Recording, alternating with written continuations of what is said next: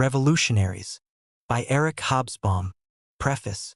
This book consists of essays on a number of related subjects. The first part deals with the history of communism and communist parties, mainly in the period of the Communist International. The second part deals with anarchism, a movement in which interest has revived of late. The third part with various aspects of the international debate on Marx and Marxism, which has been lively since the middle 1950s. It contains some footnotes to Marx and Lenin, but consists chiefly of comments on some rediscovered old and some new Marxist writers, and on the debates to which they have given rise. Finally, a number of topics are considered which can be loosely grouped under the heading of violent politics, revolution, insurrection, guerrillas, coups d'état, and such like. Writers choose some subjects and have others chosen for them. The great majority of those in this volume have been chosen for me, partly by those who invited me to give various lectures, but mainly by editors who commissioned them in the form of book review essays.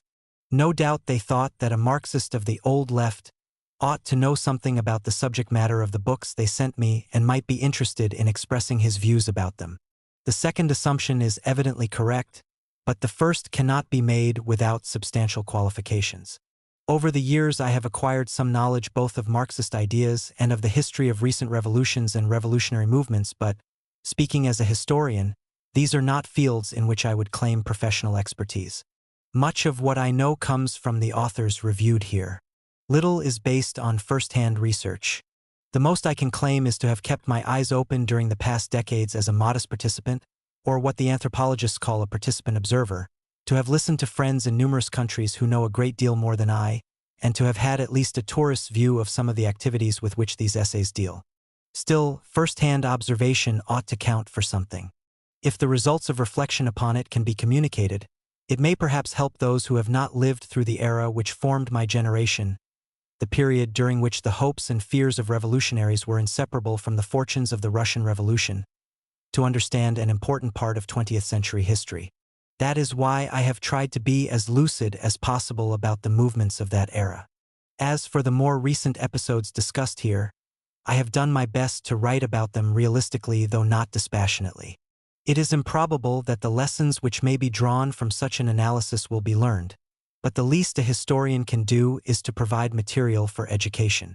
The object of these essays is not to add to an already vast literature of polemic and counter-polemic, accusation and justification. It is not even certain whether the questions which haunt middle-aged and elderly men and women who gave themselves and others to their cause will strike their less committed contemporaries or their younger successors as equally important. Their object is to assist clarification and understanding. What the author's views are on the polemical issues discussed should be clear. However, it would be a pity if interest in these papers were confined only to those who agree with them. The dates of writing of the essays have been indicated. A small part of Chapter 5 first appeared as a review in the Times Literary Supplement, while Chapters 11, 20, and 27 were given as lectures respectively at the University of Lausanne, in Montreal, and in London. The rest of the chapters first appeared in English in the Times Literary Supplement, the New York Review of Books, the New York Nation, New Statesman, New Left Review, Marxism Today, The Spokesman, Monthly Review, History and Theory and Architectural Design.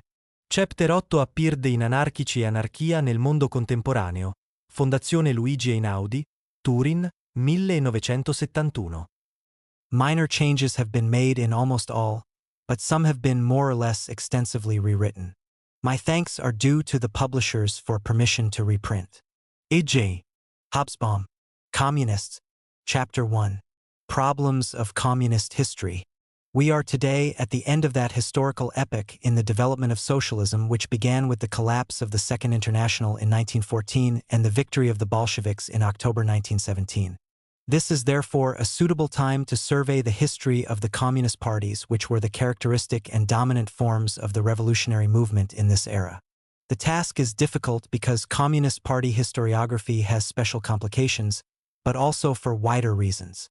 Each Communist Party was the child of the marriage of two ill-assorted partners, a national left and the October Revolution. That marriage was based both on love and convenience. For anyone whose political memories go back no farther than Khrushchev's denunciation of Stalin or the Sino-Soviet split, it is almost impossible to conceive what the October Revolution meant to those who are now middle-aged and old. It was the first proletarian revolution, the first regime in history to set about the construction of the socialist order, the proof both of the profundity of the contradictions of capitalism, which produced wars and slumps, and of the possibility, the certainty, that socialist revolution would succeed. It was the beginning of world revolution. It was the beginning of the new world. Only the naive believed that Russia was the workers' paradise, but even among the sophisticated it enjoyed the general indulgence which the left of the 1960s now gives only to revolutionary regimes in some small countries, such as Cuba and Vietnam. At the same time, the decision of revolutionaries in other countries to adopt the Bolshevik model of organization, to subordinate themselves to a Bolshevik international, i.e. eventually to the CPSU and Stalin, was due not only to natural enthusiasm but also to the evident failure of all alternative forms of organization, strategy, and tactics. Social democracy and anarcho-syndicalism had failed, while Lenin had succeeded. It seemed sensible to follow the recipe of success. The element of rational calculation increasingly prevailed after the ebbing of what had, in the years after 1917, looked like the tide of global revolution. It is, of course, almost impossible to separate it in practice from the passionate and total loyalty which individual communists felt to their cause, which was equated with their party, which in turn meant loyalty to the Communist International and the USSR, i.e. Stalin. Still, whatever their private feelings, it soon became clear that separation from the Communist Party, whether by expulsion or secession, meant an end to effective revolutionary activity. Bolshevism in the Comintern period did not produce schisms and heresies of practical importance, except in a few remote countries of small global significance, such as Ceylon. Those who left the party were forgotten or ineffective unless they rejoined the reformists or went into some overtly bourgeois group, in which case they were no longer of interest to revolutionaries, or unless they wrote books which might or might not become influential on the left some 30 years later. The real history of Trotskyism as a political trend in the international communist movement is posthumous. The strongest among such exiled Marxists worked quietly in isolation until times changed, the weakest broke under the strain and turned passionately anti-communist. To supply the CIA culture of the 1950s with several militants, the average retreated into the hard shell of sectarianism. The communist movement was not effectively split. Still, it paid a price for its cohesion.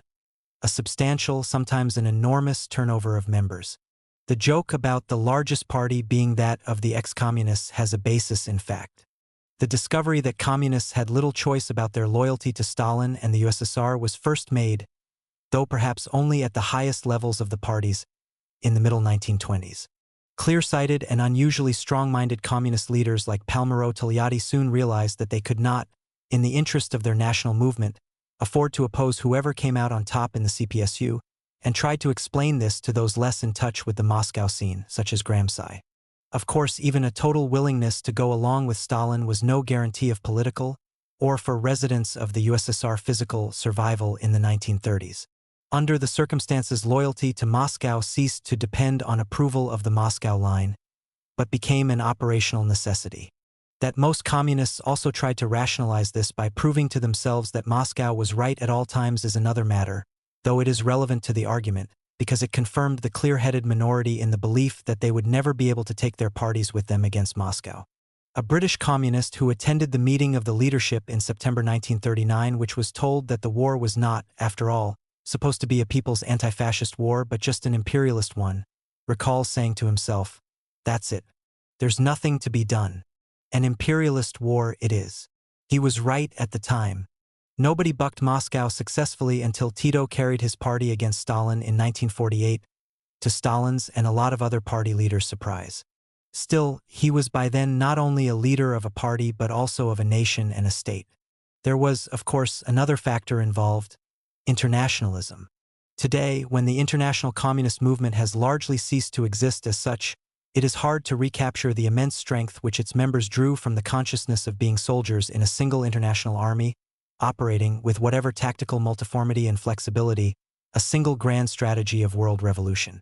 Hence the impossibility of any fundamental or long-term conflict between the interest of a national movement and the international, which was the real party, of which the national units were no more than disciplined sections. That strength was based both on realistic argument and moral conviction. What convinced in Lenin was not so much his socio-economic analysis. After all, At a pinch, something like his theory of imperialism can be derived from earlier Marxist writings. But his palpable genius for organizing a revolutionary party and mastering the tactics and strategy of making revolution. At the same time, the Comintern was intended to, and very largely did, give the movement immunity against the terrible collapse of its ideals. Communists, it was agreed, would never behave like international social democracy in 1914, abandoning its flag to follow the banners of nationalism into mutual massacre. And, it must be said, they did not. There is something heroic about the British and French CPS in September 1939. Nationalism, political calculation, even common sense pulled one way, yet they unhesitatingly chose to put the interests of the international movement first. As it happens, they were tragically and absurdly wrong.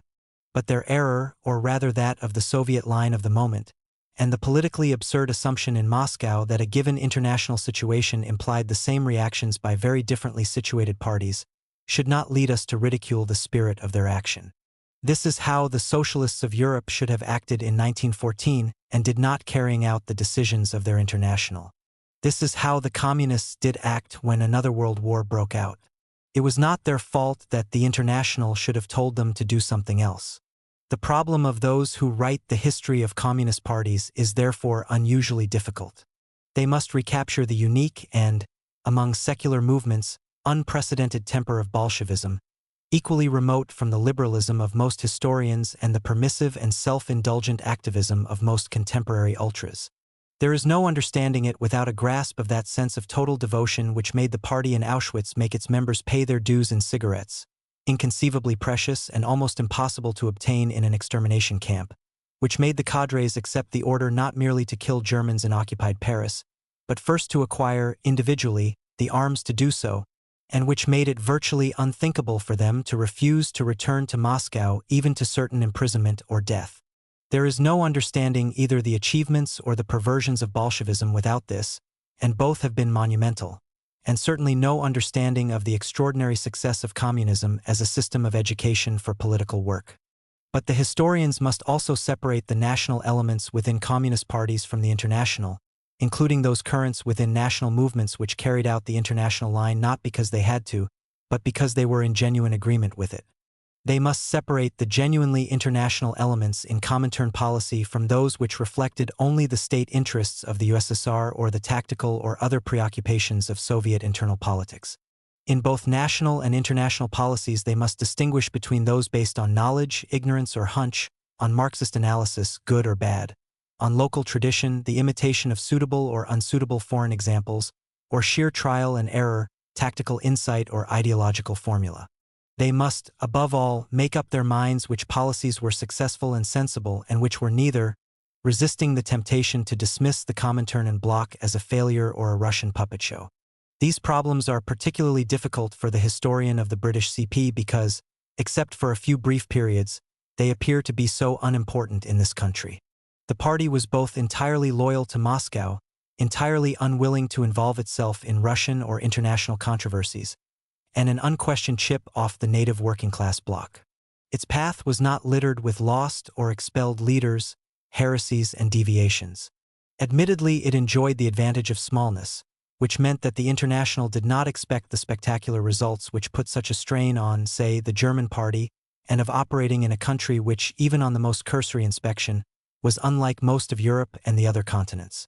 Being the child, not of a political split in social democracy, but of the unification of the various groups of the extreme left, which had always operated to some extent outside the Labour Party, it could not be plausibly regarded as an alternative mass party to Labour, at least an immediate alternative. Hence it was left free, indeed it was generally encouraged, to pursue the tasks to which militant British left-wingers would have devoted themselves anyway, and because they were communists, to do so with unusual self-abnegation and efficiency. Indeed, initially Lenin was chiefly concerned to discourage the sectarianism and hostility to labor, to which the native ultra-left was spontaneously drawn. The periods when the international line went against the grain of the national left-wing strategy and tactics, as in 1928–34 and 1939–41, stand out as anomalies in the history of British communism, just because there was so obviously, as there was not in all other countries, such a strategy. So long as there was no realistic prospect of revolution, there was only one TUC and the Labour Party was the only, and still growing party likely to win the support of the politically conscious workers on a national scale, in practice there was only one realistically conceivable road of socialist advance. The disarray of the left today, inside and outside the Labour Party, is due largely to the fact that these things can no longer be taken for granted and that there are no generally accepted alternative strategies. Nevertheless, this apparent simplicity of the British communist situation conceals a number of questions. In the first place, what exactly did the International expect of the British, other than that they should turn themselves into a proper communist party, and, from a not entirely certain date, that they should assist the communist movements in the empire? What precisely was the role of Britain in its general strategy and how did it change? This is by no means clear from the existing historical literature, which is admittedly not of high quality, with rare exceptions. In the second place, why was the impact of the CP in the 1920s so modest, even by unexacting standards?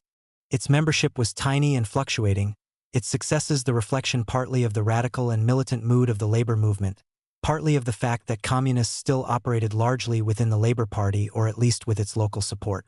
Not until the 1930s did the CP become, in spite of its modest but growing membership, its electoral weakness and the systematic hostility of the Labour leadership, the effective national left.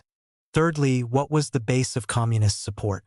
Why did it fail, again before the 1930s, to attract any significant body of support among intellectuals, and rapidly shed most of the relatively few it attracted, mostly from the ex-Fabian and Guild socialist left? What was the nature of its unusually strong influence, though not necessarily membership, in Scotland and Wales? What happened in the 1930s to turn the party into what it had not previously been, a body of factory militants? And of course, there are all the questions which will inevitably be asked about the rightness or wrongness of the party's changing line, and more fundamentally, of this particular type of organization in the context of interwar and post-1945 Britain. James Klugman has not seriously tackled any of them. This extremely able and lucid man is clearly capable of writing a satisfactory history of the Communist Party, and where he feels unconstrained, he does so. Thus, he provides the best and clearest account of the formation of the party at present available. Unfortunately, he is paralyzed by the impossibility of being both a good historian and a loyal functionary. The only way yet discovered to write a public official history of any organization is to hand the material over to one or more professional historians who are sufficiently in sympathy not to do a hatchet job, sufficiently uninvolved not to mind opening cupboards for fear of possible skeletons, and who can, if the worst come to the worst, be officially disavowed. That is, essentially, what the British government did with the official history of the Second World War, and the result has been that Webster and Franklin were able to produce a history of the air war which destroys many familiar myths and treads on many service and political toes, but is both scholarly and useful, not least to anyone who wishes to judge or plan strategy. The Italian CP is the only one which has so far chosen this sensible, but to most politicians almost unthinkable, course. Paolo Spriano has therefore been able to write a debatable, but serious and scholarly work. James Klugman has been able to do neither. He has merely used his considerable gifts to avoid writing a disreputable one. In doing so he has, I am afraid, wasted much of his time. What, after all, is the use of spending 10 years on the sources, including those in Moscow, when the only precise references to contemporary unpublished CP sources, give or take one or two, appear to number 7, and the only references even to printed communist international sources, including in Precker, number less than a dozen in a volume of 370 pages. The rest are substantially references to the published reports, pamphlets, and especially periodicals of the CP in this period. In 1921-2 the Presidium of the Comintern discussed Britain 13 times, more often than any country other than the French, Italian, Hungarian, and German parties. One would not have known it from Klugman's book, whose index lacks all reference to Zinoviev except in connection with the forged letter bearing his name, Borodin, Petrovsky Bennett, or, for that matter, so purely British a field of party activity as the Labour Research Department. An adequate history of the CP cannot be written by systematically avoiding or fudging genuinely controversial issues and matter likely to be regarded as indiscreet or bad public relations within the organization. It cannot even be offset by describing and documenting, more fully than ever before, the activities of the militants. It is interesting to have 160 or so pages on the party's work from 1920 to 1923, But the basic fact about this period is that recorded in Zinovьev's report to the Fourth World Congress at the end of 1922, namely that in no other country, perhaps, does the communist movement make such slow progress, and this fact is not really faced. Even the popular contemporary explanation that this was due to mass unemployment is not seriously discussed. In brief, Klugman has done some justice to the devoted and often forgotten militants who served the British working class as best they knew how.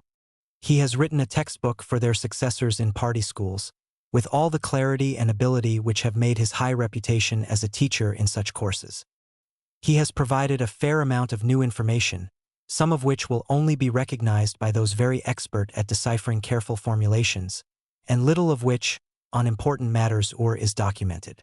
But he has neither written a satisfactory history of the CP nor of the role of the CP in British politics. 1969, Chapter 2, Radicalism and Revolution in Britain.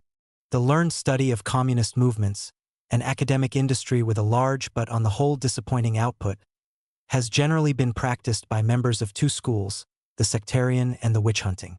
They have tended to overlap, thanks to the tendency of many ex-communists to progress from disagreement to total rejection. Broadly speaking, the sectarian historians have been revolutionaries, or at least left-wingers, mostly dissident communists.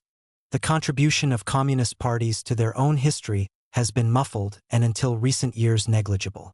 The main purpose of their inquiry has been to discover why communist parties failed to make revolutions or produced such disconcerting results when they did.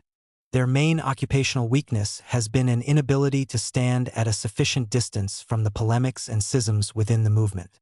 The witch-hunting scholars, whose orthodoxy was not fully formulated until the years of the Cold War, saw communist parties as sinister, compulsive, potentially omnipresent bodies, half religion and half plot, which could not be rationally explained because there was no sensible reason for wishing to overthrow the pluralist liberal society.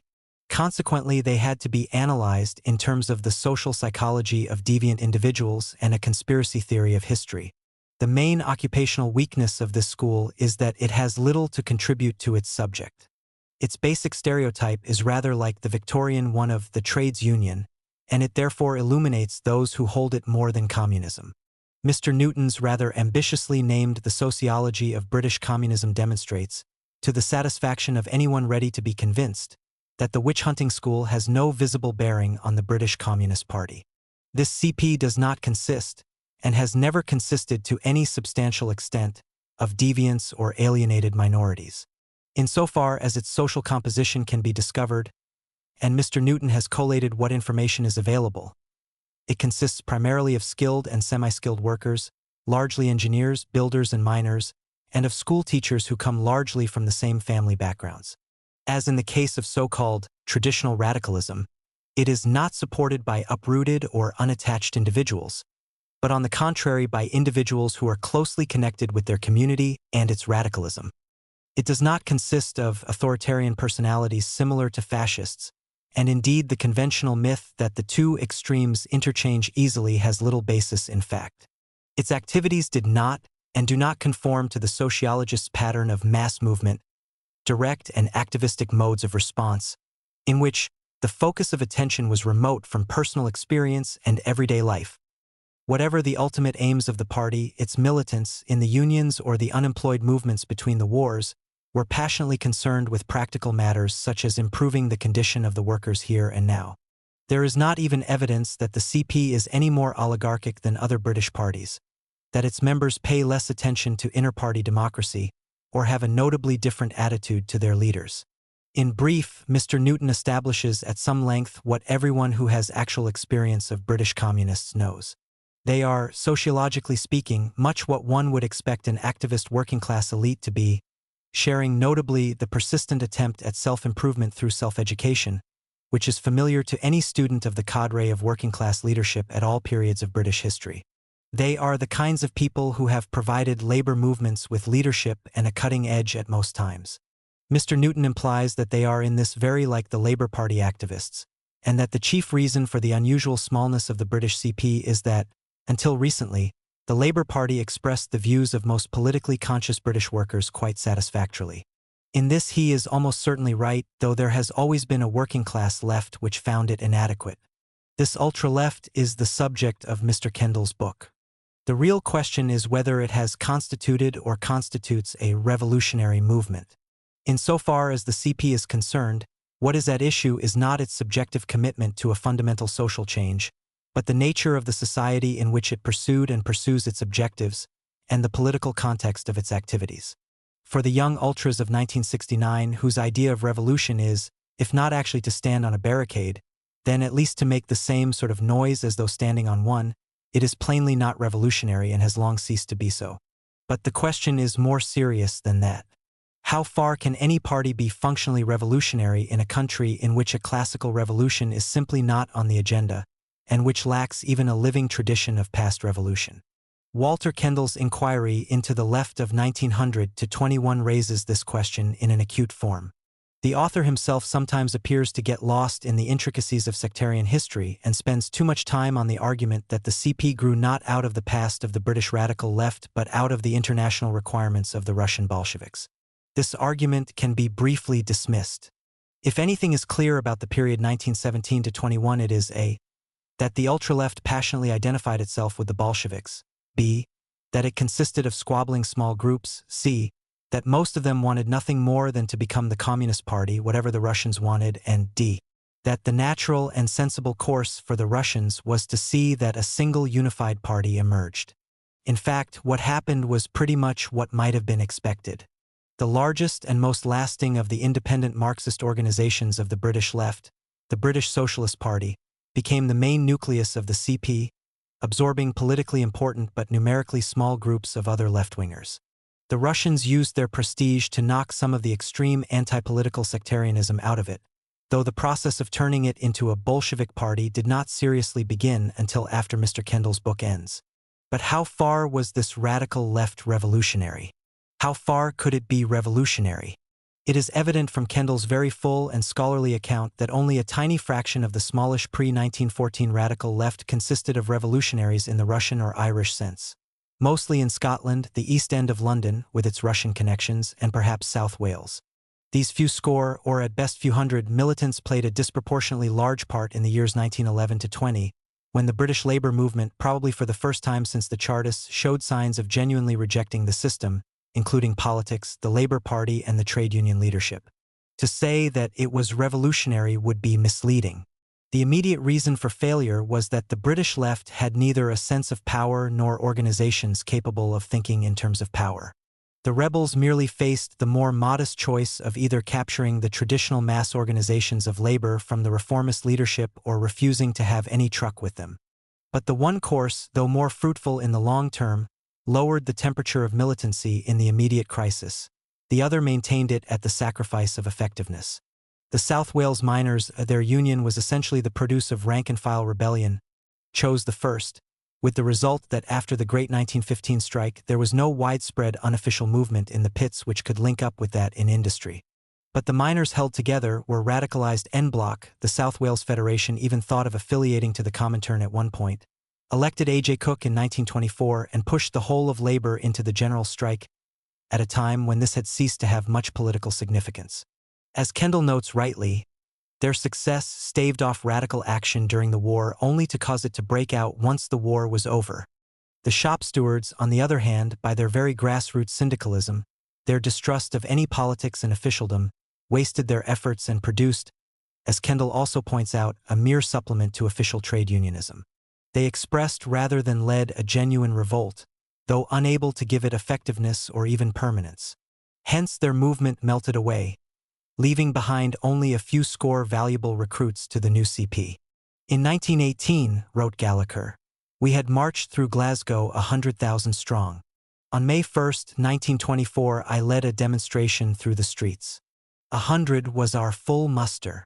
The trouble about the revolutionary left in stable industrial societies is not that its opportunities never come, but that the normal conditions in which it must operate prevent it from developing the movements likely to seize the rare moments when they are called upon to behave as revolutionaries.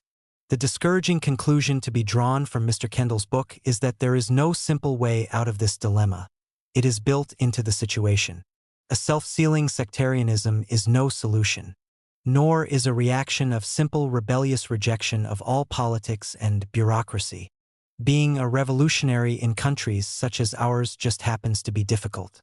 There is no reason to believe that it will be less difficult in future than it has been in the past. 1969. Chapter 3. French Communism. The history of communism in the developed economies of the West has been the history of revolutionary parties in countries without insurrectionary prospects. Such countries may be, and at various times in our century have been, involved in revolutionary activities arising out of the international contradictions of capitalism, e.g. Nazi occupation, or reflecting the glow of fires elsewhere, e.g. in Eastern Europe, but their own political roads have not led, or ever looked like leading for more than a fleeting moment, towards the barricades. Neither the two world wars nor the intervening Great Slump seriously shook the social basis of any regime between the Pyrenees, the southern border of the Alps, and the North Cape, and it is not easy to imagine more massive blows hitting such a region in the relatively short period of half a century. In Eastern Europe, to take the nearest example, the situation has been very different. Here we have in the same period at least 4 and perhaps 5 cases of endogenous social revolutions: Russia, Yugoslavia, Albania, Greece, perhaps Bulgaria, not counting temporary but serious upheavals. Spontaneously or deliberately, the labor movements of the West have had to adapt themselves to this situation, and in doing so they have always run the grave risk of adapting themselves to a permanent and subordinate existence within capitalism. In the period up to 1914, this predicament was to some extent obscured by the refusal of bourgeois regimes to admit them formally or completely into their system of political and economic relations, by the miserable conditions of existence in which most workers lived and the self-contained social universe of an outlaw proletariat, and by the strength of the revolutionary traditions, mainly Marxist, but also anarchist, which had formed most labor movements and still powerfully imbued them. In the generation after 1917, it was also partially obscured by the collapse of capitalism into mutual massacre, slump, and barbarism, and more specifically by the Bolshevik Revolution, which was correctly seen as the herald of world revolution. In our generation, it has emerged with much greater clarity, because of a combination of 3 factors: the remarkable and unprecedented economic prosperity of the West, including the bulk of its working classes, the disintegration of the Third International, whether in its formal or its informal versions, and the remoteness, both geographical, social, and political, of the post-1945 phase of the world revolution from the problems of the developed Western countries. The period before 1914 has passed into history. The Second International collapsed totally and beyond any chance of revival, and so did the part-rival, part-complementary movement of anarchizing revolutionary trade unionism, syndicalism.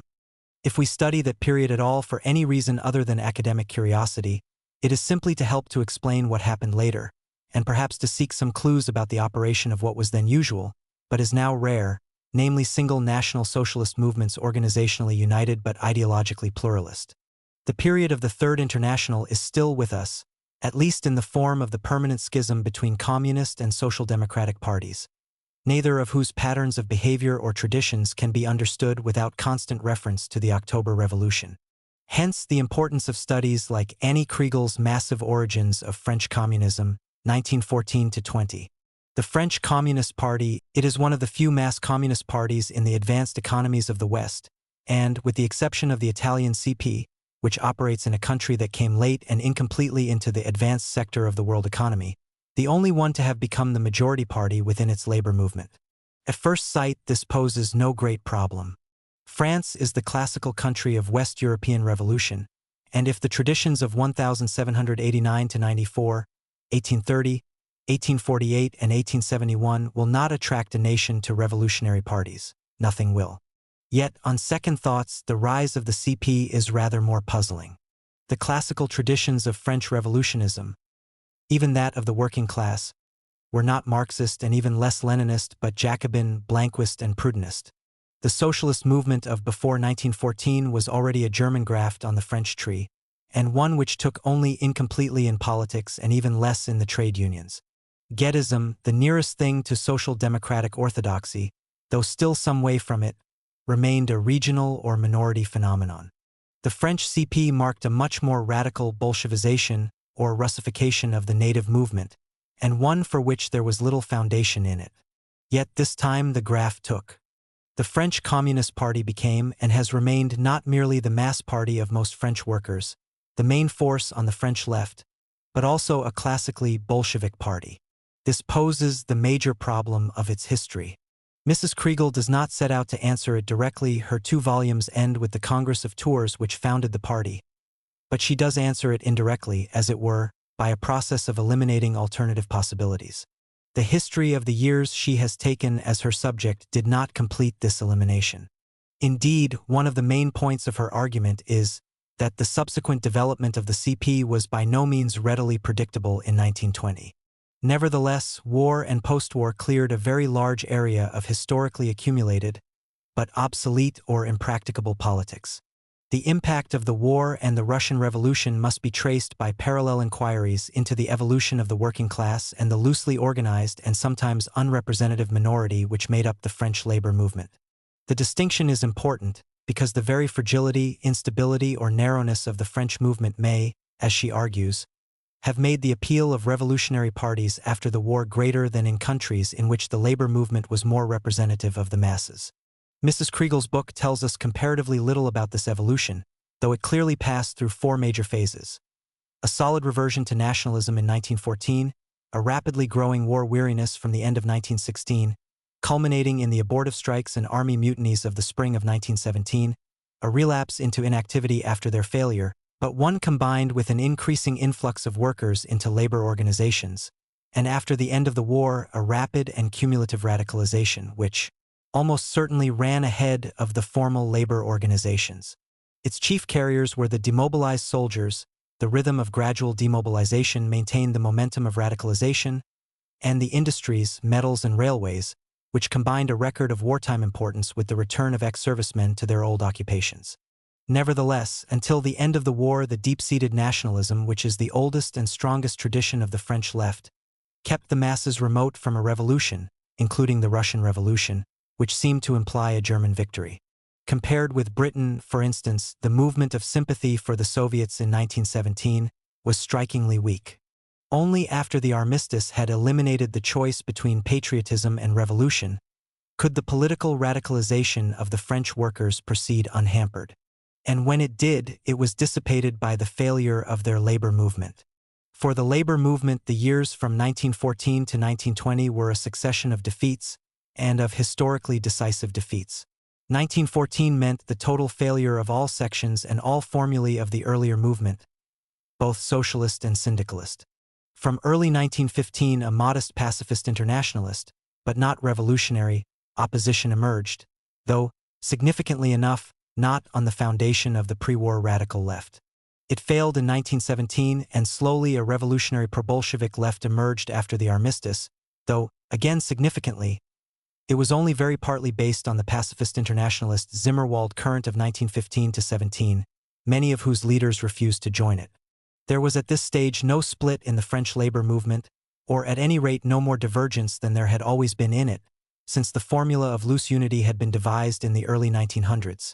Nor was there a serious prospect of a permanent split. On the contrary, in 1918–19 both the Socialist Party and the General Confederation of Labor appeared once again to have found a basis for unity in a shift to the left, but not the Bolshevik left, which criticized but did not disavow the nationalist and class collaborationist excesses of 1914. Unlike Germany, the war had not split the party. Unlike Britain, the leaders of class collaboration in 1914, such as Arthur Henderson, did not carry a united party with them into opposition to the war and into a moderate socialism. But like Austria, the former pacifist minority became a majority, without dividing the party. Of course, in the heady atmosphere of world revolution, all sections of the movement except the tiny and discredited extreme nationalist right looked forward to revolution and socialism, though it is a moot point whether the battles fought in 1919–20 actually had it as their object. Whatever their object, they all failed. The small ultra-left who dreamed of a Western-style proletarian revolution based on councils, and equally hostile to parliament, parties, and trade unions, failed in the strikes of the spring of 1919, for it never reached the masses. The solution of libertarian or decentralized communism was eliminated. The political socialists had always put their money on elected socialist governments and drafted an ambitious program of what such a government would do. They failed in the autumn of 1919 because the political shift of the electorate to the socialists was disappointingly small. only about 14%, much smaller than in other countries. But for the half-heartedness of the reformist leadership, it would, as Mrs. Kriegel proves convincingly, have been considerably more, but even so, an electoral majority was never in sight and thus saved the leadership of the party the probable demonstration that they would have done nothing with it. At all events, the reformist road was temporarily barred. Last, and most seriously, the revolutionary syndicalists, perhaps the strongest purely proletarian tradition of revolution in France, tried and failed in 1920 with the collapse of the Great Railway Strike. The traditional myth of French labor, the Revolutionary General Strike, was dead. So, more significantly was revolutionary syndicalism as a serious trend in the French movement. It was in these circumstances, and only in these circumstances, that the bulk of the French Socialist Party was prepared to follow Moscow, and even then it did so only with tacit qualifications, unreservedly, but without inopportune clarifications, as Mrs. Kriegel puts it. It required the reflux of the majority of socialists into the old party shortly after and the elimination of the original CP leadership some years later, to lay the foundation for a real Bolshevik party. This is doubtless true, but one may still doubt whether the permanent emergence of a mass CP was as accidental as she suggests. In the first place, the bankruptcy of the earlier currents and formulae of French socialism was irreversible. What is more, the traditional pride in French as the classical country of European revolution and French revolutions as international style-setters, which had kept the French movement largely immune to Marxism, was broken.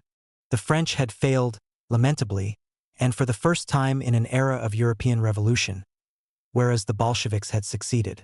In any future French extreme left, Lenin had to supplement the failing vigor of Robespierre, Blanqui, or Proudhon. The way for a transformation of French revolutionaries was, for the first time, open. But in the epoch of the Third International, such a transformation excluded any maintenance of the pre-war formulae of socialist unity. A communist left would be Bolshevik or it would not exist at all. In the second place, as Mrs. Kriegel rightly observes, the entire social basis of the pre-1914 French labor movement disappeared. The war brought the French economy for the first time into the 20th century, that is to say it made impossible or marginal, not only the unstable minority trade unionism of pre-industrial craftsmen, which had been the foundation of revolutionary syndicalism, but also the illusion of an outlaw working class, linked to the capitalist system by nothing except hatred and the hope of its total overthrow. One way or another, both the reformism and the revolutionism of before 1914 had to change, to be redefined or more precisely defined. In this sense also, the road back to 1914 was barred. But this very change in the French economy and the relationship between employers, workers, and the state raised problems which neither the socialists nor the communists faced, or even fully recognized, and in this failure lies much of the tragedy of Western socialism. Léon Blum's Socialist Party became neither the ideal Fabian party approaching socialism via elections and piecemeal reforms, nor even a simple reformist party within capitalism. It degenerated into something like the radical party of the Third Republic, and indeed took over its political role in the Fourth, a guarantor of social and economic immobilism, sweetened by ministerial office for its leaders. The Communist Party remained the party of international proletarian revolution and, increasingly, of effective labor organization. Bolshevization made it almost certainly into the most effective revolutionary organization in French history. But inevitably, since the World Revolution turned out to be simply the Russian Revolution, the hope of its extension lay in the USSR, and would remain located there so long as the USSR continued to see herself as the advancing revolution. And since there was no revolutionary situation or perspective in France, the PCF necessarily became the seat of all the contradictions and antinomies of pre-1914 French revolutionary socialism. Reformist in its daily practice, though revolutionary, patriotic though internationalist. And, as she correctly observes, it discovered a pseudo-solution for them by turning itself into a sort of imaginary global society on the model of the Soviet-Russian universe. And, we may add, by increasingly retiring from effective participation in politics. Only one thing has firmly divided it from becoming a reincarnation of socialism. Unlike it, in the crucial crises which made a choice between nationalism and internationalism mandatory, it has opted for internationalism, in the only available form, loyalty to the October Revolution as embodied in the USSR. Is there, No way out of this dilemma of the Revolutionary Party in a non-revolutionary environment? To ask this question is not to deny the correctness of the international course prescribed for the communist movement by Lenin, whose towering political genius emerges from Mrs. Kriegel's book as from all other serious studies of his activity. There was, after all, a revolutionary situation in half the world in 1917-21, though this does not mean, and Lenin never supposed it to mean, that Soviet republics were on the agenda in London and Paris. Hindsight may show that the developed countries of capitalism, even Germany, remained fundamentally unshaken, but it was correct, not to mention natural, for political generalship at the time to see Europe, or at any rate Central Europe, as a battlefield on which victory was possible and not as a territory to be promptly evacuated. Furthermore, not to have divided the labor movement, even if this had been possible, would have solved nothing. The record of movements which remained substantially united, like the British and the Austrian, shows that the interwar failures cannot be blamed simply on the socialist-communist schism. Lastly, the creation of effective revolutionary parties, which was the great achievement of the Comintern, had striking positive results, as was proved in the 1930s and 1940s, and especially in the resistance movements against fascism, which owed far more to the communist parties than these were willing to claim at the time or their enemies to admit subsequently. This is not to accept the Comintern uncritically. Gross mistakes of political appreciation were made, which the military rigidity of its organization passed on to the communist parties. Its inevitable domination by the CPSU had extremely bad consequences, and eventually wrecked it. But those who think that the international labor movement, especially in Western Europe, should never have taken the road it did in 1917-21 are merely expressing a wish that history ought to have been different from what it was. What is more, they overlook the positive achievements, however qualified, which make the period of the Third International so much less discouraging for the socialists than that of the Second. They are easy enough to overlook, particularly in the present era of reaction against Stalinism and of international communist schism, and at a time when the Comintern clearly no longer provides a useful model for international socialist organization. However, the historian's business is not praise and blame, but analysis. Curiously enough, such analysis would reveal that the fundamental problem of the Revolutionary Party in a non-revolutionary environment was not neglected in the Comintern. Indeed, it adumbrated one possible solution for it, and the extreme sensitiveness of anti-revolutionaries on this point suggests that it was by no means an impracticable one. The Popular Front, and until it was turned into a mere cover for the CP after 1946, or until the CP was driven out of it in the same period, the national anti-fascist fronts of resistance and liberation. At the time, the character and possibilities of such movements and governments were obscured by a number of historical irrelevancies, by the reluctance of communist parties to admit that such fronts were steps towards socialism, or by their insistence that they would only be so if they became assimilated to the CP, by the briefness of their careers and the exceptional circumstances in which they often operated, and by various other factors. However, so far this phase of communist thinking has been the only one in which the specific problems of achieving socialism in the advanced countries of the West have been realistically considered at all on an international scale. It is worth remembering that it was initiated by the French Communist Party. Whether or how far the experiences of the 1930s and 1940s remain relevant is a matter for discussion. In any case, they fall outside the scope of Mrs. Kriegel's book. 1965, Chapter 4, Intellectuals and Communism. The love affair between intellectuals and Marxism, which is so characteristic of our age, developed relatively late in Western Europe, though in Russia itself it began in Marx's own lifetime. Before 1914, the Marxist intellectual was a rare bird west of Vienna, though at one point in the early 1890s it looked as though he would become a permanent and plentiful species. This was partly because in some countries, such as Germany, there were not many left-wing intellectuals of any kind, while in others, such as France, older pre-Marxist ideologies of the left predominated, but mainly because the bourgeois society to which the intellectual, satisfied or dissident, belonged was still a going concern. The characteristic left-wing intellectual of Edwardian Britain was a liberal radical, of Dreyfusard France a revolutionary of 1789, but one almost certainly destined for an honored place in the state as a teacher. It was not until the First World War and the 1929 slump broke these old traditions and certainties that the intellectuals turned directly to Marx in large numbers. They did so via Lenin. The history of Marxism among intellectuals in the West is therefore largely the history of their relationship with the communist parties which replaced social democracy as the chief representatives of Marxism. In recent years, these relations have been the subject of a vast literature, mainly the work of ex-communists, dissident Marxists, and American scholars, and chiefly consisting of autobiographies or annotated who's of prominent intellectuals who joined and mostly left various communist parties. David Cott's Communism and the French Intellectuals is one of the more satisfactory specimens of the second type, for it accepts, indeed it argues strongly, that the reasons which led intellectuals into communist parties and kept them there were often both rational and compelling, and controverts the characteristic 1950s view that such parties could attract only the deviant, the psychologically aberrant, or the seeker after some secular religion, the opium of the intellectuals. The greater part of his book, therefore, deals not so much with communism and the intellectuals as with the intellectuals and communism. The relations of intellectuals and communist parties have been turbulent, though perhaps less so than the literature would suggest, for the prominent and articulate, with whom it mainly deals, are not necessarily a representative sample of the average and the inarticulate. In countries like France and Italy, where the party has long been and remains the major force of the left, it is likely that political behavior, e.g. voting, is much stabler than the turnover of party membership, always rather large, would indicate. We know this to be so among workers.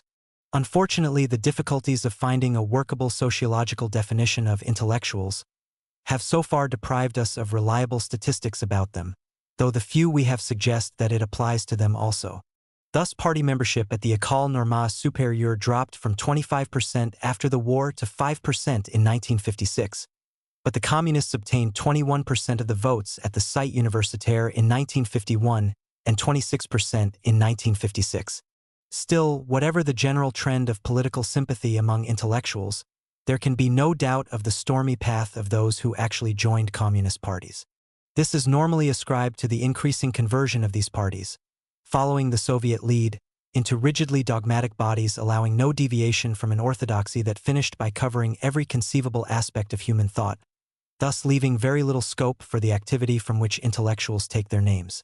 What is more, unlike the Roman Catholic Church, which preferred to keep its orthodoxy unchanged, communism changed it frequently, profoundly, and unexpectedly in the course of day-by-day politics. The ever-modified Great Soviet Encyclopedia was merely the extreme example of a process which inevitably imposed great and often intolerable tensions on communist intellectuals. The unpleasant aspects of life in the USSR also, it is argued, alienated many of them. This is only part of the truth. Much of the intellectuals' difficulty arose from the nature of modern mass politics, the Communist Party being merely the most logical, and in France the first expression of a general 20th century trend. The active adherent of a modern mass party, like the modern MP, abdicates his judgment in practice, whatever his theoretical reservations or whatever the nominal provision for harmless dissent. Or rather, modern political choice is not a constant process of selecting men or measures, but a single or infrequent choice between packages, in which we buy the disagreeable part of the contents because there is no other way of getting the rest, and in any case because there is no other way to be politically effective. This applies to all parties, though non-communist ones have hitherto generally made things easier for their intellectual adherents by refraining from formal commitments on such subjects as genetics or the composition of symphonies. As Mr. Cott sensibly points out, the French intellectual, in accepting broadly the Third or Fourth Republics, has had to do so despite Versailles, the domestic policy of the Bloc National, Morocco, Syria, Indochina, the regime of Chap, unemployment, parliamentary corruption, the abandonment of Republican Spain, Munich, McCarthyism, Suez, Algeria. Similarly, the communist intellectual, in opting for the USSR and his party, did so because on balance the good on his side seemed to outweigh the bad. Not the least of Mr. Cott's merits is to show how, for example in the 1930s, not only hardshell party militants but sympathizers consciously refrained from criticism of Soviet purges or Spanish Republican misdeeds in the interests of the greater cause of anti-fascism. Communists did not often discuss this choice in public. It could be quite explicit in the case of non-members who deliberately opted for the communist side, or against the common adversary such as Sartre. It may be that not only the proverbial Gallic logic but also the background of Roman Catholicism, shared in different ways alike by believers and unbelievers, made the idea of adhering to a comprehensive party with mental reservations more readily acceptable in France than in the Britain of 100 religions and but a single sauce. Still, all allowances made, the way of the party intellectual was hard, and most of the actively committed ones had a breaking point, even those who joined the party in the Stalinist period and largely because of its Stalinism, i.e. because they welcomed the construction of a totally devoted, disciplined, realistic, anti-romantic army of revolution. Even this Brechtian generation, which deliberately trained itself to approve the harshest decisions in the war for human liberation, was likely, like Brecht himself, to arrive at the point where it questioned not so much the sacrifices as their usefulness and justification. Unthinking militants might escape into the self-delusion of the faithful, to whom every directive or line was correct, and to be defended as such because it came from the party which was by definition correct. Intelligent ones, though capable of much self-delusion, were more likely to retreat into the posture of the advocate or civil servant whose private opinions are irrelevant to his brief, or the policeman who breaks the law the better to maintain it. It was an attitude which grew easily out of the hard-headed party approach to politics, but one which produced a breed of professional bruisers of intellectual debate. Mr. Cott is understandably hard on these intellectual apparatchiks, ready at a moment's notice to find the tone of sincerity for the potential ally or to blackguard him as an intellectual flick, but never to pursue the truth. The French version of them is indeed an especially disagreeable one, and the book is largely dominated by the author's disgust with them. One can hardly fail to sympathize with him. Aragon's gifts as a writer are towering, but irrelevant to one's feelings about his intellectual gutter journalism. And there are plenty of others whose personal talents command no respect. Nor can they be excused because gutter journalism is an old habit among committed French intellectuals of other political tendencies also. Yet two important questions should not be obscured by this distaste. The first is about the object of the exercise. If it was to gain support for the party among intellectuals, as Mr. Cott assumes, then the public activities in the 1950s of Still, Canepa, Wurmser, et al. Were quite the worst way of setting about it, because they merely isolated the party among them, and intelligent party men knew this. The truth is rather that two motives conflicted, that of extending the influence of the party and that of barricading a large but isolated movement, a private world within the world of France, against assaults and infiltrations from outside. In periods of political expansion, such as those of popular front and resistance, the two aims were not mutually exclusive. In periods of political stagnation they were. What is interesting is that in such periods the French party chose, as the Italian never quite did, the second aim, which was essentially to persuade the comrades that they did not need to listen to the outsiders who were all class enemies and liars. This required both a constant barrage of reassurance and an adequate supply of orthodox culture for internal consumption, and Mr. Cott has not perhaps paid enough attention to this attempt at systematic cultural autarky, though he has noted some of its symptoms. It implied the attempt to make the party artist or writer economically independent of the outside world. It also implied that at such times Aragon's outside reputation, like Belloc's for pre-war English Catholics, was valuable as an asset within the movement, rather than as a means of converting outsiders. The second question is the crucial one of how communist policy can be changed. Here again the Roman Catholic parallel, of which French communists were more aware than Mr. Cott allows, is relevant. Those who have changed party orientation have not been men with a record of criticism and dissidence, but of unquestioned Stalinist loyalty, from Khrushchev and Mikoyan to Tito, Gomulka, and Togliatti. The reason is not merely that such men in the 1920s and 1930s thought Stalinism preferable to its communist alternatives, or even that from the 1930s criticism tended to shorten life among those domiciled in the USSR. It is also that the communist who cut himself off from the party, and this was long the almost automatic consequence of dissidence, lost all possibility of influencing it. In countries like France, where the party increasingly was the socialist movement, leaving it meant political impotence or treason to socialism. And for communist intellectuals, the possibilities of settling down as successful academic or cultural figures was no compensation. The fate of those who left or were expelled was anti-communism or political oblivion, except among the readers of little magazines. Conversely, loyalty left at least the possibility of influence. Since the 1960s, when Mr. Cott's book ends, it has become clear that even hardcore intellectual functionaries like Aragon and Guéroy were more anxious than he allows to initiate policy changes. Nor ought their arguments or their hesitant initiatives to be judged by the standards of liberal discussion. any more than the behavior of the reforming prelates before and during the Vatican Council. However, to see the problem of communism and the French intellectuals chiefly as one of the relations between party and intellectuals, whether from the party's or the individual intellectual's point of view, is to touch it only at the margin. For at bottom the issue is one of the general character of French politics, of the secular divisions within French society, including those between intellectuals and the rest. It may be argued that party policy in general and in intellectual matters could have been more effective, particularly in certain periods such as the 1920s and the 1950s. But such arguments can, if they are to have value, be based only on the recognition of the limits imposed on the party by a situation over which it had little control. We cannot, for instance, make sense of the dilemma of the communist intellectual in a proletarian party unless we recognize that the causes which have mobilized French intellectuals most fully have, since 1870, rarely been popular ones.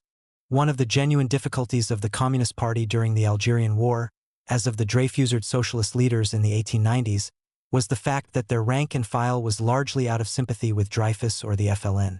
Why this was so requires analysis. So, more generally, does the failure of the entire French left since 1870, and perhaps since before 1848, to achieve political hegemony in the nation which it created during the Great Revolution?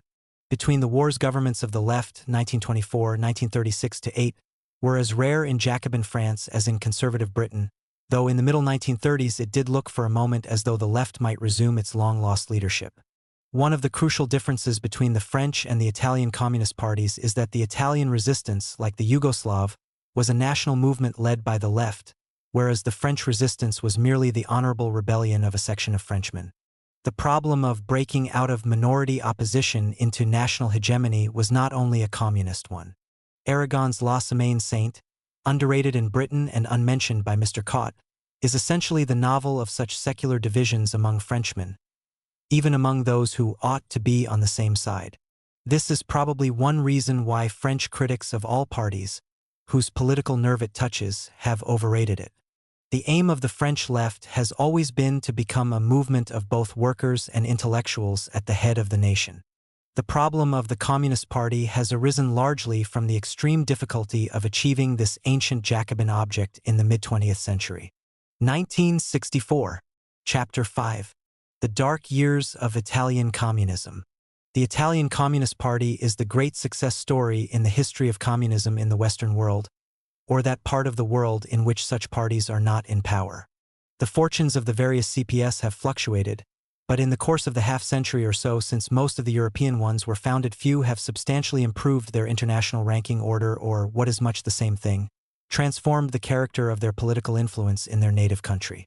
There have been some rare cases of promotion from a lower to a higher division of the political league, as, presumably, the Spanish CP, which was relatively insignificant until the Spanish Civil War, and some obvious cases of relegation such as the CP in Western Germany, which never recovered from the blows received under Hitler.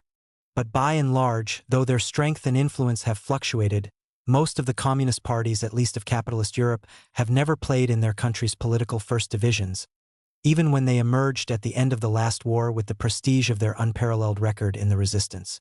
On the other hand, some of them, such as the French and the Finnish, have always been major political forces, even at the worst points of their careers. How far this is true of the world as a whole is more difficult to assess, but need not concern us here. The Italian CP is one of the rare examples of unquestioned promotion. Before fascism, it was never more than a minority party within what was admittedly a rather left-wing socialist movement.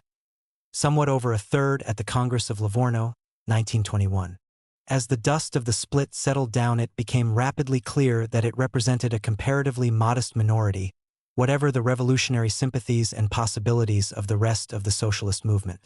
In 1921, it polled less than a fifth of the socialist vote. In 1924, despite the socialist decline, the proportion was still almost 3-1 against it. Its own percentage of the popular vote never reached 5%. Since the war, it has emerged increasingly as the major force within the left, as the effective opposition in a de facto two-party structure of politics. And, what is more, it has gained strength steadily and almost without interruption. What changes this has implied in its revolutionary role and perspective is a question that may be hotly debated.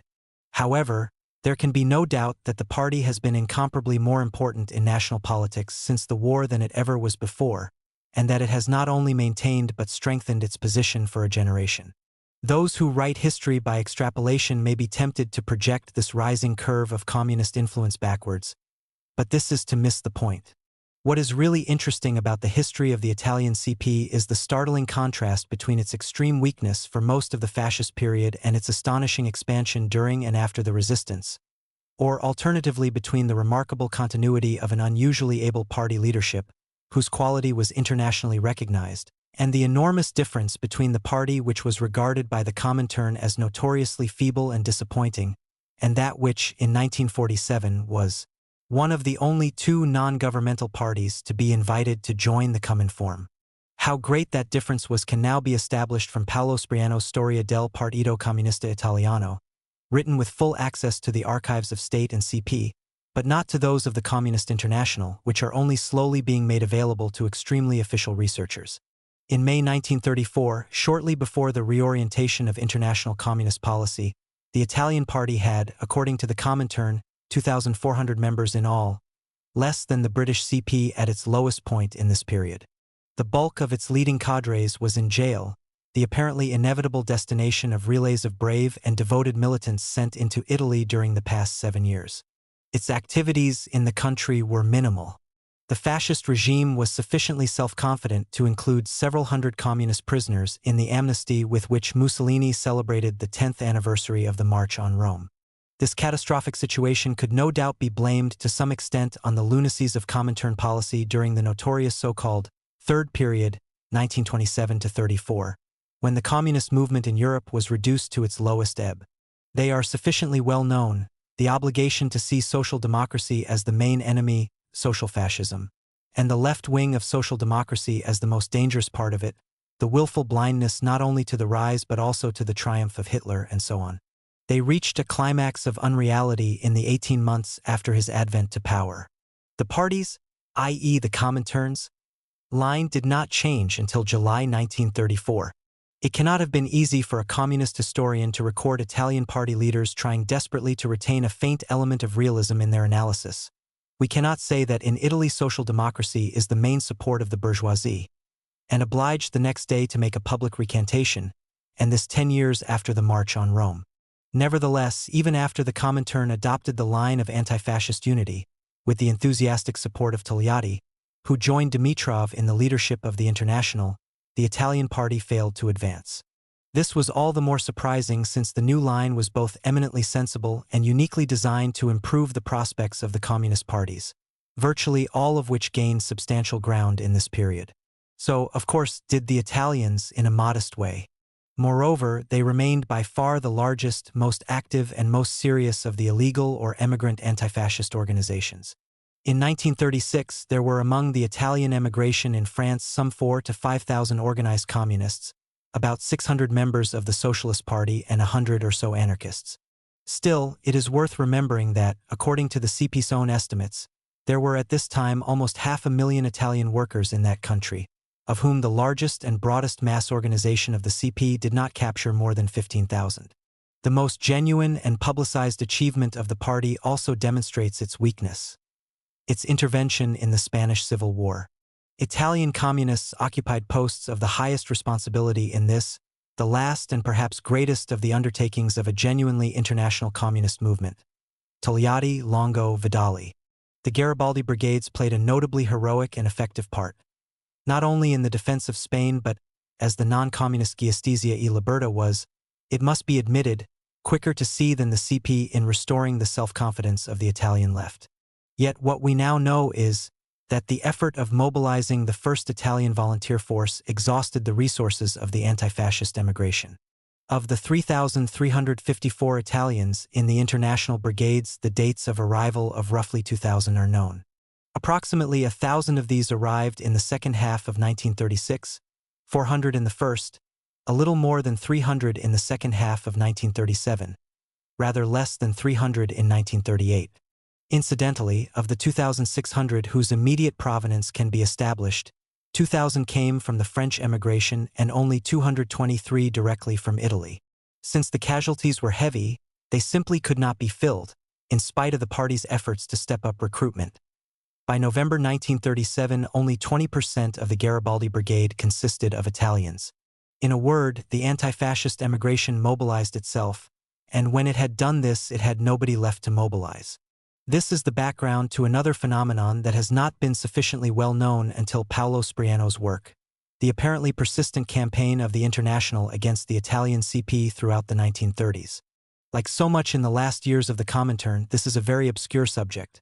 For as the International was brought under the direct supervision of the Soviet secret police apparatus, Yezhov himself, the head of the purges, joined the executive at the 7th Congress and Trilasser Moskvin, another policeman, the actual secretariat, its activities became increasingly shadowy, insofar as they did not atrophy altogether. After 1936, it becomes impossible even to identify the leading committees of the International and their membership from published sources. Togliatti's prominence in the International, Longo's in the International Brigades, have tended to divert attention from the fact that the C's criticisms became progressively more severe, until the point was reached where the Central Committee of the party was dissolved by Moscow in 1938. The financial aid on which it depended almost wholly was drastically cut in early 1939, and that there was talk of yet further reorganizations of the leadership until well into the war. No doubt personal animosities and Byzantine court intrigues played their part in all this, but the major reason for the C's dissatisfaction was rational enough: the total failure of the Italian party to make any effective contact with, let alone measurable progress in, Italy itself. It remained what it had long been, a group of a few hundred political emigrants, wholly dependent on the material support of Moscow, plus a large number of prisoners in Mussolini's jails, or in forced residence. In some respects, the situation in the first year of Italy's war was even more disastrous than in 1929–35, for then there had been a coherent body of leaders, whereas the Spanish War, the fall of France, and other events had now dispersed even this external center. This failure cannot be blamed on orders from Moscow in any literal sense, however plausible this explanation may seem for the period 1927–34. Even so, it underestimates the genuine support which ultrasectarianism had within the Italian party, especially among the youth whose spokesman was Luigi Longo. Nor can it be entirely blamed on the errors of the Italian party, whether these were their own or part of a general trend among communists. They themselves failed to see fascism as a general phenomenon, and still tended, when not forced into the official formulae of Moscow, to analyze it as a special problem of one particular rather backward capitalism. And of course, in spite of Gramsci's attempts to think out this problem, they shared the difficulty of all communists in adjusting themselves to a situation so different from the revolutionary world crisis in which they had been formed. Nevertheless, the main reasons for the failure of the PCI were probably objective, and the Comintern underestimated them, because, in spite of its long experience of illegality, fascism had no real precedent. The powers of the modern state, determined to suppress opposition regardless of law and constitution, are enormous, and modern mass labor movements, which cannot function without some sort of legality, are unusually vulnerable to it. The PCI itself had been taken by surprise. How else explain that the fascist raids of late 1926 caught no less than 1/3 of its effective membership, including its leader Gramsci? Whatever the ideological and propagandist top-dressing, the essence of both the fascist and later the Nazi policy towards the labor movements was not to convert them but to pulverize them. Their organizations were to be dissolved, their leaders and cadres down to local and works level were to be eliminated, and they were to be left, as Trotsky was later to put it, in an amorphous state. So long as any independent crystallization of the proletariat, or any other class, was to be prevented, it did not much matter what the workers thought. But what could an illegal movement do once decapitation and pulverization had been successful? It could maintain, or rather re-establish, contact with existing groups of loyal supporters, and perhaps with luck form some new ones. This became progressively more difficult. The Comintern was quite correct in urging illegal parties to establish an internal center as the essential base for effective national activity, but the mere attempt to contact surviving members, easily threatened and kept under surveillance, almost automatically led the police to the emissaries of the external center. And what, in any case, could the illegal organization do? Practically all activities of a labor movement imply some kind of public appearance, which is precisely what they could not permit themselves. On the margins of modern society, or where the state power does not or cannot maintain intensive control, they might maintain themselves better, in the isolated oral and secret universe of villages, in small closed communities where outsiders, including agents of the state, can be more readily isolated. It is probably no accident that as organization in the industrial North collapsed, the center of the illegal party in the late 1920s and early 1930s shifted to central Italy, which by then had twice as many known members as the North. But in the short run, what difference did this make? When fascism fell, we hear of several touching cases of individuals and groups, out of touch with their party for years, who paid up all their back dues, which they had carefully saved up through the long internal exile of fascism. We know that the militants of the Sicilian village of Piena degli Albanesi took pride in never once omitting to send at least a token demonstration on May Day to the remote mountain glen where the founder of socialism in their region, the noble Nicola Barbato, had addressed them in 1893 and where the bandit Giuliano was to massacre them in 1947. But such examples, however moving, prove the efficacy of the fascist policy. It cut off the party even from its most persistent supporters and prevented effective expression of their loyalty. What could an illegal movement do under such circumstances? The then familiar refuge of weak illegal oppositions, individual terrorism, was unacceptable to Marxists, the experience of Tsarist Russia having proved to their satisfaction that it was ineffective. The milder forms of dramatic propaganda by action, such as dropping leaflets from aeroplanes over Milan, favored by the liberal Giustizia e Libertà, did not look very effective either. At this period, guerrilla insurrection of the Maoist or Guevarist kind was not yet fashionable. In any case, the record of such activity in the 19th century, both by Mazzini's followers and by the anarchists, hardly recommended it to communists. To wait passively for a process of internal disintegration to set in, or for some crisis, whether economic or, as it turned out, military, which would once again provide a means to set the masses in action, was equally unacceptable. Communists could hope for such a crisis, and mistakenly thought either the slump or the Abyssinian War might bring it about, but they could not do much to precipitate it. All the International could think of was to urge the PCI to get back into Italy among the masses at all costs, and there was not much else the PCI could think of either. And this task seemed impossible. We can now see in retrospect that the basis of its subsequent success nevertheless existed or was being established. In the first place, the mass of anti-fascist Italians remained unreconciled.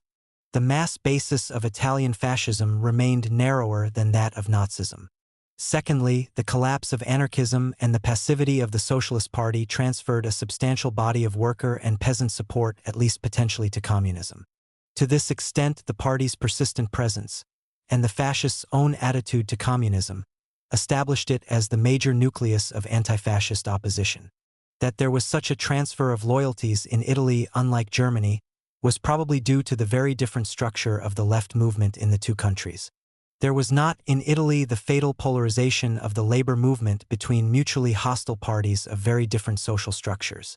The Italian Red movement of the early 1920s was still a spectrum of overlapping tendencies and groups. Between the reformist Unitarians at one end and the communists and anarchists on the other, stood the maximalists, whose frustrated desire to affiliate to the Comintern together with the PCI's serious plans to reunite with them, demonstrate the common ground between them. Just as it was to prove easier for socialists and communists to establish a working united front in 1934, so it was easier for former socialists to emerge as communists after fascism. Thirdly, at some time during the 1930s, between 1935 and 1938, a certain revival of opposition within Italy may be noted.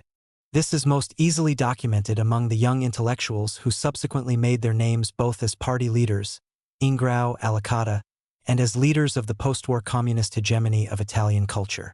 Spain undoubtedly played an important part in this crystallization of the old and its reinforcement by a new generation of anti-fascists, a new generation which probably, though this is difficult to document, included workers also. At all events, the activists in the small and impermanent party cells appear to have been chiefly young people. The immediate impact of the Spanish Civil War is attested both by police sources and by anti-fascist informants, and this, significantly enough, at a time when communist propaganda from abroad had not yet begun to pay major attention to Spain. While Giustizia e Libertà was immediately aware of the full significance of Spain, it is a curious fact that as late as the end of September 1936, the Central Committee of the PCI, perhaps because of deficient contact with the International, but certainly to its discredit paid hardly any attention to Spain. The initial victory of the Republic over the military rising inspired not only the old anti-fascists, but, according to a police informer in Milan, even some sectors which had appeared to be firmly converted to fascism. It demonstrated that fascism was not all-powerful, and hence, as another informer noted in Genoa, raised hopes of some sort of political transformations which would more or less rapidly bring about the capitulation of the authoritarian spirit of fascism. Yet Spain was not the only factor. How much of the new anti-fascism among young intellectuals, as not students from Sicily, Calabria, or Sardinia meeting in the capital, was due to the desire to escape from the heavy provincialism of fascist culture to the wider intellectual world, whose luminaries abroad so visibly supported anti-fascism. To the failure of Italian fascism to establish a cultural hegemony as well as a genuine mass basis, the sense of international inferiority, both cultural and otherwise, was much greater in Italy than in Germany, the sense of cultural isolation more oppressive. Whatever the reasons, by the end of the 1930s anti-fascism in Italy was no longer based only on the generations which had come to political maturity before 1924. It had begun to generate its own youthful dissidents. Curiously enough, and this was one of its major weaknesses, the PCI seems to have misunderstood the situation, perhaps because of what had by now become an overestimate of the popular strength of fascism. But in fact, as both the non-communist anti-fascist emigrants and some of the new internal anti-fascists observed, this was not the main problem. The major effect of the fascism in Italy, observed the youthful Eugenio Curiel, who finally joined the communists after maintaining contacts with both socialists and Giustizia e Libertà, was not to convert Italians to fascism. It was infinite skepticism, which kills all possible faith in any ideal, which derides the sacrifice of the individual for the sake of the welfare of the community. This is, at bottom, the most conspicuous conquest made by fascism and will remain as its bitterest legacy. As it happened, this very skepticism which isolated the tiny minorities of active anti-fascists and kept the much larger body of inactive ones passive, was to turn against the fascist regime when Mussolini drove a reluctant and unenthusiastic Italian people into the Second World War. Defeat was to give the anti-fascists their chance to revive hope and human self-respect through action. But the masses they were then to mobilize were not to consist to any great extent of the sincere fascists, or even of the inevitable and numerous turncoats. They were to consist of the old and young anti-fascists, and above all of the ordinary Italian workers and peasants, whose conversion to an active and militant resistance was to be dramatic. It was, there can be no doubt whatever, opposition to the war which gave anti-fascism back its mass basis. It is not significant that in July 1941 yet another attempt to re-establish an internal center was made. What is significant is that it succeeded. From the autumn of 1941 on, the PCI functioned in Italy as it had not been able to since the spring of 1932, when the last head of a functioning internal center had been arrested in Milan. By the spring of 1943, mass strikes for bread and peace could be organized in the north. The invasion of Italy and the armistice reinforced the new mass movement, with the bulk of the cadre of communist leadership returning from jail, exile, or anti-fascist resistance in other countries, or emerging into the open.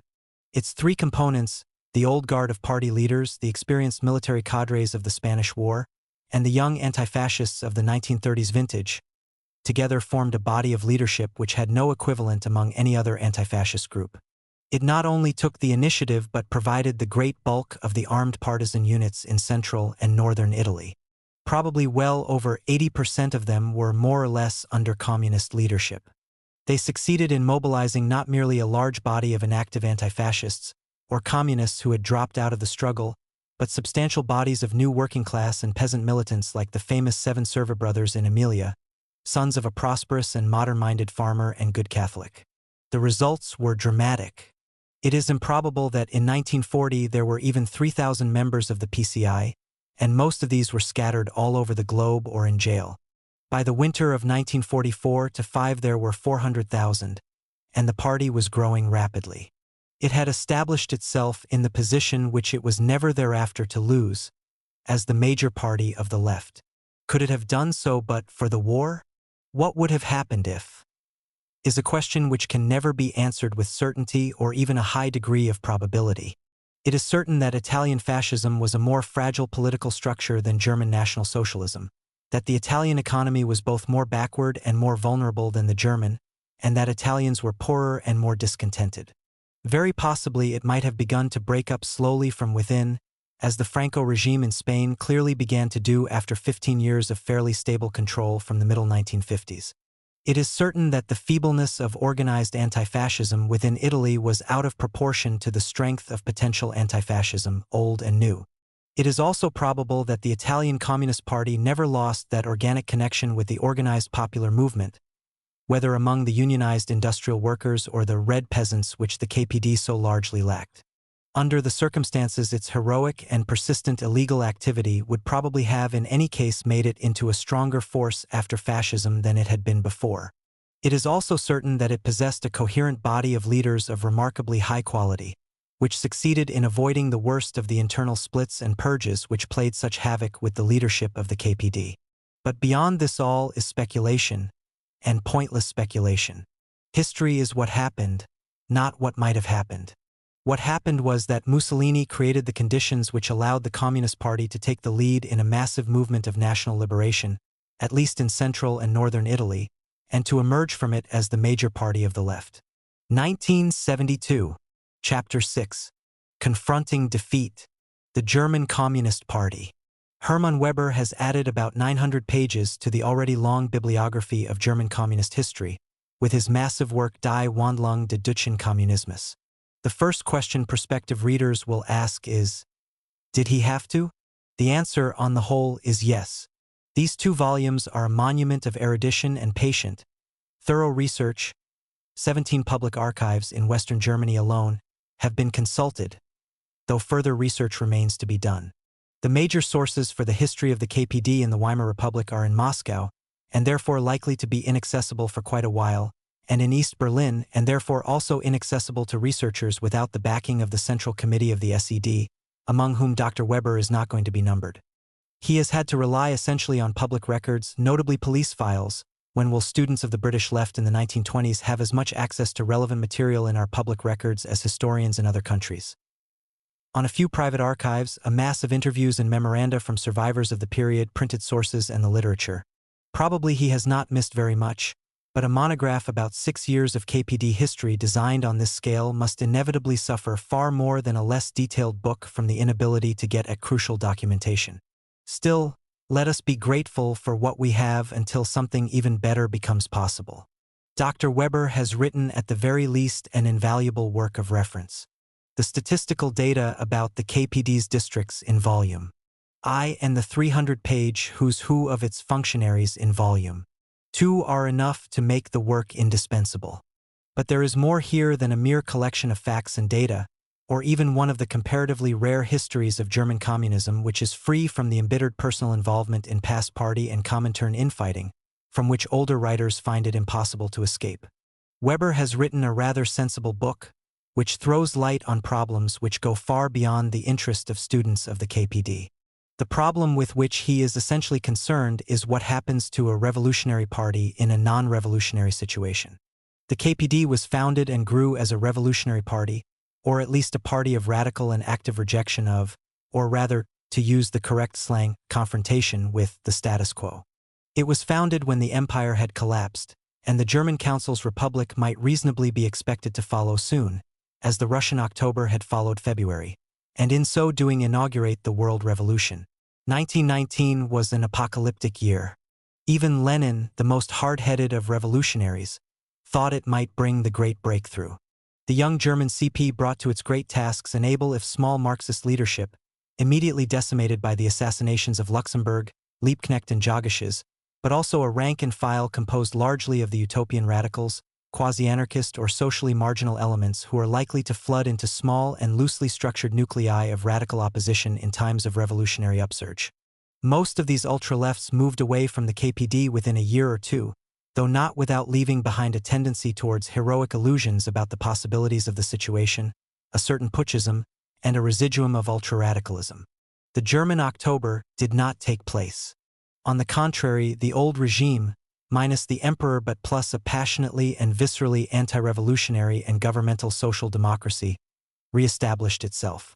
What became the mass KPD, after the 1920 merger with the left wing of the Independent Socialists, expressed essentially the profound disappointment of large strata of the German working class with the failure of the social revolution and their embittered economic discontent. It represented all those forces, proletarian and intellectual, which rejected and hated a republic which had few republicans, but plenty of generals, policemen, bureaucrats, tycoons and judges whose reactionary bias was flagrant and incendiary, and which had installed a restoration of economic, social, political, and legal injustice. In social terms, the new KPD attracted the young. In 1926, 80% of its leading functionaries were below 40, 30% below 30, and its average age was 34. The unskilled and unusually high percentage of 13.5 among the top functionaries were drawn from them. The unemployed in 1927, at the peak of economic stabilization, 27% of the Berlin membership were jobless. Like all working-class organizations, however, its cadre rested largely on the basic rock of skilled proletarians, especially, as so often, the metal workers. 3/4 of its leading functionaries had only elementary school education, though at the other extreme 10% were university graduates. Among the membership, 95% had only been to primary school, 1% to universities. Historically, half its leaders but 70% of its members had entered politics since 1917. The relatively large number of pre-1917 Social Democrats among the functionaries came into it at the time of the merger with the Independent Socialists. Only about 20% of the functionaries in the 1920s had belonged to the Spartacus League or the radical left during the war, so that the direct Rosa Luxemburg traditions were distinctly weak. On the other hand, only 36 out of the almost 4,000 full-time employees of the Social Democratic Party bureaucracy in 1914 were to be found as KPD full-timers in the 1920s. The KPD was new, young, underprivileged, radically hostile to the system and ready for revolution, which seemed to be possible if not probable until its great defeat in the autumn of 1923.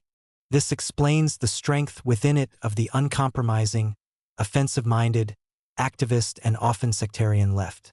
There is no doubt that among the various factions and currents of opinions within it, which fought out their differences in the early years with the usual pre-Stalinist freedom and vigor, those were the days when it did not need a communique to state that discussions had been full and frank.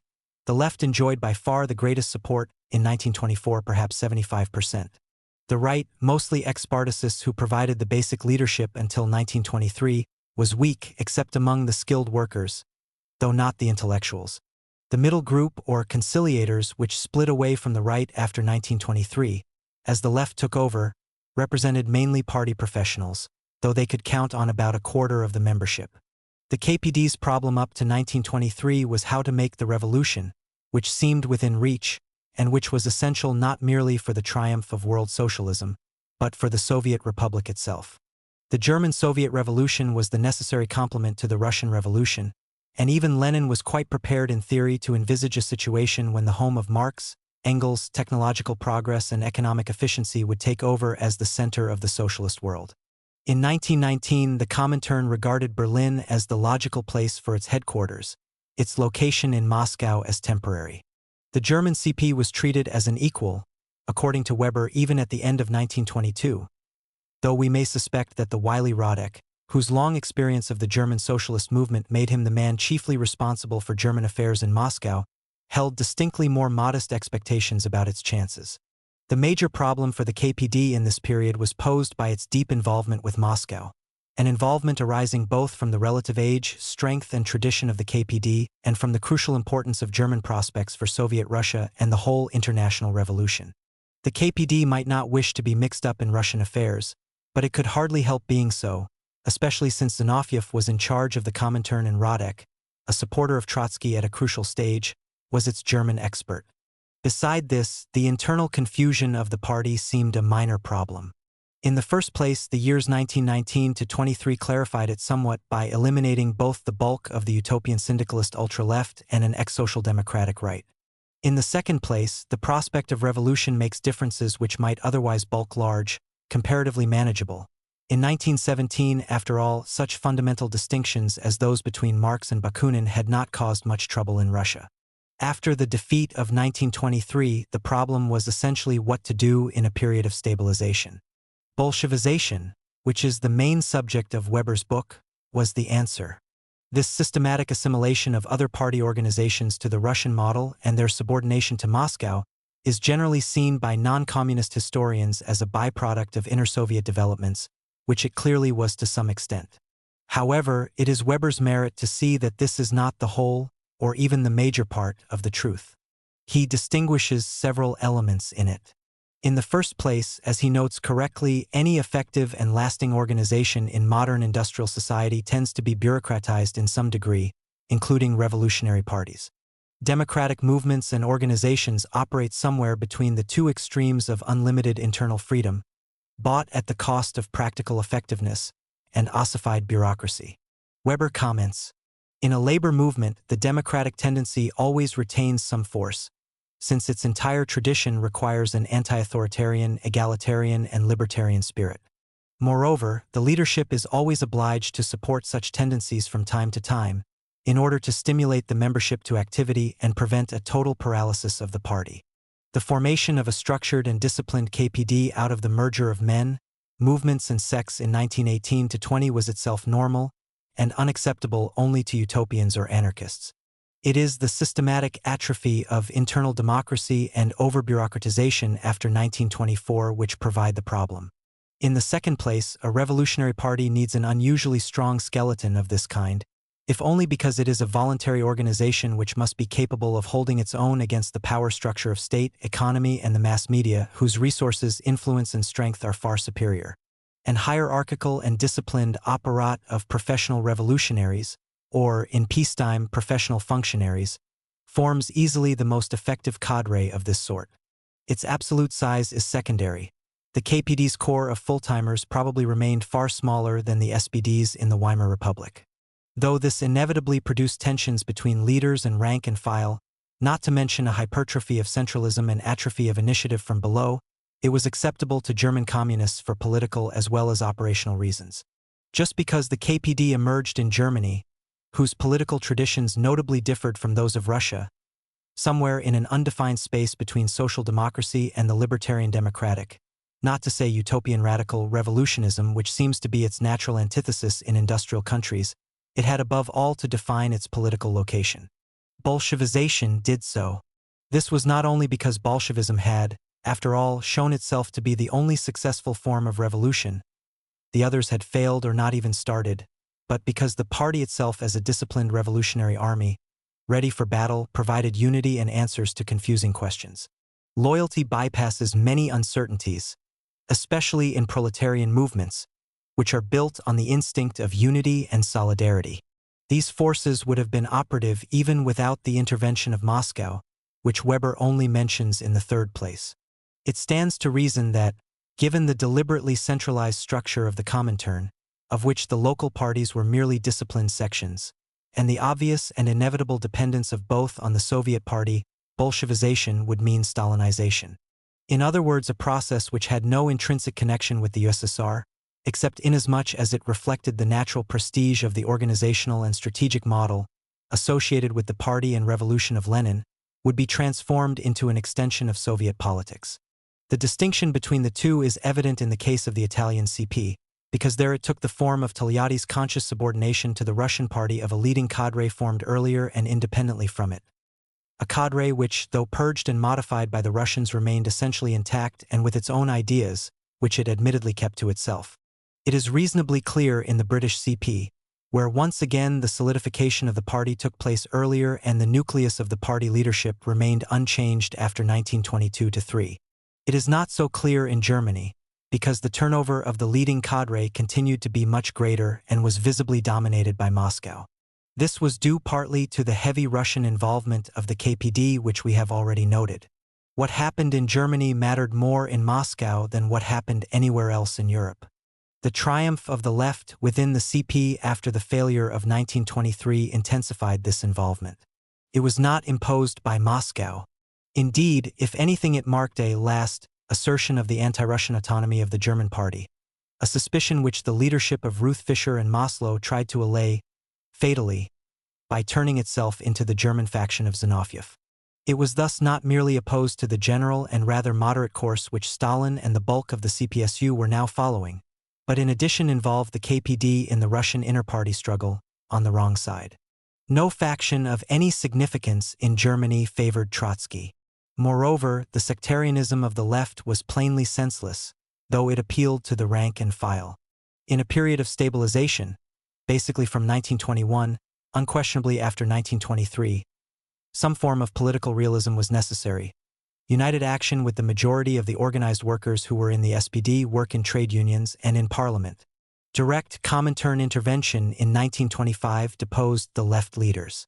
Nothing else could have done, and this established a sinister precedent. For not merely did it transfer the center of gravity of German inter-party discussion to Moscow, but to a Comintern which was now playing Soviet politics, and which intervened not so much to change policies as to choose loyal followers. But which followers? The vulgar historiography of the Comintern neglects this question, assuming merely that they were blind executants of Moscow's policy. But two tragic peculiarities of KPD history cannot be so easily written out of the scenario. These were a. the zeal with which it carried out the suicidal line of 1919 to 33, and b. the remarkable instability of its top leadership. Neither were inevitable.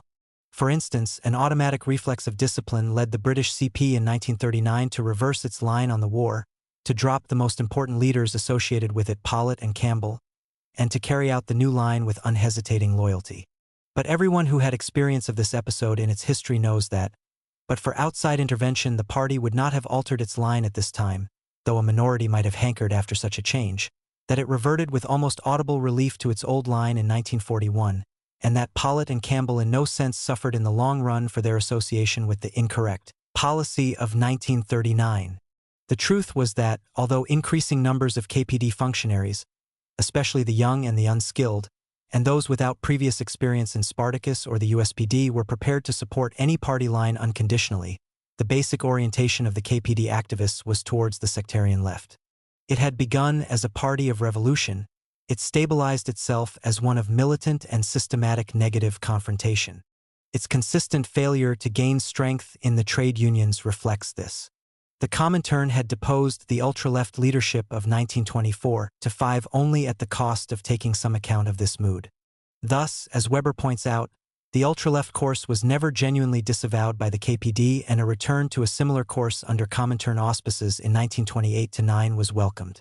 It meant doing what came naturally. It is perhaps significant, though this is one of the few aspects on which Weber is silent, that the young communists seem to have played an altogether subordinate part in the Comintern's German policy. Elsewhere, one of the communist methods by which Moscow filled the party leaderships with loyal cadres uncommitted to any pre-Comintern ideology was by the promotion of recruits from the various YCLS. Whether for this or other reasons, youth organizations supplied a significant number of communist leaders. Rust in Britain, Longo and Secchia in Italy, a very substantial group in France. Togliatti, indeed, is reported to have observed during the Great Left Turn of 1929, "If we don't give in, Moscow won't hesitate to fix up a left leadership with some kid out of the Lenin school." So far as one can see, in Weimar Germany the young communists produced no leaders of any great significance. They were not required to. There were enough left sectarians to choose from. The problem arising out of the instability of the leadership is twofold. Why was the turnover so large? And why did it lead, as I think most observers must agree, to a progressive lowering of quality? The line from Liebknecht and Luxemburg through Levi and Meyer, Brandler and Thalheimer, Ruth Fischer and Maslow, to Thalmann and his group is a distinctly descending one in terms of general political ability, though not in courage and devotion. This is not by any means the case in all other communist parties. What seems to have happened is that the KPD never succeeded in developing a coherent body of leaders out of Spartacus, whose surviving cadres, after the shedding of quasi-syndicalist elements, tended to be right deviationists, the ex-independent socialists who tended to breed left deviationists, and the post-1920 entrants into the party. The struggle for the formation of a leading group continued until it was merged with Bolshevization by Moscow, and in this struggle the ablest in all groups tended to be eliminated for their prominence, or were unable to establish themselves as leaders of independent standing in the KPD before being reduced to Comintern functionaries. This is perhaps the real tragedy of the murder of Rosa Luxemburg. Spartacus provided what the German left lacked: a potentially coherent and flexible approach to German politics, which did not confuse revolutionism with leftism. If Rosa Luxemburg was not likely to provide an alternative to Lenin internationally, within her own country her prestige might have imposed the Spartacus approach on the new party. It might have provided that party with a nucleus of political leadership and strategy. For at bottom this was the drama of the KPD. It had no policy for any situation other than one of revolution because the German left, one might almost say the German labor movement, had never had one. The SPD did not practice politics but merely waited, in theory, until historic inevitability brought it an electoral majority and hence the revolution, while concealing, in practice, a subaltern acceptance of the status quo by providing its members with a large collective private world. The German left had spent its time criticizing the de facto abandonment of revolutionary or any working-class struggle by the SPD, but had little chance to develop more than a few buds of an alternative policy, which never bore fruit. The German CP settled down to the same attitude as the old SPD, except for its genuinely revolutionary temper, to mobilize, to confront, and to wait. It had not time, though quite a few of the early KPD leaders might have had the capacity, to develop a revolutionary politics. In other words, at the least, something political to do when there were no actual barricades to be put up. It lacked that tradition of participation in a going system of radical, or even bourgeois reformist politics which, with all its dangers, provided the proletarian left of other countries with strategic or tactical models for non-insurrectionary periods. When the French CP, Bolshevized in every sense, including a fair proportion of its leaders, confronted a problem like fascism, it would automatically think of falling back on a familiar political device, the temporary bloc of the left or the people, in defense of the republic. In fact, there are signs that even during the most insanely sectarian phase of 1928 to 33, these were the reflexes of PCF leaders, though they were still stifled by the Comintern. It was not that someone like Maurice Thérèse was less of a good Bolshevik than Thielmann, or even that he was brighter, though he was, but that there was a French tradition of proletarian political action, whereas in Germany there was not. There they bred fighters of unparalleled bravery and loyalty and remarkable organizers, but not revolutionary politicians. Hence the KPD not merely failed in the crucial period of Hitler's rise to power, the prevailing policy in Moscow would have made it almost impossible to succeed even if, what is more than doubtful, the German SPD would have tolerated a common resistance to fascism. It did not even realize that it was failing, until long after it was too late, let alone how catastrophically and irrevocably it had failed.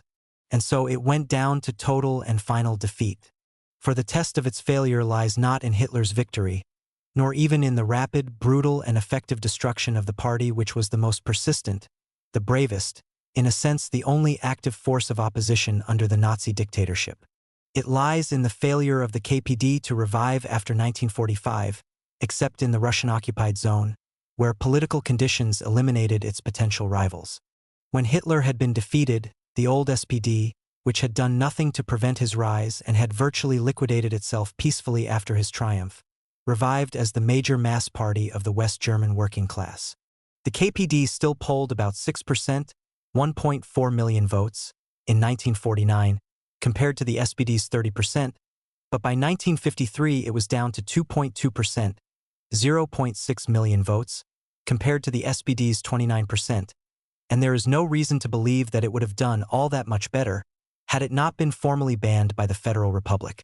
In a word, after 1945 it lived on rapidly wasting assets.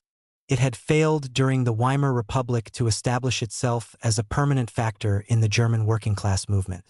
Its failure contrasts not only with its striking mass influence in the Weimar days, but also with the record of other, generally smaller, CPs in countries where the anti-Russian reflex might have been expected to weaken them. In Austria, for instance, the Communists continued to poll a steady 5.5% in the first 10 post-war years. Their support before 1938 had been negligible.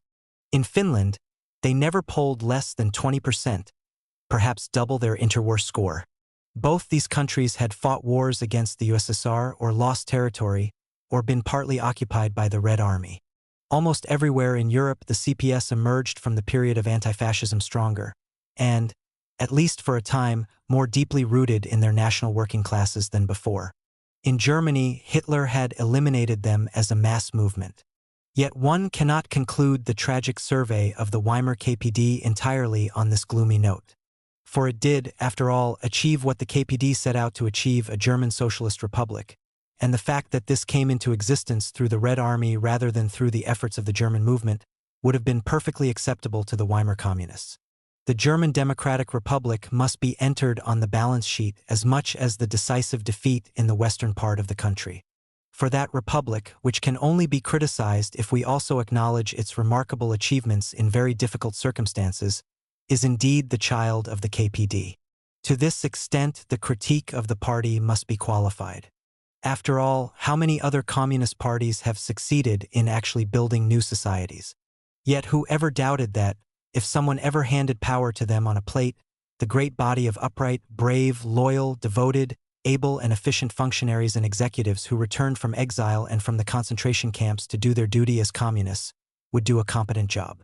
How left-wing parties behave when they are given power is not an insignificant test. Social democratic ones have failed it with great regularity, starting with the German SPD in 1918. But communist parties have always known that they would pass it. The German KPD, however, failed other tests, by which revolutionary movements must also be judged. Unlike the French and Italian CPS, it failed to become an integral part of its working-class movement, though it had excellent chances of doing so. Its political history proved as impermanent as the Weimar Republic.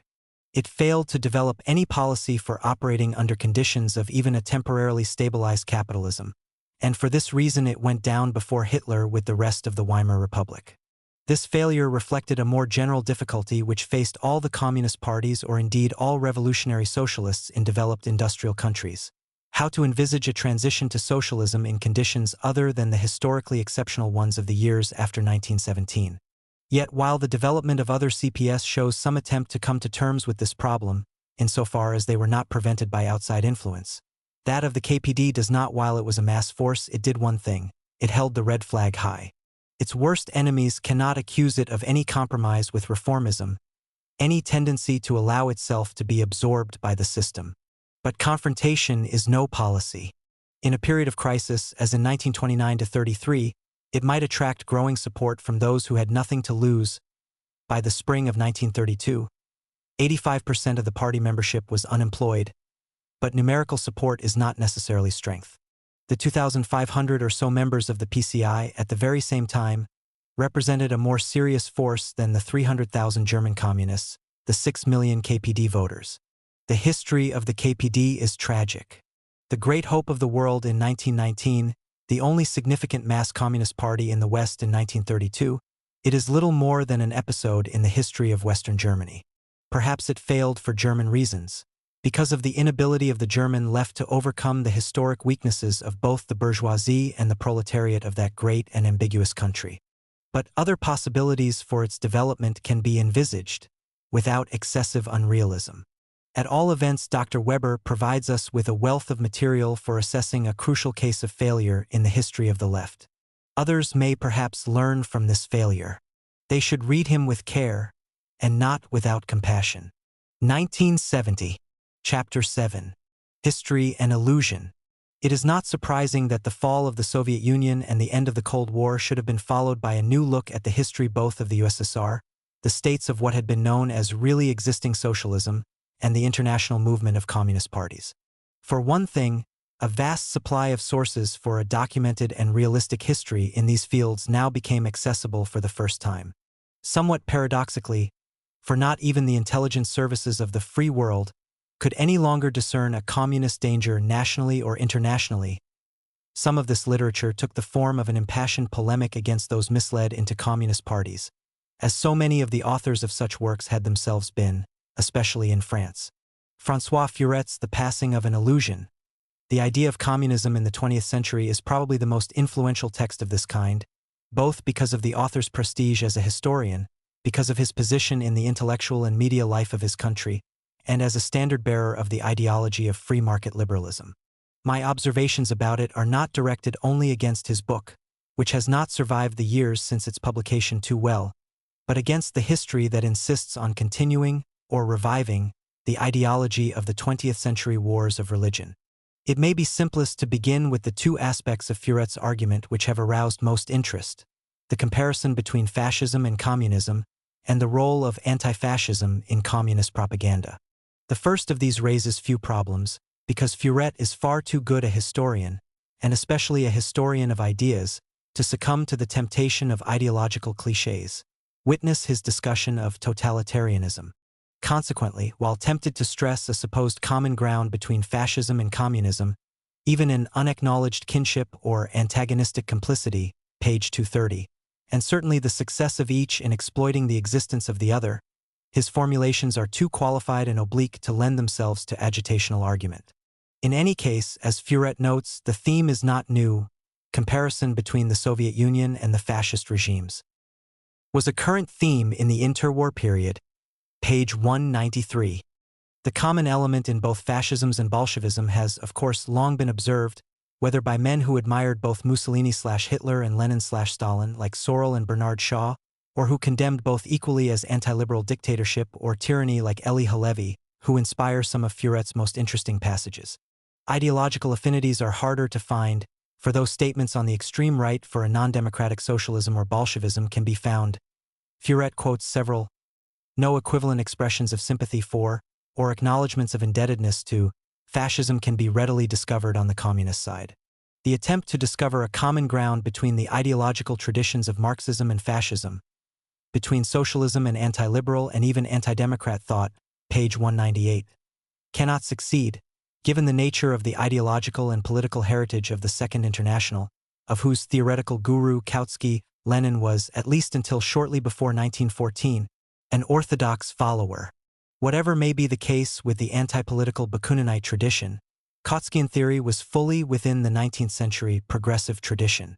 In short, while the similarities between the systems of Hitler and Stalin cannot be denied, they had grown towards each other from fundamentally different and widely separated ideological roots. They were functionally and not ideologically derived. Stalinism may be as bad as Hitlerism, and for those who underwent its full horrors the only difference might seem the nationality of the ruler, but Furet, as a distinguished historian of ideas, knows that they belong to different if structurally convergent taxonomic families, like swallows and bats. The question of anti-fascism, which forms the core of Furet's argument, requires more discussion, though not much more. His basic argument is almost certainly correct. If international communism had continued to call essentially for something like a replay of the October Revolution, less Soviets per two, it would have remained a relatively insignificant minority force in Europe, rather like the Trotskyite movements which continued to view the world in the Leninist revolutionary perspective after events in 1956 gave them some political scope. We may leave aside the question of whether it would have had better chances in the Third World. The lesson of the 1920s was clear. With some exceptions, Germany, France, Finland, perhaps Czechoslovakia, communist parties were small, marginal, and politically insignificant. The Great Depression benefited the extreme right and not the left, and destroyed the one European Communist Party which had carried the hopes of Moscow, the KPD. Conversely, as soon as the communist movement shifted to the strategy of anti-fascism, European communism began its ascent, which brought all the communist parties of the continent, except the unfortunate German one, to the highest point of their public support and political influence, and, in Eastern Europe, produced a number of regimes dominated by communist parties, some of which were based on homegrown revolutions, Yugoslavia, Albania, or, as the relatively free Czech elections, demonstrated, on genuine mass support. For the first time, communist parties, rather than social democratic parties, could claim to be the main representatives of the national working class in France and Italy. The fascist threat, that this was due primarily to the Comintern's shift from class against class to anti-fascism, seems clear. Yet Furet's explanation of why the Western left, and especially its intellectuals, accepted the communists as essentially anti-fascist, are curiously unreal, because they neglect the reality of the fascist threat which, between 1933 and 1941, forced liberal capitalism and communism into an alliance which neither side would have chosen, against an enemy who threatened both equally. Moreover, there was no other way to defeat this enemy. The communists gained prestige and influence for three main reasons. They became the most consistent champions of anti-fascist unity, having, until 1934, been its most stubborn opponents. They were, thanks to the nature of their movement, its most efficient proponents, and the USSR was essential to any alliance which hoped to defeat Hitler. The logic of this situation was so compelling that even the 2 years when Stalin reversed the anti-fascist policy could not weaken it. After the parenthesis of 1939 to 41, the rise of communist influence continued as though the Molotov-Ribbentrop era had not been. Indeed, thanks to Hitler, it was so compelling that Stalin himself, like the other governments which had, since 1933, tried to negotiate a modus vivendi with Germany, and who had not, was forced to recognize it, if only when Hitler attacked him. The reality of aggression and the threat to democracy were patent in the 1930s. So was the fact that it came exclusively from the political right, whose argument that they needed to preempt Marxist revolution Furet rightly rejects. Between 1919 and the end of World War II, no government was overthrown from the left, and all anti-democratic regime changes, by coup, conquest, or by other means, were moves to the right. Furet is no doubt correct in arguing that not all the right was fascist, and for that matter, that the differences between fascist movements and regimes were substantial. Communists no doubt benefited and continued to benefit from such confusions. Yet why should they, or non-communists, make fine distinctions between the ideologies of Franco, José Antonio, and the Spanish church hierarchy, when the entire nationalist enterprise regarded itself as a crusade against both 1789 and 1917, not to mention Martin Luther and Voltaire, overthrew a democratically elected, legitimate government, asked for and received the armed assistance of Mussolini and Hitler, and when Franco actually wanted to join the war on Hitler's side. The few public figures on the right who were prepared to resist Hitler at all costs and without qualification were highly untypical members of their species, Charles de Gaulle and Winston Churchill. They were untypical even in their readiness to subordinate their consistent anti-communism to the operational need for an alliance with Stalin and communist resistance movements. My enemy's enemy. Under the circumstances, it would have been bizarre to treat both fascist and communist forces as equally undesirable. If war was to break out between Germany and Russia, who would Americans prefer to win? When asked this question by a public opinion poll in early 1939, 83% opted for Stalin and only 17% for Hitler, even though United States public opinion was as anti-communist then as now, was deeply suspicious of the USSR, which the USA had only recognized in 1933, and though the most distinguished group of left-wing intellectuals in the country were strongly and vocally anti-Stalinist. Hitler, it was obvious to them, constituted a danger for other countries, probably for the world. Stalin, however terrible to his own people, was to be supported as an enemy of Hitler. The tendency to overlook the dark side of Stalinism was not due, except among many communists, fellow travelers and the like, to the self-deluding abdication of critical reason, but to the rational assumption that my enemy's enemy is best treated as an ally. Should the British government have published the truth about Stalin's massacre of the Polish officers at Katyn as soon as they discovered it? The question forms the basis of an exceptionally well-informed recent thriller about World War II, Robert Harris's Enigma. We may argue that it should have done, following the maxim fiat justitia rut coelum, but the British government chose to keep quiet about it in 1943, on political grounds and not because it had illusions about the October Revolution. Indeed, at one point Furet comes close to recognizing the pragmatic case for choosing sides in his treatment of the Spanish Civil War. The communists' influence grew, notably among moderates, because it came to appear to subordinate all to victory over Franco, page 300. George Orwell noted that a lot of people more or less honestly held the opinion that one should not talk about what was going on in Spain, or about the role played by the Communist Party, for this would turn public opinion against the Spanish government and so aid Franco. In short, so long as the communists put themselves at the head of the anti-fascist struggle, in the absence of effective competitors on the left or right, they could not but benefit from the situation. Paradoxically, as a party calling for economic transformation, they lacked this advantage. Since they deliberately moderated their anti-capitalist discourse in the interest of anti-fascist unity, they had plenty of competitors on the left ready to denounce them as traitors to revolution and class struggle. Since they were generally political minorities, other parties might be in a better position to benefit from the dramatic shift to the left which indeed, as Furet recognizes, was inseparable from the mobilization, and eventually the war against fascism. In Britain it led to the triumph of the Labour Party, though their 1945 program was extremely radical by the standards of the 1990s.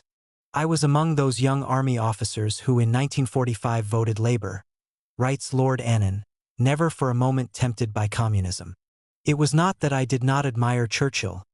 For me, he was the savior of our country. I doubted whether he understood what the country needed after the war. On the continent, this mood was more likely to benefit communists than social democrats because the very nature of the wartime struggle against enemy occupation put social democrats at a disadvantage against communists. Democratic mass parties find it almost impossible to operate effectively when deprived of the political legality and the instrumentarium of public activities, which is the air they breathe. Socialist parties were almost inevitably underrepresented in resistance movements, whereas, for the opposite reasons, communists were disproportionately prominent in them.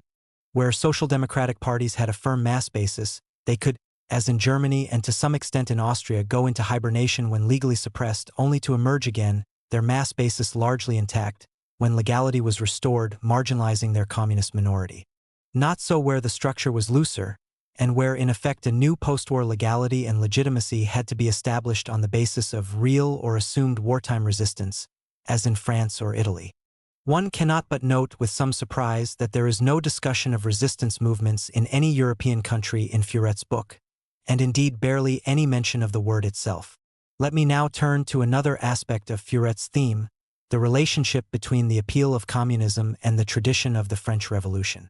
That this is crucial in France, where the revolution was part of the fabric of public life, is evident.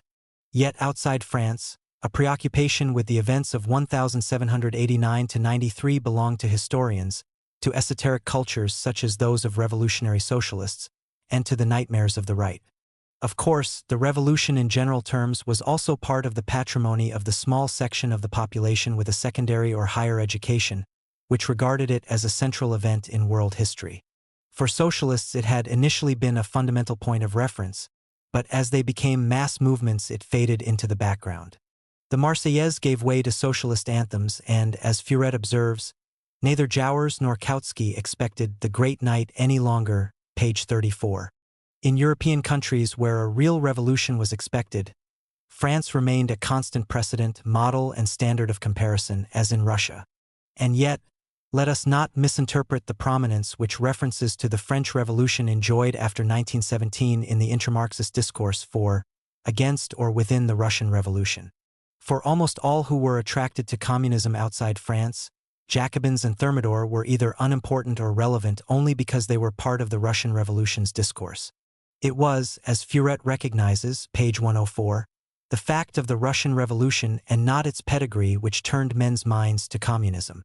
Incidentally, it brought Western revolutionaries, hitherto critical of Marxism, which they identified with peaceful moderation, to rediscover it as an ideology of revolution and, in doing so, to bring about the rapid decline of anarchism and revolutionary syndicalism, except for a while in Spain.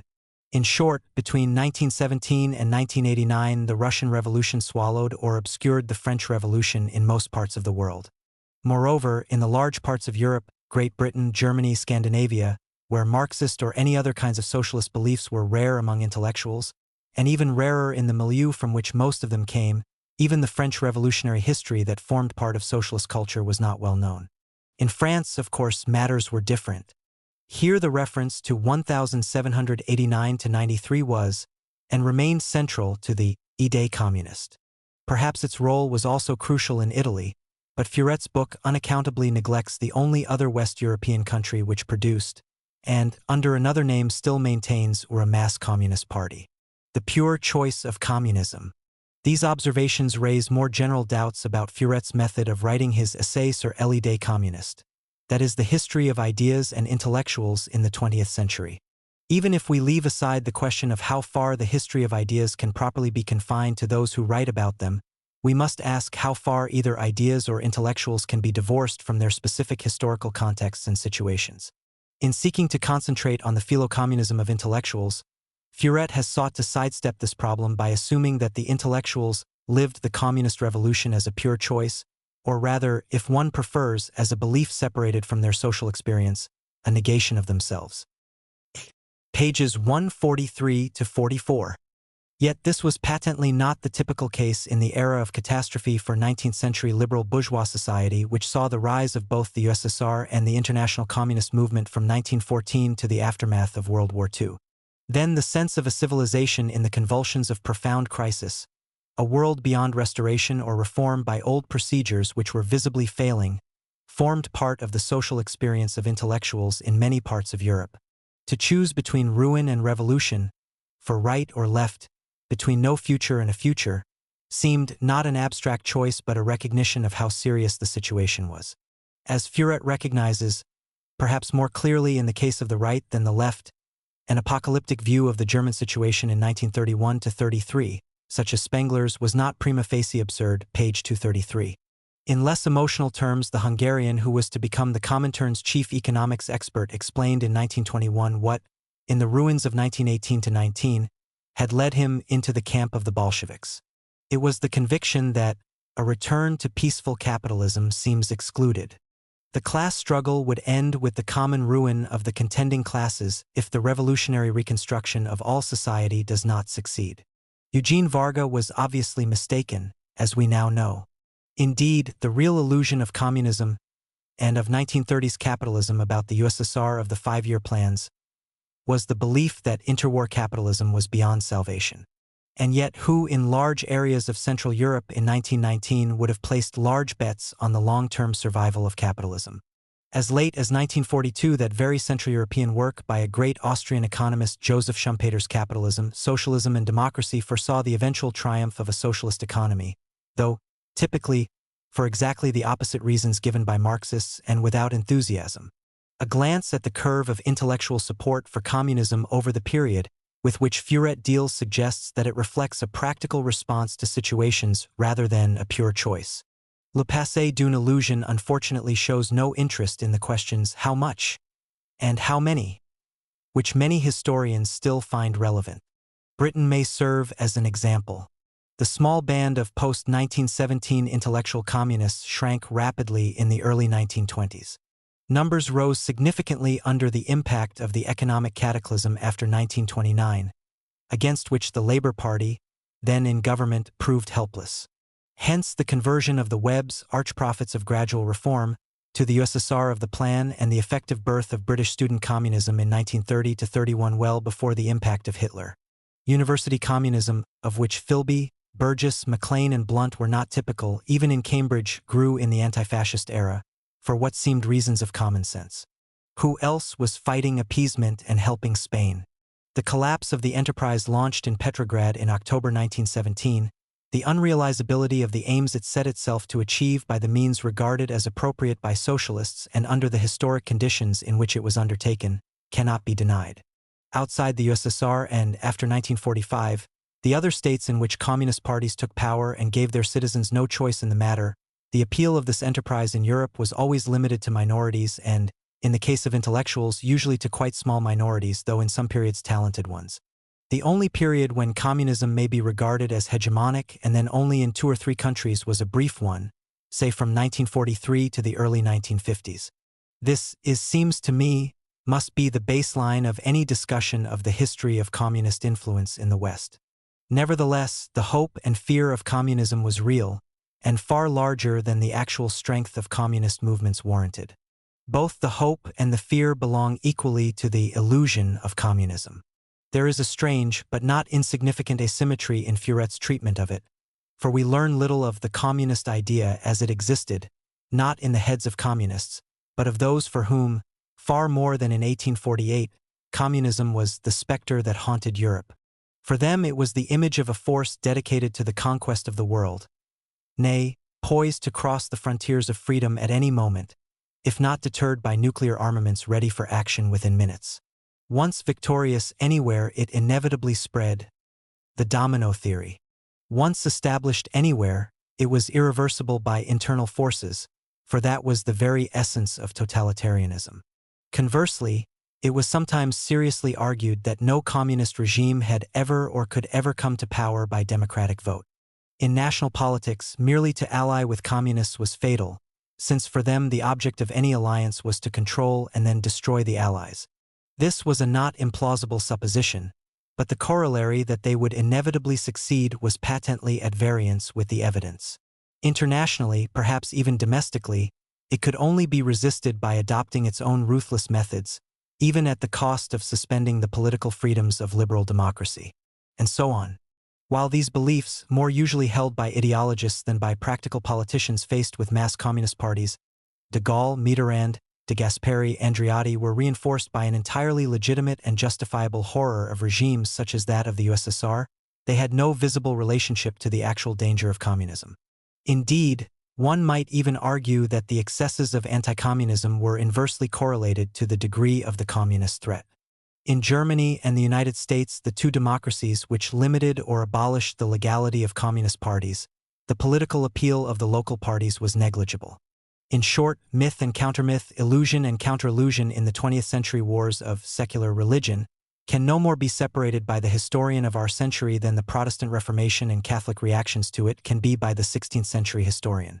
That Furet fails to do so throws serious doubt on his historical project. A sympathetic, though not uncritical, reviewer has written, despite being confined to one dictatorship and a few intellectuals. This book is the first stab at a 21st century history of our time. In my view, this is exactly what it is not. It is a book by a highly intelligent Western intellectual unsympathetic to communism, which could have been written at any time in the past 30 years, or apart from references to later works in the past half-century. Yet any history of our times which hopes to survive into the next century must, after 1989, which clearly marks the end of an entire historic era, begin by trying to take a tentative step away from the ideological and political battlefields of that era. Anyone who has tried to do so knows how enormous an effort of intellect and imagination this requires, and how great the obstacles are. Nevertheless, it has now become possible to try, and the attempt must be made. It does not require us to abandon our sympathies and convictions. Claudio Pavone's remarkable Una Guerra Civil, 1991, has made the effort to see the Italian resistance of 1943 to 45, not as most ex-resistors and the official legitimation of the Italian Republic are inclined to present it, as a simple nationalist rising against foreigners and fascism, but as a conflict between two minorities of Italians, one, admittedly, much larger than the other, in which most Italians were not involved until the last moment, except in a few mountain areas. His work is in no way intended as a critique of or attack on the resistance. Pavone was and remains an anti-fascist and loyal to the resistance in which he took part. It is simply now possible for him to see his own political choices and commitments in some historical perspective. Strangely, Furet begins to approach some kind of historical perspective in his treatment of fascism with which he has never been associated. This is evident in his treatment of Italian fascism, though he makes far too many concessions to Nolte's attempt to exonerate the Nazis, which is not to be confused with the necessary effort, however much we may recoil from it, to remove the history of Nazism from the realm of moral theology and to reinsert it into German and global history. Unfortunately, this is not the case with his approach to the history of communism. What one criticizes is not his comprehensible opposition to communism, even though it sometimes leads him to turn an analysis of why the illusion of communism took such a powerful hold in Europe into a mere denunciation of what communism did to Russia, which is not quite the same thing. It is that he writes about the history of communism as he might have done had Stalin, or even Brezhnev, still presided over its destinies. His book reads like a belated product of the Cold War era. But, to reverse and adapt a famous phrase of Marx, the historians have been concerned with changing the world. The point is to interpret it, especially when it has actually changed. 1996. Anarchists. Chapter 8. Bolshevism and the Anarchists. The libertarian tradition of communism, anarchism, has been bitterly hostile to the Marxist ever since Bakunin, or for that matter Proudhon. Marxism, and even more Leninism, have been equally hostile to anarchism as theory and program and contemptuous of it as a political movement. Yet, if we investigate the history of the international communist movement in the period of the Russian Revolution and the Communist International, we find a curious asymmetry. While the leading spokesmen of anarchism maintained their hostility to Bolshevism with, at best, a momentary wavering during the actual revolution, or at the moment when the news of October reached them, the attitude of the Bolsheviks in and outside Russia was for a time considerably more benevolent to the anarchists. This is the subject of the present paper. The theoretical attitude with which Bolshevism approached anarchist and anarcho-syndicalist movements after 1917 was quite clear.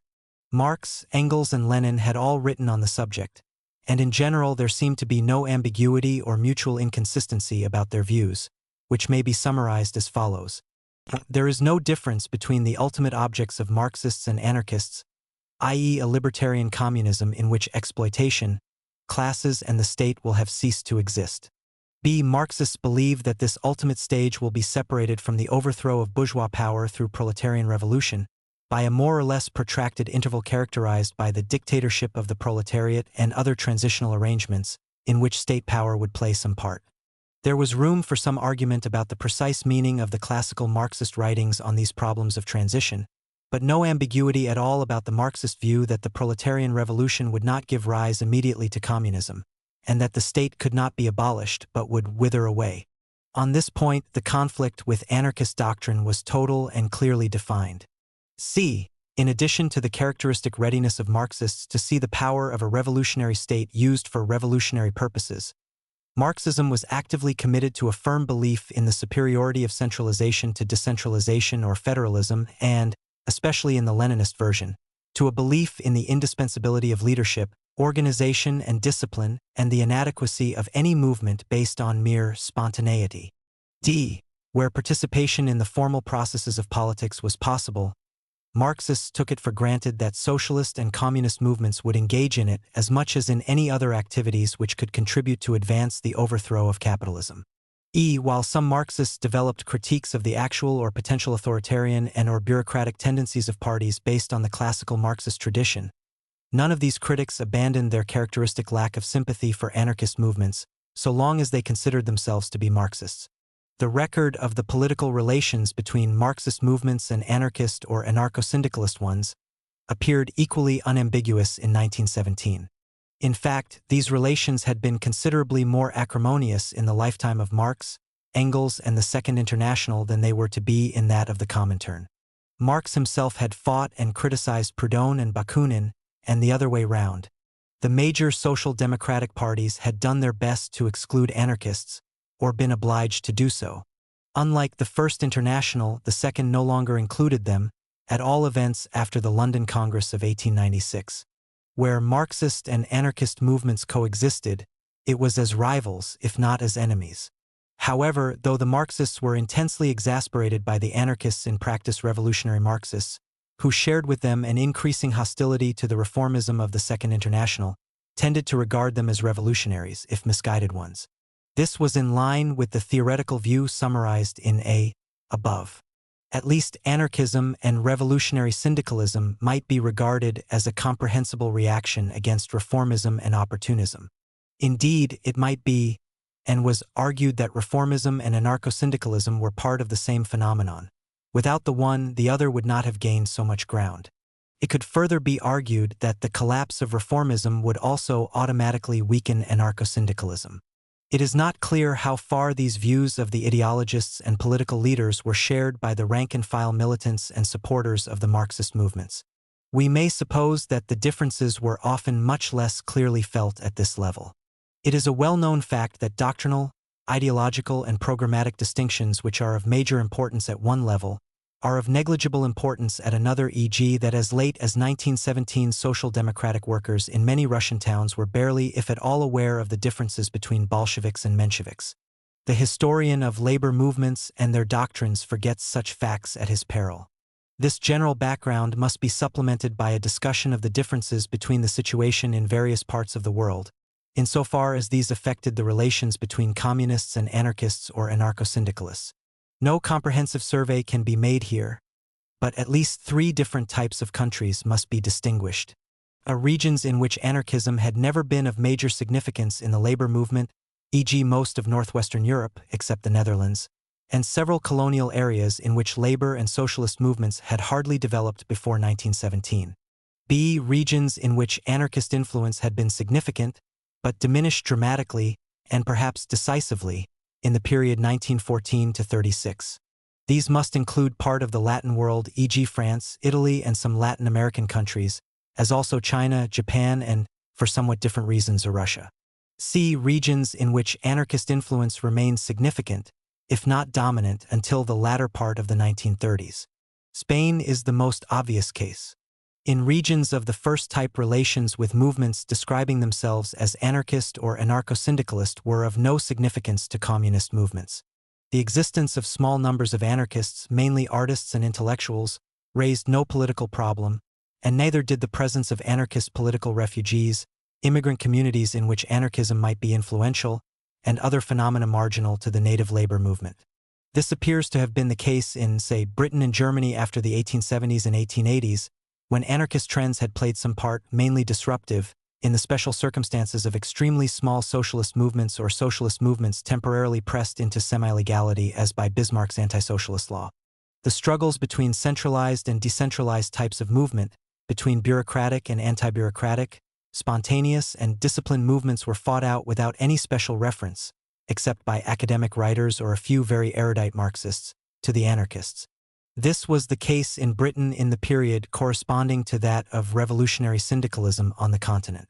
The extent to which communist parties showed themselves to be aware of anarchism as a political problem in their countries remains to be seriously studied by a systematic analysis of their polemical publications, insofar as these did not merely echo the preoccupations of the International, of their translation and/or republication of classical Marxist writings on anarchism, etc. However, it may be suggested with some confidence that they regarded the problem as negligible compared to that of reformism, doctrinal schisms within the communist movement, or certain kinds of petty bourgeois ideological trends such as, in Britain, pacifism. It was certainly entirely possible to be deeply involved in the communist movement in Germany in the early 1930s, in Britain in the later 1930s, without paying more than the most cursory or academic attention to anarchism, or indeed without ever having to discuss the subject. The regions of the second type are in some respects the most interesting from the point of view of the present discussion. We are here dealing with countries or areas in which anarchism was an important, in some periods or sectors a dominant influence in the trade unions or the political movements of the extreme left. The crucial historical fact here is the dramatic decline of anarchist or anarcho-syndicalist influence in the decade after 1914. In the belligerent countries of Europe, this was a neglected aspect of the general collapse of the pre-war left. This is usually presented primarily as a crisis of social democracy, and with much justification. At the same time, it was also a crisis of the libertarian or anti-bureaucratic revolutionaries in two ways. First, many of them, e.g. among revolutionary syndicalists, joined the bulk of Marxist social democrats in the rush to the patriotic banners, at least for a time. Second, those who did not proved, on the whole, quite ineffective in their opposition to the war, and even less effective at the end of the war in their attempts to provide an alternative libertarian revolutionary movement to the Bolsheviks. To cite only one decisive example. In France, as Professor Kriegel has shown, the carnet be drawn up by the Ministry of the Interior to include all those considers comme dangereux pour l'ordre social, I less revolutionnaires. Less syndicalists et less anarchists, in fact contained mainly anarchists, or rather la faction de anarchists comme milita dans le mouvement syndical. On August 1, 1914, the Minister of the Interior, Malvy, decided to pay no attention to the carnet B, i.e. to leave at liberty the very men who, in the government's opinion, had convincingly established their intention to oppose war by all means, and who might presumably have become the cadres of a working-class anti-war movement. In fact, few of them had made any concrete preparations for resistance or sabotage, and none any preparation likely to worry the authorities. In a word, Malvy decided that the entire body of men accepted as being the most dangerous revolutionaries was negligible. He was, of course, quite correct. The failure of the syndicalist and libertarian revolutionaries, further confirmed in 1918-20, contrasted dramatically with the success of the Russian Bolsheviks. In fact, it sealed the fate of anarchism as a major independent force on the left outside a few exceptional countries for the next 50 years. It became hard to recall that in 1905-14 the Marxist left had in most countries been on the fringe of the revolutionary movement. The main body of Marxists had been identified with a de facto non-revolutionary social democracy, while the bulk of the revolutionary left was anarcho-syndicalist, or at least much closer to the ideas and the mood of anarcho-syndicalism than to that of classical Marxism. Marxism was henceforth identified with actively revolutionary movements, and with communist parties and groups, or with social democratic parties which, like the Austrian, prided themselves on being markedly left-wing. Anarchism and anarcho-syndicalism entered upon a dramatic and uninterrupted decline.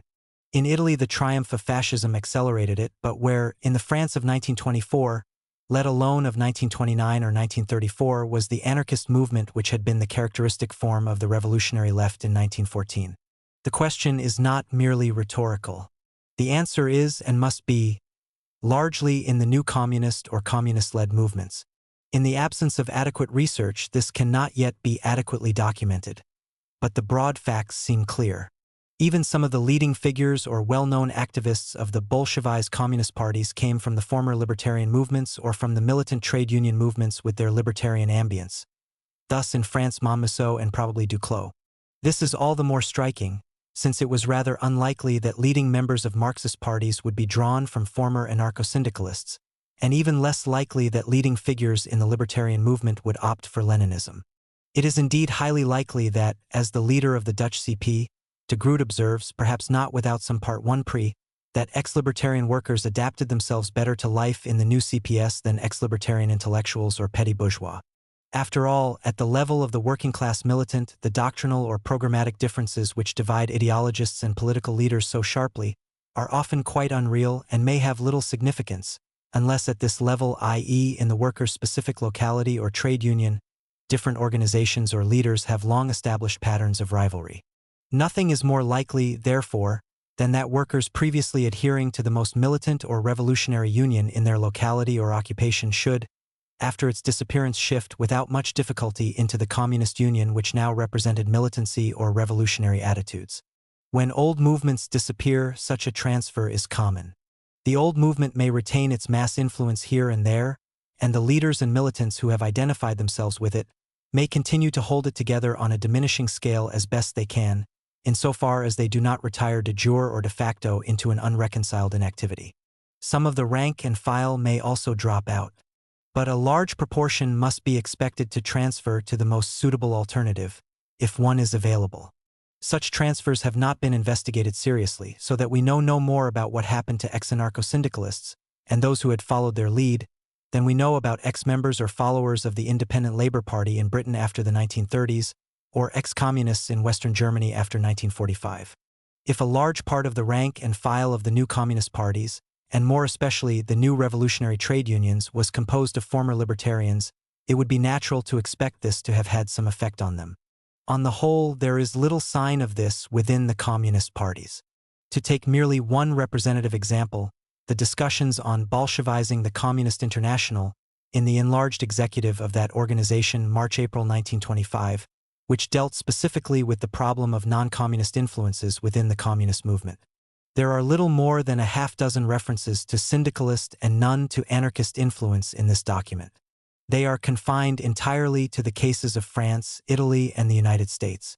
As for France, the loss of the larger part of the former leading officials of social democratic origins in Germany and of petty bourgeois syndicalist origins in France is noted, page 38. Traent reported that our party has eliminated all the errors of Trotskyism, all the individualist quasi-anarchist errors, the errors of the belief in legitimacy of the coexistence of diverse factions in the party. It has also learned to know the Luxemburgist errors, page 99. The ECCI resolution recommended, as one of 10 points concerning the French party, in spite of all former French traditions, establishment of a well-organized communist mass party, page 160. As for Italy, the numerous and diverse origin of the deviations which have arisen in Italy are noted, but without reference to any libertarian trends. Bordiga's similarity to Italian syndicalism is mentioned, though it is not claimed that he identifies himself completely with this and other analogous views. The Marxist syndicalist faction, Avanguardia Group, is mentioned as one of the reactions against the opportunism of the Second International, as is its dissolution into trade syndicalism after leaving the party, pages 192-3. The recruitment of the CUSA from two sources, the Socialist Party and syndicalist organizations, is mentioned, page 45. If we compare these scattered references to the preoccupation of the International in the same document with a variety of other ideological deviations and other problems, the relatively minor impact of libertarian syndicalist traditions within communism, or at least within the major communist parties of the middle 1920s, is evident. This may to some extent be an illusion, for it is clear that behind several of the tendencies which troubled the International more urgently, such traditions may be discerned. The insistence of the dangers of Luxembourgism with its stress on spontaneity, its hostility to nationalism and other similar ideas, may well be aimed at the attitudes of militants formed in the libertarian syndicalist school, as also the hostility, by this time no longer a matter of very serious concern, to electoral abstentionism. Behind Bordigism, we can certainly discern a preoccupation with such tendencies. In various Western parties, Trotskyism and other Marxist deviations probably attracted communists of syndicalist origins, uncomfortable in the Bolshevized parties, e.g. Rosmer and Manet. Yet it is significant that the Cahiers du Bolchevisme, November 28, 1924, in analyzing the ideological trends within the French CP, make no allusion to syndicalism. The journal divided the party into 20% of Joursism, 10% of Marxism, 20% of Leninism, 20% of Trotskyism, and 30% of Confucianism. Whatever the actual strength of ideas and attitudes derived from the old syndicalist tradition, that tradition itself had ceased to be significant, except as a component of various left-wing, sectarian, or schismatic versions of Marxism. However, for obvious reasons, anarchist problems preoccupied the communist movement more in those parts of the world where before the October Revolution the political labor movement had been almost entirely anarchist and social democratic movements had been negligible, or where the anarcho-syndicalists maintained their strength and influence during the 1920s, as in large regions of Latin America.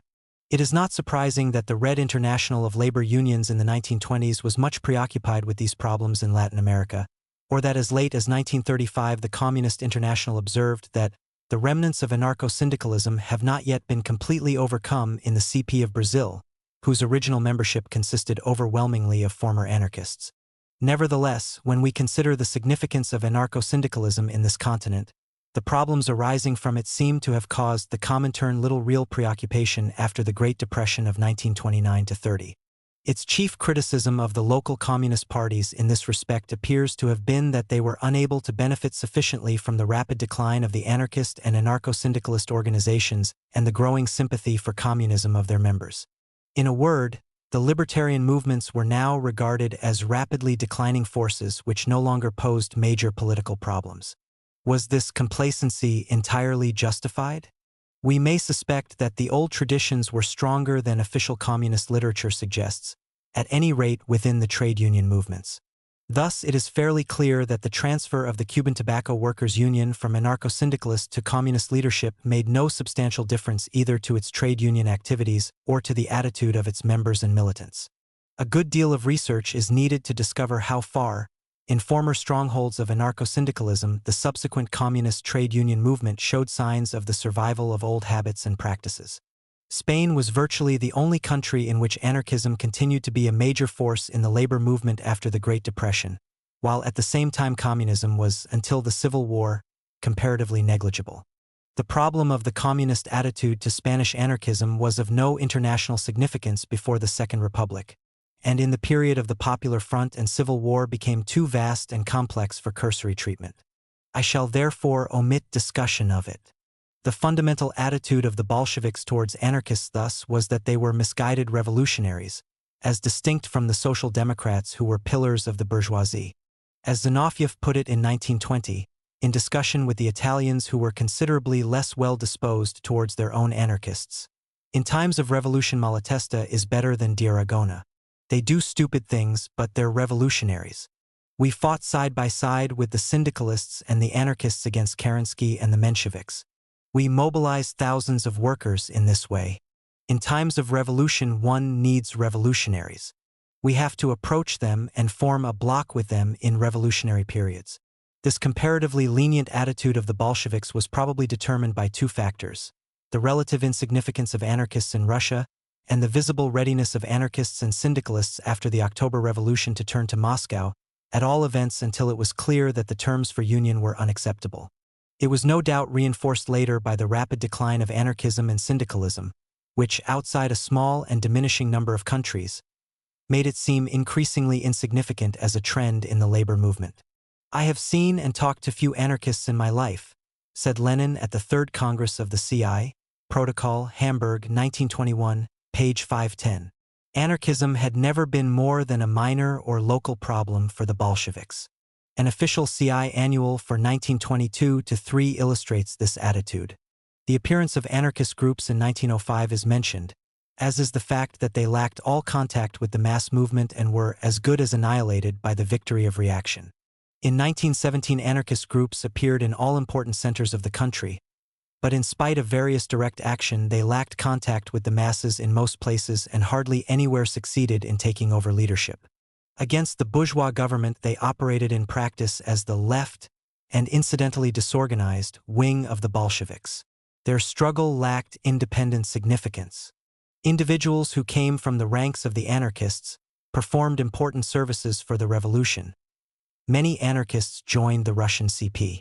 The October Revolution split them into Sovietists, some of whom joined the Bolsheviks while others remained benevolently neutral, and consequent anarchists who rejected Soviet power, split into various and sometimes eccentric factions and are insignificant.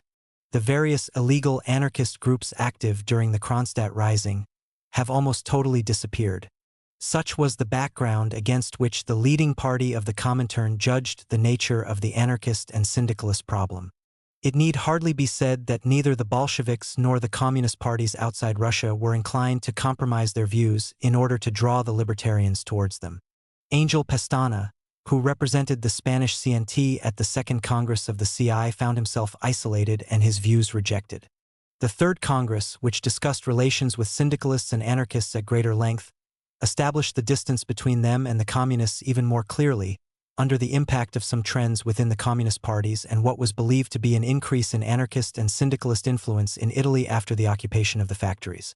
Lenin intervened on this point, observing that agreement with anarchists might be possible on objectives, i.e. the abolition of exploitation in classes, but not on principles, i.e. the dictatorship of the proletariat and the use of state power during the transitional period.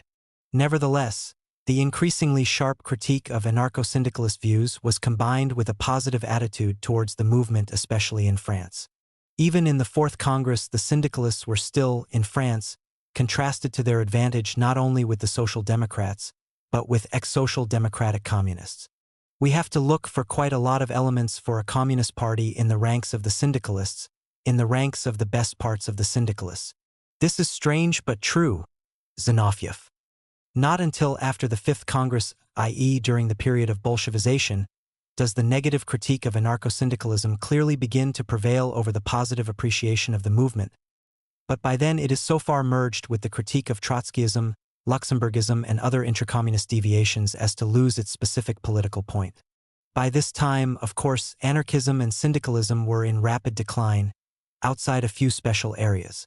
It is therefore at first sight surprising that anti-anarchist propaganda seems to have developed on a more systematic basis within the international communist movement in the middle 1930s.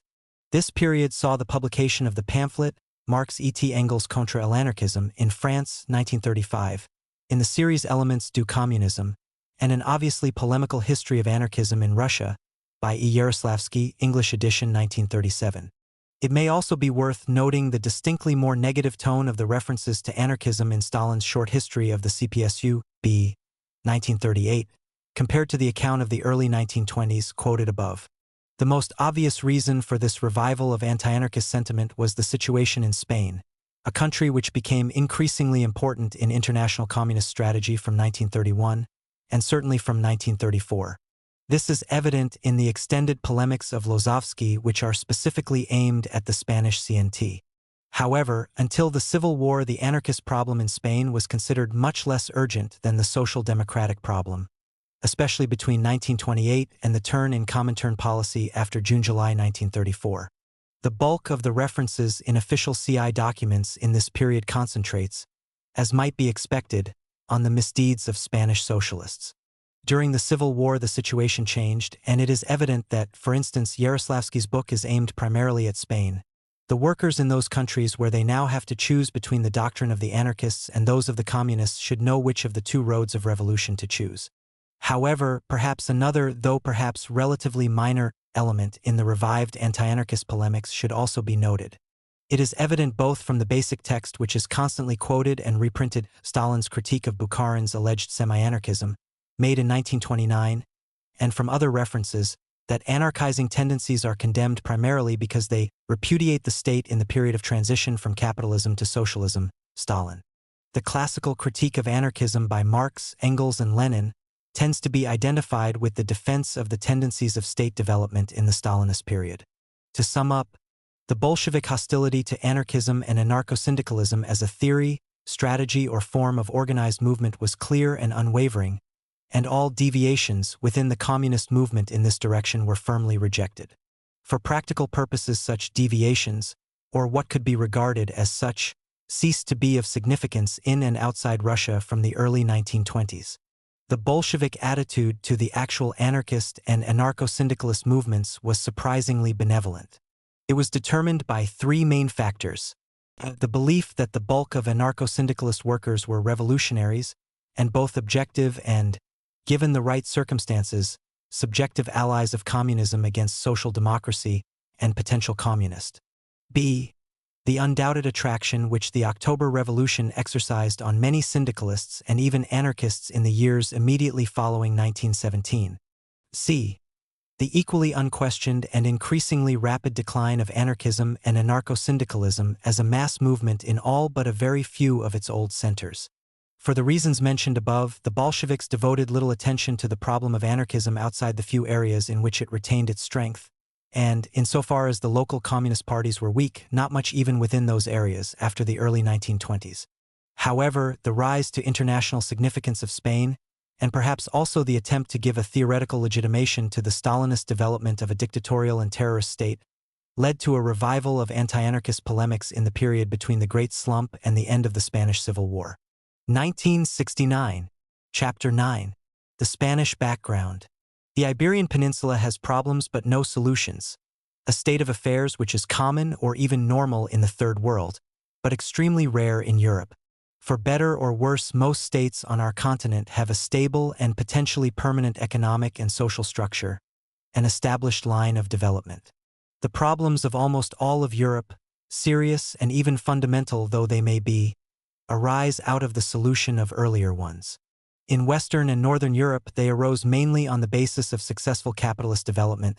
In Eastern Europe, much of which was in a situation analogous to Spain until 1945, on the basis of a Soviet-type socialism. In neither case do the basic economic and social patterns look provisional, as, for instance, the patterns of national relations within and between states still so often appear to be. Belgian capitalism or Yugoslav socialism may well change, perhaps fundamentally, but both are obviously far less likely to collapse at slight provocation than the complex ad hoc administrative formulae for ensuring the coexistence of Flemings and Walloons, or of various mutually suspicious Balkan nationalities. Spain is different. Capitalism has persistently failed in that country, and so has social revolution, in spite of its constant imminence and occasional eruption. The problems of Spain arise out of the failures, not the successes of the past. Its political structure is nothing if not provisional. Even Franco's regime, which has lasted longer than any other since 1808, it has beaten the record of the Canovas era 1875 to 97, is patently temporary. Its future is so undetermined that even the restoration of hereditary monarchy can be seriously considered as a political prospect.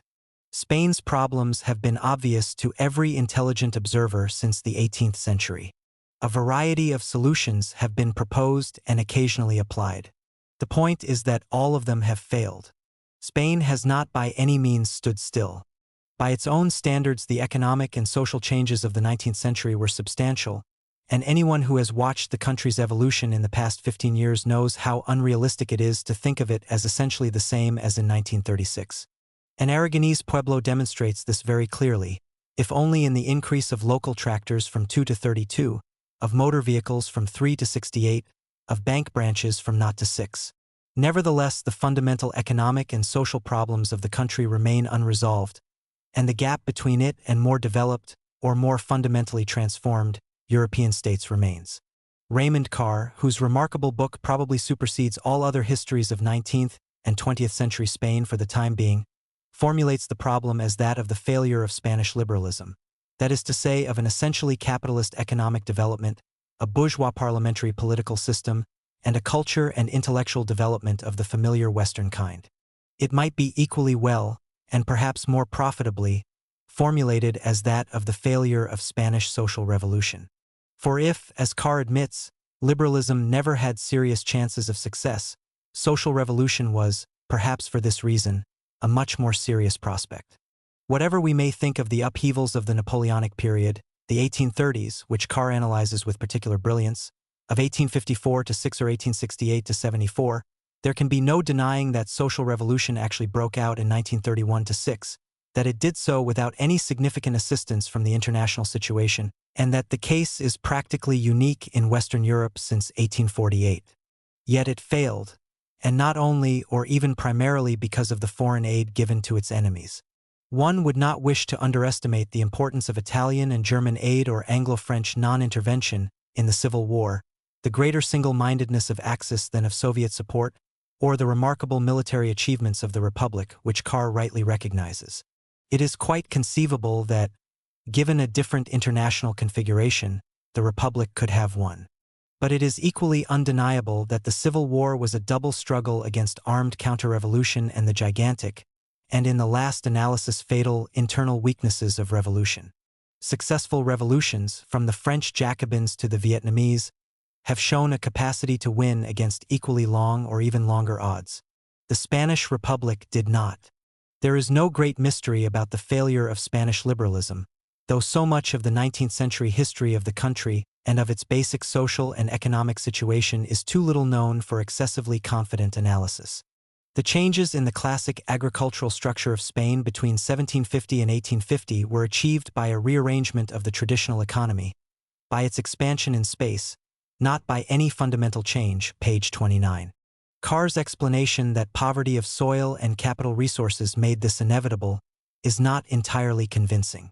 What it amounted to was that Spain maintained a rapidly growing population, not by industrial and agricultural revolution, but by a vast increase in the extensive cultivation of cereals, which in time exhausted the soil and turned inland Spain into an even more impoverished semi-desert than it already was. Logically, the politics of agricultural inefficiency gave way to those of peasant revolution. In the 90s, politicians were bullied by the powerfully organized wheat interest. In the 20th century, they were alarmed by the threat of revolution on the great estates. The alternative, intensive cash crops for export, e.g. oranges, was not generally applicable without prohibitively costly investment, perhaps not even with it, though Carr seems ultra-skeptical of the possibilities of irrigation, though less so of afforestation. Spanish industry was a marginal phenomenon, uncompetitive on the world market, and therefore dependent on the feeble domestic market and, notably in the case of Catalonia, the relics of the empire. It was liberal Barcelona which resisted Cuban independence most ferociously, since 60% of its exports went there. The Catalan and Basque bourgeoisie were not an adequate basis for Spanish capitalism. As Villar has shown, the Catalan businessmen failed to capture the direction of the national economic policy, and therefore retreated into the defensive posture of autonomism, which the Republic eventually conceded to them and the Basques. Under these circumstances, the economic and social basis of liberalism and its political striking force were feeble. As in so many underdeveloped countries, there were two active forces in politics: the urban petty bourgeoisie, standing in the shadow of the urban plebs, and the army, an institution for furthering the careers of energetic members of the same stratum, and a militant trade union for the most powerfully organized sector of the white-collar unemployed, who had to look to the state because the economy could not employ them.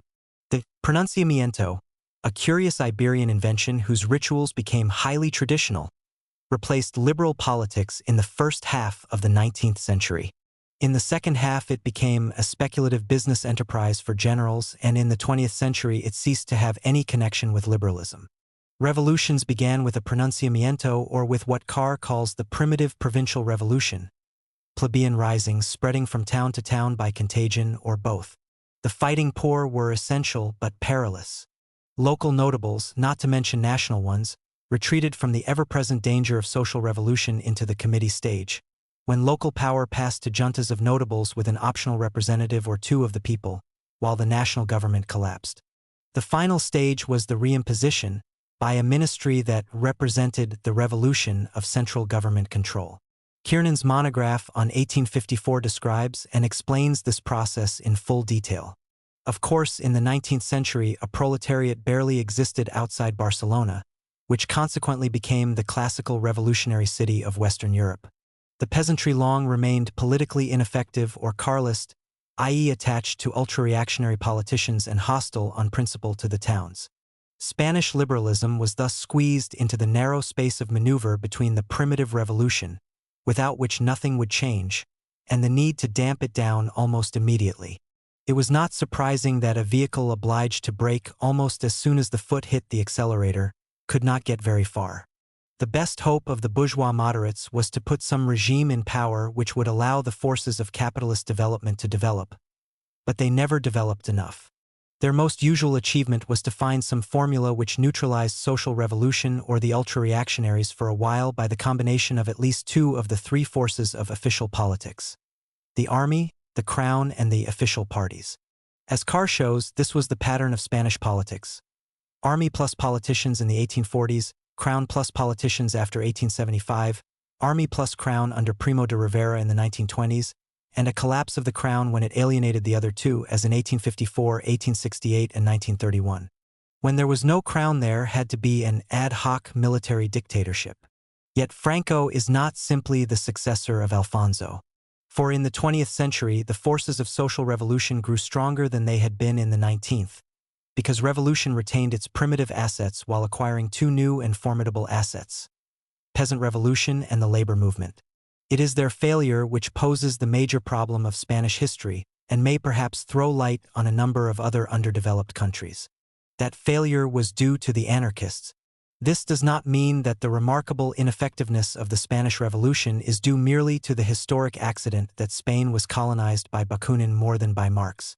Even this is not quite an accident.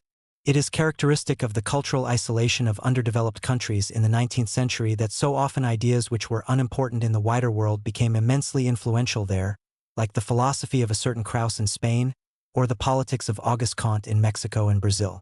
The facts of Spanish geography and history are against a nationally coordinated movement, but countries with at least as much regional and more national diversity have achieved one, like Yugoslavia. The self-contained universe of the Spanish Pueblo long made national changes the result of periodic plebiscites by direct action of its municipalities. But other countries also know the phenomenon of extreme localism, for instance Italy. All the Spanish revolutions, as Carr shows, had an archaic house style, irrespective of the ideological labels they brandished. It is doubtful whether Belmonte de los Caballeros and Aragonese Pueblo would have behaved differently in 1931-6 had it been organized by the CNT rather than by the socialist UGT. Anarchism succeeded so well because it was content to provide a mere label for the traditional political habits of revolutionary Spaniards. Yet political movements are not obliged to accept the historic characteristics of their environment, though they will be ineffective if they pay no attention to them. Anarchism was a disaster because it made no attempt to change the style of primitive Spanish revolt and deliberately reinforced it. It legitimized the traditional impotence of the poor. It turned politics, which even in its revolutionary form is a practical activity, into a form of moral gymnastics, a display of individual or collective devotion, self-sacrifice, heroism, or self-improvement which justified its failure to achieve any concrete results by the argument that only revolution was worth fighting for, and its failure in revolution by the argument that anything which involved organization and discipline did not deserve the name. Spanish anarchism is a profoundly moving spectacle for the student of popular religion. It was really a form of secular millennialism, but not, alas, for the student of politics. It threw away political chances with a marvelously blind persistence. The attempts to steer it into a less suicidal course succeeded too late, though they were enough to defeat the generals rising in 1936.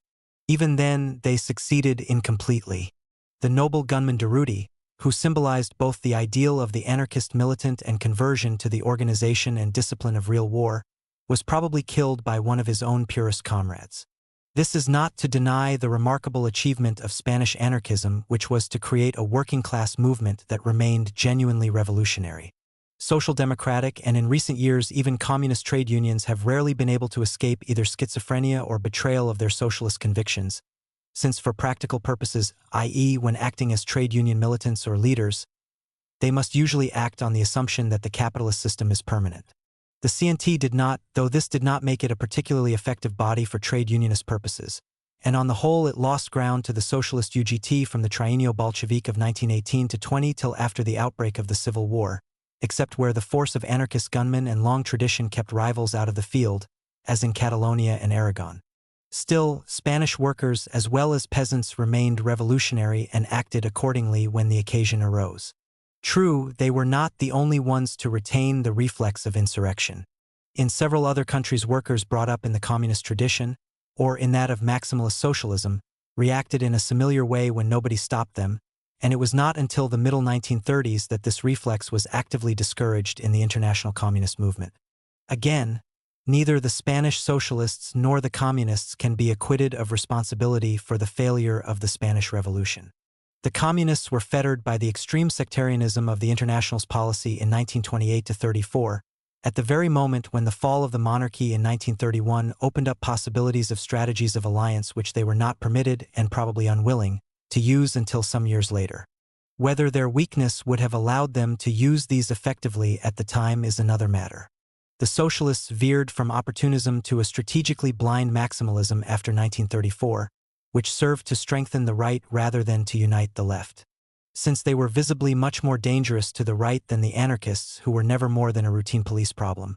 Both because they were better organized and because they were in Republican governments, the backlash of reaction was much more serious. Nevertheless, the anarchists cannot escape major responsibility. Theirs was the basic tradition of labor in most parts of the Republic which survived the initial military rising, and such deeply rooted traditions are difficult to change. Moreover, theirs was potentially still the majority movement of the left in the Republic. They were in no position to make the revolution of which they dreamed. But when the decision of the Popular Front government to resist the military rising by all means, including arming the people, turned a situation of social ferment into a revolution, they were its chief initial beneficiaries. There seems little doubt about the initial preponderance of the anarcho-syndicalists in the armed militia, and none about their domination of the great process of Sovietization, in the original sense of the word, in Catalonia, Aragon, and the Mediterranean coast which, with Madrid, formed the core of the Republic. The anarchists thus shaped or formulated the revolution which the generals had risen to prevent, but had in fact provoked. But the war against the generals remained to be fought, and they were incapable of fighting it effectively either in the military or political sense. This was evident to the great majority of foreign observers and volunteers, especially in Catalonia and Aragon. There it proved impossible even to get the 60,000 rifles parading on the city streets, let alone the available machine guns and tanks, to the understrength and under-equipped units which actually went to the crucial Aragon front. The inefficacy of the anarchist way of fighting the war has recently been doubted by a new school of libertarian historians, including the formidable intellect of Noam Chomsky, reluctant to admit that the communists had the only practical and effective policy for this purpose, and that their rapidly growing influence reflected this fact. Unfortunately, it cannot be denied. And the war had to be won, because without this victory the Spanish Revolution, however inspiring and perhaps even workable, would merely turn into yet another episode of heroic defeat, like the Paris Commune. And this is what actually happened. The communists, whose policy was the one which could have won the war, gained strength too late and never satisfactorily overcame the handicap of their original lack of mass support. For the student of politics in general, Spain may merely be a salutary warning against libertarian gestures, with or without pistols and dynamite, and against the sort of people who, like Ferrer, boasted that plutot tuun revolutionnaire je suis un revolt. For the historian, the abnormal strength of anarchism, or the ineffective primitive revolutionism, still needs some explanation. Was it due to the proverbial neglect of the peasantry by the Marxists of Western Europe, which left so much of the countryside to the Bakuninists? Was it the persistence of small-scale industry and the pre-industrial subproletariat? These explanations are not entirely satisfactory. Was it the isolation of Spain, which saved Spanish libertarianism from the crisis of 1914–20 which bankrupted it in France and Italy, thus leaving the way open for communist mass movements? Was it the curious absence of intellectuals from the Spanish labor movement, so unusual in 20th-century underdeveloped countries? Intellectuals were Democrats, Republicans, cultural populists, perhaps above all anti-clericals, and active enough in some phases of opposition.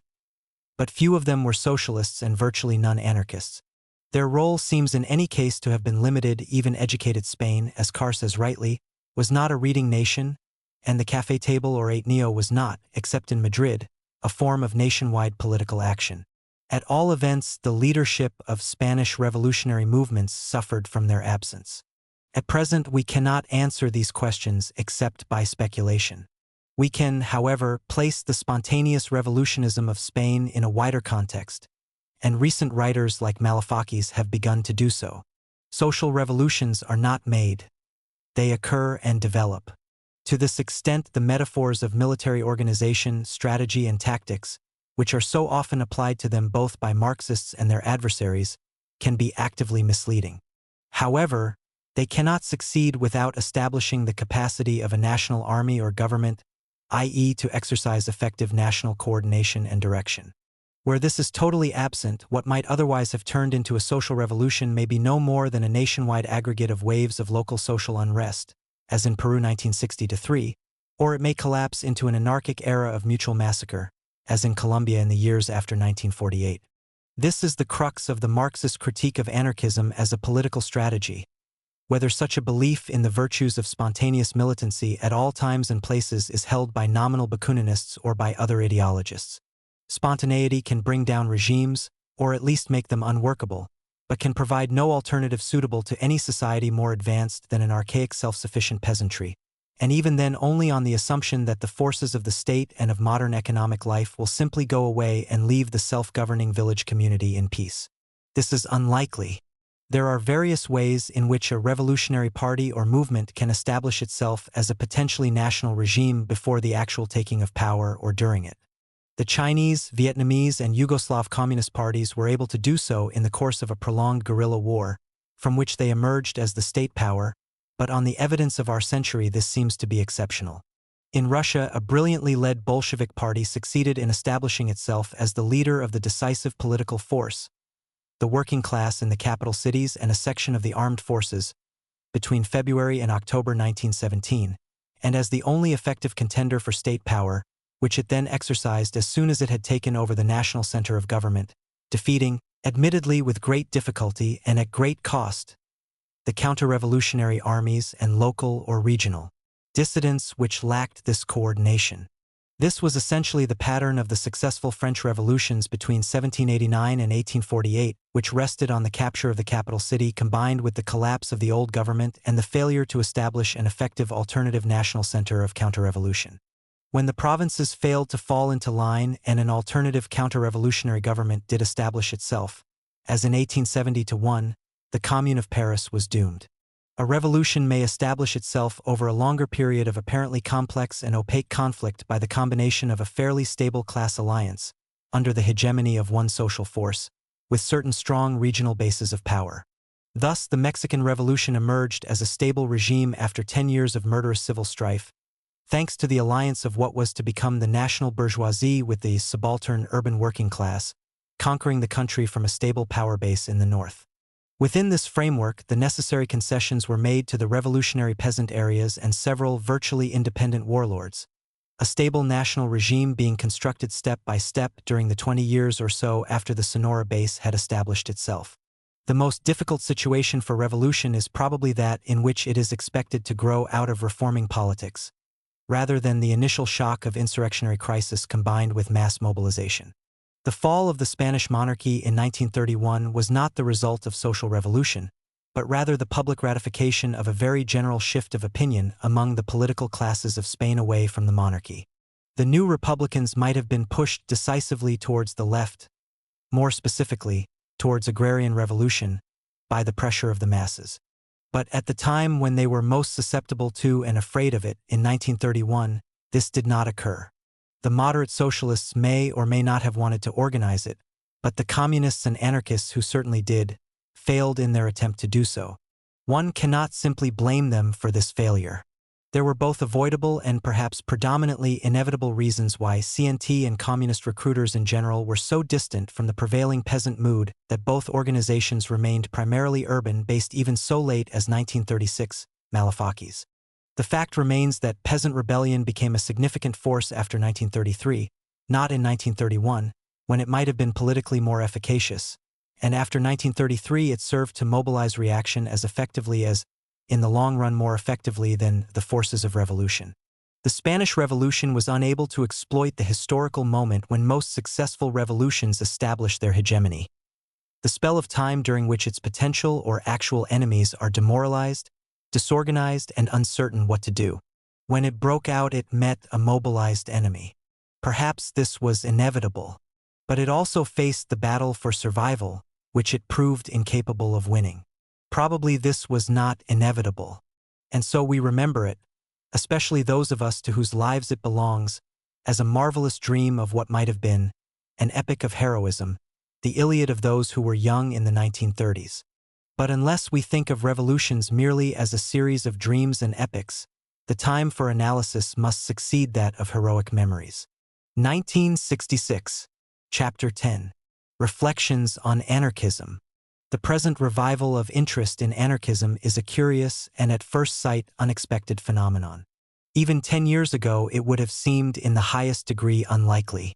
As a movement it seemed to belong to the pre-industrial period, and in any case to the era before the First World War and the October Revolution, except in Spain, where it can hardly be said to have survived the Civil War of 1936–9.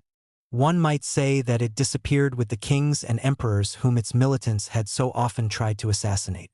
Nothing seemed to be able to halt or even to slow down its rapid and inevitable decline, even in those parts of the world in which it had once constituted a major political force in France, Italy, Latin America. A careful searcher, who knew where to look, might still discover some anarchists even in the 1950s, and very many more ex-anarchists, easily recognizable by such signs as an interest in the poet Shelley. It is characteristic that this most romantic school of revolutionaries has been more loyal than anyone else, including the literary critics of his own country, to the most revolutionary among English Romantic poets. When I tried to make contact about this time with activists in the Spanish anarchist underground in Paris, I was given a rendezvous at a café in Montmartre by the Place Blanche, and somehow this reminder of a long-lost era of bohemians, rebels, and avant-garde seemed only too characteristic. As an ideology, anarchism did not decline so dramatically because it had never had anything like as much success, at least among intellectuals who are the social stratum most interested in ideas. There have probably always been eminent figures in the world of culture who called themselves anarchists, except, curiously enough, in Spain, but most of them seem to have been artists in the wider, or like Pissarro and Signac, the narrower sense of the word. In any case, anarchism never had an attraction comparable to, say, Marxism, for intellectuals even before the October Revolution. With the exception of Kropotkin, it is not easy to think of an anarchist theorist who could be read with real interest by non-anarchists. There seemed, indeed, no real intellectual room for anarchist theory. The belief in the libertarian communism of self-governing cooperatives as the final aim of revolutionaries, it shared with Marxism. The old utopian socialists had thought more deeply and concretely about the nature of such communities than most anarchists. Even the strongest point in the anarchists' intellectual armory, their awareness of the dangers of dictatorship and bureaucracy implicit in Marxism, was not peculiar to them. This type of critique was made with equal effect and greater intellectual sophistication both by unofficial Marxists and by opponents of all kinds of socialism. In brief, the main appeal of anarchism was emotional and not intellectual. That appeal was not negligible. Everyone who has ever studied or had anything to do with the real anarchist movement has been deeply moved by the idealism, the heroism, the sacrifice, the saintliness which it so often produced, side by side with the brutality of the Ukrainian Makhnovshchina or the dedicated gunmen and church burners of Spain. The very extremism of the anarchist rejection of state and organization, the totality of their commitment to the overthrow of the present society, could not but arouse admiration, except perhaps among those who had to be active in politics by the side of the anarchists and found them almost impossible to work with.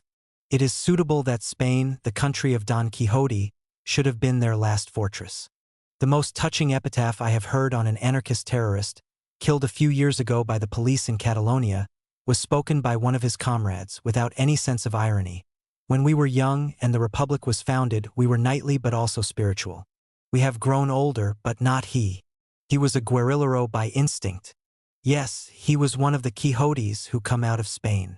Admirable but hopeless, it was almost certainly the monumental ineffectiveness of anarchism which, for most people of my generation, the one which came to maturity in the years of the Spanish Civil War, determined our rejection of it. I still recall in the very earliest days of that war, the small town of Puigcerda in the Pyrenees, a little revolutionary republic, filled with free men and women, guns, and an immensity of discussion.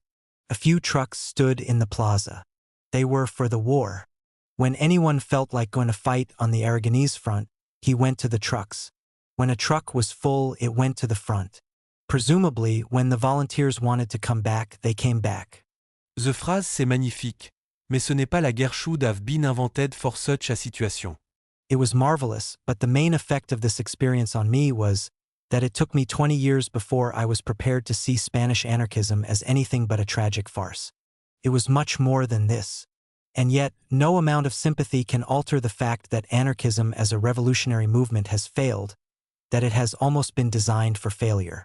As Gerald Brennan, the author of the best book on modern Spain, has put it, a single strike of socialist miners in the Asturias shook the Spanish government more than 70 years of massive anarchist revolutionary activity, which presented little more than a routine police problem. Indeed, subsequent research has shown that in the era of maximum bomb throwing in Barcelona, there were probably not 100 policemen looking after public order in that city, and their number was not notably reinforced. The ineffectiveness of anarchist revolutionary activities could be documented at length, and for all countries in which this ideology played an important role in politics. This is not the place for such a documentation. My point is simply to explain why the revival of interest in anarchism today seems so unexpected, surprising, and, if I am to speak frankly, unjustified. Unjustified, but not inexplicable. There are two powerful reasons which explain the vogue for anarchism: the crisis of the world communist movement after Stalin's death and the rise of revolutionary discontent among students and intellectuals, at a time when objective historical factors in the developed countries do not make revolution appear very probable. For most revolutionaries, the crisis of communism is essentially that of the USSR and the regimes founded under its auspices in Eastern Europe, that is to say, of socialist systems as understood in the years between the October Revolution and the fall of Hitler. Two aspects of these regimes now seemed more vulnerable to the traditional anarchist critique than before 1945, because the October Revolution was no longer the only successful revolution made by communists, the USSR was no longer isolated, weak, and threatened with destruction, and because the two most powerful arguments for the USSR, its immunity to the economic crisis of 1929 and its resistance to fascism, lost their force after 1945. Stalinism, that hypertrophy of the bureaucratized dictatorial state, seemed to justify the Bakuninite argument that the dictatorship of the proletariat would inevitably become simple dictatorship, and that socialism could not be constructed on such a basis. At the same time, the removal of the worst excesses of Stalinism made it clear that even without purges and labor camps, the kind of socialism introduced in the USSR was very far from what most socialists had had in mind before 1917, and the major objectives of that country's policy, rapid economic growth, technological and scientific development, national security, etc., had no special connections with socialism, democracy, or freedom. Backward nations might see in the USSR a model of how to escape from their backwardness, and might conclude from its experience and from their own that the methods of economic development pioneered and advocated by capitalism did not work in their conditions, whereas social revolution followed by central planning did. But the main object was development. Socialism was the means to it and not the end. Developed nations, which already enjoyed the material level of production to which the USSR still aspired, and in many cases far more freedom and cultural variety for their citizens, could hardly take it as their model, and when they did, as in Czechoslovakia and the GDR, the results were distinctly disappointing. Here again it seemed reasonable to conclude that this was not the way to build socialism. Extremist critics, and they became increasingly numerous, concluded that it was not socialism at all, however distorted or degenerate. The anarchists were among those revolutionaries who had always held this view, and their ideas therefore became more attractive.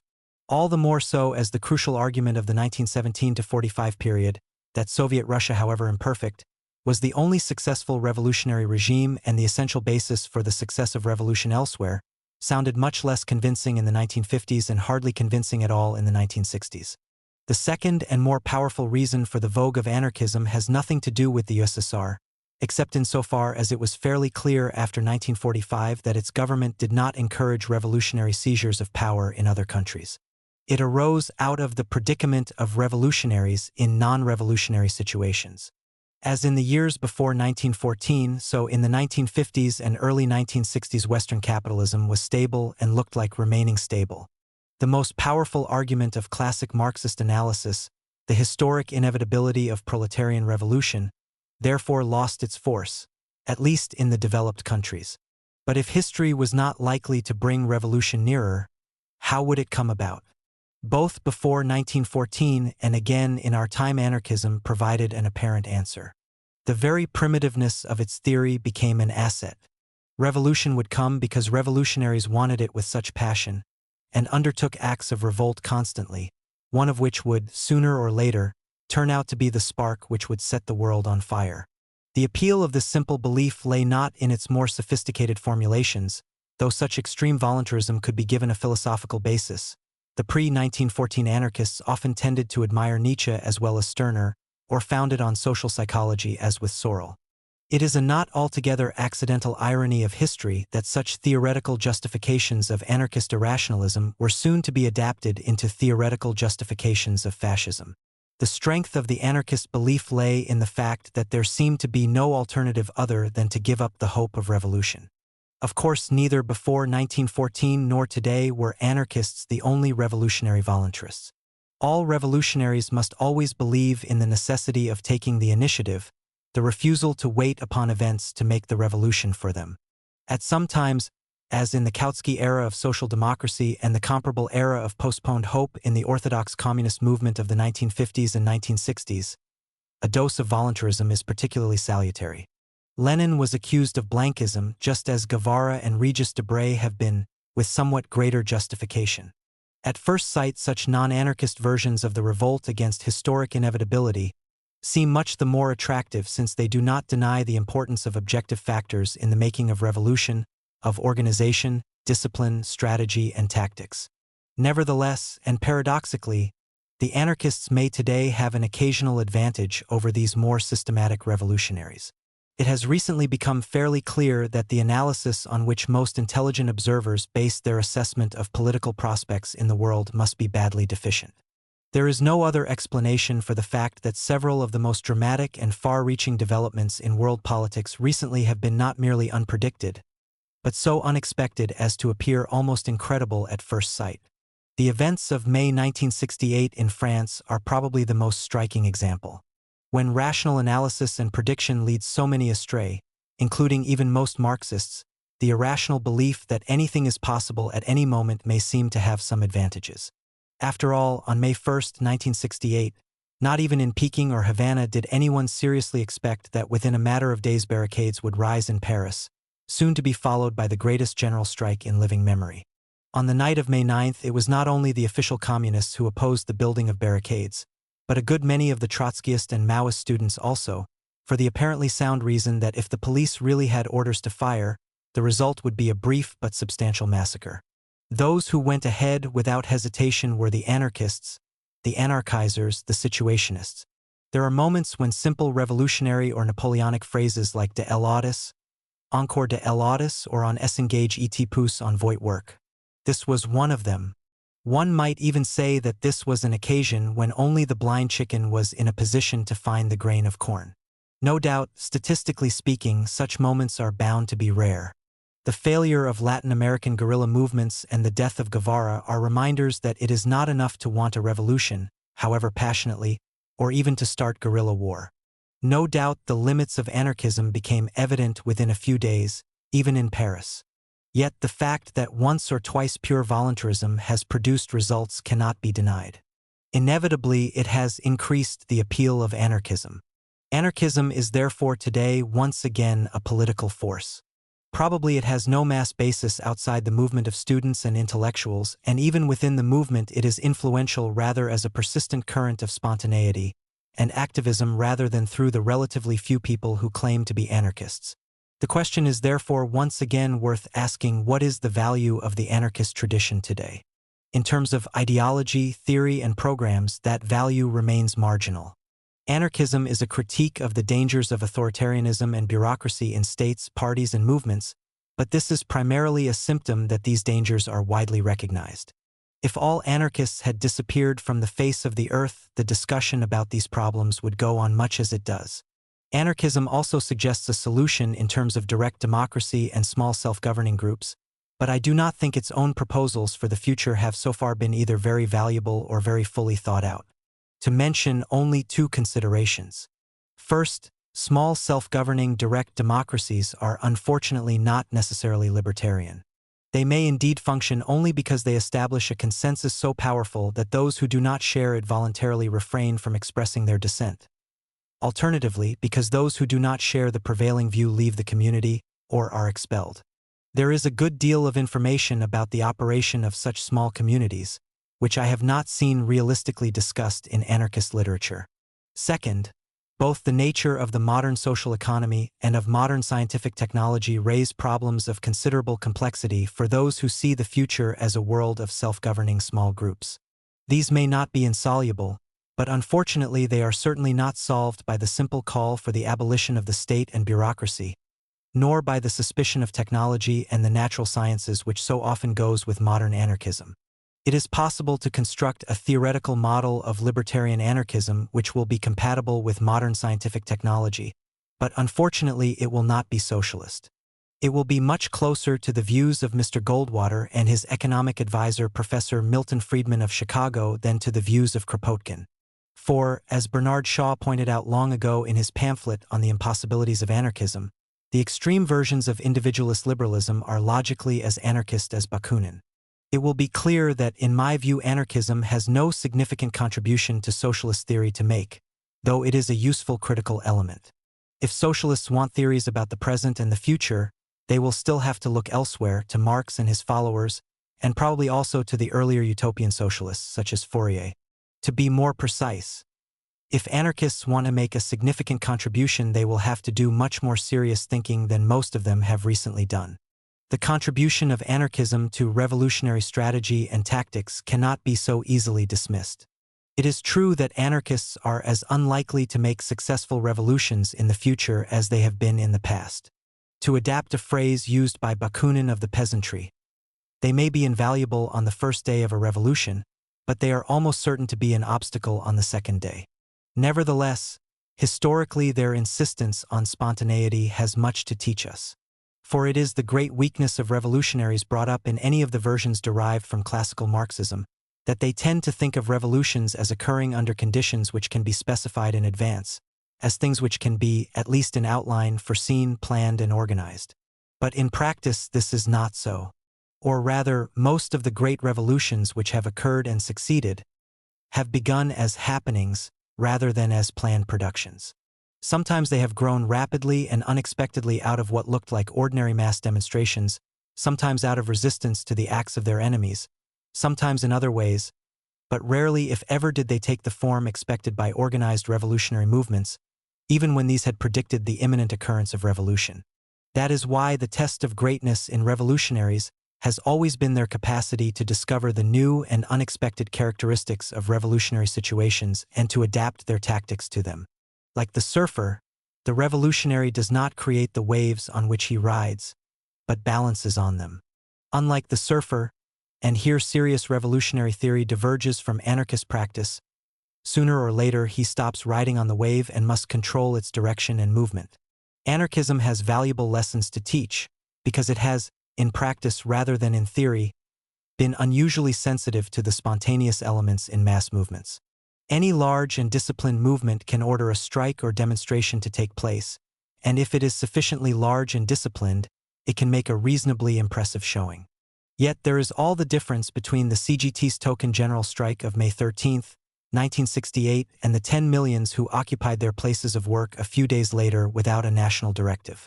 The very organizational feebleness of anarchist and anarchizing movements has forced them to explore the means of discovering or securing that spontaneous consensus among militants and masses which produces action. Admittedly, it has also led them to experiment with ineffective tactics such as individual or small group terrorism, which can be practiced without mobilizing any masses and for which, incidentally, the organizational defects of anarchism do not suit anarchists. The student movements of the past few years have been like anarchist movements, at least in their early stages, insofar as they have consisted not of mass organizations but of small groups of militants mobilizing the masses of their fellow students from time to time. They have been obliged to make themselves sensitive to the mood of these masses, to the times and issues which will permit mass mobilization. In the United States, for instance, they belong to a primitive kind of movement, and its weaknesses are evident: a lack of theory, of agreed strategic perspectives, of quick tactical reaction on a national scale. At the same time, it is doubtful whether any other form of mobilization could have created, maintained, and developed so powerful a national student movement in the United States in the 1960s. Quite certainly this could not have been done by the disciplined small groups of revolutionaries in the old tradition, communist, Trotskyist, or Maoist, who constantly seek to impose their specific ideas and perspectives on the masses and in doing so isolate themselves more often than they mobilize them. These are lessons to be learned not so much from the actual anarchists of today, whose practice is rarely impressive, as from a study of the historic experience of anarchist movements. They are particularly valuable in the present situation, in which new revolutionary movements have often had to be built on and out of the ruins of the older ones. For let us not be under any illusions. The impressive new left of recent years is admirable, but in many respects it is not only new, but also a regression to an earlier, weaker, less developed form of the socialist movement, unwilling or unable to benefit from the major achievements of the international working class and revolutionary movements in the century between the Communist Manifesto and the Cold War. Tactics derived from anarchist experience are a reflection of this relative primitiveness and weakness, but in such circumstances they may be the best ones to pursue for a time. The important thing is to know when the limits of such tactics have been reached. What happened in France in May 1968 was less like 1917 than like 1830 or 1848. It is inspiring to discover that, in the developed countries of Western Europe, any kind of revolutionary situation, however momentary, is possible once again. But it would be equally unwise to forget that 1848 is at the same time the great example of a successful spontaneous European revolution, and of its rapid and unmitigated failure. 1969, Chapter 11. Intellectuals and the Spanish Civil War. Let me begin with the Hollywood film that has become a permanent icon of a certain kind of educated culture, at least among older generations, Casablanca. The cast will still be familiar, I hope: Humphrey Bogart, Ingrid Bergman, Peter Lorre, Sidney Greenstreet, Marcel Dalio, Conrad Veidt, Claude Rains. Its phrases have become part of our discourse. Play it again, Sam. Round up the usual suspects. It is essentially about the subject of this essay. For, if we leave aside the basic love affair, this is a film about the relations of the Spanish Civil War and the wider politics of that strange but decisive period in 20th century history, the era of Adolf Hitler. Rick, the hero, you will remember, has fought for the Republicans in the Spanish Civil War. He emerges from it defeated and cynical in his Moroccan cafe, and he ends by returning to the struggle in World War II. In short, Casablanca is about the mobilization of anti-fascism in the 1930s, and those mobilized against fascism before most others, and most passionately, were the Western intellectuals. In my history of the short 20th century, I discussed the peculiarities and complexities of this mobilization. As we know, the Axis, or Germany, Italy, and Japan, was in the end defeated by a military, and tacitly by something like an ideological alliance, both short-lived, between capitalist USA, communist USSR, and the old liberal bourgeois imperialism of Great Britain. But this alliance did not come into being effectively until 1941, almost 9 years after Hitler's accession to power. In fact, it was forced on all the Allies by the relentless expansionism of the Axis powers, headed by Germany. Hitler forced a war successively on Britain and France, the USSR, and the United States, who all wanted to avoid it. That fascism means war, as the slogan of the times had it, was evident from the moment that Hitler came to power.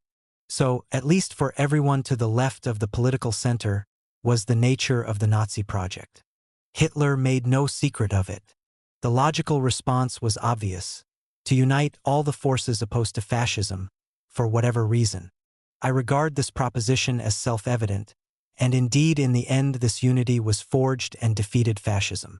For reasons that I fail to understand, this has been contested in France, notably by the late François Furet in his Le Passé d'une illusion. What infuriated Furet was that the communists, and especially the French Communist Party, benefited from this policy of anti-fascist union, and indeed established themselves as the chief proponents of this union. He therefore denied the reality of anti-fascism, which he regarded merely as a communist tactical trick to capture the support of liberal and democratic ingenious.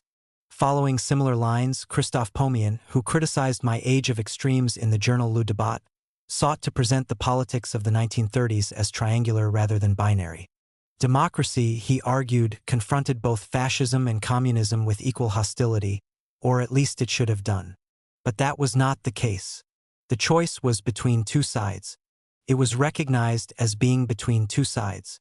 Those in London, Paris, and Washington who feared a new world war did not for a moment believe that it would be against anyone except the aggressor powers, i.e. Germany, whether or not allied to Italy and Japan. No doubt Poland, Romania, and the small Baltic states feared Russia, and with good reason, but speaking globally, Russia was seen as a counterweight to the main danger, which was Germany. Liberals did not even have the option of neutrality. The most immediate lesson of the Spanish Civil War was that non-intervention helped one side. This was evident to the British government, which certainly wanted the nationalists to win, though it also wanted at that time to avoid formally taking sides with Hitler and Mussolini against Bolshevism. As Maurice Hankey, cabinet secretary, put it to the British cabinet on July 20, 1936, in the present stage of Europe, with France and Spain menaced by Bolshevism, it is not inconceivable that we may soon find it advisable to unite with Germany and Italy. The more we keep out of European complications, the better. It was equally clear to Lyon Blum that in accepting non-intervention reluctantly, for reasons of both domestic and international policy, he was betraying the Spanish Republic. He justified this in public by claiming that this was the only way to avoid a war, Europe being, he said, on the brink of war in August 1936. But this was plainly not so. In short, genuine neutrality between the two sides in the Civil War, or equal hostility to both, was impossible. That, after all, is what Stalin himself was to discover in 1939–41. In fact, of course, liberal and democratic opinion was not neutral between the two sides. In Age of Extremes, I quote the public opinion poll of early 1939 that asked the people of the United States who they wanted to win if war were to break out between Russia and Germany. 83% wanted a Russian victory, 17% a German one. A similar inquiry exists for the Spanish Civil War. 87% of Americans favored the Republic, 13% the nationalists. The Spanish Civil War was both at the center and on the margin of the era of anti-fascism. It was central since it was immediately seen as a European war between fascism and anti-fascism, almost as the first battle in the coming World War, some of the characteristic aspects of which air raids against civilian populations or it anticipated. But Spain took no part in World War II. Franco's victory was to have no bearing on the collapse of France in 1940. For it is a curious fact that guerrilla or partisan warfare was not much used by the Republicans during the Civil War, and, where it did occur, it was not very successful, all the more curious since this strategy was pursued with local success by Spanish communists between 1945 and 1949. The British and American armed forces were to make scarcely any use of the experience of the premature anti-fascist volunteers who had fought in the International Brigade, whereas the German, Italian, and Russian forces were to make prominent use of the professionals they had sent to Spain between 1936 and 1939. Strangely enough, the Civil War made its greatest impact on subsequent history through its political rather than its military activities. As I try to show in Age of Extremes, Chapter 5, Section 4, it provided the model both for the political strategy of the European resistance movements and hence for the form taken after liberation by liberated governments, particularly in the Soviet zone of influence. However, this phase of European politics was short-lived. The Cold War put an end to it after 1947. In short, after its brief moment at the center of world history, Spain returned to its traditional position on the margin. Outside Spain, the Civil War lived on, as it still does among the rapidly diminishing number of its non-Spanish contemporaries. It became and has remained something remembered by those who were young at the time like the heart-rending and indestructible memory of a first great and lost love. This is not the case in Spain itself, where all experienced the tragic, murderous, and complex impact of civil war, obscured as it was by the mythology and manipulation of the regime of the victors, which has been excellently studied in Paloma Aguilar Fernandez's Memoria y Olvido de la Guerra Civil Española, Madrid 1996. Remembering and forgetting the Spanish Civil War. If we want to situate the Spanish Civil War within this general framework of the anti-fascist era, we have to bear in mind two things: the failure actually to resist fascism and the disproportionate success of anti-fascist mobilization among Europe's intellectuals. I am speaking not only of the success of fascist expansionism and the failure of the forces favoring peace to halt the apparently inevitable approach of another world war. I am also remembering the failure to change public opinion. The only regions that saw a genuine political shift to the left after the Great Depression were Scandinavia and Northern America. Much of Central and Southern Europe was already under authoritarian governments or was to fall into their hands, but insofar as we can judge from the scattered electoral data, the drift in Hungary and Russia, not to mention among the German diaspora, was sharply to the right. On the other hand, the victory of the Popular Front in France was a shift within the French left, not a shift of opinion to the left. The 1936 electoral victory gave the combined radicals, socialists, and communists barely 1% more votes than in 1932. And yet, if I can reconstruct the feelings of that generation from personal memory, my generation of the left, whether we were intellectuals or not, did not see ourselves as a retreating minority. We did not think that fascism would inevitably continue to advance. We were sure that a new world would come. Given the logic of anti-fascist unity, only the failure of governments and progressive parties to unite against fascism accounted for our series of defeats. This helps to explain the disproportionate shift towards the communists among those already on the left. But it also helps to explain our confidence as young intellectuals, for this social group was most easily and disproportionately mobilized against fascism. The reason is obvious. Fascism, even Italian fascism, was opposed in principle to the causes which defined and mobilized intellectuals as such, namely the values of the Enlightenment and the American and French revolutions. Except in Germany, with its powerful schools of theory critical of liberalism, there was no significant body of secular intellectuals who did not belong to this tradition. The Roman Catholic Church had very few eminent intellectuals known and respected as such outside its own ranks. I am not denying that in some fields, notably literature, some of the most distinguished figures were clearly on the right: Eliot, Thomson, Pound, Yeats, Paul Claudel, Céline, Evelyn Waugh. But even in the armies of literature, the politically conscious right formed a modest regiment in the 1930s, except perhaps in France. Once again, this became evident in 1936. United States writers, whether or not they accepted U.S. neutrality, were overwhelmingly opposed to Franco, and Hollywood even more so. Of the British writers asked, 5 favored the nationalists, 16 were neutral, and 106 were for the Republic, often passionately. As for Spain itself, there is no doubt where the poets of the Spanish language stood, who are now remembered: Garcia Lorca, the brothers Machado, Alberti, Miguel Hernández, Neruda, Vallejo, Guillen. This bias already operated against Italian fascism, even though it lacked at least 2 characteristics that were likely to make it unpopular among intellectuals: racism until 1938 and hatred of modernism in the arts. Italian fascism did not lose the support of intellectuals, other than those already committed to the left in 1922, until the Spanish Civil War. It seems that, with rare exceptions, Italian writers, very unlike German writers, did not emigrate during fascism. Therefore, 1936 forms a turning point in Italian cultural as well as political history. This may be a reason why the Civil War has left few traces in Italian belles lettres, except in retrospect, Vittorini. Those who wrote about it at the time were the émigré activists: the Rossellis, Pacciardi, Nenni, Longo, Togliatti.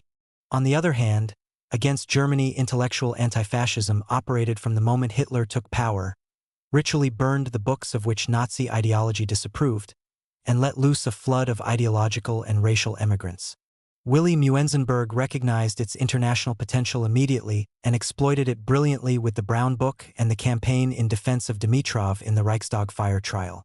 The reactions of both intellectuals and the mobilized left to the Spanish Civil War were, not surprisingly, spontaneous and massive. Here, at last, the advance of fascism was being resisted by arms. The appeal of armed resistance, being able to fight and not merely to talk, was almost certainly decisive. The poet Auden, asked to go to Spain for the propaganda value of his name, wrote to a friend, "I shall probably be a bloody bad soldier. But how can I speak to slash for them without becoming one? I think it is safe to say that most politically conscious British students of my age group felt they ought to fight in Spain and had a bad conscience if they did not. The extraordinary wave of volunteers who went to fight for the Republic is, I think, unique in the 20th century. The most reliable figure for the strength of the body of foreign volunteers fighting for the Republic is around 35,000, not much less than Hugh Thomas's original estimate of 40,000. They were a very mixed bunch, socially, culturally, and by personal background. And yet, as one of them, the English poet Laurie Lee, has put it, I believe we shared something else, unique to us at that time, the chance to make one grand and uncomplicated gesture of personal sacrifice and faith, which might never occur again. Few of us yet knew that we had come to a war of antique muskets and jamming machine guns, to be led by brave but bewildered amateurs. But for the moment there were no half-truths and hesitations. We had found a new freedom, almost a new morality, and discovered a new Satan fascism. I am not claiming that the brigades were composed of intellectuals, even though volunteering for Spain, unlike joining the French Foreign Legion, implied a level of political consciousness and certainly of knowledge of the world that most non-political workers did not have. For most of them, apart from those from neighboring France, Spain was terra incognita, at best a shape in a school atlas. Thanks to an excellent monograph, Skoudelski, 1998, we know that the largest single body of international brigaders, the French, just under 9,000, overwhelmingly came from the working class, 92%, and included no more than 1% students and members of the liberal professions, virtually all of them communists, page 143. Given their technical qualifications, most of these were in fact employed behind the front lines.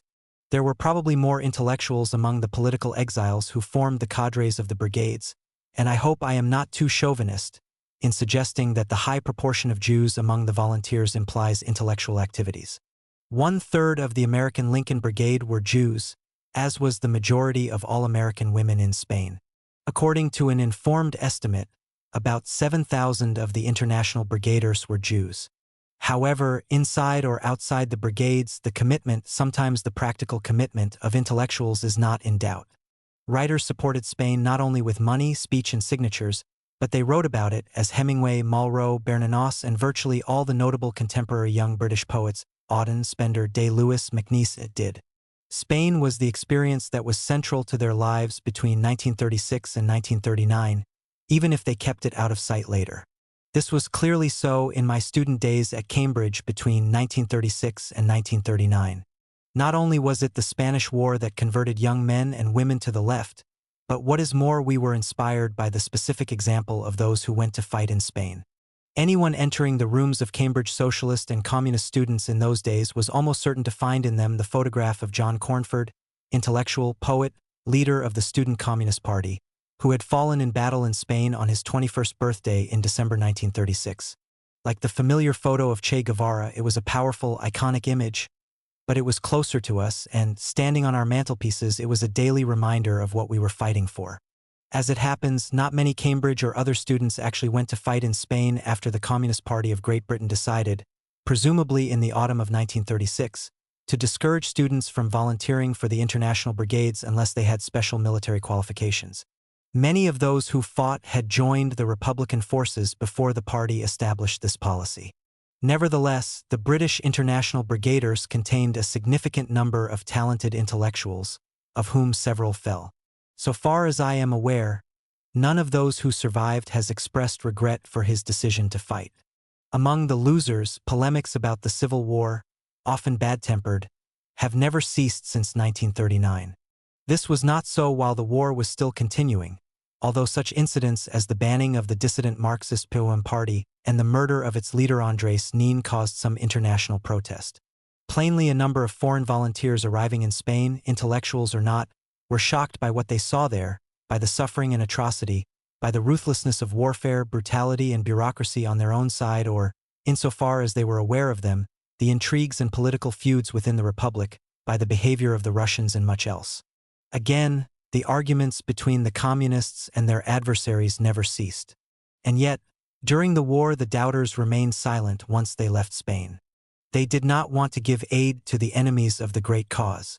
After their return, Simone, while, though patently disappointed, said not a word, while Wystan Auden wrote nothing, though he modified his great 1937 poem Spain in 1939 and refused to allow it to be reprinted in 1950. Faced with Stalin's terror, Louis Fischer, a journalist closely associated with Moscow, denounced his past loyalties. But he took trouble to do so only when this gesture could no longer harm the Spanish Republic. The exception proves the rule: George Orwell's homage to Catalonia. It was refused by Orwell's regular publisher, Victor Gollancz, believing, as did many people on the left, that everything should be sacrificed in order to preserve a common front against the rise of fascism, which was also the reason given by Kingsley Martin, editor of the influential weekly New Statesman and Nation, for accepting a critical book review. They represented the views overwhelmingly prevalent on the left. Orwell himself admitted after his return from Spain that, "A number of people have said to me with varying degrees of frankness that one must not tell the truth about what is happening in Spain and the part played by the Communist Party because to do so would prejudice public opinion against the Spanish government and so aid Franco." Hugh Thomas, page 817. Indeed, as Orwell himself recognized in a letter to a friendly reviewer, "What you say about not letting the fascists in owing to dissensions between ourselves is very true." More than this, the public showed no interest in the book. It was published in 1938 in 1,500 copies, which sold so poorly that the stock was not yet exhausted 13 years later when it was first reprinted. Only in the Cold War era did Orwell cease to be an awkward, marginal figure. Of course, the posthumous polemics about the Spanish War are legitimate and indeed essential, but only if we separate out debate on real issues from the Part 1 of political sectarianism, Cold War propaganda, and pure ignorance of a forgotten past. The major question at issue in the Spanish Civil War was and remains how social revolution and war were related on the Republican side. The Spanish Civil War was or began as both. It was both a war born of the resistance of a legitimate government, with the help of a popular mobilization, against a partially successful military coup, and, in important parts of Spain, the spontaneous transformation of the mobilization into a social revolution. A serious war conducted by a government requires structure, discipline, and a degree of centralization. What characterizes social revolutions like that of 1936 was local initiative, spontaneity, independence of, or even resistance to higher authority, especially given the unique strength of anarchism in that country. In short, what was and remains at issue in these debates is what divided Marx and Bakunin. The polemics about the dissident Marxist POUM are irrelevant to this issue and, given the small size and marginal role of that party in the Civil War, barely significant. They belong to the history of ideological struggles within the international communist movement or, if one prefers, of Stalin's ruthless war against Trotskyism with which his agents wrongly identified it. The conflict between libertarian enthusiasm and disciplined organization, between social revolution and winning a war, remains real in the Spanish Civil War, even if we suppose that the USSR and the Communist Party wanted the war to end in revolution and that the parts of the economy socialized by the anarchists, i.e. handed over to local workers' control, worked well enough. Wars, however flexible the chains of command, cannot be fought or war economies run in a libertarian fashion. The Spanish Civil War could not have been waged, let alone won, along Orwellian lines.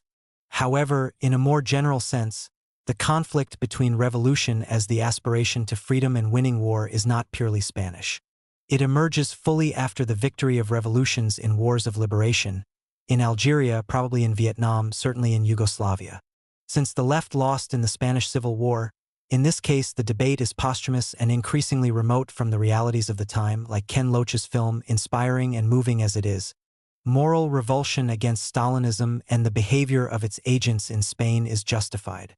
It is right to criticize the communist conviction that the only revolution that counted was one that brought the party a monopoly of power. And yet these considerations are not central to the problem of the Civil War. Marx would have had to confront Bakunin even if all on the Republican side had been angels. But it must be said that, among those who actually fought for the Republic as soldiers, most found Marx more relevant than Bakunin. Even though among the survivors there are some who recall the spontaneous but inefficient euphoria of the anarchist phase of liberation with tenderness as well as exasperation. Today it is possible to see the Civil War, Spain's contribution to the tragic history of that most brutal of centuries, the 20th, in its historical context. It was not, as the neoliberal François Furet argues it should have been, a war both against the ultra-right and the Comintern, a view shared, from a Trotskyist sectarian angle, by Loach's powerful film. It was a war against Franco, that is to say against the forces of fascism with which Franco, though not a fascist himself, was aligned. Unlike in World War II, in the Spanish Civil War the wrong side won. But it is largely due to the intellectuals, the artists and writers who had mobilized so overwhelmingly in favor of the Republic, that in this instance history has not been written by the victors. In creating the world's memory of the Spanish Civil War, the pen, the brush and the camera wielded on behalf of the defeated have proved mightier than the sword and than the power of those who won. Marxism. Chapter 12. Karl Marx and the British Labour Movement. The Marx Memorial Lecture, which I have the honor to give this year, commemorates the death of Karl Marx. This is why it is held on March 15th. However, we are this year celebrating not only the 85th anniversary of Marx's death, but the 150th of his birth, and we are still within a few months of the centenary of the publication of the first volume of Capital, his most important theoretical work, and of the 50th anniversary of the Great October Revolution, the most far-reaching practical result of his labors. There is thus no shortage of anniversaries in tidy round figures, all connected with Karl Marx, which we can celebrate simultaneously on this occasion. And yet there is perhaps an even more suitable reason why tonight is a good night to remind ourselves of the life and work of the great man. The man whose name is now so familiar to all that he no longer has to be described, even on the commemorative plaque which the Greater London Council has at last put up on the house in Soho where he lived in poverty, and where now the customers of a well-known restaurant dine in affluence. It is a reason which Marx, with his sense of the irony of history, would have appreciated. As we gather here tonight, banks and stock exchanges are closed. Financiers are gathering in Washington to register the breakdown of the system of international trade and payments in the capitalist world, to stave off, if they can, the fall of the almighty dollar. It is not impossible that this date will go down in the history books like the date October 24, 1929, which marks the end of the period of capitalist stabilization in the 1920s.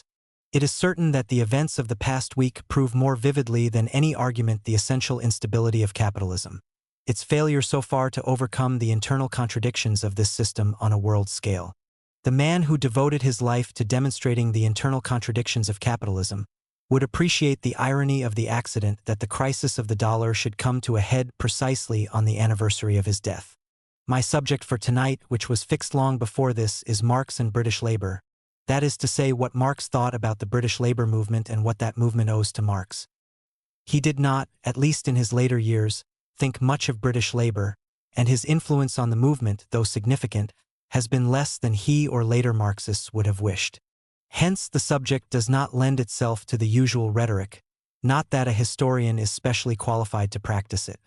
It is an occasion for realistic analysis, and I shall try to be realistic. What was Marx's opinion of the British working class and its labor movement? Between the time that he became a communist and his death, British labor passed through two phases: the revolutionary phase of the Chartist period and the phase of modest reformism which succeeded it in the 1850s, 1860s, and 1870s. In the first phase, the British labor movement led the world in mass organization, in political class consciousness, in the development of anti-capitalist ideologies such as the early forms of socialism, and in militancy. In the second phase, it still led the world in a special form of organization, namely trade unionism, and probably also in the narrower form of class consciousness, which simply consists in recognizing the working class as a separate class, whose members have different, but not necessarily opposed, interests to other classes. However, it had abandoned the effort and perhaps even the hope of overthrowing capitalism, and accepted not only the existence of this system, seeking merely to improve the condition of its members within it, but also, and increasingly, it accepted, with certain specific exceptions, of the bourgeois liberal theories about how much improvement could be achieved. It was no longer revolutionary, and socialism virtually disappeared from it. No doubt this retreat took longer than we sometimes think. Chartism did not die in 1848 but remained active and important for several years thereafter. No doubt, looking at the mid-Victorian decades with the wisdom of hindsight, we can observe that the retreat concealed elements of a new advance. Thanks to the experience of those decades, the revived labor movement of the 1890s and of our own century would be much more firmly and permanently organized and would consist of a real movement rather than a succession of waves of militancy. Nevertheless, there can be no doubt that it was a retreat. and in any case Marx did not survive long enough to see the subsequent revival. Marx and Engels had high hopes of the British labor movement in the 1840s. More than this, their hopes of European revolution depended to a great extent on changes in the most advanced capitalist country, and the only one with a conscious movement of the proletariat on a mass scale. This did not occur. Britain remained relatively unaffected by the revolution of 1848. However, for some time after this, Marx and Engels continued to hope for a revival of both the British and the continental movements. By the early 1850s, it became clear that a new era of capitalist expansion had opened, which made this much less likely, and when even the next of the great world slumps, that of 1857, did not in fact lead to a revival of Chartism, it became clear that they could no longer expect very much from the British labor movement. Nor in fact did they expect very much from it for the remainder of Marx's lifetime, and their references to it express a growing disappointment. Marx and Engels were not, of course, the only ones to express this disappointment. If they deplored the lack of mettle of the old Chartists in the movement of the 1860s, so did non-Marxist survivors of the heroic period like Thomas Cooper. Two observations are perhaps worth making in passing at this point. The first is that this apparent bourgeois infection of the British workers, this embourgeoisement of the English proletariat, will remind many of us of what has been happening to the British labor movement in an even more headlong period of capitalist expansion and prosperity through which we have been living. Marx and Engels were, of course, careful to avoid the superficiality of the academic sociologists of the present, who think that embourgeoisement means that workers are turning into modest copies of the middle class, a sort of mini-bourgeoisie. They were not, and he knew they were not. Nor did Marx believe for a moment that the expansion and prosperity from which many workers undoubtedly benefited had created an affluent society from which poverty had been banished, or was likely to be. Indeed, some of the most eloquent passages in capital I cap. 23 section 5 deal precisely with the poverty of those years of capitalist triumph in Britain, as illustrated by the parliamentary inquiries of that time. Nevertheless, he recognized the adaptation of the labor movement to the bourgeois system. But he regarded it as a historical phase, and indeed, as we know, it was a temporary phase. A socialist labor movement in Britain had disappeared, but it was to reappear. The second observation, which also has its relevance for the present, is that the mid-Victorian decades did not lead Marx to turn himself into a Fabian or a Bernsteinian revisionist, which is the same thing as a Fabian in Marx's costume. They led him to alter his strategic and tactical perspectives. They may have led him to become pessimistic about the short-term prospects of the working-class movement in Western Europe, especially after 1871. But they neither led him to abandon the belief that the emancipation of the human race was possible, nor that it would be based on the movement of the proletariat. He was and continued to be a revolutionary socialist. Not because he overlooked the contrary tendencies or underestimated their force.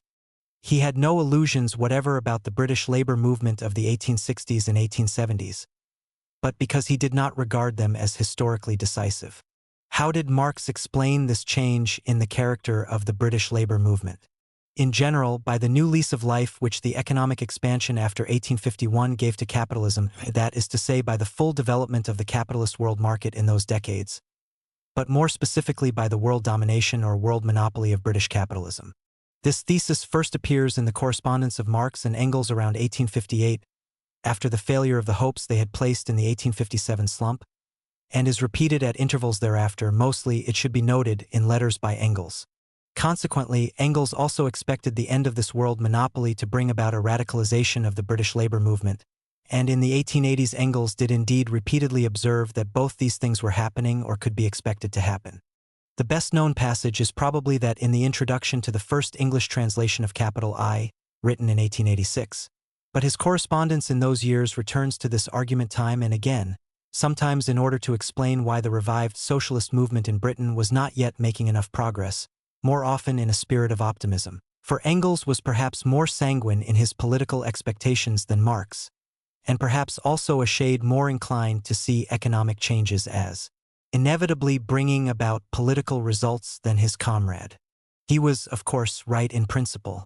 The so-called Great Depression of 1873 to 96 did mark the end of the British world monopoly and also the rebirth of a socialist labor movement. On the other hand, he evidently underestimated both the capacity of capitalism as a whole to continue its expansion and the capacity of British capitalism to safeguard itself against the social and political consequences of its relative decline by imperialism abroad and a new type of domestic policy. Marx himself spent less time, at least after the 1850s, in discussing these broad economic perspectives and more time in considering the political implications of the increasing feebleness of British labor. His basic view was that England, as the metropolis of world capital, as the country which has hitherto ruled the world market, is for the time being the most important country for working-class revolution. Moreover, it is the only country in which the material conditions for this revolution have developed to a certain degree of maturity. Hence, the most important task of the International is to accelerate the social revolution in England.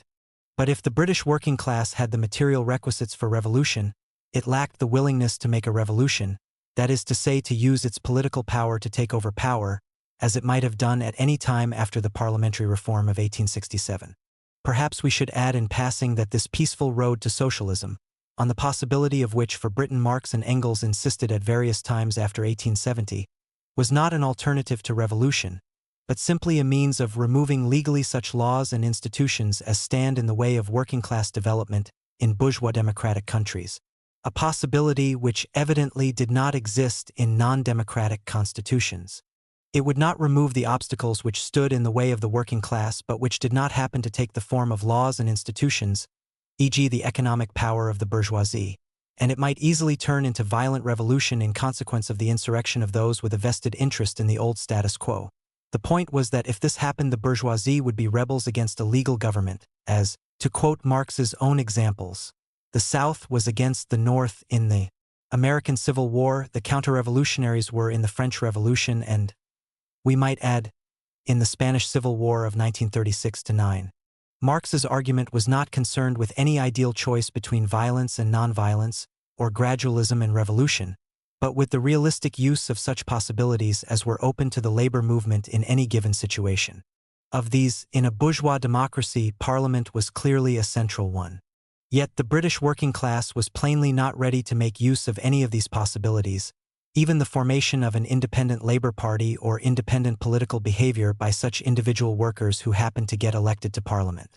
Without waiting for the long-term tendencies of historical development to change the situation, there were several things to do, and one of the great merits of Marx's writings is to show that communists can and must avoid both the error of waiting for history to happen and the error of opting for unhistorical methods such as Bakuninite anarchism and pointless acts of terrorism. In the first place, it was essential to educate the working class to political consciousness by a continuous agitation against the hostile attitude shown towards the workers in politics by the ruling classes, i.e. by producing situations which demonstrated this hostility. This might, of course, imply organizing confrontations with the ruling class, which would lead it to drop its appearance of sympathy. Thus Marx welcomed the police brutality during the reform demonstrations of 1866. Ruling class violence could provide a revolutionary education, so long, of course, as it isolated the police and not those who fought them. Marx and Engels were scathing about the Fenian terrorist actions in Clerkenwell, which had the opposite effect. In the second place, it was essential to ally with all sections of non-reformist workers.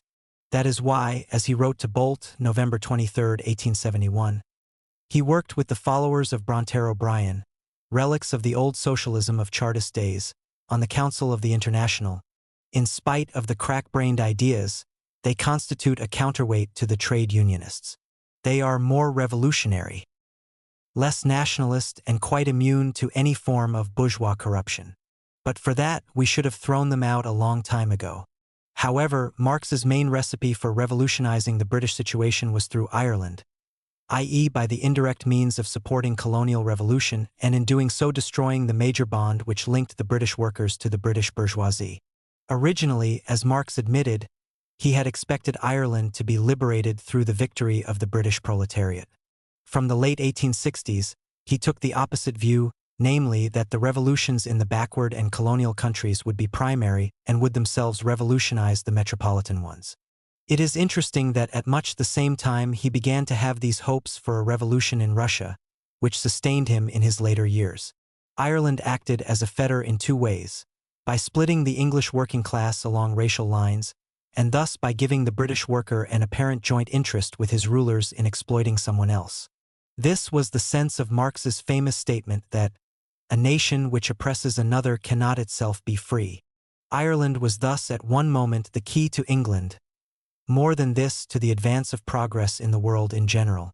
If we are to accelerate the social development of Europe, we must accelerate the catastrophe of official, i.e. ruling class, England. This requires a blow in Ireland, which is the weakest point of Britain. If Ireland is lost, the British Empire goes, and the class struggle in England, which has up to now been sleepy and slow, will take more acute forms. But England is the metropolis of capitalism and landlordism in the entire world. I have spent some time on the details of Karl Marx's attitude to the British labor movement, mainly in the 1860s and early 1870s when he was closely involved with it through the International. He wrote about it in those days not so much as a general historical analyst, but rather as a political strategist and tactician, considering concrete political situations. The situation of the 1860s has passed away for good, and nobody would claim, least of all Marx himself, that what he had to say about it in detail applies to any other period.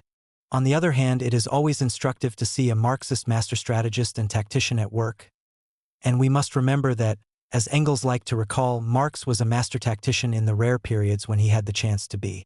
As it happened, he failed to re-electrify the British labor movement, and this failure, as he realized, condemned the international movement to wait for very much longer.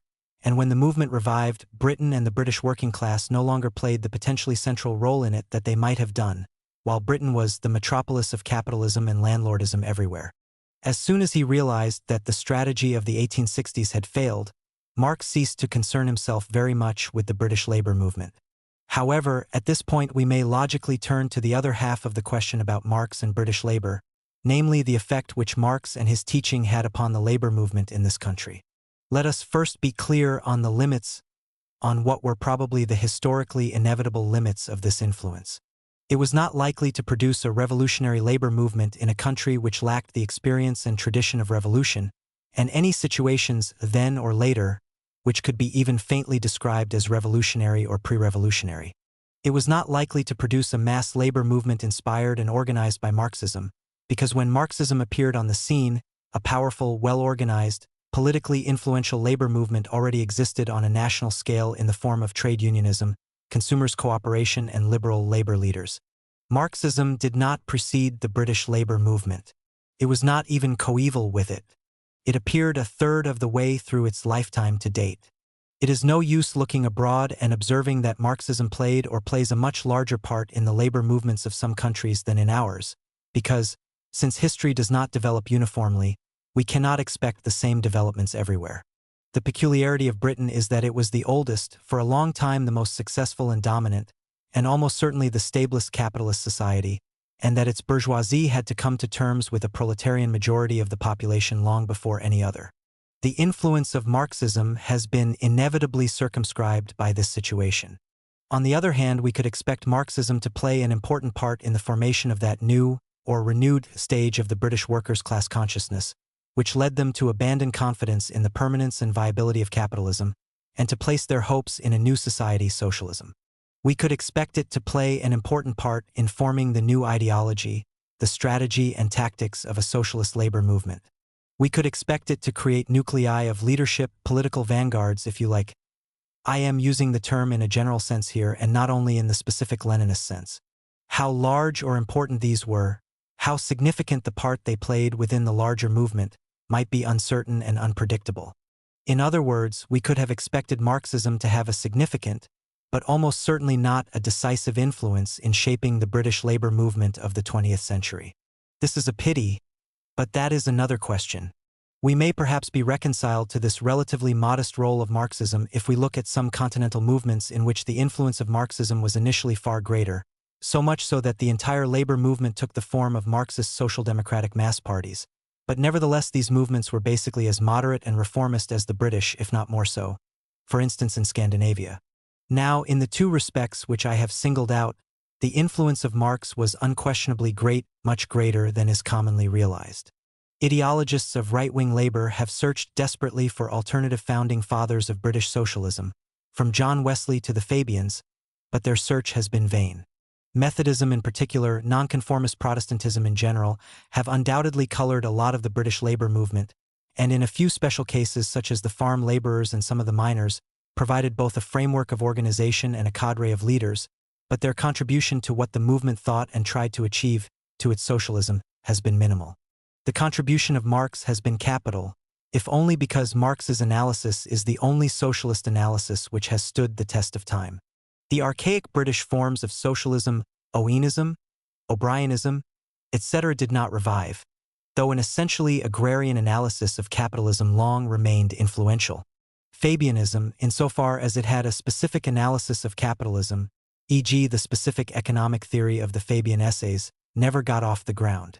It survived and became influential merely as a more modern formulation of what moderate labor leaders had always done, namely pursuing piecemeal reforms within the framework of capitalism. Insofar as the British labor movement developed a theory about how capitalism worked, about the nature of capitalist exploitation, the internal contradictions of capitalism, the fluctuations of the capitalist economy such as slumps, the causes of unemployment, the long-term tendencies of capitalist development such as mechanization, economic concentration, and imperialism, these were based on the teachings of Marx, or were accepted insofar as they coincided with them or converged with them. Insofar as the British labor movement developed a program for socialism, based on the socialization of the means of production, distribution, and exchange, and rather later on planning, it was once again the basis of a simplified Marxism. I am not claiming that the entire ideology of the movement was so based. It is clear, for instance, that some very important parts of it, e.g. the attitude to international questions in peace or war, were based substantially on an older and powerful liberal radical tradition. Nor am I claiming that the ideology of all parts of the movement was so based. Its right-wing leaders, especially when they got anywhere near government office, always looked for some alternative source of economic inspiration drawn from bourgeois liberalism, whether in the form of the free trade orthodoxy of the Liblabs and Philip Snowden, the LSE-type marginalism of the early Fabians, or the Keynesian analysis of the Labour Party ideologists since 1945. But if we go down to the grassroots, to the men and women who canvassed for elections, who collected dues and led industrial movements at shop and factory level, and so on, their theory and very often their practice were much the same as that of the members of officially Marxist organizations, and the other way round. I do not say that they got this theory from reading Capital or even Value, Price and Profit, any more than the sort of sub-Freudianism which is the basis of American conversations about personal problems is necessarily based on a reading of Freud. Their theory derived from Marx insofar as they were socialists because the basic theory of socialism, at least in the respects I singled out above, was the one formulated in a Marxist manner, generally it must be admitted a very simplified manner. In one way or another this had become part of their political lives. This was natural because Marxism, or at all events some sort of simplified version of Marxism, was the first kind of socialism to reach Britain during the revival of the 1880s, the one most persistently propagated by devoted pioneers at 1,000 street corners, and the one most persistently and ubiquitously taught at 1,000 classes run by socialist organizations, labor colleges or freelance lecturers, and because it had no real rival as an analysis of what was wrong with capitalism. It was also natural because the Marxist organizations formed and still form by far the most important school for the militants and activists of the labor movement, and this is in spite of the sectarianism which has often plagued them. This is perhaps most obvious at the real grassroots of the British movement, in the unions. From the days of the young John Burns and Tom Mann, to those of the militants of today, Marxist organizations of one kind or another have provided the education of the union activists. It has been one of the greatest historic weaknesses of the old ILP, and of its successor, the Parliamentary Labour Left, that it has had and has such feeble roots in the industrial movements. Conversely, taking account of their relatively modest size, the Marxist organizations, whether SDF, Socialist Labour Party, the Communist Party, etc., have had a disproportionately large influence among the union activists. It is true that many of these changed their political opinions as their careers advanced, but if we are talking about Marx's influence, we cannot leave even them out of account. It would be easy to illustrate the disproportionate influence of Marx, and of the relatively tiny organizations of Marxists, on the wider labor movement. The Marxist organizations themselves have often underrated it because they have measured it not against reality, but against their ideal of a Marxist mass labor movement, whereas in fact their historical importance has been as groups of cadres or potential cadres, of leaders and brains rather than of followers. Their importance has so far lain not so much in converting vast masses of workers into members of a mass Marxist movement or the acquisition of voters, but in their role within a great, politically and ideologically heterogeneous but powerful class movement bound together by class consciousness and solidarity, and increasingly also by the anti-capitalism which the Marxists were the first to find words for when socialism revived in the 1880s. Because this movement has so often fallen short of their expectations, they have often been disappointed in it. But that disappointment was also often due to unrealistic expectations. The general strike was a magnificent demonstration of the movement's strength. But it was not, and was not even faintly within sight of being, a revolutionary or even a pre-revolutionary situation. However, just because the expectations of Marxists have so often been unrealistic, they have sometimes obscured the realistic ones. Because the lack of success of Marxists has so often been due to factors beyond their or anyone else's control, they have sometimes overlooked the failures which might have been avoidable. Marx's own failure in the 1860s was inevitable. Historians may well conclude that no conceivable wisdom, tactical brilliance or organizational effort was likely to bring about the realization of Marx's strategic hopes at that point, though this does not mean that they were not worth pursuing. On the other hand, many of the errors of the British Social Democrats were avoidable, though perhaps historically likely. That peculiar combination of sectarianism and opportunism which Lenin recognized in the SDF and which is the occupational risk of so many Marxist organizations operating under conditions of capitalist stability is not inevitable. The SDF ought to have played a much larger part in the trade union revival of the 1880s if it had not dismissed trade unions as mere palliatives. Its own militants were wiser. The British Marxists, with the exception of the SLP, failed to grasp, let alone to lead, the great labor unrest of 1911–14, though this was the first occasion since the Chartists when masses of rank-and-file British workers not only organized on a large scale, but also demonstrated strong anti-capitalist sentiments, and even some evidence of that revolutionary spirit which Marx had called for. They left the leadership mainly to syndicalists and other members of what we would today call the New Left, though of course many of these, Tom Mann is the best example, had gone through the school of Marxism and were to return to Marxist organizations. The reason for this failure was the opposite to impossibilist sectarianism. It was due to the failure to discern a new phase in the political consciousness of the workers behind the emotional phrases, the unorthodox and often rather unimpressive theorizing, the irrationalism and what a later generation was to call the mindless militancy of the new movement. As it happens, the war and the Russian Revolution once again saved the British Socialist Party from some of the results of its errors. Indeed, in a curious way, history has time and again compensated, at least in part, for the errors of British Marxists, both by proving Marx right and by demonstrating the inadequacy of the alternatives, whether reformist or revolutionary, which were suggested. It did so by demonstrating time and again the fragility of that capitalist system whose stability and strength provided the main argument for both reformists and ultra-revolutionaries. For the reformist argued, with Bernstein and the Fabians, that there was no point in talking about revolution when capitalism looked like lasting for as long as anyone could predict. The only sensible course was to get used to its stability and concentrate on improvements within it. On the other hand, the ultra-revolutionaries argued, like so many pre-1914 syndicalists, that there was no point in hoping that history would raise the consciousness of the workers to a new level, because historical development seemed to produce capitalist permanence. It made more sense to raise it by the propaganda of action, by inspiring myths, by the sheer effort of the revolutionary will. Both were wrong in their prescriptions, though not entirely wrong in their critique of the sit back and wait for history to do the job for us determinism of orthodox social democracy. Both were wrong because in one way or another the instability and the growing contradictions of capitalism have reasserted themselves periodically, e.g. in war, in some form or other of economic disruption, in the growing contradiction between the advanced and the underdeveloped countries. The very fact that the ultra-left existed and became a significant force was a symptom of the acuteness of these contradictions before 1914, and it is so today. And whenever history once again proved that Marx's analysis of capitalism was a better guide to reality than Rostow's or Galbraith's, or whoever was in fashion at the time, men tended to turn again to the Marxists insofar as they were neither too sectarian nor too opportunist. That is to say, insofar as they avoided the double temptation of revolutionaries who operate for long periods under conditions of stable capitalism. So we may conclude that Marx's influence on British labor could not be expected to be as great as his enthusiastic followers would like it to be. Nevertheless, it was, is, and is likely to be rather greater than both they and the anti-Marxists have often supposed.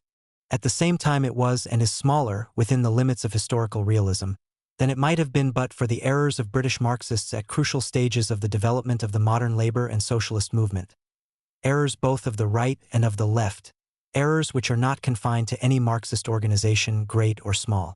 However, we cannot make Marx himself responsible for them. What both he and Engels had expected of the British labor movement after the Chartist era was modest enough. They had simply expected that it would once again establish itself as an independent political as well as trade unionist class movement, that it should found its own political party, and rediscover both the confidence in British workers as a class and the decisive weight of the working class in the politics of Britain. They were too realistic to expect more in their lifetime, and indeed the labor movement did not quite achieve even these modest objectives before Engels's death. The British Marxists would have done well to listen to Engels's advice while he was alive, for it was very sound. Nevertheless, even if they had, within a few years of his death, the British labor movement had come to a point where Engels's opinions about it, and even less those of Marx, who had said so little on the subject after the early 1870s, were no longer of much specific relevance to the situation. If Marx's theory was to be a guide to action for British Marxists, they would henceforth have to do the work themselves. They would have to learn the method of Marx, and not only his text or that of any of his successors. They would have to make their own analysis of what was happening in British capitalism and of the concrete political situations in which the movement found itself. They would have to work out the best ways to organize their perspectives and programs and their role in the wider labor movement. These are still the tasks of those who wish to follow Marx in Britain or in any other country. 1968. Chapter 13. The Dialogue on Marxism. The purpose of my talk is to start discussion on the basis of two questions. Why is Marxism flourishing today? And how is it flourishing today? You may say that both these beg another question, namely, is it flourishing today? Well, is it? The answer must be yes and no. Marxist socialist movements are on the whole not particularly successful at the moment, and the international communist movement is split and thus greatly weakened. It may be that this is to some extent offset by the tendency of other movements, such as those of national and social liberation in many of the emerging countries, to draw closer to Marxism, to learn from it, perhaps even to accept it as the basis of their theoretical analysis. It may be that the present phase is temporary. Nevertheless, the general picture of the international labor movement today by no means encourages a state of euphoria. On the other hand, there can be no doubt whatever that the intellectual appeal of Marxism, and I should add the intellectual vitality of Marxism, has increased quite remarkably in the past 10 years or so. This applies inside and outside communist parties, inside and outside countries of strong Marxist labor movements. It applies, for instance, to some extent among students and other intellectuals in countries like West Germany and the United States, in which Marxist political organizations are either illegal or negligible or both. If you want a rough measure of it, you can find it in the number and circulation of various openly Marxist books, which is much greater today, I fancy, than it was, say, in the 1930s, even at the height of the Left Book Club.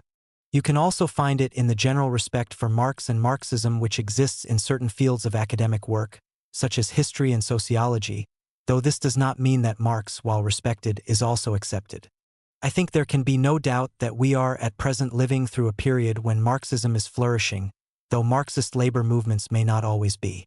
What is strange about this situation is that in the developed capitalist countries it occurs during a period of unexampled prosperity, and what is more, after the major Marxist organizations, the communist parties, were fairly heavily discredited intellectually by the revelations of the 20th Congress of the Soviet Communist Party.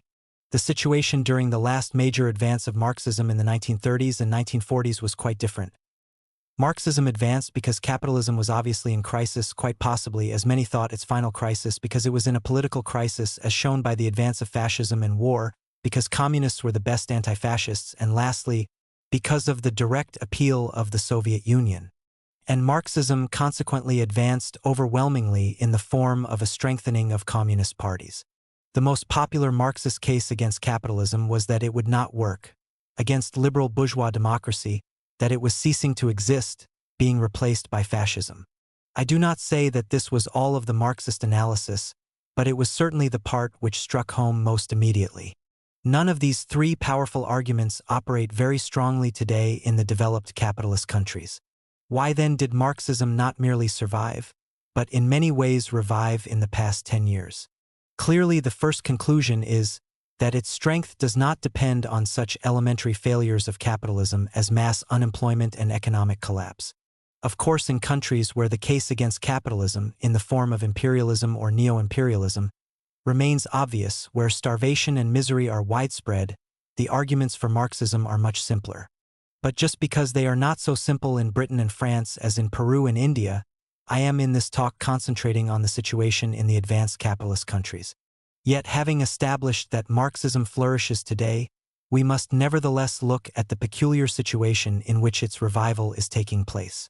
Not to beat about the bush, just because it is so entirely different from that of the 1930s and 1940s, a general trend towards Marxism is combined with a disintegration of the traditional Marxist analysis. In the years immediately after the war, attempts were still being made to maintain the old arguments. Capitalist stability, it was said, was not going to last.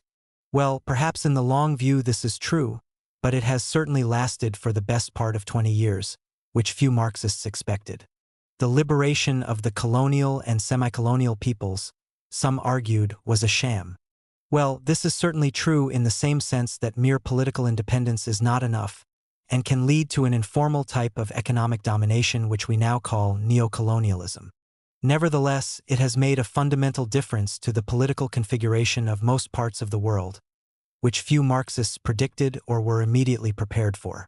The advance of socialism, most of us thought, would not necessarily be the unaided work of the communists, but it would certainly depend on the efforts of a single united worldwide communist movement organized round the Soviet Union. But for various reasons, this single world communist movement has tended to develop tensions within it, and even to split, and our regrets do not alter the facts. Other ways of national and social liberation, perhaps even of achieving socialism, emerged in some colonial and semi-colonial countries independently of the communists, or where the communists were so weak as not to play a major role. Lastly, within Marxism itself, the end of Stalinism brought a major crisis and much rethinking. This is the setting for the dialogue on Marxism, which is my subject. This dialogue therefore takes two major forms: a discussion between Marxists and non-Marxists, and a discussion between different kinds of Marxists, or rather between Marxists holding different views on various theoretical and practical topics, both within communist parties, between supporters of rival communist parties in some rather unfortunate countries, and between communist and non-communist Marxists. None of these forms is new. For instance, until the first great split within the Marxist movements during and after the First World War and the October Revolution, it was accepted that a constant process of debate was normal within the social democratic parties. And, as we are now remembering, even after the revolution, discussion between widely different viewpoints on ideological and practical matters was accepted as normal in the Soviet Communist Party and the International Communist Movement until, certainly, around 1930. Still, for a generation, say from 1930 to 1956, the dialogue of Marxism atrophied. This applies both to the dialogue between Marxists and non-Marxists and between different views within Marxism. As for the non-Marxists, we were very keen to confront them, to tell them what Marxism was, to expound and propagate it, to polemize against its adversaries. But we did not believe that there was anything we could learn from them ourselves. A conversation in which one partner is expected to listen and the other not, is not a dialogue. The terms in which we spoke of such confrontations reflected this. We spoke of the battle of ideas, of partisanship in intellectual discussion, even at the peak of sectarianism in the early 1950s, of bourgeois versus proletarian science. Increasingly, we eliminated all elements other than those of Marx, Engels, Lenin, and Stalin, or what had been accepted as orthodox in the Soviet Union. Any theories of art other than socialist realism, any psychology other than Pavlov's, even at times any biology other than Lysenko's. Hegel was pushed out of Marxism, as in the short history of the CPSU, even Einstein roused suspicions, not to mention bourgeois social science as a whole. The more unconvincing our own official beliefs were, the less we could afford a dialogue, and it is interesting that we spoke more often of the defense of Marxism than of its power to penetrate. And of course this was natural. How could we discuss, say, the history of the Soviet Union if we left Trotsky out of it or thought of him as a foreign agent? At most, we could write books and reviews proving to ourselves that we need not listen to those who took a different view. After Stalin, it became increasingly clear that this would not do, and for two reasons. First, because it deprived socialism itself of important tools of research and planning, as notably in economics and the social sciences. One of the ironies of the situation was that some of the economic ideas which we deprived ourselves of had actually been developed by Marxists in Russia during the 1920s. For instance, much of the modern theory of economic development and the techniques of planning and national accounting. Second, because we largely deprived ourselves of Marxism as a means of propaganda. People might well, as during the war in resistance movements, join communist parties for class reasons or because they were the best fighters against Hitler. They might then become Marxists, and our very effective methods of education helped them to do so. But very few people after the 1930s became communists because of the scientific power of Marx's ideas. As for the discussion between different kinds of Marxists, for a generation this hardly seemed to arise. Most Marxists were communists, in or very close to the communist parties. Those who were not were, or seemed negligible, and indeed were often unknown because they represented no important movements. And we vaguely assumed that those who were no longer communists, or who had at one time or another parted company with Lenin, had either ceased to be Marxists then, or had somehow never been real Marxists. We begged a lot of questions in this way, but they did not seem to be important questions. Plekhanov, for instance, was the father of Marxism in Russia, and we read some of him with admiration, as Lenin had done. We did not read those writings of his which did not agree with Lenin because they were not available, and even had they been, like Kautsky's later writings, we would, I think understandably, have judged that they must be wrong because he himself had been so obviously proven wrong by history. Conversely, we assumed that all those who wrote under the auspices of the Communist Party were Marxists, which is by no means inevitable. We were wrong on both counts. In Britain, the impossibility of maintaining this attitude became obvious after 1956, when a high proportion of Marxist intellectuals left the Communist Party.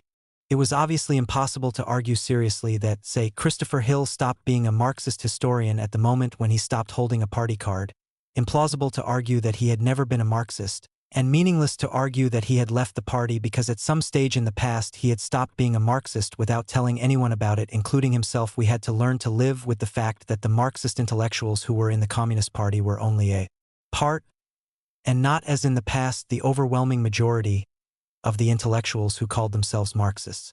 The development of different trends within the communist movement made the old assumption even less tenable. It is quite true that a number of ex-communists also became ex-Marxists and indeed anti-Marxists in due course, as had always happened, and this seemed to justify the old attitude. But equally, and especially in the past 10 years, we have found plenty of non-Marxists becoming Marxists or calling themselves Marxists, without ever joining or wanting to join the Communist Party. In fact, today it is impossible to make the simple statement on which many of us were brought up. There is one and only one correct Marxism, and it is to be found in communist parties. This does not mean that there is no correct Marxism. Only, it cannot be any longer institutionally defined, and it is by no means as easy to know what in any instance it is as we once thought. In saying that the discussion is open among Marxists, I am not saying that on any point it can never conclude, though I think I would say that discussion on some points, not always the same, must go on indefinitely because Marxism is a scientific method, and in the sciences discussion between people holding different views on the basis of science is the only and permanent method of progress. Each problem solved simply produces more problems for further discussion. But what I am also saying is that, at present, opening questions is much more important than closing them, even if it were easier to close them than seems likely just now. I may suspect, and I do suspect, that a lot of the people now calling themselves Marxist aren't, and a lot of theories being put forward under Marxist auspices are very far from Marx. But this applies to Marxists in communist parties or in socialist countries just as much as to Marxists outside both. And anyway, we must also ask ourselves, which is at present more important, to define what Marxism isn't, which will sooner or later sort itself out anyway, or to discover or rediscover what it is. I think it is the latter, certainly that is the more difficult task. For much of Marxism must be rethought and rediscovered, and not only by communists. The post-Stalin period has not answered questions, it has asked them. If I may quote a French communist intellectual, those who impute to Stalin not only his crimes and faults, but also all our disappointments of all kinds, may well find themselves disconcerted by the discovery that the end of philosophic dogmatism has not given us back Marxist philosophy. It has produced a genuine freedom for research, but also a sort of fever. Some people have rushed to call philosophy what is only the ideological commentary on their feeling of liberation and on their taste for freedom. But temperatures go down as surely as stones thrown into the air. What the end of dogmatism has done is to give us back the right to make an exact inventory of our intellectual possessions, to name both our wealth and our poverty, to think out and to formulate in public our problems, and to set about the rigorous task of real research.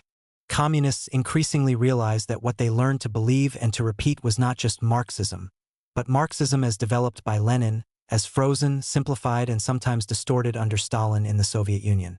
That Marxism is not a body of finished theories and discoveries, but a process of development.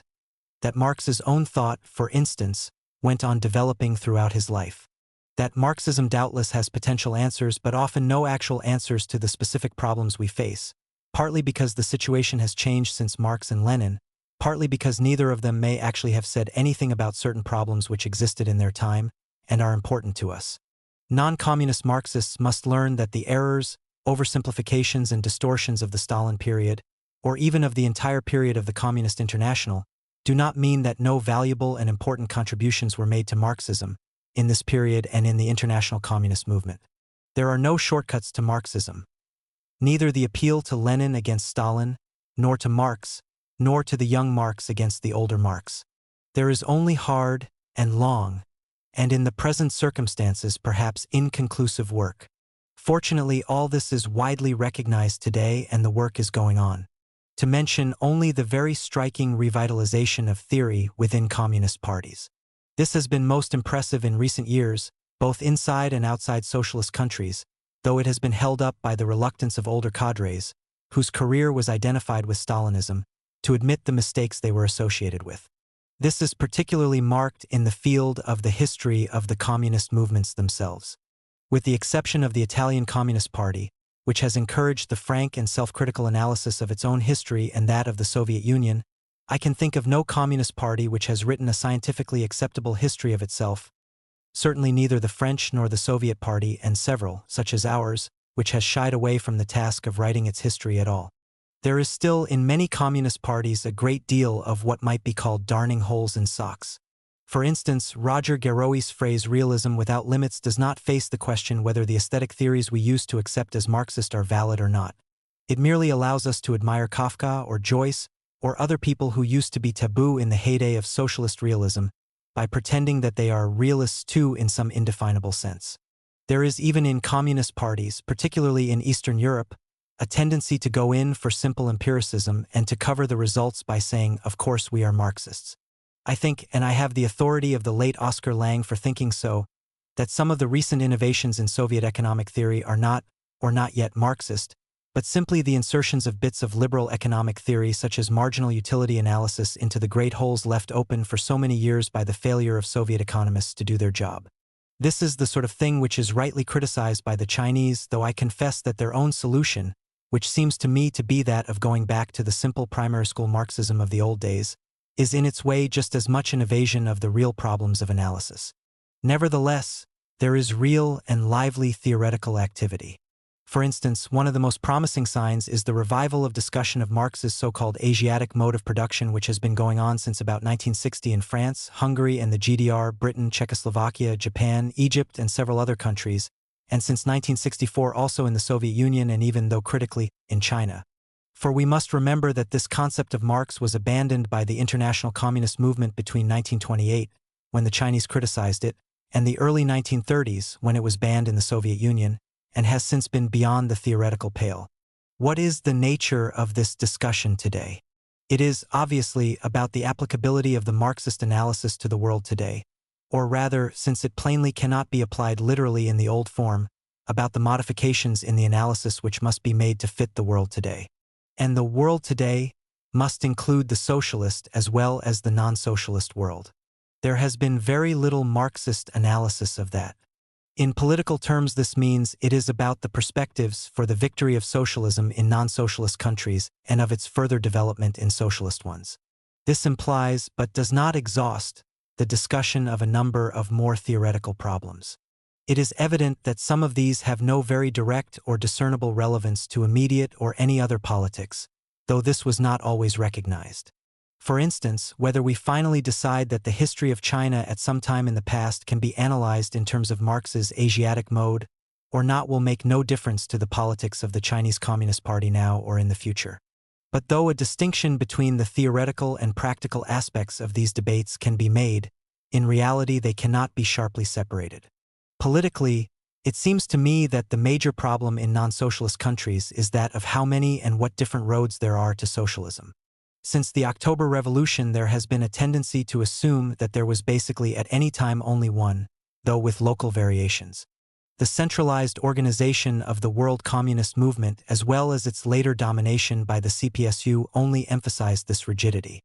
It still haunts the Soviet-Chinese discussions. Now, two observations must be made, of which one poses fewer problems for the Marxists than the other. The first is that, quite obviously, the road to socialism cannot be the same in, say, Britain and Brazil, or its perspectives equally bright or gloomy in Switzerland as in Colombia.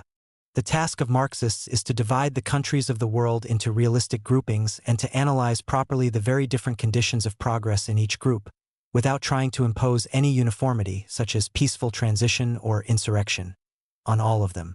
This is not so difficult in principle, but as it involves jettisoning a lot of past analyses and policies, it is not so easy in practice. Much more difficult is to recognize that ways of progress to liberation and even socialism may have developed, in which the traditional communist parties or labor movements play only a subordinate part. I am thinking here of cases such as Cuba, Algeria, Ghana, and perhaps others. Or, in more general terms, to ask ourselves whether our ideas of the role of communist parties in the advance to socialism may not have to be rethought in certain cases. For instance, as a current discussion in the Italian CP suggests, whether the split between social democratic and communist parties which arose after 1914 is any longer justifiable in certain countries today. In posing such questions, or rather in stating that they are being posed, I am not giving or even suggesting any answers. I am merely saying that such problems are no longer avoidable by closing our eyes to their existence. Within the socialist world, and insofar as we think about future socialism in non-socialist countries, several problems are also posed, whether we like it or not, by reality. They are economic problems such as the best agrarian policy in such countries, given the rather striking failures of most of them in this field, or the best ways of economic planning, allocation of resources and goods, etc. They are political problems such as the best forms of organizing the institutions of such countries, given the very striking drawbacks of such institutions in many of them. They are problems of bureaucracy or freedom of expression, etc. They are also, alas, international problems, as the difficult relations between different socialist states show only too clearly, including above all, as Togliatti pointed out in his memorandum, the role of nationalism in socialist countries. Here again, in stating that the problems exist, I am not implying any answers must not be begged by phrases such as that such things are due to hangovers from the pre-socialist past, that they are due to revisionism or dogmatism, or that they would all disappear if things were liberalized. All these problems imply theoretical discussion, and in some cases the willingness to break with long-established attitudes, as Lenin for one always was, or to enter entirely new territory. We are not used to this, so much so that we forget that Marxists have done so in the past. For instance, after the October Revolution in Russia, they had to enter a territory virtually unsurveyed by Marx, except in a few very general sentences, namely the problem of economic development in backward countries. And because they did so, Marxism is today a genuine world movement, for after all, what gives it its most obvious appeal in the world today is the analysis of the imperialist phase of capitalism, which is very much post-Marx, and the discovery of ways of turning backward countries into modern ones, which is the major theoretical discovery of the Soviet Marxists in the 1920s. Moreover, some of these things also bring us back to the dialogue between Marxists and non-Marxists, for they involve learning from the achievements of non-Marxist scientists. It is irrelevant that, if Marxism had not ossified, it would itself have kept abreast and no doubt ahead of the best achievements of science. In many ways it did not, and we must now learn as well as teach. This brings me to my conclusion. We are in a situation in which Marxism is splintered, both politically and theoretically. We must, for the foreseeable future, learn to live with it. It is no good regretting the days when it wasn't. We are in a situation where Marxism has to catch up in two ways. It has to liquidate the heritage of the sort of intellectual ice age through which it passed, which does not mean that it should automatically reject everything that was said and done during that age, and we have to absorb all that is best in the sciences since we stopped serious thinking on the subject. I am deliberately using brutal terms, for they need to be used. We must ask as well as explain. Above all, we must ask ourselves. We must be prepared to be wrong. We must stop pretending to have all the answers because we obviously haven't. And more than anything else, we must learn again to use Marxism as a scientific method. This we have not done. We have persistently done two things which are incompatible with any scientific method, and we have done them not just since the later days of Stalin, but earlier. First, we have known the answers and just confirmed them by research. Second, we have confused theory and political debate. Both are deadly. We said, for instance, we know the transition from feudalism to capitalism proceeds by revolution everywhere, because Marx says so, and because if it didn't, then history might not after all proceed by revolutions but by gradualism, and the Social Democrats might be right. Therefore, our research will show A. that the revolution of the 1640s in Britain was bourgeois, B. that before it Britain was a feudal country, and C. that thereafter it was a capitalist country. I do not say that the conclusions were wrong, though B seems to me to be most doubtful, but this was no way of arriving at them. For if it turned out that the facts did not check with the conclusions, then we simply said, to hell with the facts. There are historical reasons why we said so, going back to before 1914, but they do not concern us at this moment. And whether or not the facts will suit communists or social democrats has nothing to do with Marxism. The fact that the conditions of the British working class are not absolutely deteriorating throughout history suits liberals and social democrats but not revolutionaries. We would be fools and not Marxists if for this reason we denied it. Marxism is a tool for changing the world by knowledge, which we as politicians then use. It is not a means of scoring debating points in politics. Many of our most talented older communists have wasted much of their time as writers of Marxist theory by failing to observe this distinction. We must go back to Marxism as a scientific method. Perhaps the most promising sign of the present world and British situation, which is otherwise not very promising, is that more and more Marxists are going back to it in this way. And the proof of what can be achieved is the fact that socialism, based on Marxism, has made most progress in the world even at the period when Marxism did its best to make itself ineffective. 1966, Chapter 14, Lenin and the Aristocracy of Labor. The following brief essay is a contribution to the discussion of Lenin's thought on the occasion of the 100th anniversary of his birth. The subject is one which can be conveniently treated by a British Marxist, since the concept of an aristocracy of labor is one which Lenin clearly derived from the history of British 19th century capitalism. His concrete references to the aristocracy of labor as a stratum of the working class appear to be exclusively drawn from Britain, though in his study notes on imperialism, he also notes similar phenomena in the white parts of the British Empire. The term itself is almost certainly derived from a passage by Engels written in 1885 and reprinted in the introduction to the 1892 edition of The Conditions of the Working Class in 1844, which speaks of the great English trade unions as forming an aristocracy among the working class. The actual phrase may be Engels's, but the concept was familiar in English politico-social debate, particularly in the 1880s.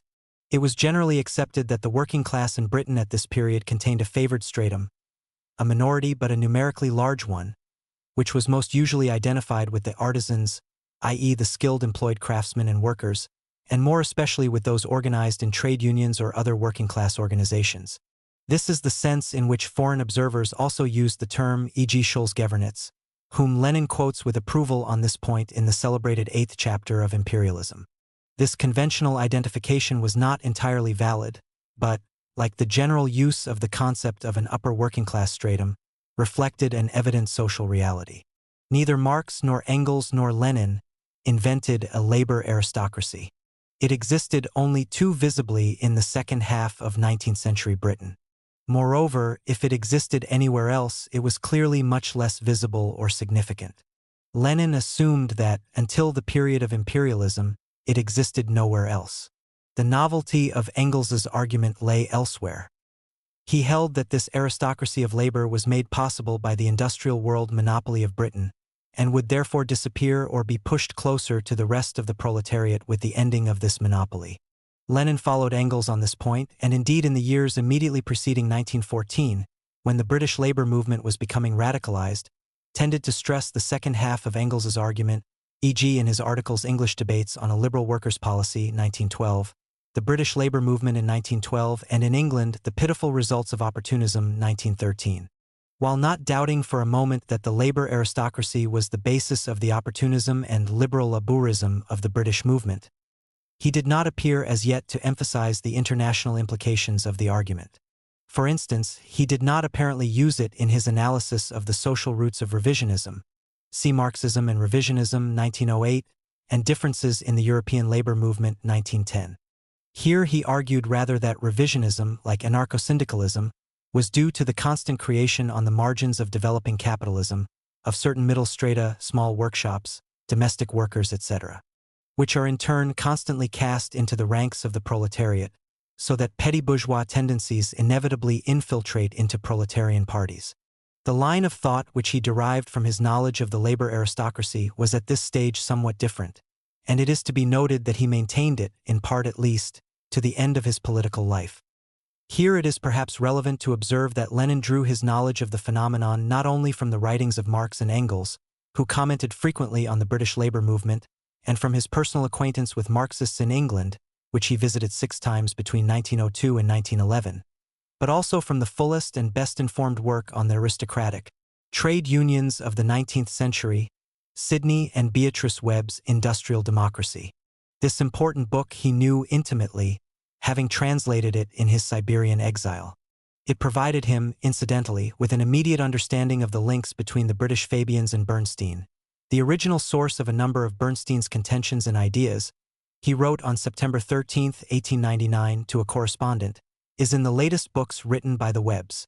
Lenin continued to quote information drawn from the Webbs many years later, and specifically refers to industrial democracy in the course of his argument in What is to be Done. 2 propositions may be derived in part, or mainly from the experience of the British labor aristocracy.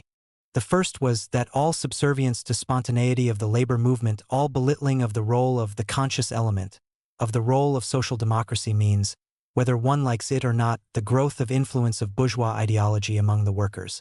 The second was that a purely trade unionist struggle is necessarily a struggle according to trade, because conditions of labor differ very much in different trades, and consequently, the fight to improve these conditions can only be conducted in respect of each trade. What is to be done? The second argument is supported by direct reference to the Webbs. The first of these propositions appears to be based on the view that, under capitalism, bourgeois ideology is hegemonic, unless deliberately counteracted by the conscious element. This important observation leads us far beyond the mere questions of the labor aristocracy, and we need not pursue it further here. The second proposition is more closely linked to the aristocracy of labor. It argues that given the law of uneven development within capitalism, i.e. the diversity of conditions in different industries, regions, etc. of the same economy, a purely economist labor movement must tend to fragment the working class into selfish, petty bourgeois segments, each pursuing its own interest, if necessary in alliance with its own employers, at the expense of the rest. Lenin several times quoted the case of the Birmingham alliances of the 1890s, attempts at a joint union management bloc to maintain prices in various metal trades. He derived this information almost certainly also from the Webbs. Consequently, such a purely economist movement must tend to disrupt the unity and political consciousness of the proletariat and to weaken or counteract its revolutionary role. This argument is also very general. We can regard the aristocracy of labor as a special case of this general mode. It arises when the economic circumstances of capitalism make it possible to grant significant concessions to its proletariat, within which certain strata of workers manage, by means of their special scarcity, skill, strategic position, organizational strength, etc., to establish notably better conditions for themselves than the rest. Hence, there may be historic situations, as in late 19th century England, when the aristocracy of labor can almost be identified with the effective trade union movement, as Lenin sometimes came close to suggesting. But if the argument is in principle more general, there can be no doubt that what was in Lenin's mind when he used it was the aristocracy of labor. Time and again we find him using phrases such as the following: the petty bourgeois craft spirit which prevails among this aristocracy of labor, the session of the International Socialist Bureau, 1908, the English trade unions, insular, aristocratic, philistineally selfish. The English pride themselves on their practicalness and their dislike of general principles. This is an expression of the craft spirit in the labor movement.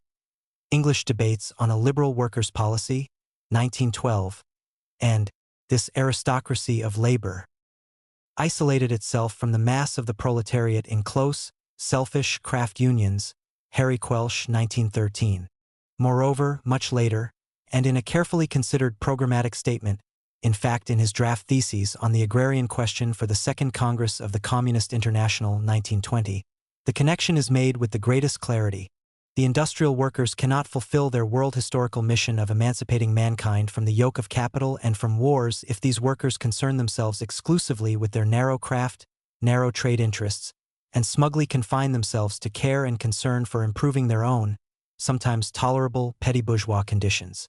This is exactly what happens in many advanced countries to the labor aristocracy, which serves as the base of the alleged socialist parties of the Second International.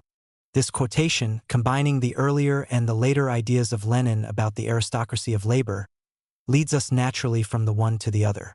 These later writings are familiar to all Marxists.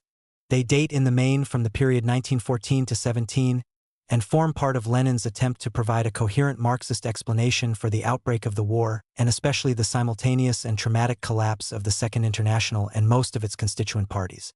They are stated most fully in the famous Chapter 8 of Imperialism, and the article Imperialism and the Split in Socialism, written a little later, autumn 1916, and complementing it. The argument of imperialism is well known, though the glosses of imperialism and the split are not so widely known. Broadly speaking, it runs as follows.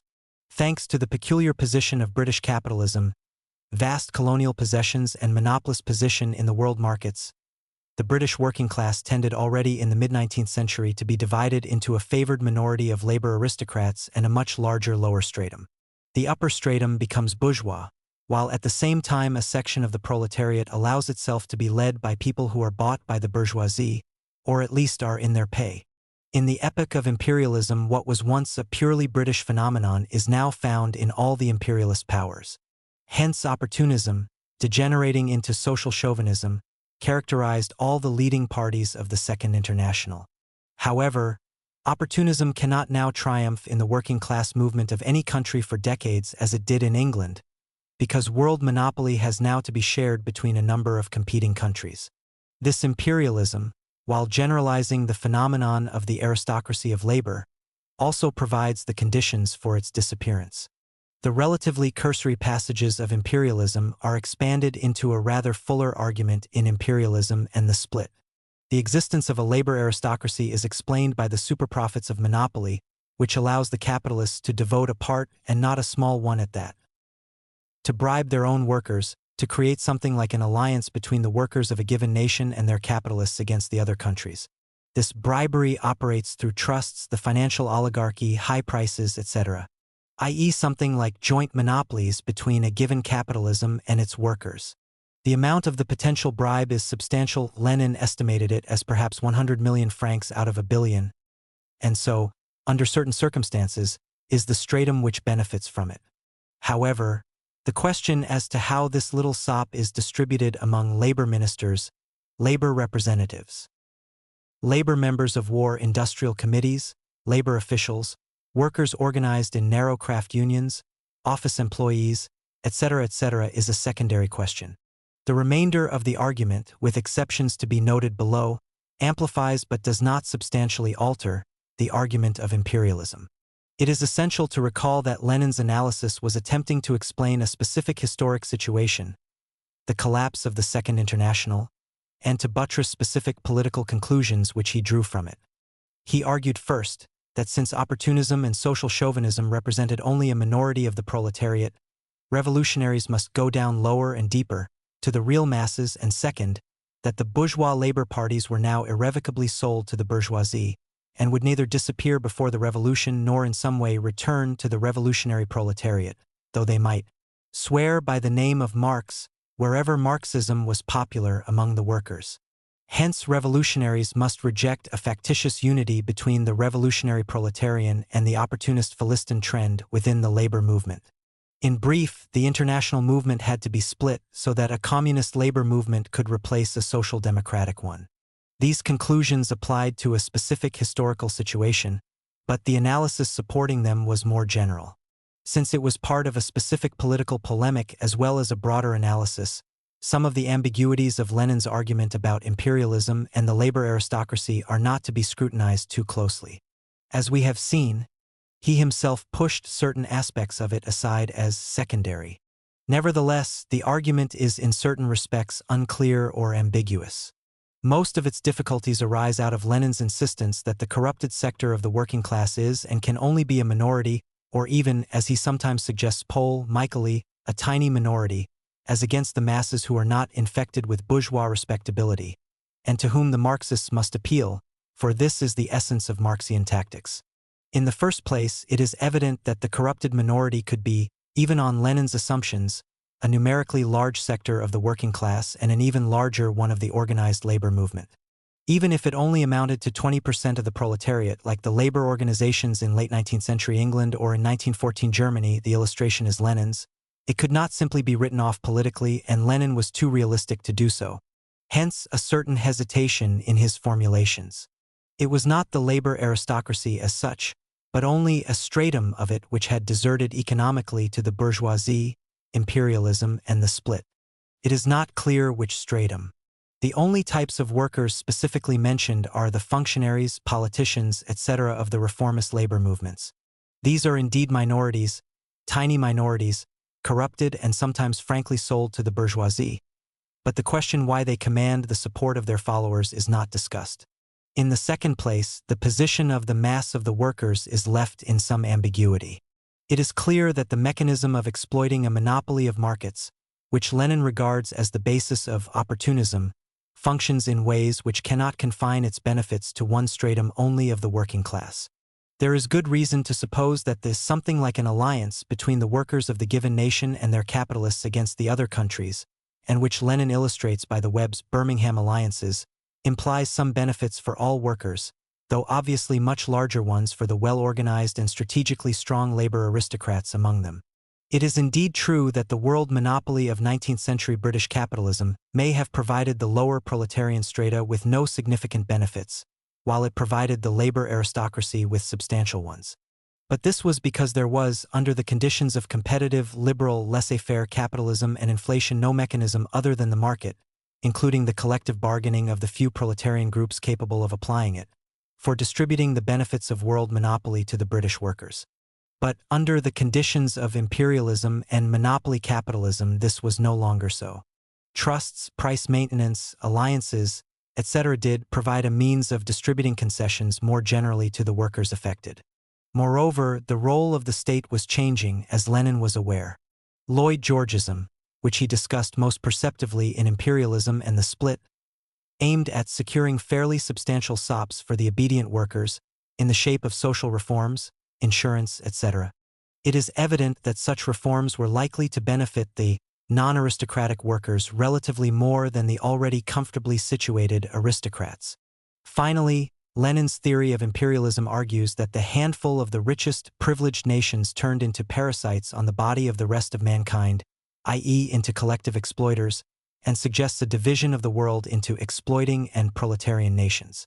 Could the benefits of such a collective exploitation be confined entirely to a privileged layer of the metropolitan proletariat? Lenin was already keenly aware that the original Roman proletariat was a collectively parasitic class. Writing about the Stuttgart Congress of the International in November 1907, he observed, "The class of those who own nothing but do not labor either is incapable of overthrowing the exploiters. Only the proletarian class, which maintains the whole of society, has the power to bring about a successful social revolution. And now we see that, as the result of a far-reaching colonial policy, the European proletariat has partly reached a situation where it is not its work that maintains the whole of society but that of the people of the colonies who are practically enslaved. In certain countries, these circumstances create the material and economic basis for infecting the proletariat of one country or another with colonial chauvinism. Of course, this may perhaps be only a temporary phenomenon, but one must nevertheless clearly recognize the evil and understand its causes. Marx frequently referred to a very significant saying of Sismondi's to the effect that the proletarians of the ancient world lived at the expense of society, whereas modern society lives at the expense of the proletarians. 1907. 9 years later, in the context of a later discussion, Imperialism and the Split still recalls that the Roman proletariat lived at the expense of society. Lenin's analysis of the social roots of reformism is often presented as if it dealt only with the formation of a labor aristocracy. It is of course undeniable that Lenin stressed this aspect of his analysis far more than any other, and for purposes of political argument, almost to the exclusion of any other. It is also clear that he hesitated to follow up other parts of his analysis, which seemed to have no bearing on the political point he was at this time overwhelmingly concerned to make. However, a close reading of his writings shows that he did consider other aspects of the problem, and that he was aware of some of the difficulties of an excessively one-sided labor aristocratic approach. Today, when it is possible to separate what is of permanent relevance in Lenin's argument from what reflects the limits of his information or the requirements of a special political situation, we are in a position to see his writings in historical perspective. If we try to judge his work on the aristocracy of labor in such a perspective, we may well conclude that his writings of 1914 to 16 are somewhat less satisfactory than the profound line of thought which he pursued consistently from What is to be Done to the draft theses on the agrarian question of 1920. In fact, though much of the analysis of a labor aristocracy is applicable to the period of imperialism, the classic 19th century British model of it, which formed the basis of Lenin's thinking on the subject, was ceasing to provide an adequate guide to the reformism of, at least, the British labor movement by 1914, though as a stratum of the working class it was probably at its peak in the late 19th and early 20th century. On the other hand, the more general argument about the dangers of spontaneity and selfish economism in the trade union movement, though illustrated by the historic example of the late 19th century British labor aristocracy, retains all its force. It is indeed one of the most fundamental and permanently illuminating contributions of Lenin to Marxism. 1970.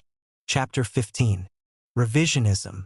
The history of ideas is a tempting subject for the intellectual, for after all it deals with his own trade. It is also an extremely misleading and confusing one, and never more so than when vested interest, practical politics, or other untheoretical matters are involved. Nobody will understand the split between the Eastern and Western churches in terms of theological discussion alone, or expect a purely intellectual history of the debate on cigarettes and lung cancer to reveal anything except the power of bias and self-delusion.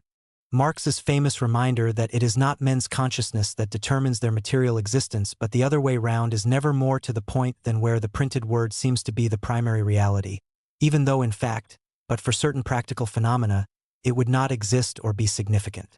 It was not the intellectual merits of Keynes's general theory which defeated Treasury orthodoxy, but the Great Depression and its practical consequences. Revisionism in the history of socialist and communist movements illustrates the dangers of an isolated history of ideas particularly well, because it has always been almost exclusively an affair of intellectuals. But the number of articles, books, and authors which a political tendency produces is notoriously a poor measure of its practical importance, except of course among intellectuals. Guild socialism, an articulate and much described creed, deserves at best a footnote in the actual history of the British labor movement.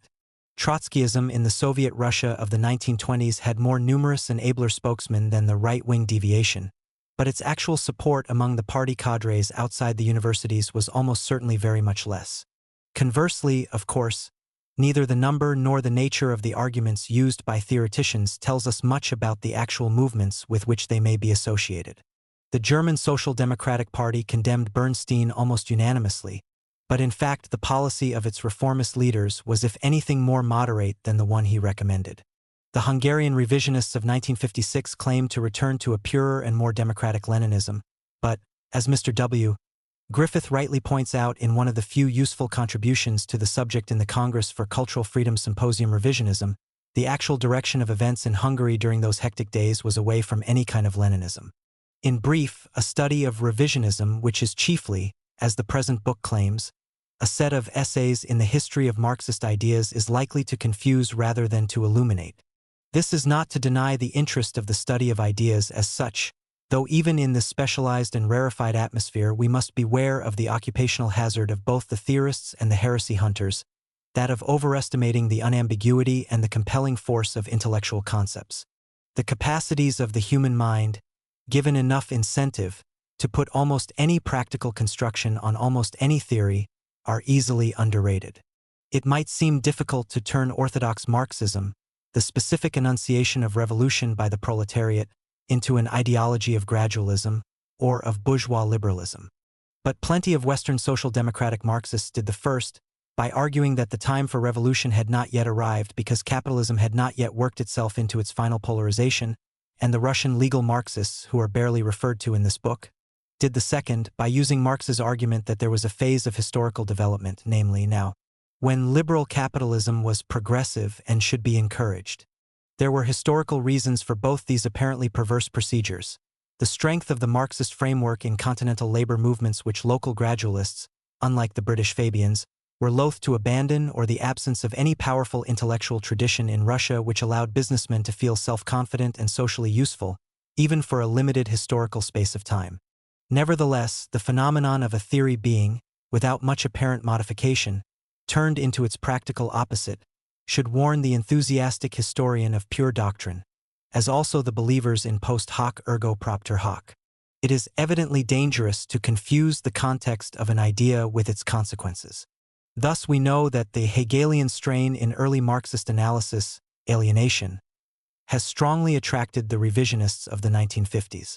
It enables them to devise a case against capitalism, the alienating society, which survives the comforts of the age of affluence, while at the same time stressing the humanist aspects of Marx, his moral passion and concern for freedom. Yet, as Mr. Daniel Bell points out, this argument is relatively new. In the 1930s, alienation played a negligible part in or was absent from both orthodox and dissident Marxist argument, and the retreat from Hegel, enshrined in the short history of the CPSU, passed with little comment. Moreover, the few Hegelian Marxists or near-Marxists were either, like Ernst Bloch and the Frankfurt Group, outside politics and party struggle, or, like Lukács and Lefebvre, loyal Stalinist communists. Conversely, if unorthodox or liberal and gradualist Marxism had any philosophical affiliations, it was, as with Bernstein, the legal Marxists, and lately with Kolakowski, Kantian rather than Hegelian, a tendency scarcely mentioned in this book. Is it therefore likely that what attracted revisionists to the Hegelian Marx was not so much what they were to find in him in the 1950s? Lukács's own deductions from him were far from liberal, but the fact that he was defined as heterodox, and that his champions, exposed to the nagging and thundering of the party hacks, therefore attracted the critical young. To read revisionism back into the Marx of 1844 or the Lukács of 1923 is, to a much greater extent than either the orthodox or the authors of this symposium appear to realize, hindsight. It is also to oversimplify the process by which ideas, some more and some less suitable for the purpose, are adapted to certain political attitudes, because the attitude requires the idea rather than the other way round. Such procedures are not the only ones likely to confuse the reader of this book, who seeks chiefly to discover what revisionism, as an historical phenomenon, is about. Though one would not suppose so from a symposium which ranges impartially over Bernstein and Trotsky, Bukharin and Otto Bauer, Luxemburg, Plekhanov, Deborin, Lukács and Tito, historically revisionism consists of two relatively brief periods in the doctrinal history of Marxism, one round the turn of the last century, the other since the 1950s. Both have certain things in common. Both occurred at times when the course of events, in particular the strength and prosperity of capitalism in the Western world, appeared to throw grave doubts on the predictions of its imminent demise which Marxists believed, and hence on the general analysis on which these were thought to be based. Both were therefore associated with a crisis in Marxism. The term was coined by T.G. Masaryk in 1897, i.e. with attempts to revise or supplement it, or to look for satisfactory or realistic bases for socialist action. Both these periods of hesitation proved temporary, but while they lasted they were chiefly confined to the countries in which the old-fashioned revolutionary perspectives of Marxism had grown dim or pointless. Those in which they were not remained largely immune.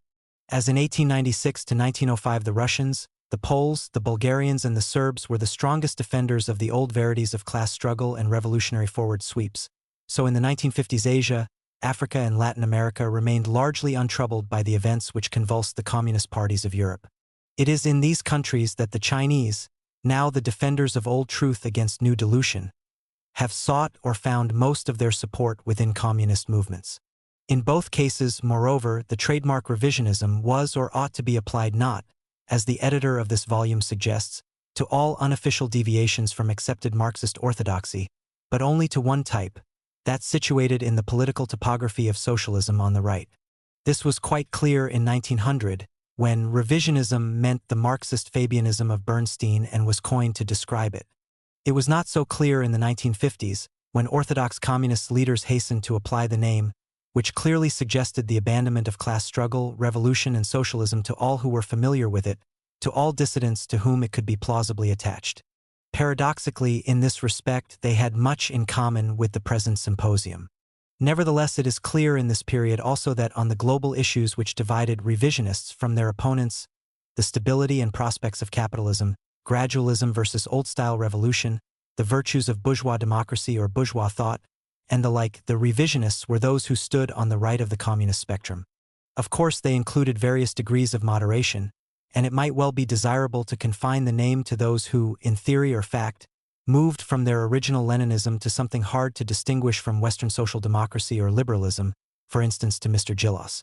In practice, such a distinction is impossible to maintain clearly, partly because many East European revisionists of this kind prefer, for obvious reasons, the camouflage of Leninist argument, partly because static distinctions falsify the nature of ideas which are still in evolution, partly because everyone likes to have some revisionist on his right wing from whom he can demonstratively distinguish himself. Nevertheless, it has some meaning. Mr. Gomulka, though clearly a right-winger by the standards of classical communist discussion, was plainly a communist and likely to remain one. This was not the case with several of the young Polish revisionists of the po prostu circle. In one respect, of course, the two episodes are unlike.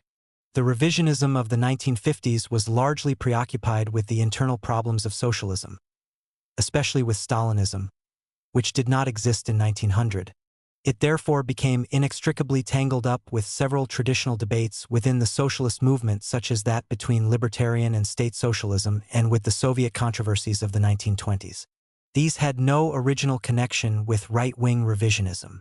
On the contrary, they were often raised by the utopian or non-utopian left, or at all events by those who, like Rosa Luxemburg and Trotsky, had impeccable credentials as radical revolutionists and vociferous opponents of the original revisionism. Moreover, in the reaction against Stalinism, it was natural for communists to search for precedent and inspiration among non-Stalinist or pre-Stalinist Marxists, and almost any neglected or divergent Marxist might do. Hence, interminable confusion. Thus, Stalinist suppression and the soundness of his criticisms of many Soviet tendencies made Trotsky popular among some revisionists. At the same time, the wing of the communist movement which then most clearly represented the Trotskyite approach to world revolution was without doubt the Chinese. None of these confusions is effectively dissipated by the Symposium of 27 studies, on rather haphazardly chosen subjects, several already published in one form or another, which Mr. Leopold Leibetz has edited. It will give the reader a convenient conspectus of the work of some relatively undocumented thinkers, some interesting arguments, e.g. about Lukács, and some information about writers, journals, or groups of mainly secondary importance in the West. Except for two lesser chapters on India and Japan, it neglects the extra-European world entirely. Except for Mr. Galli's Italian chapter, it pays little attention to the crises within the Western Communist parties, which are an obvious part of the phenomenon of revisionism. Professor Kozer, in an essay on the United States, actually succeeds in not mentioning the American CP at all, and Mr. Duvignaud, in what is admittedly the most parochial of all the chapters, leaves us entirely in the dark about the French political situation, e.g. about the role of the Algerian War in crystallizing discontent within the CP, and omits even such leading dissident Marxists as Lucien Goldman and Serge Mallet. Some of these omissions are no doubt due to the inevitable difficulties of editing a symposium, the quickest but also one of the least satisfactory ways of making a book. Others, however, are due to the general limitations of the historical approach which this work appears to represent. We still await the book which will put the revisionism of the 1950s in its perspective as an historic phenomenon. The present collection of essays may feed a temporary curiosity among amateur students of communism and Sovietologists, but it is doubtful whether its permanent mark on the literature of modern communism will be great. 1962. Chapter 16. The Principle of Hope. In our age, men distrust the Western universe and do not expect much of the future except perhaps Crusoe's luck, a personal island off the beaten track. To resist the assaults of the large machines made by and of men, to survive the consequences of collective human lunacy, are the highest ambitions of Atlantic intellectuals. Even the dream of the hungry, a continent filled with T-bone steaks and television quizzes, turns into a reality of ulcers and fatty degeneration. A modest wariness seems the best posture for man. Lack of passion his least harmful social goal. Can we, after all, it is argued, hope for anything better than that the human race will just avoid blowing up its planet, that political institutions will maintain a gentle order among foolish or sinful men, with perhaps a little improvement here and there, that a tacit truce be established between ideals and realities, individuals and collectivities? It is probably no accident that the four major states of the West were at the end of the 1950s presided over by paternal or avuncular images drawn, in Europe at least, from memories of the last age of stability which our continent recalls, that before 1914. An entire generation was educated into such emotional middle age in the affluent but insecure societies of the post-war West, and its ideologists have been those of despair or skepticism. Fortunately, the education has been ineffective. Already the late products of the 1950s, works like Mr. Daniel Bell's End of Ideology or Professor Talman's High Tide of Political Messianism, are oddly out of tune with the passionate, turbulent, confused but hopeful atmosphere of that international phenomenon, the intellectual New Left. Perhaps it is time for Ernst Bloch's Das Prinzip Hoffnung. The historian of the future may well see this noble and massive work, all 1,657 pages of it testifying to its subject, standing outside the 1960s as the arch used to stand outside Euston Station, symbolically, though not functionally, anticipating new departures.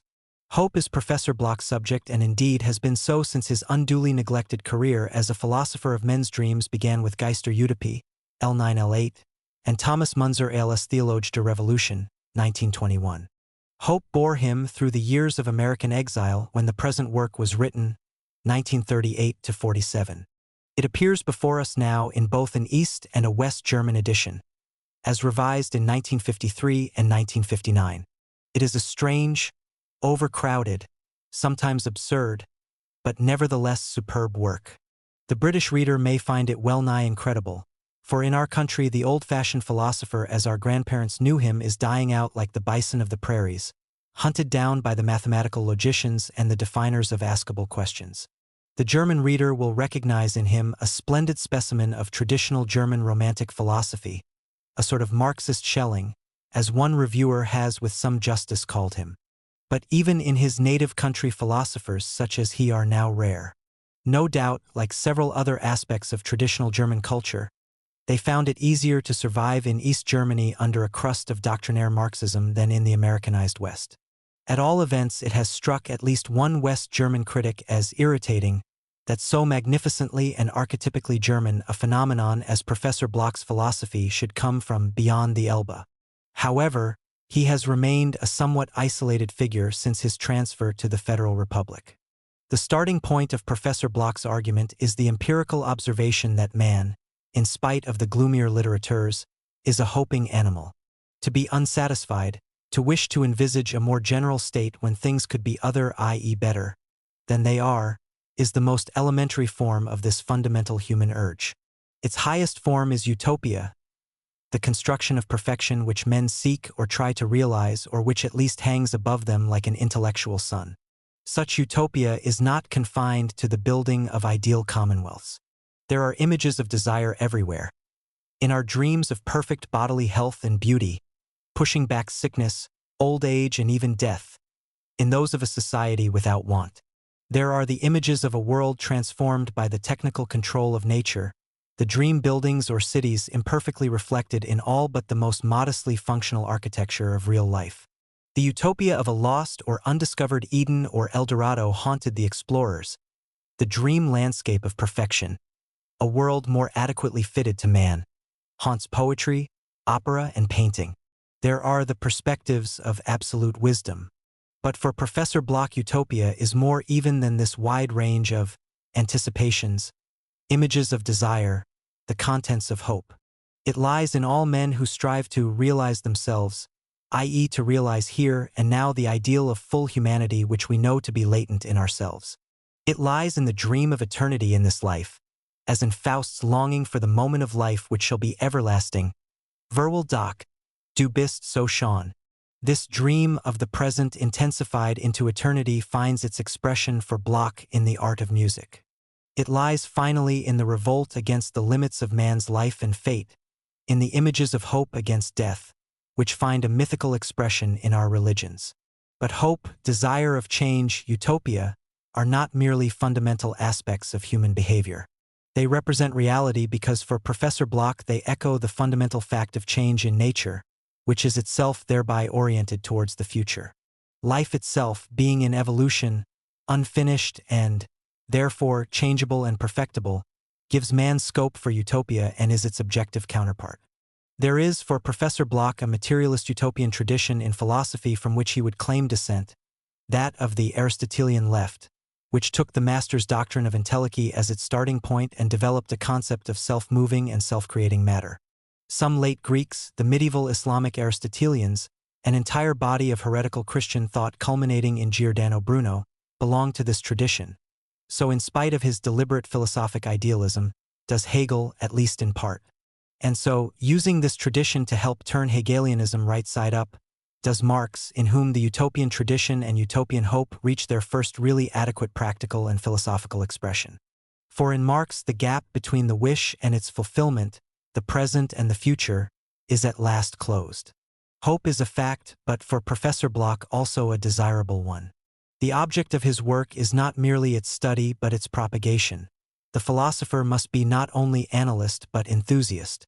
To teach men to hope in the right way and for the right things, to recognize what hoping implies, is his primary purpose. Consequently, it is essential to criticize what denies, or rather what obscures and diverts hope, for desiderium, dreaming forwards, is so deeply rooted in man that even the most pessimistic, indeed, especially the most pessimistic attitudes can be shown to be merely diversions rather than denials of the utopian urge, even angst or the concept of nothingness. Those who really deny utopia are those who create a closed and middling world from which the great avenues opening upon perfection are hedged off. The bourgeoisie. For the bourgeois world replaces utopia by adjustment, or escape the society without want or unhappiness, by window shopping and the New Yorker ad life. The anti-Philistine life by gangster romance. The undiscovered Eden by holidays in Positano and Chianti bottles as lampstands.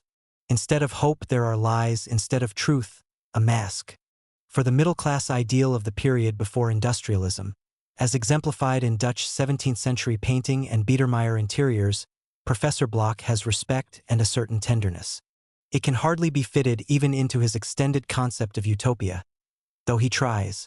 De Hooch paints those tiny sharp pictures that carry homesickness within them, but it had clarity and honesty, and in it, the corner grocery of happiness was made to look like a genuine treasure chamber.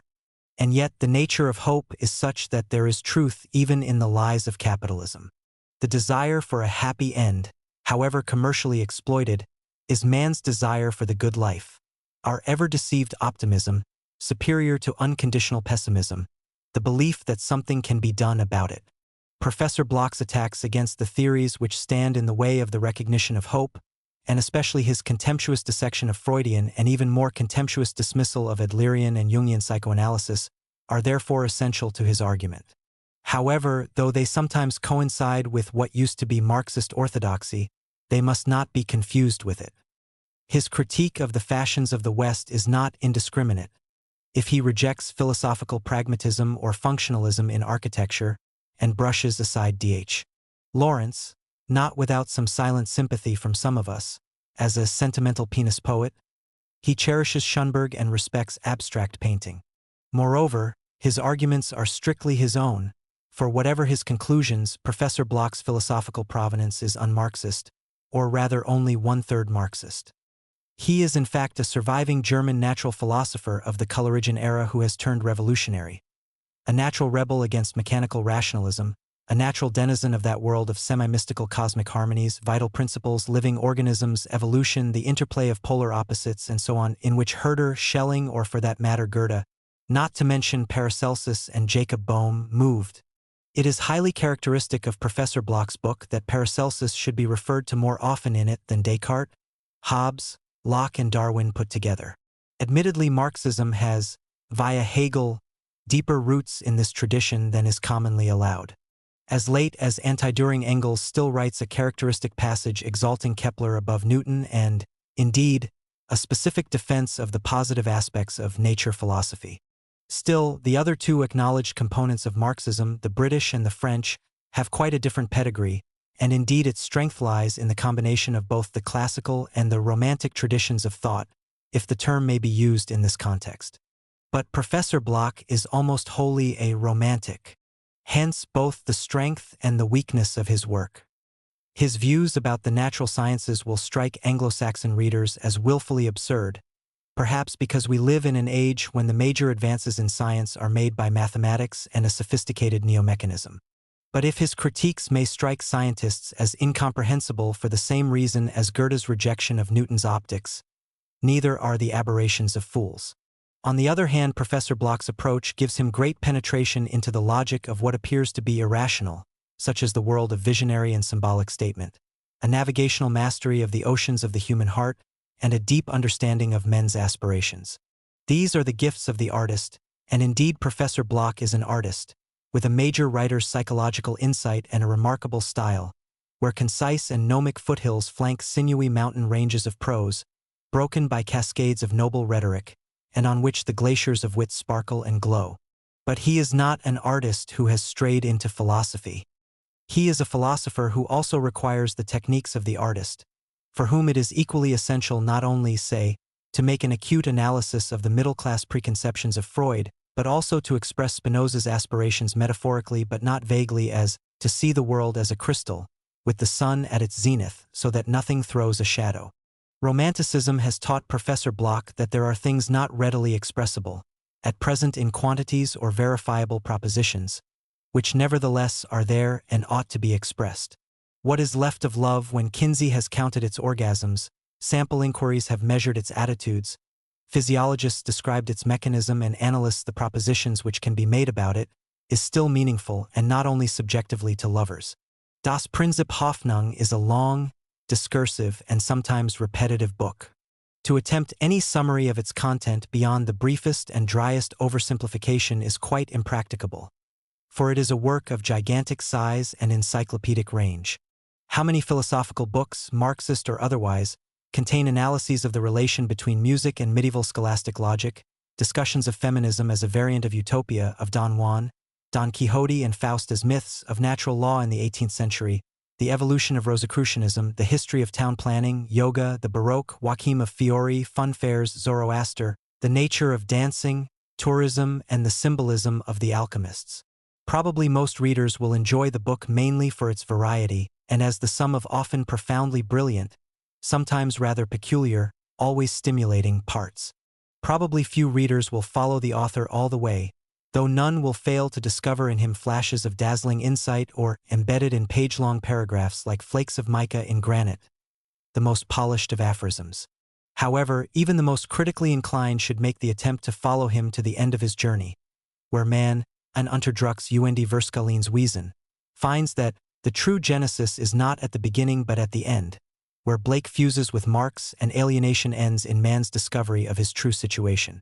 For it is not every day that we are reminded, with so much wisdom, erudition, wit, and mastery of language, that hope and the building of the earthly paradise are man's fate. 1961. Chapter 17. The Structure of Capital. A few years ago, an able and acute observer of Marxism could suggest that the history of its evolution as a theory was virtually at an end, or at all events at a standstill. It is plainly not possible to take such a view today. the cracking of the apparently smooth and firmly frozen surface of Stalinism in the Soviet Union and of the unified and apparently integrated international communist movement has not merely produced or revealed equivalent cracks in the systematic compendium of dogma elaborated in the 1930s and brilliantly simplified for pedagogic purposes in the short history of the CPSU. The thaw of the ice cap also watered the numerous plants of heterodoxy, schism or mere unofficial growth which had survived on the margin of, or under, the giant glacier. The 100 flowers bloomed, the schools began once again to contend, in a manner unfamiliar to all except the elderly who could throw their minds back to the 1920s or the old who recalled the days before 1914. Marxism, which had apparently aspired to turn itself, and by force majeure had largely turned itself into a closed system, communicating with the outside world chiefly by a series of operations designed to show that it had no need to do so, was opened up again. If we leave aside, as lacking much theoretical interest, the attempts to retain something like the old orthodoxy unchanged, as in China or among some groups of sectarians in other countries, and the moves to accept useful theories and techniques from the bourgeois world without integrating them into the nominally unmodified Marxist system, as happened to some extent in the Soviet Union, the Marxist rethinking of the past 10 years has, broadly speaking, followed four paths. First, it has attempted something like an archaeological operation, by identifying the strata of theoretical thinking which had gradually accumulated on top of Marx's original thought, and for that matter pursuing the evolution of the great man's ideas themselves through its various stages. Second, it has sought to identify and to pursue the various original theoretical developments made from time to time on the basis of Marxism, but for various reasons officially expelled from, or never absorbed into, the main corpus of its ideas. Third, it has attempted to come to terms, where this seemed apposite, with the various intellectual developments which had taken place outside Marxism, and once again were deliberately extruded from it in the Stalinist period. Last, it has tried to return to an analysis of the world, i.e. primarily of its social, economic, and political developments, after a long period when the official interpretation had become increasingly remote from reality. Among the pre-Stalinist currents of Marxism, one has long proved to be particularly fruitful and attractive to the rethinkers, the Central European strain, to use George Lithium's convenient term. Most of the rare communist writers who retained any reputation as independent minds in the 1940s and early 1950s belonged to this tradition, e.g. George Lukács, Henri Lefebvre, or, nourished in the Italian rather than German version of Hegelianism, Gramsci. The Central Europeans formed part of that passionate reaction against the evolutionist positivism and mechanical determinism to which the theoretical leaders of the Second International had tended to reduce Marxism, and which, in one form or another, provided the intellectual base for a return to revolutionary ideology in the year preceding and following the October Revolution. For a brief period after the collapse of syndicalism, which had absorbed part of this left-wing revulsion against the Kautskys of the pre-1914 era, virtually all the rebel currents flowed together into the single cataract of Bolshevism. After Lenin's death, they began to diverge again, or rather the gradual and systematic construction of a single channel of official theory called Leninism forced the rest out of the mainstream. Yet though Lenin's own thought was one of the forms of this reassertion of revolutionary theory against revisionism and reformism, and by far the most important in practice, it had been by no means the only one. Luxemburg and Mehring in Germany, the Central European Hegelians, and others, converged with Lenin in practice as revolutionaries, but were in no sense Leninist in origin or intellectual procedures. Politically, the Central European strain was revolutionary, not to say ultra-left.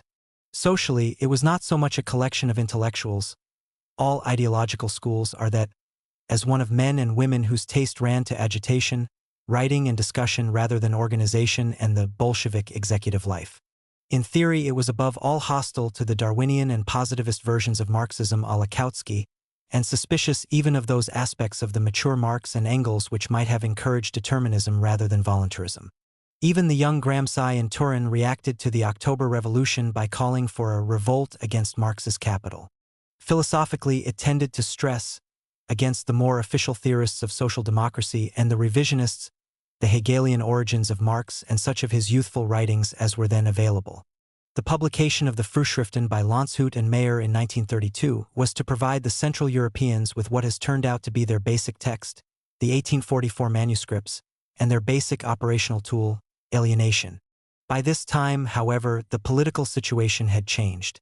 The Central Europeans no longer stood on the extreme left of the movement, a place now occupied by the Trotskyists, though in the West most of these, as J.P. Nettle has pointed out, were in fact Luxembourgians. Their passionate voluntarism, their own contempt for bourgeois science and their idealization of proletarian consciousness had been selectively absorbed into, even exaggerated by, the official Soviet doctrine. The main advantage the Central Europeans retained was the capacity to combine the passion for social revolution, even the readiness to accept the Jesuit discipline of the communist parties, with the interests of mid-20th century Western intellectuals, such as avant-garde culture and psychoanalysis, and a version of Marxist theory which, against the apparent trend of events in the Soviet Union itself, reaffirmed the humanist utopia of Marx. War and resistance brought them political reinforcements, especially in France, from revolutionary intellectuals to whom the discovery of German philosophy, in this instance not mediated by Marxism, gave a justification for the assertion of human liberty, the act of this assertion and struggle, and therefore the function of the engaged intellectual. Via the phenomenologist Sartre moved into something like a position as honorary Central European, and eventually into what he at any rate considered Marxism. The collapse of Stalinism relieved what had become an increasingly intolerable pressure on the Central Europeans within the communist movement. Stalinist theory had shown a diminishing toleration for the Hegelian or pre-1848 elements in Marx, and left them as the most obvious ideological nucleus for critical communist thought. Paradoxically, a strain of ideas which began on the ultra-left ended on the right wing of the revolutionary movement. Sooner or later a reaction was to be expected. It has now emerged under the leadership of Louis Althusser, a philosopher who has left the shadows of the great École Normale Supérieure of the Rue d'Ulm for the limelight of Parisian intellectual celebrity, or at any rate celebrity in the 5th and 6th arrondissements, which is even harder to achieve. His rise has been curiously sudden. Before 1965 he was virtually unknown even to the left-wing public, except as the author of an essay on Montesquieu and a selection from Feuerbach. In that year no fewer than 3 volumes came out as the first offerings of a series called Theory under M. Althusser's direction. A collection of papers under the title Poor Marx and 2 volumes essentially recording the papers presented at an intensive seminar by M. Althusser and his followers called Lire le Capital. The laconic titles are part of the Althusserian trademark. Their success has been startling. It is no reflection on the very considerable gifts of the author, not least his Gallic combination of evident intelligence, lucidity and style, to observe that he has been lucky in the moment of his emergence. The atmosphere of the Althusserian Quartier Latin is the one in which every self-respecting left-wing secondary schoolboy or student is a Maoist or at least a Castroite, in which Sartre and Henri Lefebvre are ancient monuments and the self-lacerations of the intellectual ex-communists of 1956 as incomprehensible as the opportunism of Waldek Rochet and Roger Garroey. A new generation of rebels requires a new version of revolutionary ideology, and M. Althusser is essentially an ideological hardliner, challenging the political and intellectual softening around him. It is typical that, though a member of the Communist Party, he should choose as his publisher François Maspero, the mouthpiece of the ultra-left. This does not make him into a neo-Stalinist, as his detractors have suggested. The eloquent and rather moving pages of intellectual autobiography with which Poor Marx opens show no indulgence to Stalinism, but their target is not so much le contagieuse et implacable système de gouvernement et de pensée, que provoquait cs de liars. The Althusserian prose is in the classic tradition, but the conditions of theoretical void, in which French communism grew up and which Stalinism helped to conceal behind that primacy of politics which was in any case congenial to the French. It led those philosophers who were not content to confine themselves to commentaries and meager variations on the theme of great quotations in sheer intellectual self-defense either to deny the possibility of any philosophy, or to maintain some sort of dialogue with their professional colleagues by disguising themselves, dressing up Marx as Husserl, as Hegel, as the humanist and ethical young Marx, at the risk of sooner or later confusing the mask with the face. The end of Stalinist dogmatism did not give us back Marxist philosophy in its integrity. It merely revealed its absence. Yet, and here M. Althusser leaves a moderately well-beaten track and at the same time allows himself scope for a good deal of private innovation. Its absence was not due merely to the defects of the French intellectual left. It was not there because Marxist philosophy, founded by Marx in the very act of founding his theory of history, has still largely to be constructed. M. Althusser's ambitious purpose is to construct it.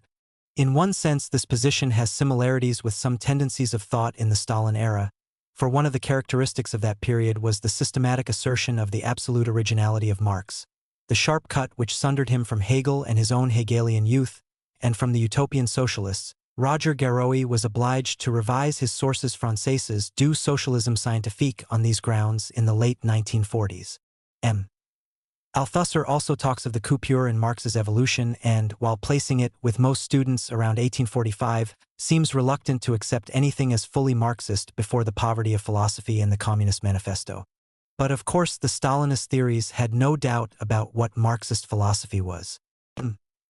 Althusser is just prepared to admit that certain thinkers in the past began to ask the crucial question how, e.g., the purpose of capital differs from that of political economy. Lenin, Labriola, Plekhanov, Gramsci, and various Italian scholars following the underestimated Galvano della Volpe, the Austro-Marxists who fell into neo-Kantianism, and some Soviet commentators who were incompletely aware of the implications of their analyses. But he denies that there is, as yet, a satisfactory answer. For there is none in Marx himself. Just as classical political economy did not quite see the point of what it observed, and what Marx formulated for it, so that Adam Smith gives, as it were, the right answer to questions he had not consciously asked, so Marx himself surpassed his own insight, leaving us to recognize where it was he was going. What political economy does not see is not something pre-existing which it might have seen but did not, but something it has itself produced in its operation of knowing connaissance, and which did not exist before this operation. It is precisely the production of knowledge which is identical with that object. What political economy does not see is what it makes. Its production of a new answer without question, and at the same time its production of a new latent question carried within that new answer. Lire Le Capital 1, pages 25-6. Marx himself suffers from the same weakness, which is the inevitable concomitant of the process of understanding.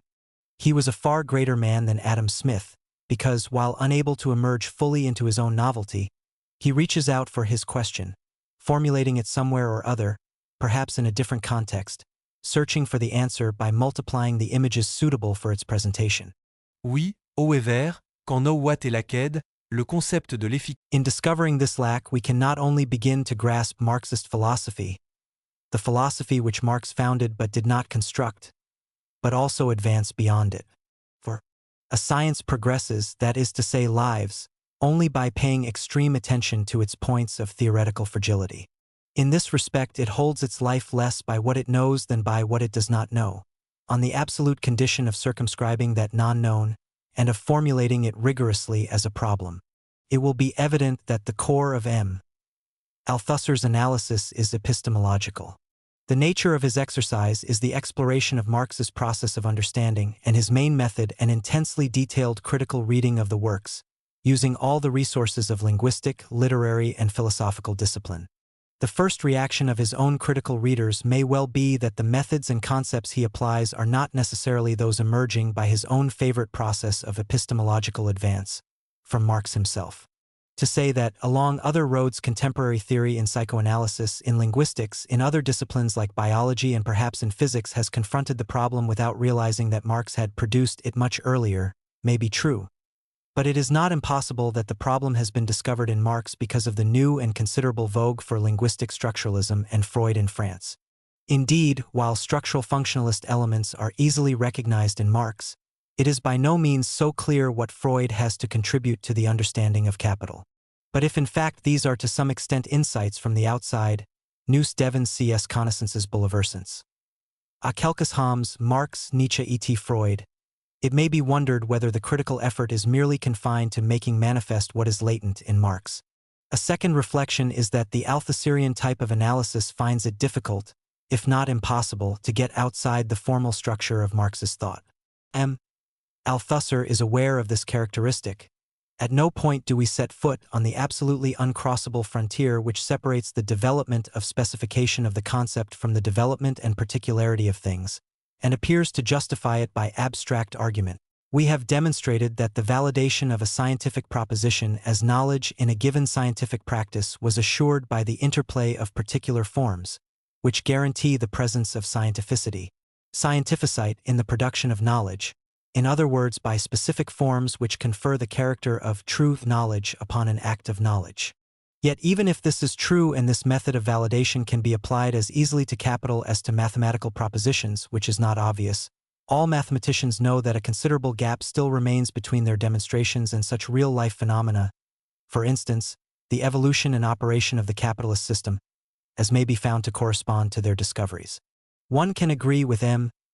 Althusser's profound and persistent dislike of empiricism, and still feel uneasy about his apparent dismissal of any exterior criterion of practice such as actual historical development, past or future, nous considerons le résultat sans son devenir.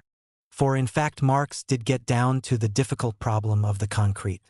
If he had not, he would not have written Capital but would have remained within the sphere of generality which dominates that marvelous and neglected introduction to the Critique of Political Economy, which is in many respects the key work of the Althusserian Marx, as the 1844 manuscripts are the key work of the Hegelian humanist Marx whom he rejects. And indeed, as soon as M. Althusser descends from the level where Marxism establishes what history or economics can or cannot do, the mathematical formalization of econometrics must be subordinate to conceptual formalization, and turns to its actual subject matter, he says little that is new or interesting. He produces a brilliant critique of the vulgar Marxist views on base and superstructure, and a satisfying formulation of their interaction. But such practical applications of the general principle as are used to illustrate it are taken from Marxists who have used a more direct and less intellectually self-contained route. While students like M. Godelier face the concrete problems of historic periodization raised by Marx, and have, for instance, taken a leading part in the rediscovery and reanalysis of the Asiatic mode of production, which is one of the more interesting intellectual results of the revival of original thought among communist intellectuals since Stalin e. Balibar's long discussion of historical materialism, Lire le Capital, Volume 2, remains resolutely on the heights of what one might call meta-history. Moreover, M. Althusser's type of approach, valuable though it is, simplifies away some of Marx's problems, for instance that of historic change. It is right to show that the Marxian theory of historical development is not evolutionist or historicist in the 19th century sense, but rests on a firm structuralist foundation. Development is the totality of all combinations, actual or possible, of the limited number of the different elements of production which analysis defines. Those actually realized in the past make up the succession of socio-economic formations. Yet one might object to this, as to the not dissimilar Levi-Straussian view, that by itself it does not explain how and why one socio-economic formation changes into another but merely establishes the limits outside which it is senseless to speak of historic development. And also that Marx spent an extraordinary amount of his time and energy trying to answer these questions. M. Althusser's work demonstrates, if demonstration be still needed, the remarkable theoretical power of Marx as a thinker, his status and originality as a philosopher in the technical sense of the word, and argues persuasively that he is far from a mere Hegel transposed from idealism to materialism. Yet even if his reading of Marx is correct, it is only a partial reading. This does not diminish the force of his analysis as a tool of negative criticism. Whatever we may think of the polemical formulation of his contentions, from the point of view of theory Marxism is no more an historicism than it is a humanism. The strength of his objections to the Hegelian and 1844 manuscript's interpretation of Marx is substantial, the acuteness of his analysis of certain weaknesses of the thought of Gramsci and their reasons, or of Sartre is impressive, the critique of model building, including that of Weberian ideal types, is to the point. This is due to some extent to the personal abilities of the man whom Le Monde, reporting the special session of the French Communist Party's Central Committee devoted to the discussion of his and M. Garoi's views, calls a philosophe de grande qualité, a quality revealed among other things in the intellectual respect he thinks he owes to some of those he criticizes. Nevertheless, it is also due to the thinker and the cause who so evidently inspire his passionate study. One reads him with attention, even with excitement. There is no mystery about his capacity to inspire the intelligent young, and though it may be feared that the Althusserian school whom he will certainly gather round him will be more scholastic than sparkling, the net effect of his eruption into Marxist theoretical debate may be positive. For his procedure is, almost by definition, that of asking rather than answering questions, of denying that the right answers have merely to be re-established even by the closest textual scrutiny of authority, because they have as yet to be worked out. For M. Althusser, the relation between Marx and his readers is one of activity on both sides, a dialectical confrontation which, like reality, has no end. It is curious and characteristic that the philosopher, who has also, as in one essay of poor Marx, doubled as a dramatic critic, chooses the metaphor of theater, needless to say that of Brechtian theater, to describe both Marx's process of exposing what lies beyond him, the Darstellung of C mode de présence de la structure dans ses effets, donc la causalité structurelle elle-même, and the reader's relation to him. C'est alors que nous pouvons nous souvenir de ce terme hautement symptomatique de la Darstellung, le rapprocher de cette machinerie, et le prendre au mot, comme l'existence même de cette machinerie en ses effets. La mode d'existence de cette mise en scène, de ce théâtre qui est à la fois sa propre scène, son propre texte, ses propres acteurs, ce théâtre dont les spectateurs ne peuvent en être, d'occasion, spectateurs, que parce qu'ils en sont d'abord les acteurs forcés, pris dans les contraintes d'un texte et de rôle dont ils ne peuvent en être les auteurs, puisque c'est, par essence, un théâtre sans auteur, lire le Capital, vol. 2, p. 177. But the pleasure of reading an intelligent and original thinker ought not to blind us to his weaknesses. M. Althusser's approach to Marx is certainly not the most fruitful. As the above discussion has suggested tactfully, it may even be doubted whether it is very Marxist, since it plainly takes no interest in much that Marx regarded as fundamental, and, as his subsequent writings, few though they are, make increasingly clear, is at loggerheads with some of Marx's most cherished arguments. It demonstrates the newfound post-Stalinist freedom, even within communist parties, to read and interpret Marx independently. But if this process is to be taken seriously, it requires genuine textual erudition such as M. Althusser does not appear to possess. He certainly seems unaware both in Poor Marx and Lehre le Capital of the famous Grundriss, though they have been available in an excellent German edition since 1953, and one may even suspect that his interpretation has preceded his reading of some of the texts with which he is acquainted. To this extent, he still suffers from the after-effects of the Stalinist period, which created a gap between the older generation of enormously learned Marx scholars and both the political activists and the younger neo-Marxists. Moreover, the revival of Marxism requires a genuine willingness to see what Marx was trying to do, though this does not imply agreement with all his propositions. Marxism, which is at once a method, a body of theoretical thinking, and collection of texts regarded by its followers as authoritative, has always suffered from the tendency of Marxists to begin by deciding what they think Marx ought to have said, and then to look for textual authority for the chosen views. Such eclecticism has normally been controlled by a serious study of the evolution of Marx's own thought. M. Althusser's discovery that the merit of Marx lies not so much in his own writings, but in allowing Althusser to say what he ought to have said, removes this control. It is to be feared that he will not be the only theorist to replace the real Marx by one of his own construction. Whether the Althusserian Marx or other analogous constructs will turn out to be as interesting as the original is, however, quite another question. 1966. Chapter 18. Karl Koch. The search for a viable post-Stalinist Marxism has tended to be at the same time a search for viable pre-Stalinist Marxian thinkers.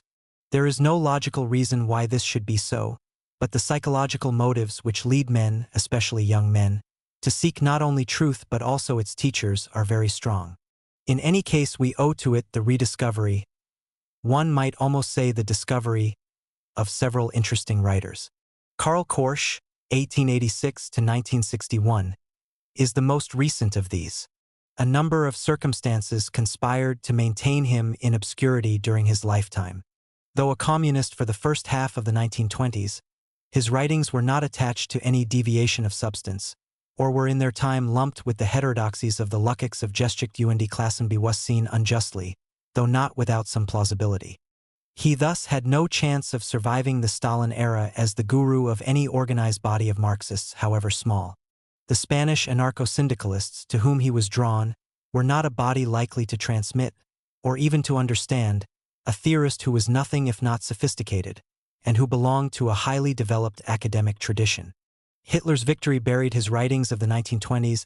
Hitler's bombs, the surviving stock of his Karl Marx, published in London in 1938 in the Chapman and Hall series on modern sociologists, and which had in any case barely been noticed in the atmosphere of Anglo-Saxon Marxism of those days. The unexpected revival of interest in Marxism among West German intellectuals in the 1960s has restored him to life.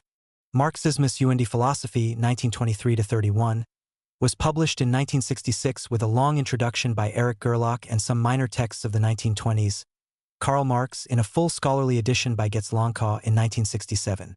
At first sight, the interest of Korsch seems to lie in the fact that he brought to Marxism the comparatively rare combination of a German academic. He achieved the uncomfortable distinction of a professional chair at the ultra-right-wing University of Jena, of an active politician, Thuringian minister and Reichstag deputy, and of a passionate revolutionary. However, what is more important is his membership of that Central European left which was formed in the years before and during the First World War as a theoretical resistance movement to the Kautskyan orthodoxies of the Second International, and for a more or less short time merged with Bolshevism after the October Revolution. Korsch shared with most of this remarkably able generation of thinkers the conviction that German social democracy had justified its political passivity with a version of Marxism which, in effect, turned it into a form of 19th-century positivist evolutionism. The left must turn from the politically misleading determinism of the natural sciences to philosophy, i.e. to the philosophic Marx of the 1840s, if only because Marxist orthodoxy had lightly pushed this aside. The object was not to close Marxism as a metaphysical system, but to open it. It was to oppose the constant, and hitherto uncompleted, philosophical critique of reality and ideology, including that of Marxism itself, to the sterile certainties of positivism. It is a matter of debate how far this return to a Marxist philosophy was achieved at the cost of a systematic re-Hegelianization of Marx, such as was common elsewhere on the Central European left. At all events, the convergence between Korsch and Lukács proved to be only temporary. For from the start Korsch seems to have differed from his contemporaries in some important respects. His original pre-Marxist critique of orthodoxy, developed in London before 1914, had asked not so much for revolution as for a positive content in socialism, such as he discovered both in syndicalism and, curiously enough, in the Fabian Society which he had then joined.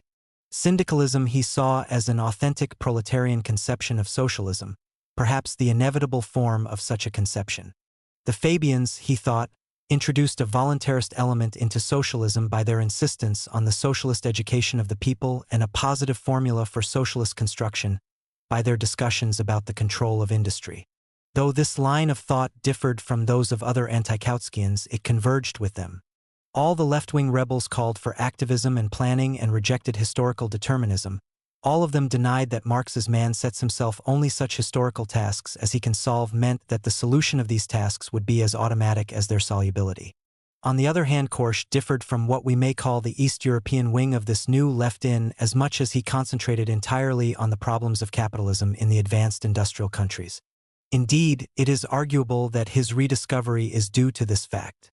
For there has never been much difficulty in knowing, or at least in proposing, what Marxists should do in underdeveloped countries. The problem ever since the later 19th century has been to suggest what they should do in countries of stable industrialism and no visible revolutionary perspectives. Korsch concentrated on this problem, though unfortunately he had no solution for it. Korsch's Western orientation accounts for the consistent theoretical critique of Bolshevism which made him, even in his communist period, far less committed to the Russian, as distinct from the desired Western revolution than, say, Rosa Luxemburg, and led him rapidly to abandon any positive judgment of the Soviet Union. At this point he diverged from his friend and admirer Bertolt Brecht, and for that matter from many others on the Central European left. For him Leninism was as wrong as Kautskyism, and for the same reasons. Indeed, he acutely pointed out that crucial concepts of Leninism, such as the view that socialism enters the proletarian movement through intellectuals, could be derived from Kautsky. Philosophically, Korsch's points against materialism and empirio-criticism were well taken. In concentrating on the defense of materialism, which was not a serious issue, Lenin directed his fire against the unreal enemy of idealism and left undisturbed the real danger, a materialist conception colored by natural science. This had been the fundamental current of bourgeois thought in philosophy, the natural and social sciences, and formed the major model for the vulgarization of Marxism itself. Hence Lenin's perfectly sincere desire to remain a Hegelian was idle. He was forced back onto a simplified, indeed a pre-Hegelian, view of the opposition between materialism and idealism, which in turn led to an oversimplified view of what Marx's standing the Hegelian dialectic on its feet meant, a vulgarization of the concept of the unity of theory and practice. Ultimately, he was led to a position which was to inhibit the ability of Marxism to contribute to the further development of the empirical sciences of nature and society. He admitted that Lenin had not so much claimed to practice philosophy as to criticize philosophical tendencies which appeared to him to be noxious for various reasons of party policy. But could Marxists deal with philosophy or any other field of thought exclusively in terms of its usefulness or harmfulness in politics? They could not. The criticism of Lenin is in many respects just, but Korsch dismissed the factors which made Leninism not merely another version of Kautskyan theory, but an entirely different historical phenomenon, a revolutionary theory for the underdeveloped world. He admitted that it was such a theory, though reluctantly. He denied that it formed an adequate theoretical expression for the practical needs of the present phase of the class struggle. Indeed, after his expulsion from the German Communist Party, he increasingly assimilated the Soviet Union to fascism. Both were aspects of the etatist and totalitarian counter-revolution which followed the short-lived upsurge of the revolutionary movement in 1917-23 and sought to prevent its recurrence. Historically absurd, such a view is plausible only on the assumption that Bolshevism was a flight from the theoretical and practical demands of the industrial proletariat, reflecting the situation of the backward East, which still faced the problem of making its bourgeois revolution. Korsch made this assumption.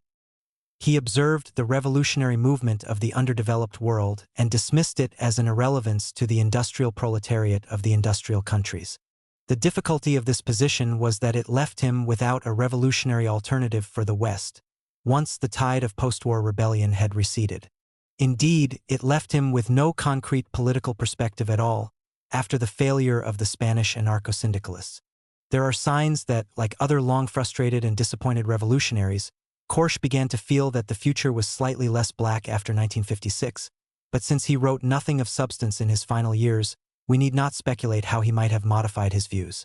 Inevitably, as disillusion increased, the process of developing Marxism turned into one of criticizing it, or rather of shedding so much of it that it was doubtful, in spite of Korsch's disclaimers, that the remainder could still be properly called Marxism.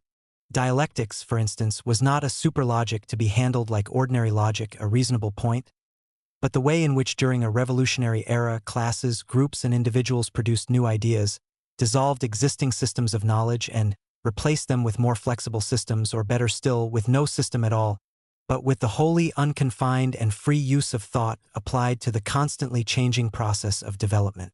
If we combine this with the rejection of most of Marx's actual propositions about the real world as what Mr. Gerlach calls the dogmatization of the result of Marxist research which have historically limited validity, the speculative instead of empirical derivation of development, not much of the actual corpus of Marx's writings was left. What remained was a method for an empirical social science, which derived from Marx chiefly a welcome refusal to identify itself with the natural sciences, and a proletariat organized as a party, which could use this method for its purposes. There was no clear reason why Marxism should be or tend to become the form of consciousness of the proletariat, and in future it would at best be one of the elements in proletarian theory, if indeed the revolutionary movement in its revival could be confined to the proletariat. Marx himself would be seen merely as one among many precursors, founders and developers of the socialist movement of the working class. It would thus seem that in the period of counter-revolution Korsch found himself in the very difficulty that he noted in Marx and Engels after 1848. In the absence of realistic revolutionary perspectives, the unity of theory and practice was impossible to maintain, and there was an inevitable shift from practice to theoretico-empirical research. However, it is extremely doubtful whether the Korschian adaptation to this situation, unlike the Marxian one, can be properly described as still a comprehensive theory of social revolution. This practical side is reduced to platitude and hope. Its theoretical side provides a systematic bridge from what most Anglo-Saxons would, perhaps wrongly, call metaphysics to modern scientific method, as in the argument that Hegel, whose method was not all that different from the axiomatic procedures of modern natural sciences, could not be regarded as in conflict with empirical research, and in Korsch's exploration of mathematical models in the social sciences, such as the field theory of his friend Kurt Lewin in psychology, and perhaps the theory of games. Unquestionably, the reminder that the most committed social science must be subject to the usual tests of truth is valuable. Whether it has much specific connection with Marxism, except as it were a biographical one, is another question. It is relevant to stress this evolution to Korsch's political and theoretical analysis, because it forms a necessary background to his writings, and, though fairly explicit in Marxismus und Philosophie, or rather in the polemical introduction to the second edition of this work, is far from explicit in Karl Marx, a work which is in any case not easy of access to the non-specialist. It does not follow that the extreme position which he expressed in the period around 1950, a phase of acute discouragement for more than one thinker brought up in the Marxian tradition, is also that of works written in the 1920s or 1930s. However, these also mark points along a single line of development. This does not diminish the interest of these works both for the student of Marx and for the student of the ulterior transformations and modifications of Marxist thought. Korsch had an erudite and critical knowledge of the master's works, an admirable Marxist awareness of the historic changes which underlay his and his followers' theoretical developments, and a point of view which makes his exposition refreshingly different from the fashions which have prevailed over the last generation. Thus, it is useful to remind young men brought up on catchphrases about alienation or sociology that Marx is above all an economist, inasmuch as the critique of political economy increasingly formed an analytical backbone of his theory, while the other aspects of the analysis were increasingly reduced to incidental, if penetrating and brilliant aperçus. This is not epoch-making, but needs saying at a time when Capital may be seen by some as a treatise of epistemology or sociology. Marx's materialist science of society is not sociology but economics. It is equally useful to subject the historical process of the reception of Marxism in late 19th century Germany and Europe to a cool, balanced, and convincing analysis. Korsch shows that revisionism was not a rejection of a formerly predominant theory and practice of revolutionary Marxism, but as it were the twin of a formalized Marxist orthodoxy which emerged at the same time, each a response of revolutionary theory to non-revolutionary actuality, and so on. Such observations are helpful, but not world-shaking. And though Korsch evidently thought otherwise, it is hard to get excited about the propositions to which he himself attached crucial importance. No doubt, in the 1920s, the application of historical materialism to the study of Marxism itself was unusual, but it is so no longer. So long as the material basis of existing bourgeois society can only be attacked and shaken, but not overthrown, by the practical revolutionary struggle of the proletariat, the revolutionary theory of the proletariat can only criticize the socially anchored forms of thought of the bourgeois era, but cannot finally go beyond them. The recognition that Marxism is incomplete is in itself not enough. Korsch's statement remains on the level of platitude, though the kind of platitude which can stimulate those not habituated to it. It is fair enough. But where do we go next? In the last analysis, it is his failure to advance beyond this level which prevents Korsch from making a major contribution to the development of Marxism. He is well worth reading because he was both intelligent and learned. He wrote with some force and lucidity, compared with the habitual prose style of Central European Marxist theorists, though this is unlikely to emerge from English translations. What he says is often worth listening to, though some of his best insights, such as those about the essentially proletarian character of syndicalism, antedate his Marxian period and have no necessary connection with it. But in the end, there is no major reason today why we should have to read him.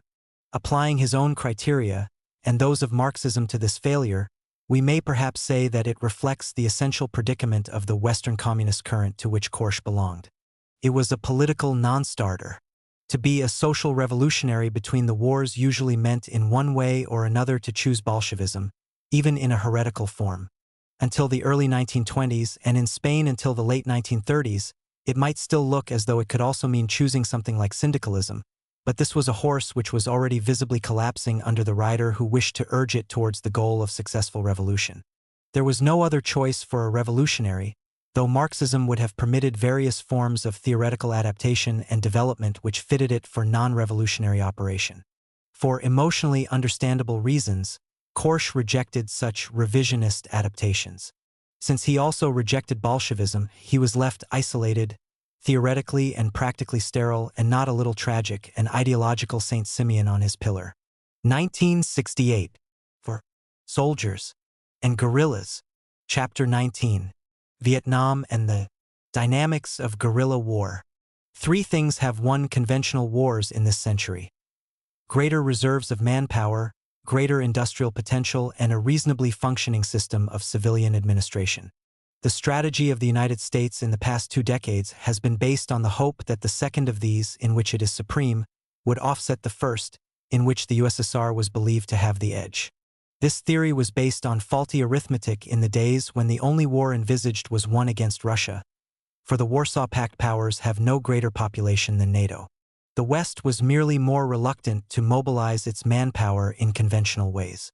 However, at present the argument is probably more valid, for some of the Western states, like France, will almost certainly stay neutral in any world war that is likely, and China alone has more men than all the Western powers likely to fight in concert. At all events, whether the arguments were right or wrong, the United States has since 1945 put its money entirely on the superiority of its industrial power, on its capacity to throw into a war more machinery and more explosives than anyone else. Consequently, it has been badly shaken to discover that a new method of winning wars has been developed in our time, and that it more than offsets the organization and industrial power of conventional military operations. That is guerrilla war, and the number of Goliaths who have been felled by Davids with slingshots is now very impressive. The Japanese in China, the Germans in wartime Yugoslavia, the British in Israel, the French in Indochina and Algeria. At present, the United States itself is undergoing the same treatment in South Vietnam. Hence the anguished attempts to pit bombs against small men behind trees, or to discover the gimmick, for surely there must be one, which allows a few thousand ill-armed peasants to hold at bay the greatest military power on earth. Hence also the simple refusal to believe that it can be so. If the United States is baffled, it must be due to some other measurable and bombable reason, to the aggressive North Vietnamese, who actually sympathize with their southern brothers and smuggle trickles of supplies to them, to the terrible Chinese who have the nerve to possess a common border with North Vietnam, and no doubt eventually to the Russians. Before common sense flies completely out of the window, it is therefore worth taking a look at the nature of modern guerrilla war. There is nothing new about operations of a guerrilla type.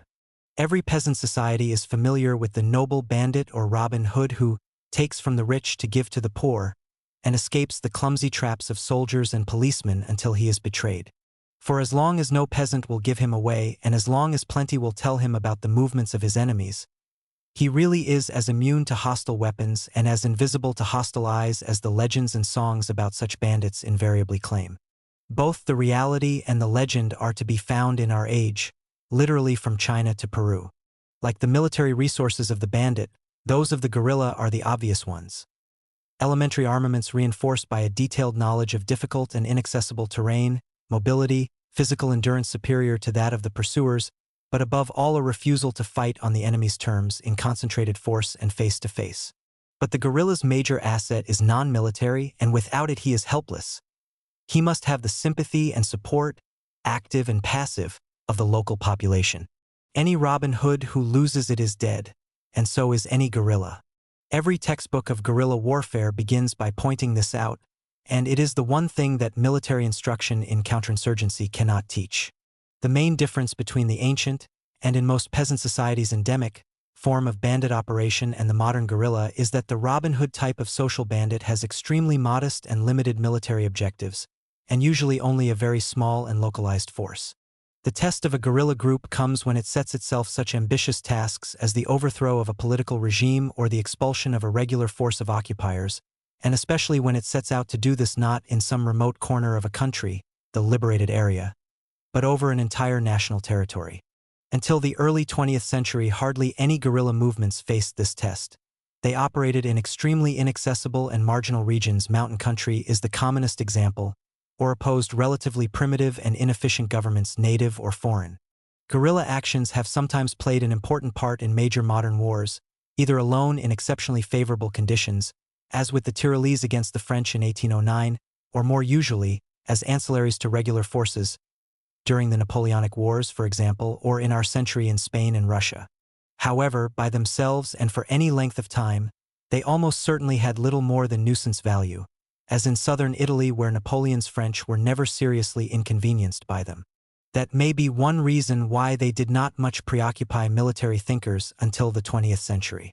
Another reason, which may explain why even revolutionary soldiers did not think much about them, was that practically all effective guerrillas were ideologically conservative, even if socially rebellious. Few peasants had been converted to left-wing political views or followed left-wing political leaders. The novelty of modern guerrilla war, therefore, is not so much military. The guerrillas of today may have at their disposal much better equipment than did their predecessors, but they are still invariably much worse armed than their opponents. They derive a large part of their armament in the early stages, probably most of it from what they can capture, buy or steal from the other side, and not, as Pentagon folklore holds, from foreign supplies. Until the ultimate phase of guerrilla war, when the guerrilla force becomes an army and may actually face and defeat its adversaries in open battle as Dien Bien Phu, there is nothing in the purely military pages of Mao, Vong Nguyen Giap, Che Guevara or other manuals of guerrilla warfare, which a traditional guerrillero or band leader would regard as other than simple common sense. The novelty is political, and it is of two kinds. First, situations are now more common when the guerrilla force can rely on mass support in widely different areas of its country. It does so in part by appealing to the common interest of the poor against the rich, the oppressed against the government, and in part by exploiting nationalism or the hatred of foreign occupiers, often of another color.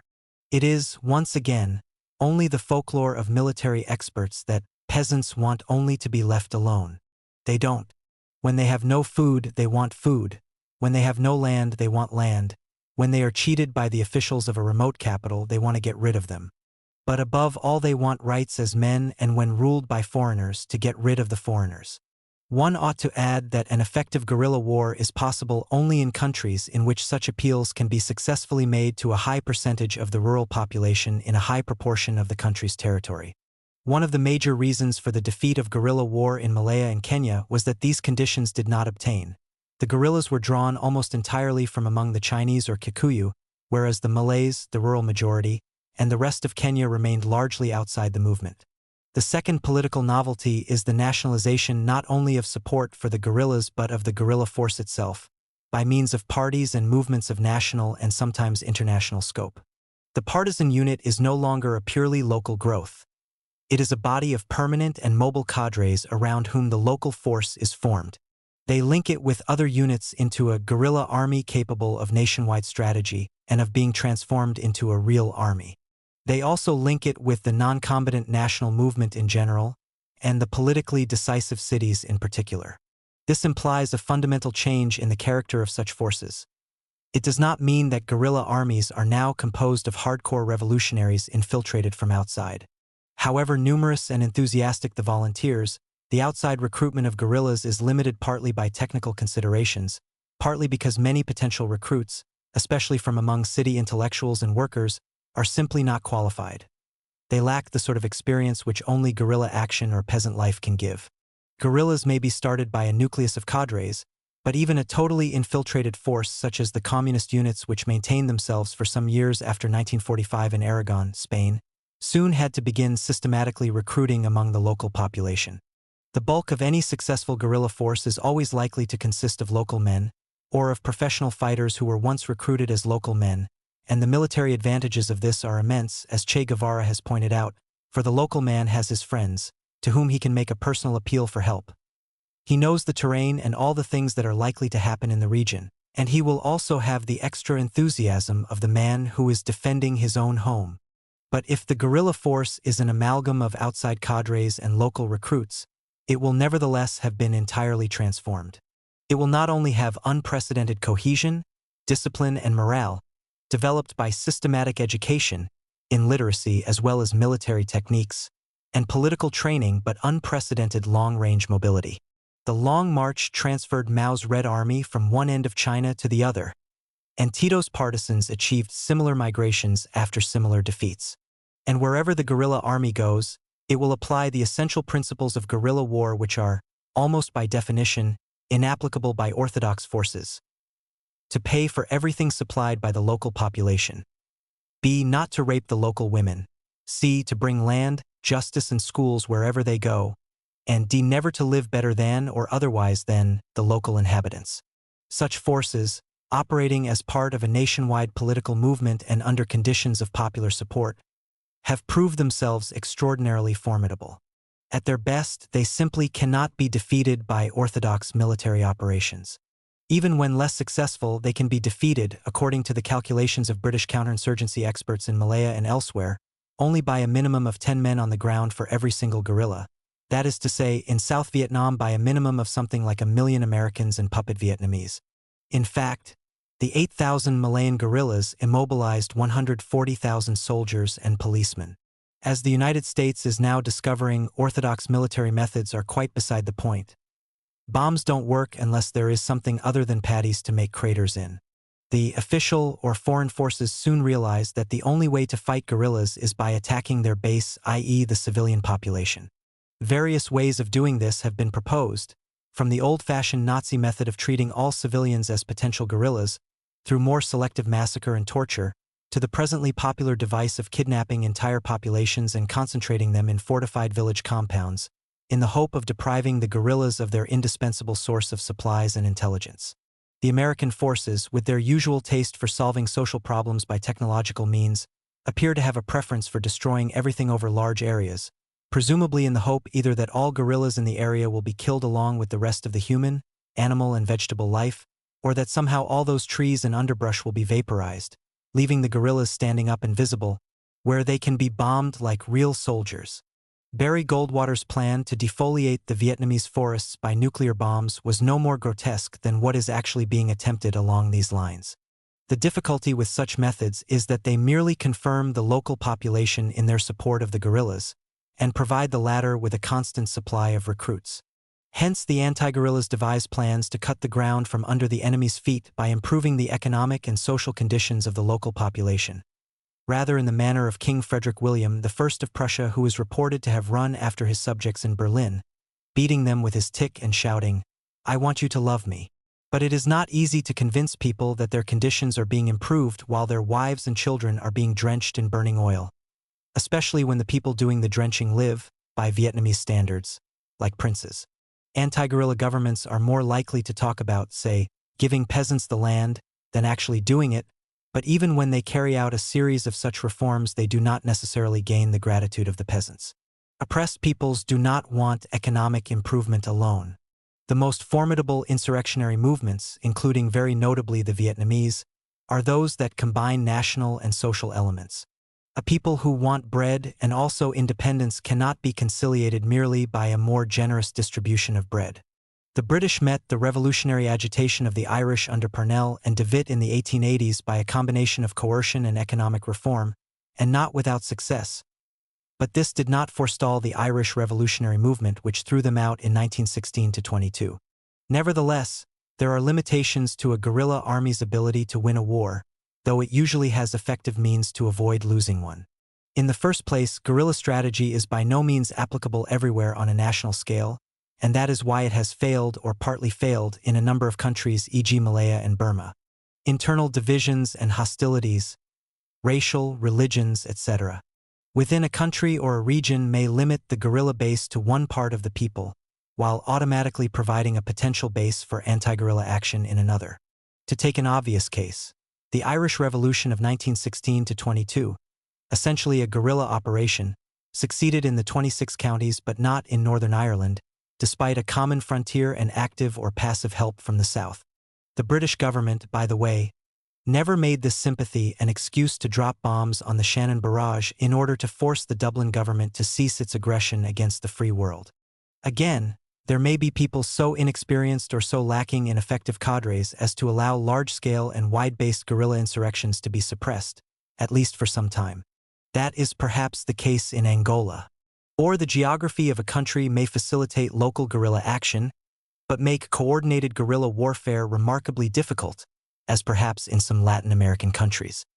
Or a people may be simply too small to win independence by direct action without major outside aid against a combination of occupying countries determined to suppress them.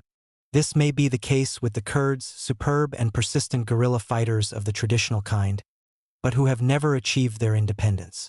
Beyond these obstacles, which vary from country to country, there is the problem of cities. However great the support for the movement in the cities, however urban the origin of its leaders, cities, and especially capital cities, are the last place a guerrilla army will capture or, unless very badly advised, tackle. The Chinese communists rode to Shanghai and Canton ran via Yan'an. The Italian and French resistance movements timed their urban insurrections, Paris 1944, Milan and Turin 1945, for the very last moments before the arrival of Allied armies, and the Poles who did not, Warsaw 1943, were wiped out. The power of modern industry, transport and administration can be neutralized for a significant length of time only where it lies thin on the ground. Small-scale harassment, such as the cutting of one or two roads and rail tracks, can disrupt military movement and administration in difficult rural terrain, but not in the big city.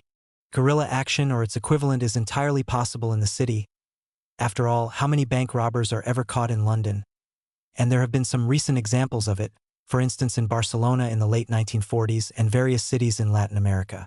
But it has little more than nuisance value, and merely serves to create a general atmosphere of lack of confidence in the efficiency of the regime, or to tie down armed forces and police which might be better used elsewhere. Finally, the most crucial limitation of guerrilla warfare is that it cannot win until it becomes regular warfare, in which case it must meet its enemies on their strongest ground. It is comparatively easy for a widely backed guerrilla movement to eliminate official power from the countryside, except for the strong points actually physically occupied by armed forces, and to leave in government or occupation control no more than the isolated cities and garrisons, linked by a few main roads or railroads, and that only by daylight, and by air or radio. The real problem is to get beyond that point. Textbooks devote a good deal of attention to this ultimate phase of guerrilla war, which the Chinese and Vietnamese handled with brilliant success against Chiang Kai-shek and the French. However, those successes should not include mistaken generalizations. The real strength of guerrilla armies lies not in their ability to turn themselves into regular armies capable of expelling other conventional forces, but in their political strength. The total withdrawal of popular support may produce the collapse of local governments often, as in China and Vietnam, heralded by mass desertions to the guerrillas. A crucial military success by the guerrillas may bring this collapse into the open. Fidel Castro's rebel army did not win Havana.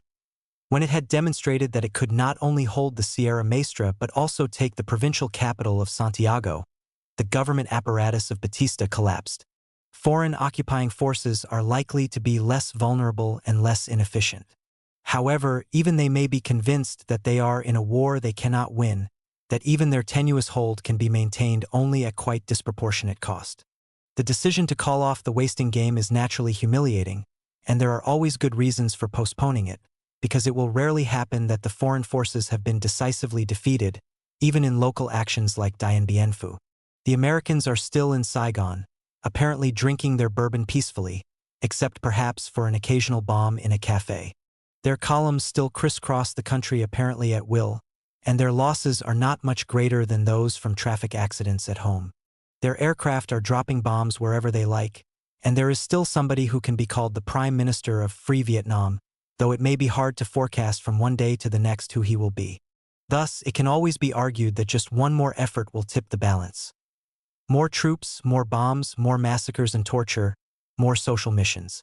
The history of the Algerian War anticipates the one in Vietnam in this respect.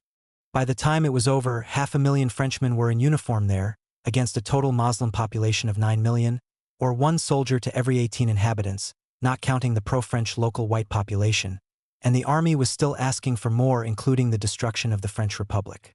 It is hard, in such circumstances, to cut one's losses, but there are occasions when no other decision makes sense. Some governments may take it earlier than others. The British evacuated Ireland and Israel well before their military position had become untenable.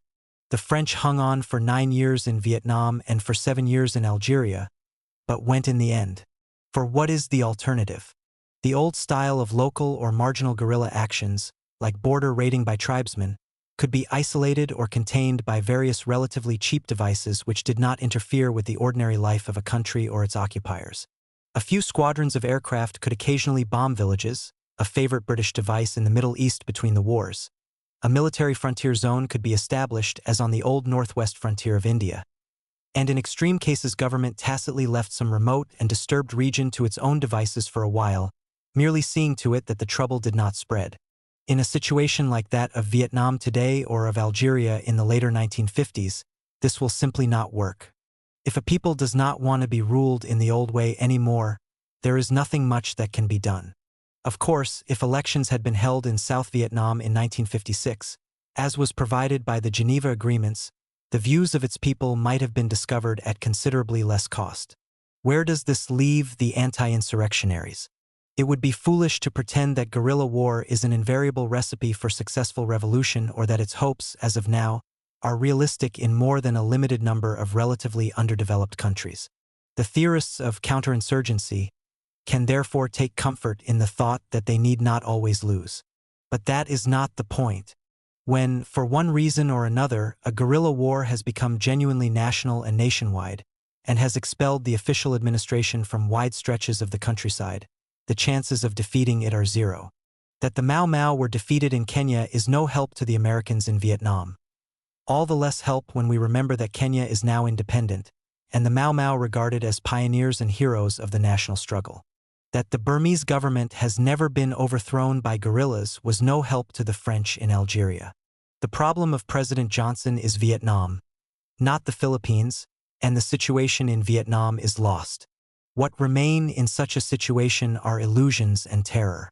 The rationalizations of today's Washington policy were all anticipated in Algeria. We were told by French official spokesmen that the ordinary Algerian was on the side of France, or if not actually pro-French, that he wanted only peace and quiet but was terrorized by the FLN. We were told, practically once a week, that the situation had improved, that it was now stabilized, that another month should see the forces of order regain the initiative, that all they needed was another few thousand soldiers and another few million francs.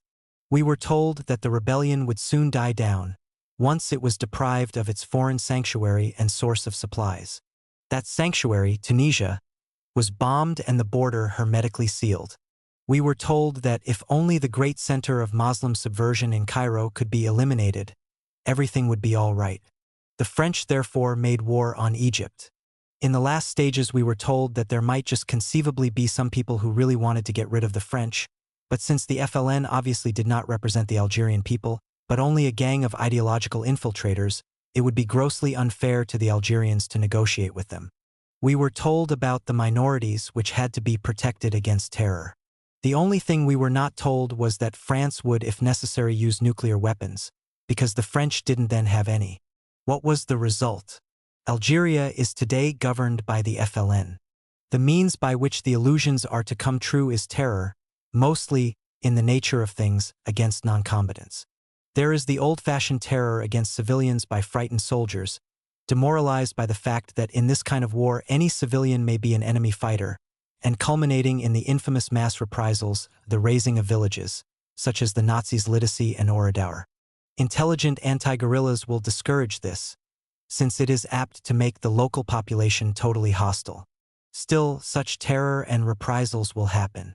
Furthermore, there will be the more selective torturing of prisoners for information. In the past there may have been some moral limitation on such torture, but not, alas, in our time. In fact, we have so far forgotten the elementary reflexes of humanity that in Vietnam we photograph torturers and victims and release the pictures to the press. A second kind of terror is that which is at the base of all modern warfare, whose targets nowadays are essentially the civilians rather than the combatants. Nobody would ever have developed nuclear weapons for any other purpose. In orthodox warfare, the purpose of indiscriminate mass destruction is to break the morale of population and government, and to destroy the industrial and administrative base on which any orthodox war effort must rest. Neither task is as easy in guerrilla war, because there are hardly any cities, factories, communications, or other installations to destroy, and nothing like the vulnerable central administration machine of an advanced state. On the other hand, more modest success may pay off. If terror convinces even a single area to withhold support from the guerrillas, and thus to drive them elsewhere, this is a net gain for the anti-guerrillas. So the temptation to go on bombing and burning at random is irresistible, especially for countries like the United States, which could strip the entire surface of South Vietnam of life without dipping too deeply into its supply of armaments or money. Lastly, there is that most hopeless and desperate form of terror, which the United States is at present applying. The threat to extend the war to other nations unless they can somehow get the guerrillas to stop. This has no rational justification at all. If the Vietnamese War were really what the State Department pretends, namely an indirect foreign aggression without a spontaneous and local rebellion, then no bombing of North Vietnam would be necessary. The Viet Cong would be of no more importance in history than the attempts to set up guerrilla warfare in Spain after 1945, which faded away, leaving few traces except some local newspaper stories and a few publications by Spanish policemen. Conversely, if the people of South Vietnam really were on the side of whatever general at present claims to be their government, or merely wanted to be left in peace, there would be no more trouble in that country than in neighboring Cambodia or Burma, both of which had or still have guerrilla movements. But it is clear by now, and should always have been clear, that the Viet Cong will not go away quietly, and no miracle will transform South Vietnam into a stable anti-communist republic within the foreseeable future. As most governments in the world know, though one or two, like the British, are too dependent on Washington to say so, there can be no military solution in Vietnam without at least a major conventional land war in the Far East, which would probably escalate into a world war when, sooner or later, the United States discovered that it could not win such a conventional war either. And it would be fought by several hundreds of thousands of American troops, because the allies of the United States, though doubtless willing to send a token battalion or ambulance unit, are not fools enough to involve themselves seriously in a conflict of this kind. The pressure to escalate a little further will mount, and so will the Pentagon belief in the most suicidal of all the many Vietnamese illusions, that in the last showdown the North Vietnamese and Chinese can be terrorized by the prospect of nuclear war into defeat or withdrawal. They cannot, for three reasons. First, because whatever the computers say, nobody believes that a United States government, which is genuinely interested in a stable and peaceful world, will actually start a nuclear war over Vietnam. South Vietnam is a question of vital importance for Hanoi and Peking, just as Soviet missiles off Florida were regarded as a vital issue in Washington, whereas the Viet Cong are merely a matter of saving face for the United States as Cuban missile bases were of marginal urgency for Khrushchev. The Russians backed down over Cuba because to them it was not worth any kind of world war, nuclear or conventional. For the same reason, the United States can be expected to back down in South Vietnam, provided it is interested in world peace, and provided, presumably, some sort of face-saving formula can be found. Second, and on the supposition that the United States really is not prepared for any realistic settlement in South Vietnam, its nuclear threat will not work in the long run because North Vietnam, China, and quite a few other countries will conclude that nothing is to be expected from concession except further United States demands. There is so much talk about Munich in Washington these days that it is often forgotten how much like Munich the situation must look to the other side. A government which regards itself as free to bomb a country with which it is not at war can hardly be surprised if China and North Vietnam refuse to believe that this is the last concession they will be asked to make. There are, as the United States government is aware, situations today in which countries are willing to face the risks of world war, even nuclear war. For China and North Vietnam, South Vietnam is one such situation, and the Chinese have already made that clear. It is dangerous daydreaming to think otherwise. Third and last, the threat of nuclear war against China and North Vietnam is relatively ineffective, because it is more appropriately a threat made against industrialized belligerents. It assumes that in modern warfare there comes a moment when a country or a people must give up because its back is broken. That is a certain outcome of nuclear war for small and medium-sized industrial states and a probable one for large ones, including the United States. But it is not the necessary outcome for a relatively undeveloped state, especially one as gigantic as China. It is certainly true that China, without the USSR, has no chance of defeating the United States. The strength of its position is that neither can it be defeated in any realistic sense. Its token nuclear bombs can be destroyed, and so can its industries, cities, and many millions of its 700 million citizens. But all that would merely put the country back to where it was at the time of the Korean War. There are simply not enough Americans to conquer and occupy the country. It is important for American generals, and for anyone else calculating war on assumptions derived from industrial societies, to realize that it will therefore not work as a threat, though doubtless the Chinese will not rush lightly into a major war, especially a nuclear one, even when they believe it cannot be avoided. As in Korea, they are not likely to enter it until directly attacked or threatened. The dilemma of American policy therefore remains. Having 3 times as many nuclear bombs as the rest of the world is very impressive, but it will not stop people from making revolutions of which Mr. McGeorge Bundy disapproves. Nuclear bombs cannot win guerrilla wars such as the Vietnamese are now fighting, and without such weapons it is improbable that even conventional wars can be won in that region. The Korean War was at best a draw. Nuclear bombs cannot be used as a threat to win a little war that is lost, or even a medium-sized war, for though the populace can be massacred, the enemy cannot be brought to surrender. If the United States can come to terms with the realities of Southeast Asia, it will find itself very much where it was before, the most formidable power in the world, whose position and influence nobody wants to challenge, if only because nobody can, but which, like all other powers, past and present, must live in a world it does not altogether like. If it cannot come to such terms, sooner or later it will blast off those missiles. The risk is that the United States, suffering from the well-known disease of infant great powers, a touch of omnipotence, will slide into nuclear war rather than face reality. 1965, Chapter 20, Civilians versus Military. In 20th century politics. Ever since the French Revolution, all modern governments have faced the problem of the relations between civilian governments and the military.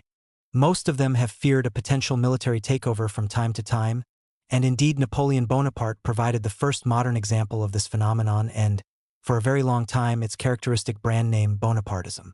Of course, governments had problems with their soldiers before then. Guards officers were proverbial kingmakers, or rather emperor assassinators in 18th century Russia, as janissaries had been in the Ottoman Empire. But, taking Central and West European feudal and absolutist states, the armed forces were rarely separable from the nobility and gentry which provided their officers. In extreme cases, no conflict between civilians and military in politics could arise, because the same people, e.g. feudal nobles and country gentry, were both. Or rather, conflict might arise, but only as it were about demarcation lines. It was almost impossible for the armed, i.e. noble, rebels to conceive of any government other than that of the legitimate hereditary dynasty, or of someone who at least pretended to belong to it. They might challenge one particular member of it, or quarrel with particular arrangements within the kingdom, but constitutionally they did not set up an alternative. In fact, as the Meiji Restoration in Japan shows very well, in the last analysis even the most inactive and nominal legitimate king or emperor had for this reason amazing reserves of political power against the most powerful nobles who ruled in his name, if he chose to exercise them. But we are not considering traditional aristocratic and absolutist societies but modern ones, in which the armed forces are a special subdepartment of public power, different in their personnel and generally in the social recruitment of their officers from other parts of it, and not necessarily owing the civilian part a traditional, almost ritual loyalty. We do sometimes find survivals of the older relationship, as in 19th century Prussia and Imperial Germany, where the corps of army officers, but not the naval ones, consisted largely of junkers who would have found rebellion against the king, who was the very keystone of their class, hardly conceivable, at least as long as he behaved as they thought a king ought to.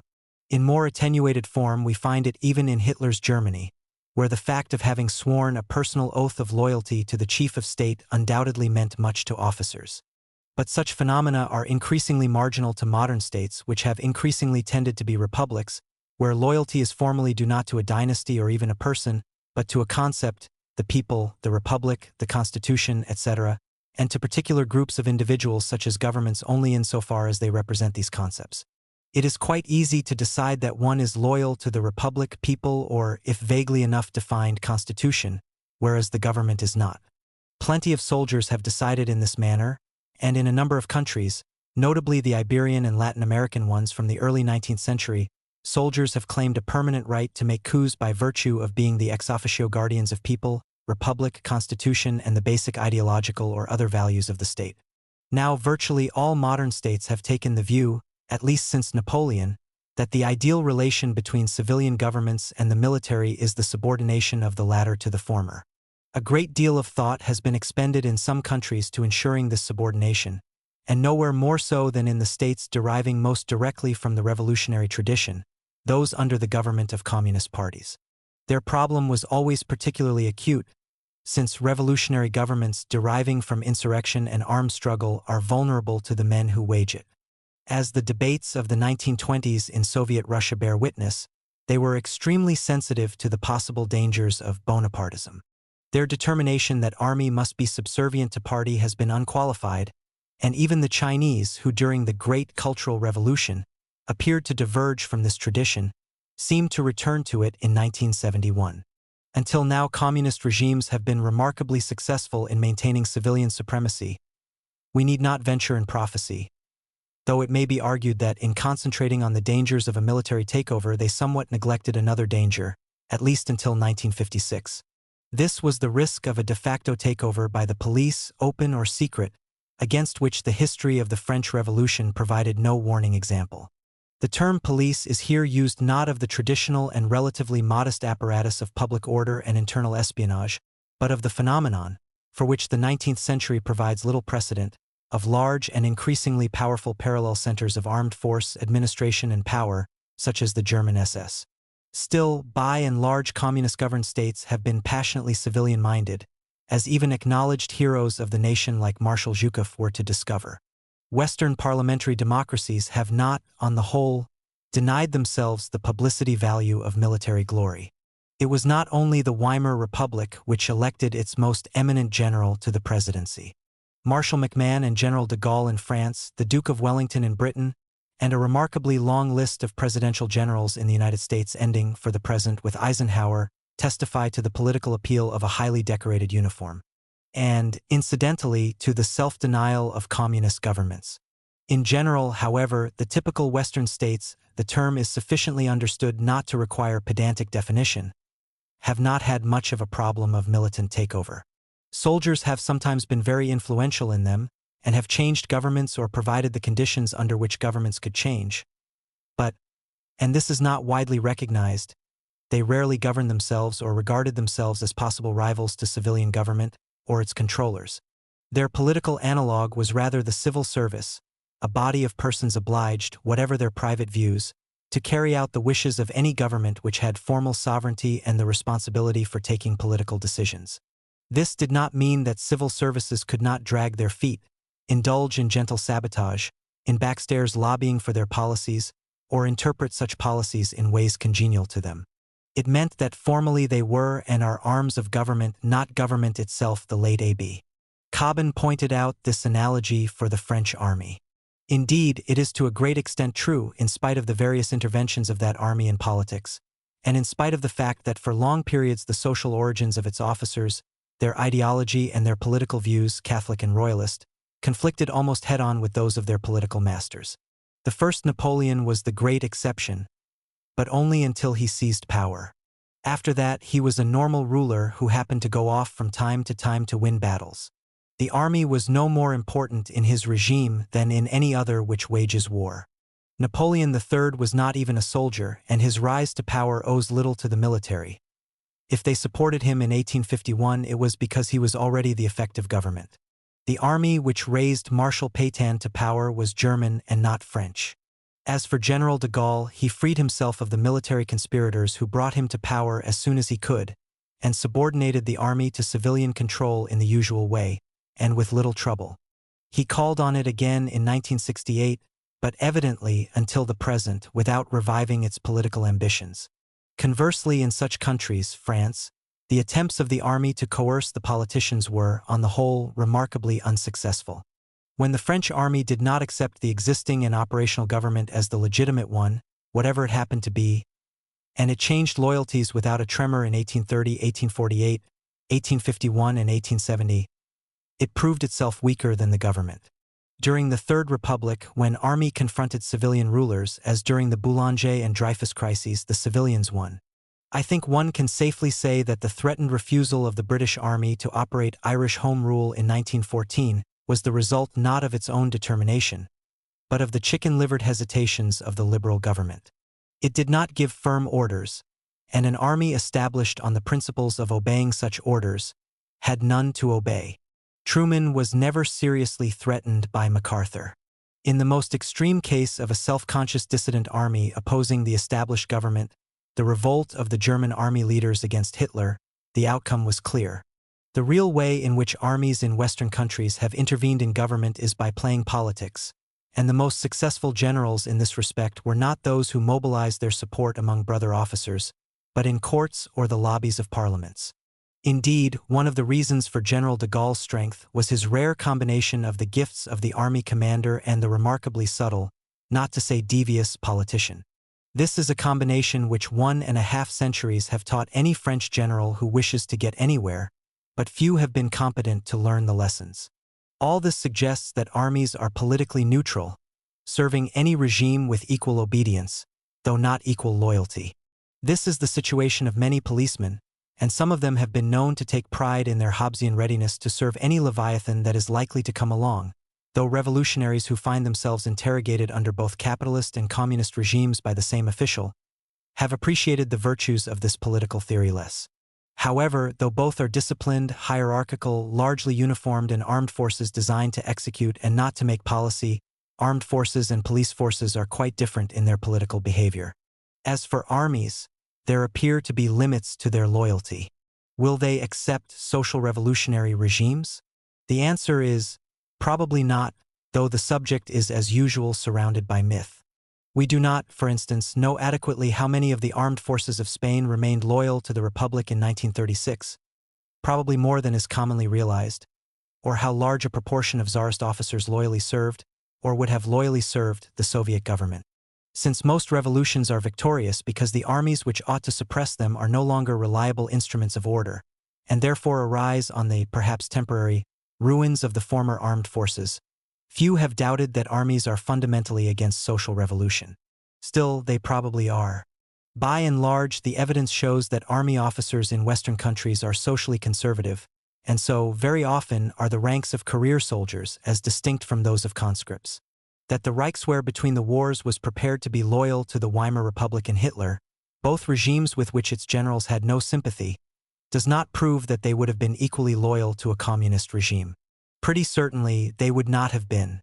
Armies refusing obedience to such social revolutionary regimes might well justify their failure on the grounds that these represented not any kind of order, but disorder and anarchy, or that they were not real regimes, since their power and authority was contested, as might well be the case. But whatever the reasons, they would be following the inclinations of their officers. Conversely, social revolutionary governments have felt little confidence in the armies of the old regime. Those which have, like the German Social Democrats of 1918, can by this criterion alone be safely classified as not really revolutionary. In developed countries which do not happen to be undergoing social revolution, and few of them have, armies therefore intervene in politics only under very exceptional conditions, and then, so far, invariably on the political right. Under what conditions? A breakdown of the normal processes of politics normally seems necessary, the classical example being the conflict between the formal pattern of the system and political or social realities which cannot be absorbed into it. A small oligarchic party system which threatens to be swamped by mass forces outside it, as seems to have been the case in Japan in the 1920s and 1930s, an organized bloc of voters whom the electoral system must admit, but the dominant party structure refuses to, thus Producing permanent instability. In Argentina, France, and Italy, for instance, no stable government can be based both on free elections, the sovereignty of the elected assembly, and the exclusion of the Peronists or Communists, respectively, from the process of forming governmental alliances. Military rule, as in Argentina, the imposition, by military coup, of a new presidential constitution which devalues the assembly, as in France, the fear of military coups, as in Italy since the middle 1960s, are the consequence. However, one hopes that the Italian example proves that, while necessary, the breakdown of the political system is not a sufficient cause of military intervention. On the other hand, the injection into such an endemic crisis of some political issue about which the army, as a corporate professional or even political interest feels very strongly, undoubtedly makes the situation much more explosive. A controversial war, for which the army feels it is not getting sufficient moral support and material resources, may make the temptation to sweep away the hesitant or traitorous civilians irresistible. Still, armies might even so prefer to substitute a good or efficient civilian government for a bad or ineffective one, since in developed countries they are profoundly imbued with the sense of being not political masters, but a service, and in any case acutely aware of their lack of qualifications for politics. The Reichswehr in Weimar Germany sought any solution rather than that of taking over power itself, and thought it had found a satisfactory one in the strong right-wing Nazi-nationalist coalition of 1933. The term army, in this context, refers for practical purposes exclusively to the officer corps. Among its members, the generals are in theory best capable of action, Since their numbers are small, they generally know each other and can therefore concert policy more easily, and above all, because they can actually order large bodies of troops about. In practice, they are less likely to act as distinct from permitting action, partly because of the notorious jealousies and ambitions of senior officers, to which the literature of military autobiography bears witness, partly because their personal fortunes are directly dependent on the civilian government, i.e., on playing orthodox politics. They have much to gain within the existing system, and more to lose by abandoning it. Less eminent officers have more to gain, but find it hard to concert action outside the limited field of the regiment, the garrison, or the small expeditionary force, though being members of some old boy network helps to extend their range. On the whole, in developed countries, coups not organized, or at any rate covered, by generals seem unlikely. The most dangerous situation is likely to be one in which the less senior officers are politically mobilized and organized, e.g. in secret nationalist societies, and take the initiative in attempting coups or mutinies, which, even though abortive, force the generals into showing solidarity with movements which are in any case more congenial to them than the discredited civilians. We need hardly discuss the problem of the special role of certain elite corps and units designed for rapid action, such as parachutists and commandos. By and large, in developed countries, one may guess that the colonels, halfway between their senior and juniors, are likely to be politically the most dangerous ranks. As for the rest, coups by non-commissioned officers are rare even in underdeveloped countries with armed forces of any size, and practically negligible in developed ones. If the rank and file of any army plays politics, it is no longer military politics. They intervene in politics because they act as civilians. Their most powerful weapon is analogous to that of the civilian workers' strike, namely the refusal to obey orders. At crucial moments, this may decide the fate of governments. The most recent example is perhaps the refusal of the French conscripts in Algeria to follow their officers into a putsch against de Gaulle. To this extent, conscript armies have a certain built-in resistance to military coups, but one would not speculate how far this resistance alone would take them. Probably not too far. So much for Western and communist countries. However, there remains the very large part of the world in which military politics play a much more prominent role, especially in times of crisis. This comprises the bulk of the so-called Third World, or underdeveloped world, i.e. the Iberian and Latin American states, the Islamic states, Africa south of the Sahara, and large parts of Asia. The case of Japan belongs more to the developed world, in the sense that military politics there appear as a temporary interim rather than as a permanent probability. However, I know too little about this country to speak with confidence about it. Throughout this vast area, military government has often been the rule and always implied by the very existence of an army, so that its elimination has often seemed to require that of the armed forces themselves. This vulnerability to military politics has been demonstrated more than 150 years in Latin America, the only sector of the Third World which has enjoyed political independence under republics for so long a period, and became evident within a few years of the establishment of political independence in most of the rest of the underdeveloped countries.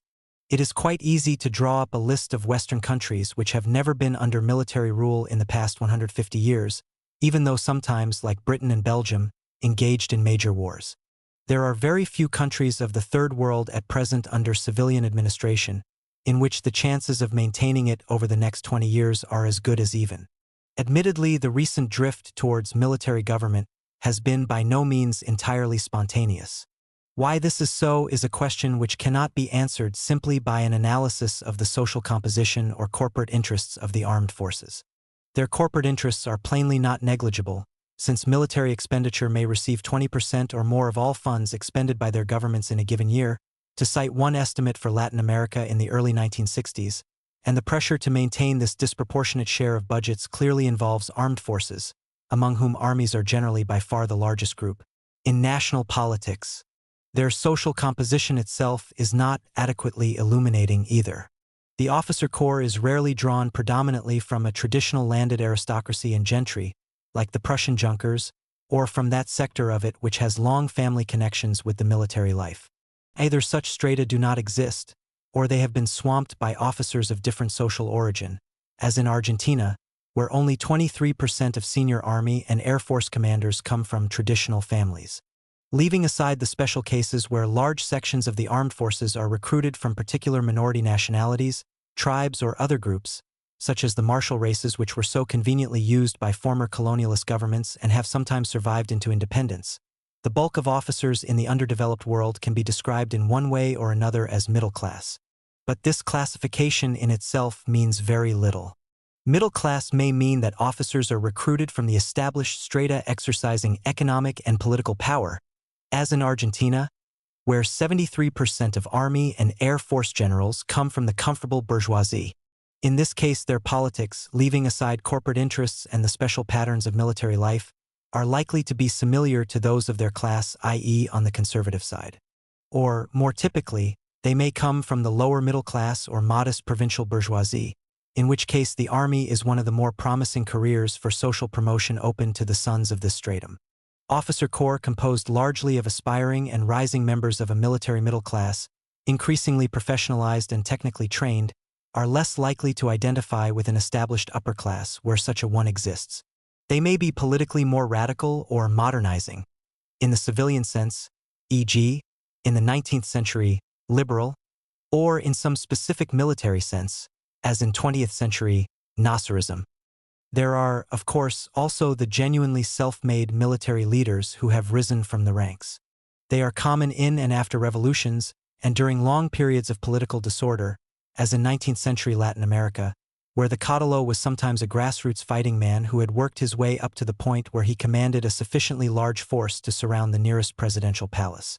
Today, such self-made, and usually self-promoted chiefs are probably common only in ex-colonies which, before independence, possessed either no native armed units specifically associated with the territory of the subsequent independent state, or at least no significant body of native officers. This is the case in most of sub-Saharan Africa. Whatever the social composition of such officer corps, the tendency to military rule reflects not so much their character as the absence of a stable political structure.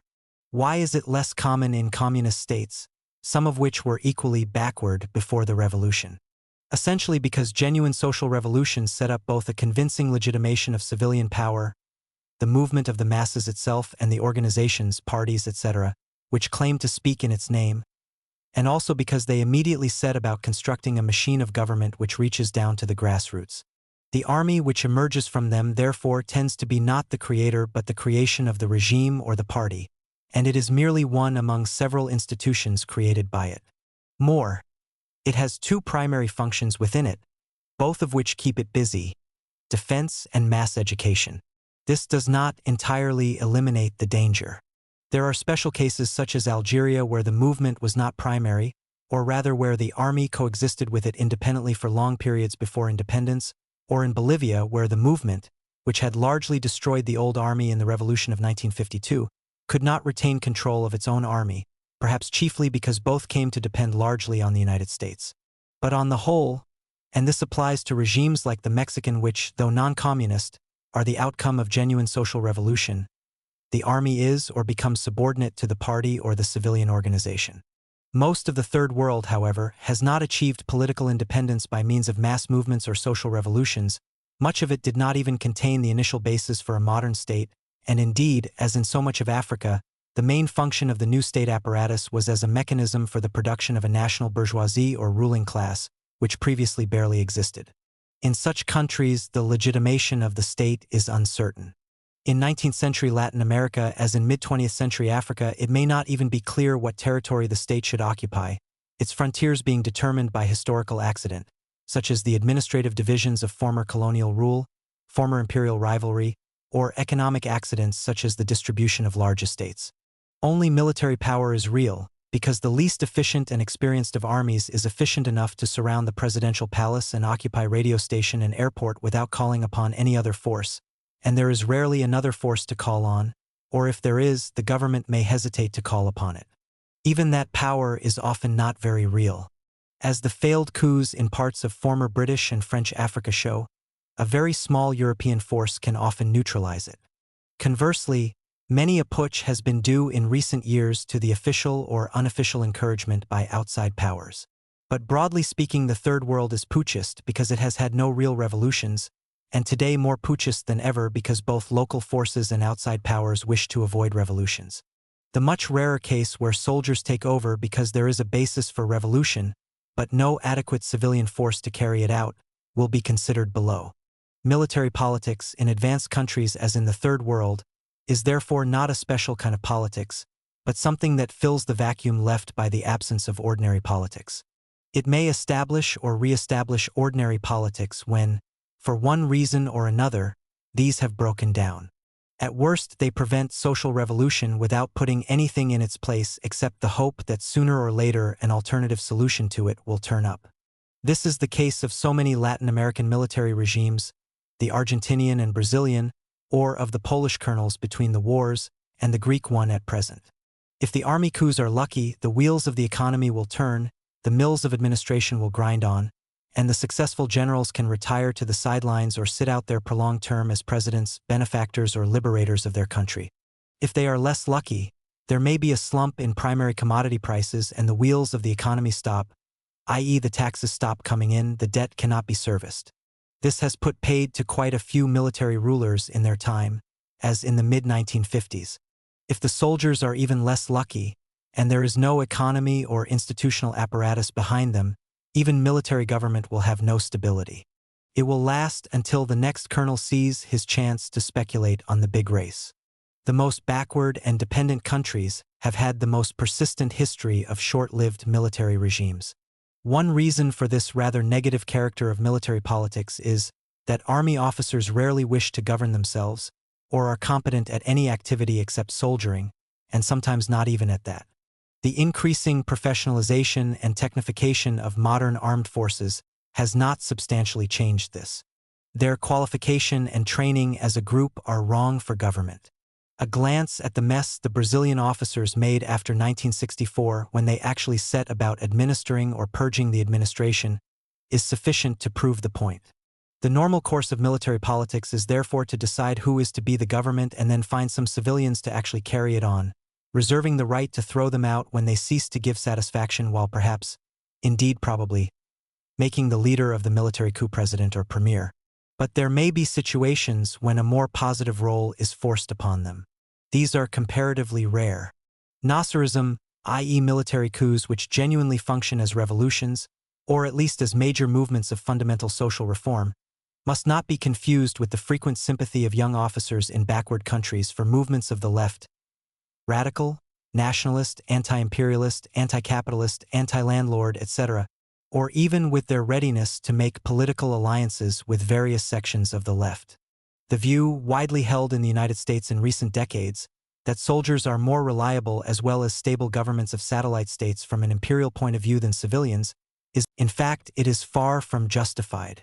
Some of the more revolutionary elements in local armed forces have actually emerged in Latin America from among the local military elite trained, e.g. as counterinsurgent rangers, by the North Americans, as in Guatemala in the middle 1960s. Insofar as the military is a force for modernization and social renovation, it is pro-Western only so long as the Western model appears likely to solve their country's problems, and this now appears increasingly unlikely in most countries. Nevertheless, the converse belief which relatively weak left-wing movements have sometimes held, e.g. at times in Brazil and Venezuela, that the army or sections of it can be relied on to bring them to power is equally ill-advised. Revolutions are rarely successful unless the result of protracted guerrilla wars, without the breakdown, abstention, or partial support of the armed forces, but revolutionary movements which rely on army coups to bring them to power are likely to be disappointed. We are still left with a few cases of genuinely innovatory soldiers regimes, Nasser's Egypt, Peru since 1960, perhaps Ataturk's Turkey. We may surmise that they occur in countries in which the necessity of social revolution is evident, where several of the objective conditions of it are present, but also where the social bases or institutions of civilian life are too feeble to carry it out. The armed forces, being in some cases the only available force with the capacity to take and carry out decisions, may have to take the place of the absent civilian forces, even to the point of turning their officers into administrators.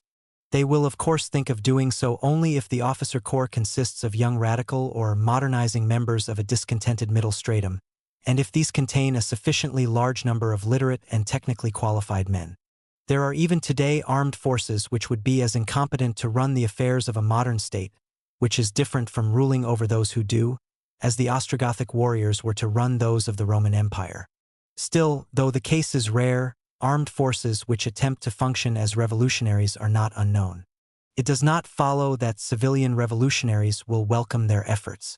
And though the net results of their efforts may be substantial, it is virtually impossible to think of Egypt, Peru, and Turkey as returning to their respective old regimes. They are unlikely to be as radical as the results of the genuine social revolutions. Army radicalism remains a second-best choice, acceptable only because it is better to fill a political vacuum than to leave it. There is, moreover, at present no evidence to show that it can establish a permanent political solution. To sum up, military intervention in politics is a symptom of social or political failure. In the developed countries, it is a symptom of the breakdown temporary in the most favorable cases of the normal process of politics, or a sign that the status quo can no longer contain disruptive or revolutionary pressures. If it were to occur in communist countries, it would also be a sign of analogous crises, but there is too little evidence to gauge how well the political structure of such countries could resist it. In the Third World, it is a fairly safe symptom of an incomplete or aborted revolution. There are two possible qualifications of this negative judgment. It is possible in non-revolutionary countries for military intervention to gain time, allowing an otherwise efficient economy and administration to proceed without disruption by political crisis.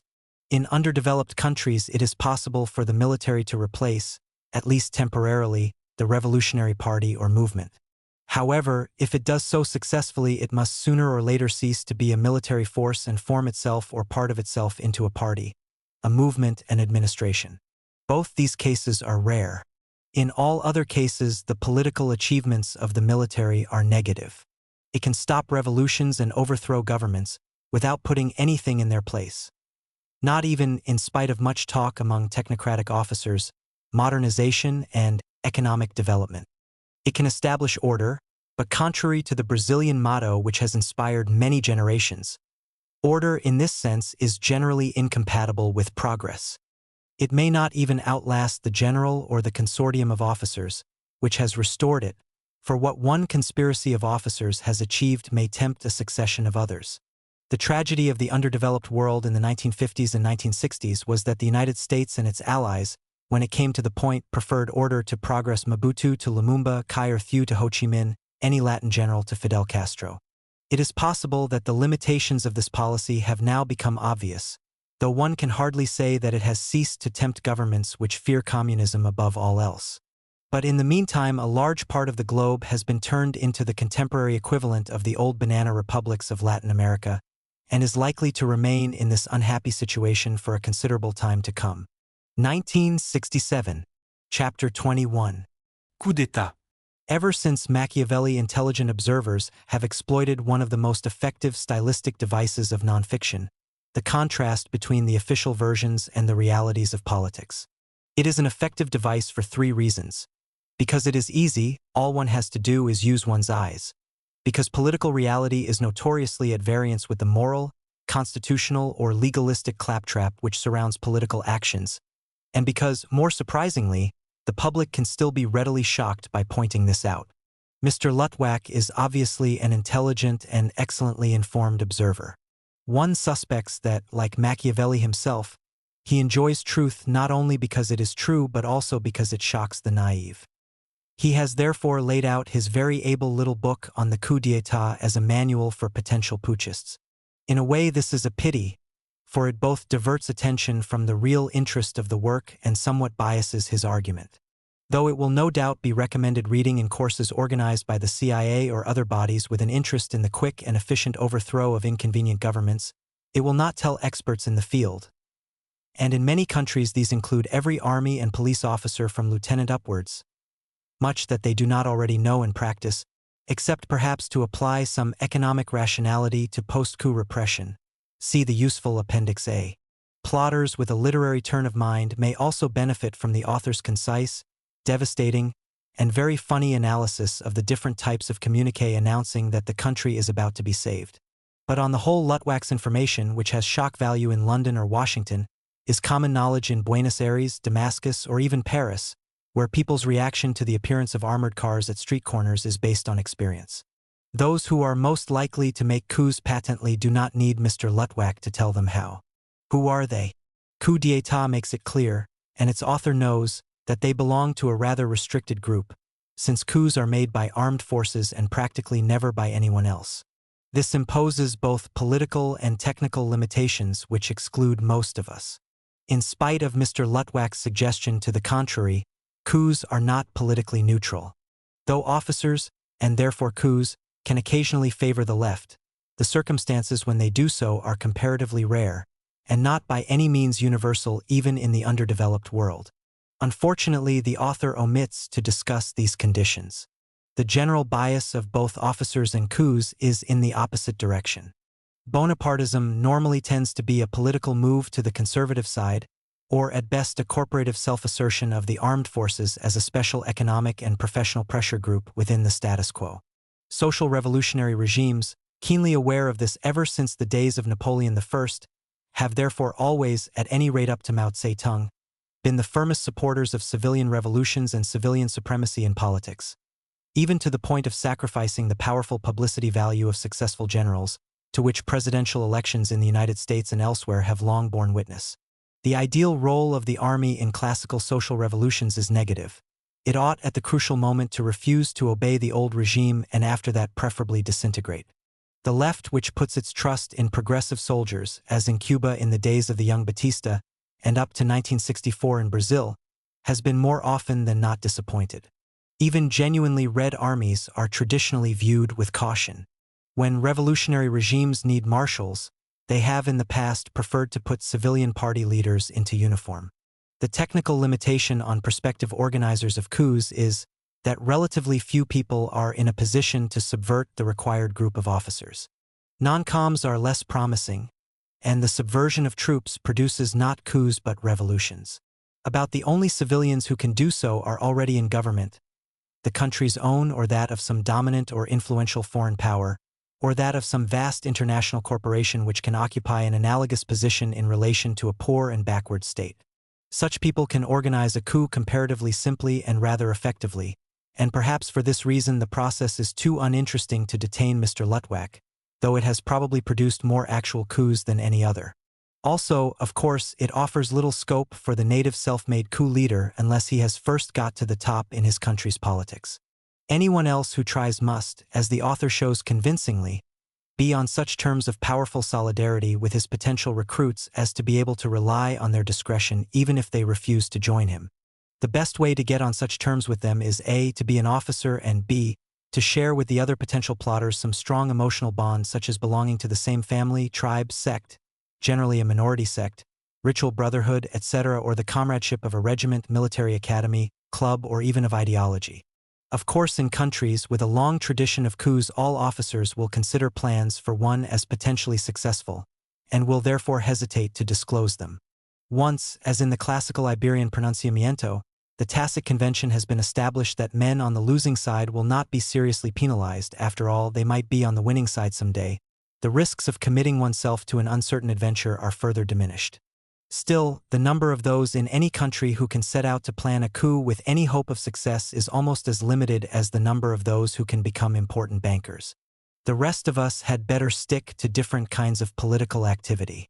But if we can dismiss coup d'état as a manual for plotters, we can appreciate it as a contribution to the study of the structure of political power. A coup is a game with 3 players.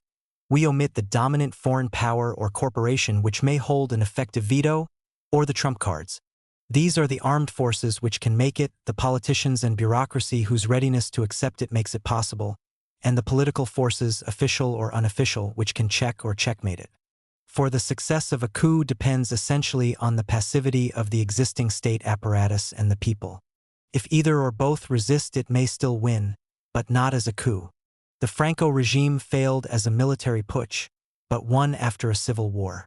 Mr. Lutwack has some very interesting things to say about each of these 3.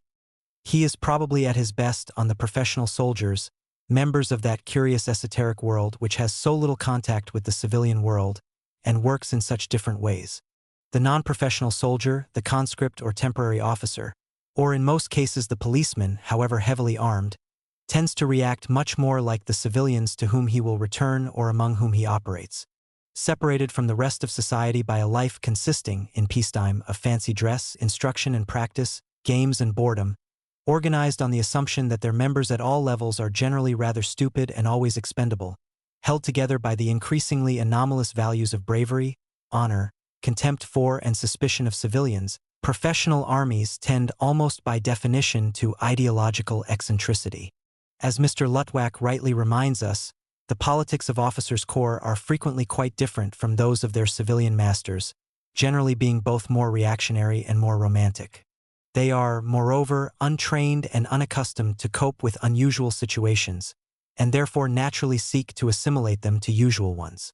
As the author does not fail to note, one of the most convenient mechanisms for explaining away unusual situations is to see them as just another example of the mess politicians are always making. The situation of professional officers is indeed paradoxical. It combines collective power and individual unimportance. After 35 years, Germany has not yet quite recovered from the transfer of a few hundred scientists from German to foreign laboratories and universities. Yet time and again armies have actually had their effectiveness improved by the mass emigration, expulsion or other elimination of their senior officers. So much so that one is tempted to believe that few wars can be won unless the military leadership is first purged. But the political power of scientists is negligible, whereas in the right circumstances a half-dozen colonels can overthrow a government. Bureaucracies have been more written about, and most of us have more continuous experience of them. So Mr. Lutwak's observations on this subject will probably bring the pleasure of recognition rather than that of illumination. Still, two of his points are always worth remembering. The first is that the only methods that have ever been discovered for controlling the Parkinsonian tendency of bureaucracies, public or private, to grow into infinity, are themselves bureaucratic. One such method consists of setting up another department which fulfills its instincts by opposing the growth of all other bureaucratic organizations, a role usually played by the financial bureaucracy. Another relies on each empire-building department to do its best to keep its potential rivals in check. The second observation is that bureaucracies are essentially Hobbesian institutions, which cannot be relied on to defend existing regimes once they suspect that the victory of a new regime is probable. This applies to the police as much as to all other parts of the state apparatus, though with some qualifications. However, Mr. Lutwak fails to note that this does not make them politically neutral. Neither army nor police opposed any resistance to the overthrow of fascism in Italy, but as recent events in that country demonstrate, the persistence of the apparatus of the fascist era makes the solution of fundamental problems in post-fascist Italy almost impossible. Marx's observation that revolutions cannot simply lay hold of the ready-made state machinery and wield it for its own purposes, however anxious it may be to be taken over, makes even more sense today than it did in 1872. Lastly, Mr. Lutwak's comments on political organizations and movements are original and instructive. Essentially, he argues we must distinguish between movements geared for real action and those which have settled down to symbolic action such as the organization of voting, the ritual of institutionalized bargaining, or verbal political conflict.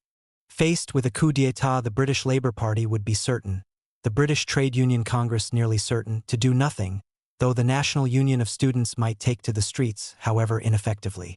On the other hand, the major Italian Trade Union Federation, linked with the Communist Party with a long tradition of political strikes and, what is more important, of liberation from fascism by direct mass action, could not be relied on to remain passive.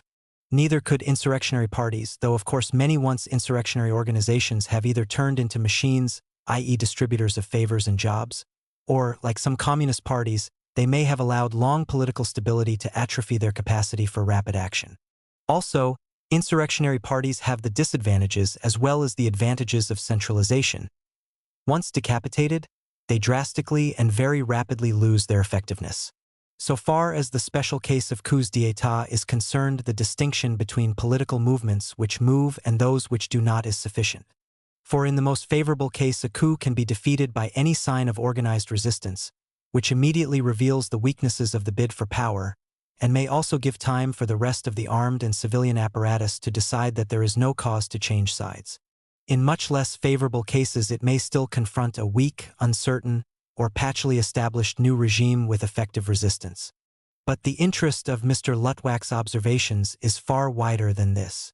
We are living in a period when various forms of direct action in politics are once again becoming significant in the developed countries. In these countries, both the official doctrines of politics and the practical know-how of people in public affairs exclude the politics of extralegal power. The old have forgotten that governments can be overthrown, or dismissed the possibility from their minds. The young merely believe that they can, but have no idea how. In these circumstances, any work which realistically discusses the seizure of power as an operation is particularly helpful. Mr. Lutwack's little book should therefore be immensely useful in bringing up to date the political education of all age groups.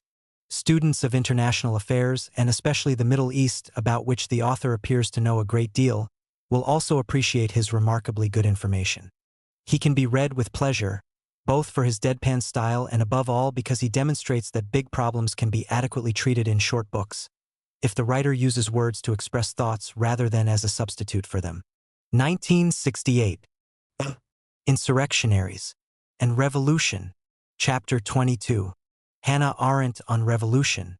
The phenomenon of social revolution is one with which all of us have to come to terms in a century which has seen more and greater revolutions than any other in recorded history. By the very nature of their impact, however, revolutions are very difficult to analyze satisfactorily, surrounded as they are and must be by a cloud of hope and disillusion, of love, hatred, and fear, of their own myths and the myths of counterpropaganda. After all, few historians of the French Revolution who wrote before the 100th anniversary of its outbreak are now read, and the real historiography of the Russian Revolution, in spite of some accumulation of preliminary material, is only just beginning. The scientific study of revolutions does not mean dispassionate study. It is fairly certain that the major achievements in this field will be committed generally to sympathy with revolutions, if the historiography of the French is any guide. Committed study is not necessarily mere pamphleteering, as Mommsen and Rostovtsev demonstrated. Yet it is natural that in the early stages of the investigation of social revolutions the market tends to be swamped by pamphlets, sometimes simple, sometimes masquerading as serious historical and sociological work, and therefore demanding serious criticism. Their public is normally not that of the experts or the serious student. Thus, it is perhaps not without significance that the 4 encomia printed on the cover of Miss Hannah Arendt's On Revolution come not from historians or sociologists, but from literary figures. But of course such works may hold great interest for the specialist nevertheless. The question to be asked about Miss Arendt's book is whether it does. The answer, so far as the student of the French and most other modern revolutions is concerned, must be no. I am not able to judge her contribution to the study of the American Revolution, though I suspect that it is not great. The book therefore stands or falls not by the author's discoveries or insights into certain specific historical phenomena, but by the interest of her general ideas and interpretations. However, since these are not based on an adequate study of the subject matter they purport to interpret, and indeed appear almost to exclude such a study by their very method, they cannot be firmly grounded. She has merits, and they are not negligible.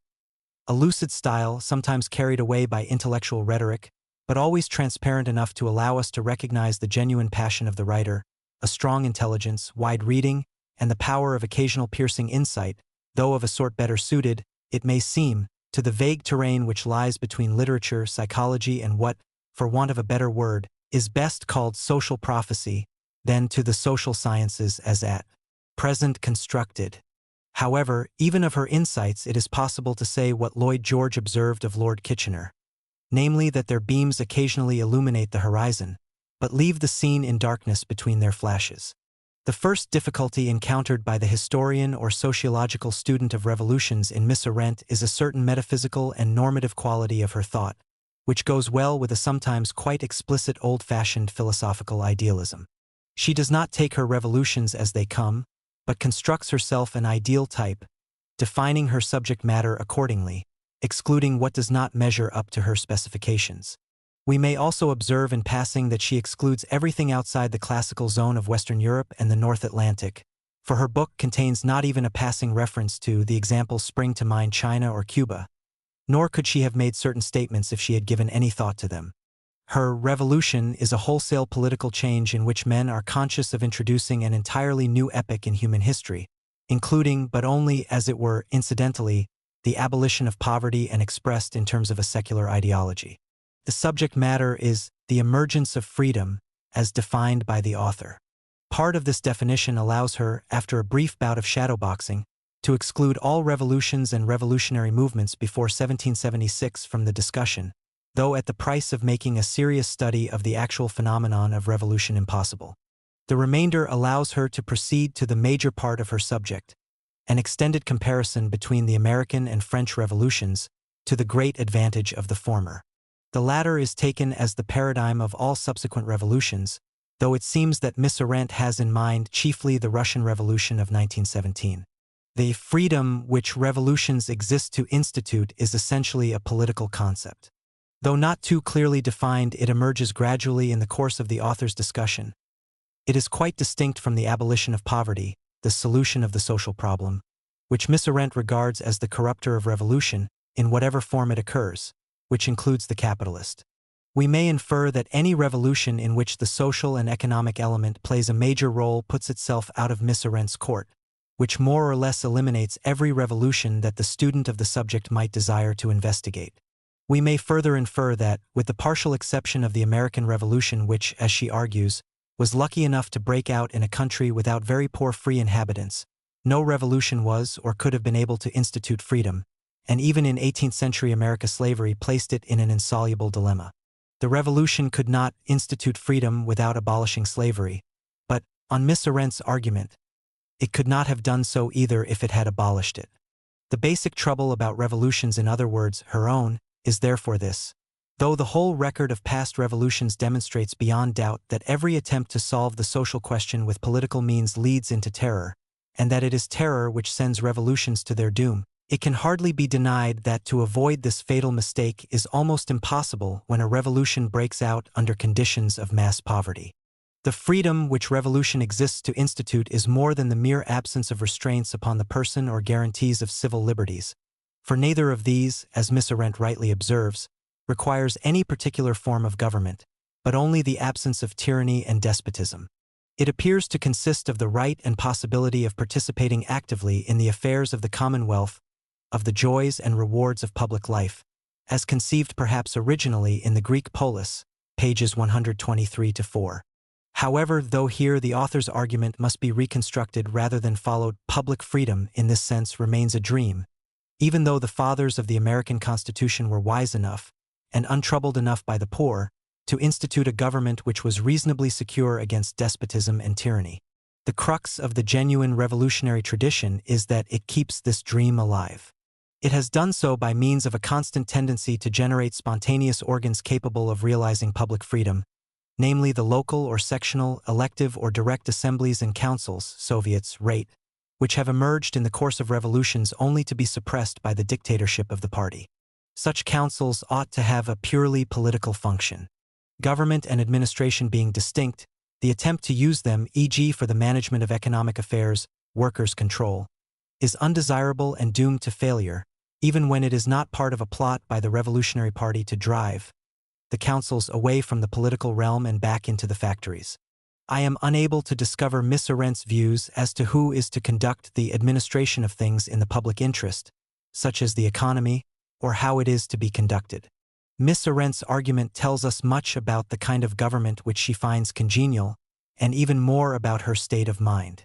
Its merits as a general statement about political ideals are not at issue here. On the other hand, it is relevant to observe that the nature of her arguments not merely makes it impossible to use in the analysis of actual revolutions, at least in terms which have meaning for the historian or social scientist, but also eliminates the possibility of meaningful dialogue between her and those interested in actual revolutions. Insofar as Miss Arendt writes about history, about revolutions, as they may be contemporaneously observed, retrospectively surveyed, or prospectively assessed, her connection with it is as incidental as that of medieval theologians and astronomers. Both talked about planets, and both meant, at least in part, the same celestial bodies, but contact did not go much further. The historian or sociologist, for instance, will be irritated, as the author plainly is not, by a certain lack of interest in mere fact. This cannot be described as inaccuracy or ignorance, for Miss Arendt is learned and scholarly enough to be aware of such inadequacies if she chooses, but rather as a preference for metaphysical construct or poetic feeling over reality. When she observes, even as an old man in 1871, Marx was still revolutionary enough to welcome enthusiastically the Paris Commune, although this outbreak contradicted all his theories and predications, page 58. She must be aware that the first part of the sentence is wrong. Marx was, in fact, 53 years old, and the second at the very least open to much debate. Her statement is not really a historical one, but rather, as it were, a line in an intellectual drama, which it would be as unfair to judge by historical standards as Schiller's Don Carlos. She knows that Lenin's formula for Russian development, electrification plus Soviets, was not intended to eliminate the role of the party or the building of socialism, as she argues, page 60. But her interpretation gives an additional sharpness to her contention that the future of the Soviet Revolution ought to have lain along the lines of a politically neutral technology and a grassroots political system, outside all parties. To object, but this is not what Lenin meant, is to introduce questions belonging to a different order of discourse from hers. And yet, can such questions be entirely left outside? Insofar as she claims to be discussing not merely the idea of revolution, but also certain identifiable events and institutions, they cannot. Since the spontaneous tendency to generate organs such as Soviets is clearly of great moment to Miss Arendt, and provides evidence for her interpretation, one might for instance have expected her to show some interest in the actual forms such popular organs take. In fact, the author is clearly not interested in these. It is even difficult to discover what precisely she has in mind, for she talks in the same breath of politically very different organizations. The ancestors of the Soviets, which were assemblies of delegates, mainly from functional groups of people such as factories, regiments, or villages, she holds were either the Paris sections of the French Revolution, which were essentially direct democracies of all citizens in public assembly, or the political societies, which were voluntary bodies of the familiar type. Possibly sociological analysis might show these to have been similar, but Miss Arendt refrains from it. Again, it is evidently not that the party and council systems are almost coeval. Both were unknown prior to the revolutions, and both are the consequences of the modern and revolutionary tenet that all inhabitants of a given territory are entitled to be admitted to the public political realm, page 275. Even granted that the second half of the statement is tenable, so long as we define the public realm in terms which apply to large modern territorial or nation-states, but not to other and historically more widespread forms of political organization, the first half is not. Councils, even in the form of elected delegations, are so obvious a political device in communities above a certain size that they considerably antedate political parties, which are, at least in the usual sense of the term, far from obvious institutions. Councils as revolutionary institutions are familiar long before 1776, when Miss Arendt's revolutions begin, as for instance in the General Soviet of the New Model Army, in the committees of 16th-century France and the Low Countries, or for that matter in medieval city politics. A council system under this name is certainly coeval with, or rather posterior to, the political parties of 1905 Russia, since it was they who recognized the possible implications of the Soviets for the revolutionary government of nations. But the idea of decentralized government by autonomous communal organs, perhaps linked by pyramids of higher delegate bodies, is for practical reasons extremely ancient. Nor indeed have councils always been primarily political, with the social and economic claims playing a minor role, page 278. They were not, because Russian workers and peasants did not, and indeed on Miss Arendt's argument could not, make a sharp distinction between politics and economics. Moreover, the original Russian workers' councils, like those of the British and German shop stewards in the First World War or the trades councils which sometimes took over quasi-Soviet functions in big strikes, were the products of trade union and strike organization. That is, if a distinction can be made, of activities which were economic rather than political. In the third place, she is wrong because the immediate tendency of the effective, that is, urban Soviets in 1917 was to turn themselves into organs of administration, in successful rivalry with municipalities, and as such quite evidently to go beyond the field of political deliberation. Indeed, it was this capacity of the Soviets to become organs of execution as well as of debate which suggested to political thinkers that they might be the basis for a new political system. But more than this, the suggestion that such demands as workers' control are in some sense a deviation from the spontaneous line of evolution of councils and similar bodies simply will not bear examination. The mine for the miners, the factory for the workers, in other words, the demand for cooperative democratic instead of capitalist production, goes back to the earliest stages of the labor movement. It has remained an important element in spontaneous popular thought ever since, a fact which does not oblige us to consider it as other than utopian. In the history of grassroots democracy, cooperation in communal units and its apotheosis, the cooperative commonwealth, which was the earliest definition of socialism among workers, play a crucial part. There is thus practically no point at which Miss Arendt's discussion of what she regards as the crucial institution of the revolutionary tradition touches the actual historical phenomena she purports to describe, an institution on the basis of which she generalizes. And the student of revolutions, whether historian, sociologist, or for that matter analyst of political systems and institutions, will be equally baffled by the remainder of her book. Her acute mind sometimes throws light on literature, including the classical literature of political theory. She has considerable perception about the psychological motives and mechanisms of individuals. Her discussion of Robespierre, for instance, may be read with profit, and she has occasional flashes of insight. That is to say, she sometimes makes statements which, while not particularly well-founded on evidence or argument, strike the reader as true and illuminating. But that is all. And it is not enough. There are doubtless readers who will find Miss Arendt's book interesting and profitable. The historical or sociological student of revolutions is unlikely to be among them. 1965, Chapter 23, The Rules of Violence. Of all the vogue words of the late 1960s, violence is very nearly the trendiest and the most meaningless. Everybody talks about it, nobody thinks about it. As the just published report of the U.S. National Commission of the Causes and Prevention of Violence points out, the International Encyclopedia on the Social Sciences, published 1968, contains no entry under this heading. Both the vogue and the vagueness are significant. For most of the people likely to read books with such titles as The Age of Violence, as not about symbolist poetry, or Children of Violence, which is about physically rather tranquil lives, are aware of the world's violence, but their relation to it is unprecedented and enigmatic. Most of them, unless they deliberately seek it out, can pass their adult lives without direct experience of behavior designed to inflict physical injury on people or damage to property, to use the American Commission's definition, or even with force defined as the actual or threatened use of violence to compel others to do what they might not otherwise do. Physical violence normally impinges on them only in one direct and three indirect ways.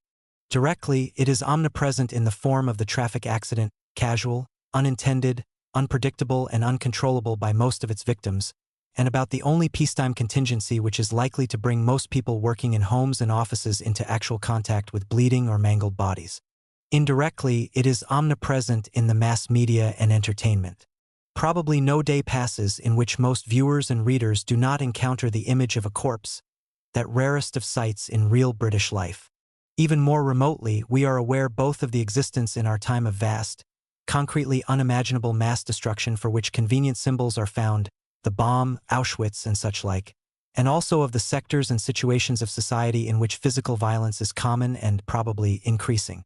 Tranquility and violence coexist.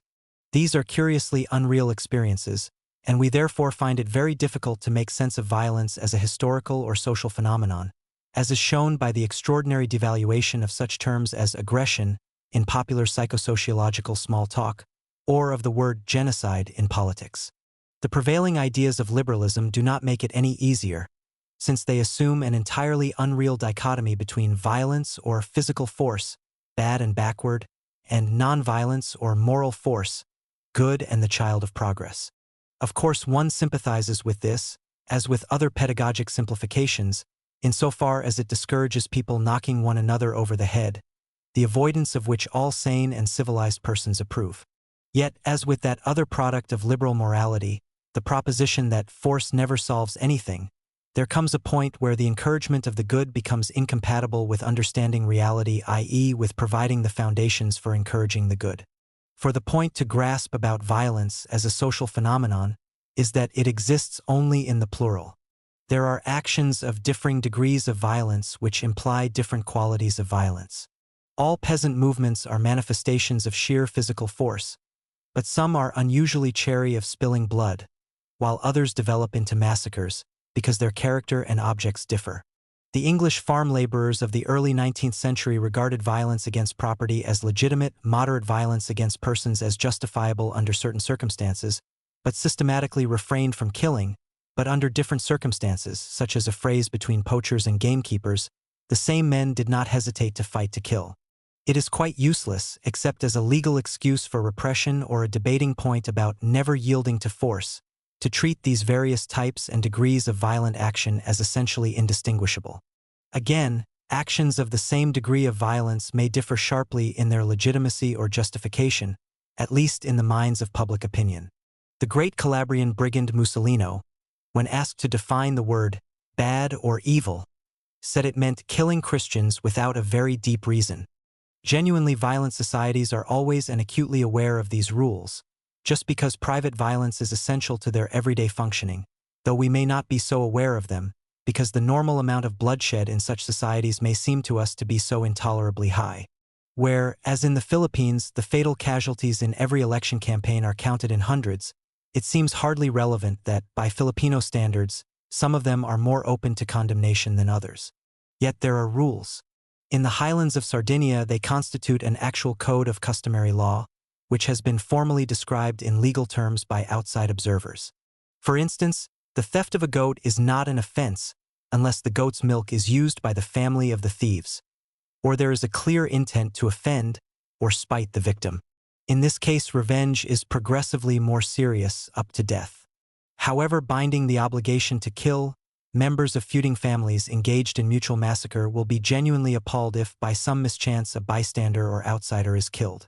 The situations in which violence occurs and the nature of that violence tend to be clearly denied, at least in theory, as in the proverbial Irishman's question. Is this a private fight, or can anyone join in? So the actual risk to outsiders, though no doubt higher than in our societies, is calculable. Probably the only uncontrolled applications of force are those of social superiors to social inferiors, who have, almost by definition, no rights against them, and even here there are probably some rules. As a matter of fact, some such rules of violence are still familiar to us. Why, for instance, do abolitionists, who presumably believe in the undesirability of all executions, base so much of their campaigning on the argument that the death penalty sometimes kills innocent people? Because for most of us, including probably most abolitionists, the killing of the innocent evokes a qualitatively different response from that of the guilty. One of the major dangers of societies in which direct violence no longer plays much part in regulating the everyday relations between peoples and groups, or in which violence has become depersonalized, is that they lose the sense of such distinctions. In doing so, they also dismantle certain social mechanisms for controlling the use of physical force. This did not matter so much in the days when traditional kinds of violence in social relations, or at least the more dangerous among them, were diminishing visibly and fast. But today they may be once more on the increase, while new forms of social violence are becoming more important. Older forms of violence may be increasing because the established systems of maintaining public order, elaborated in the liberal era, are increasingly strained, and such forms of political violence as direct physical action, terrorism, etc. are more common than in the past. The nervousness and disarray of the public authorities, the revival of private enterprise security guards and neo-vigilante movements, are evidence enough.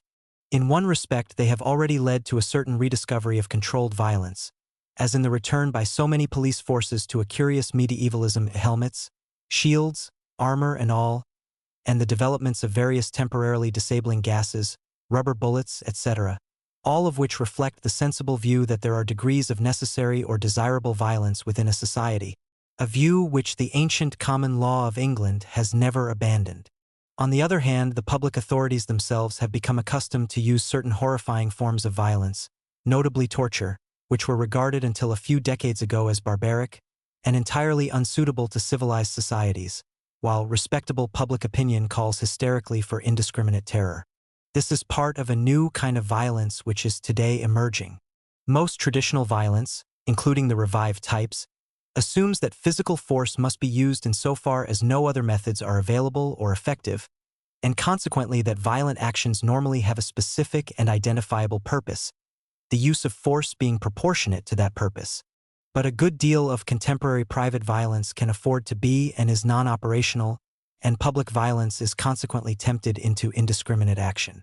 Private violence does not have to or cannot achieve very much against the really big and institutionalized wielders of force, whether or not these hold their violence in reserve. Where it occurs, it therefore tends to turn from action into a substitute for action. The badges and iron crosses of the Nazi army had a practical purpose, though one of which we do not approve. The same symbols on the Hells Angels and similar groups merely have a motive: the desire of otherwise weak and helpless young men to compensate for their frustration by acts and symbols of violence. Some nominally political forms of violence, such as trashing or some neo-anarchist bombing, are similarly irrational, since under most circumstances their political effect is either negligible or more usually counterproductive. Blind lashings out are not necessarily more dangerous to life and limb, statistically speaking, than the violence of traditionally lawless societies, though probably they do more damage to things, or rather to the companies which insure them. On the other hand, such acts are, perhaps rightly, more frightening, because they are both more random and cruel, inasmuch as this kind of violence is its own reward.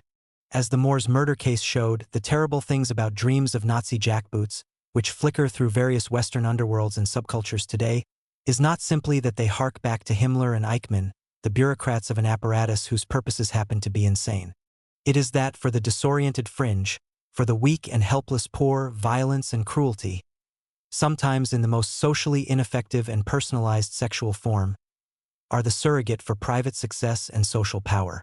What is scarifying about modern American big cities is the combination of revived old and emerging new violence in situations of social tension and breakdown.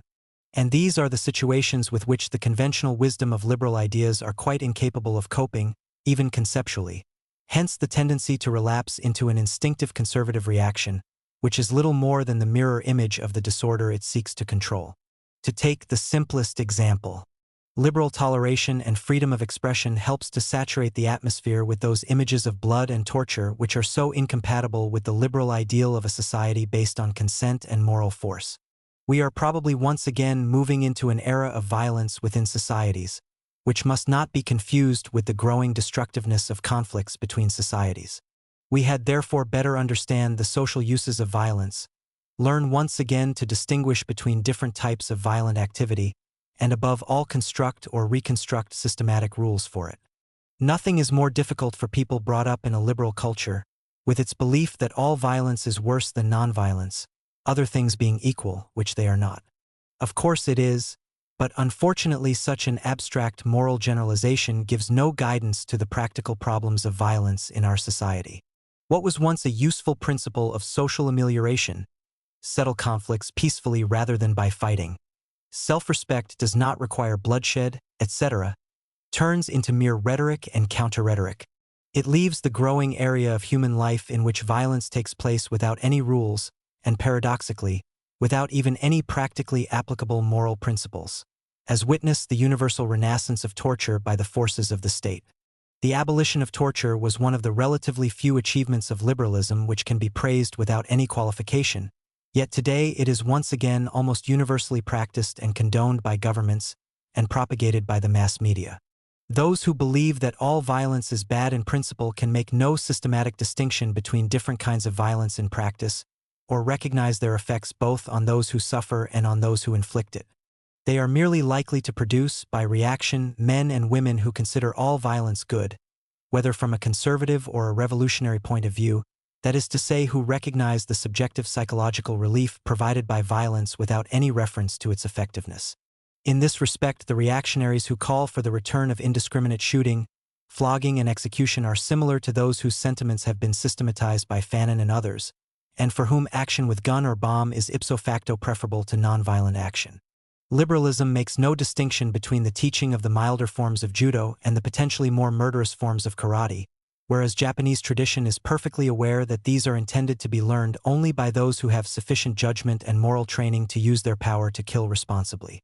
There are signs that such distinctions are once again being slowly and empirically learned, but in a general atmosphere of disorientation and hysteria which makes the rational and limited use of violence difficult. It is time that we put this process of learning on a more systematic basis by understanding the social uses of violence.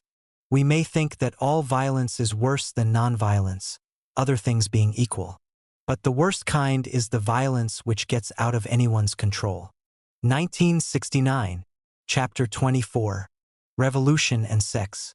The late Che Guevara would have been very surprised and acutely irritated by the discovery that his picture is now on the cover of Evergreen Review, his personality the subject of an article in Vogue, and his name the ostensible excuse for some homosexual exhibitionism in a New York theater.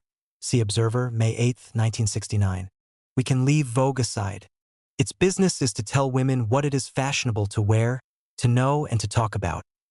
Its interest in Che Guevara has no more political implications than the editors of Who's Who. The other two jokes, however, reflect a widespread belief that there is some sort of connection between social revolutionary movements and permissiveness in public sexual or other personal behavior. It is about time someone pointed out that there are no good grounds for this belief.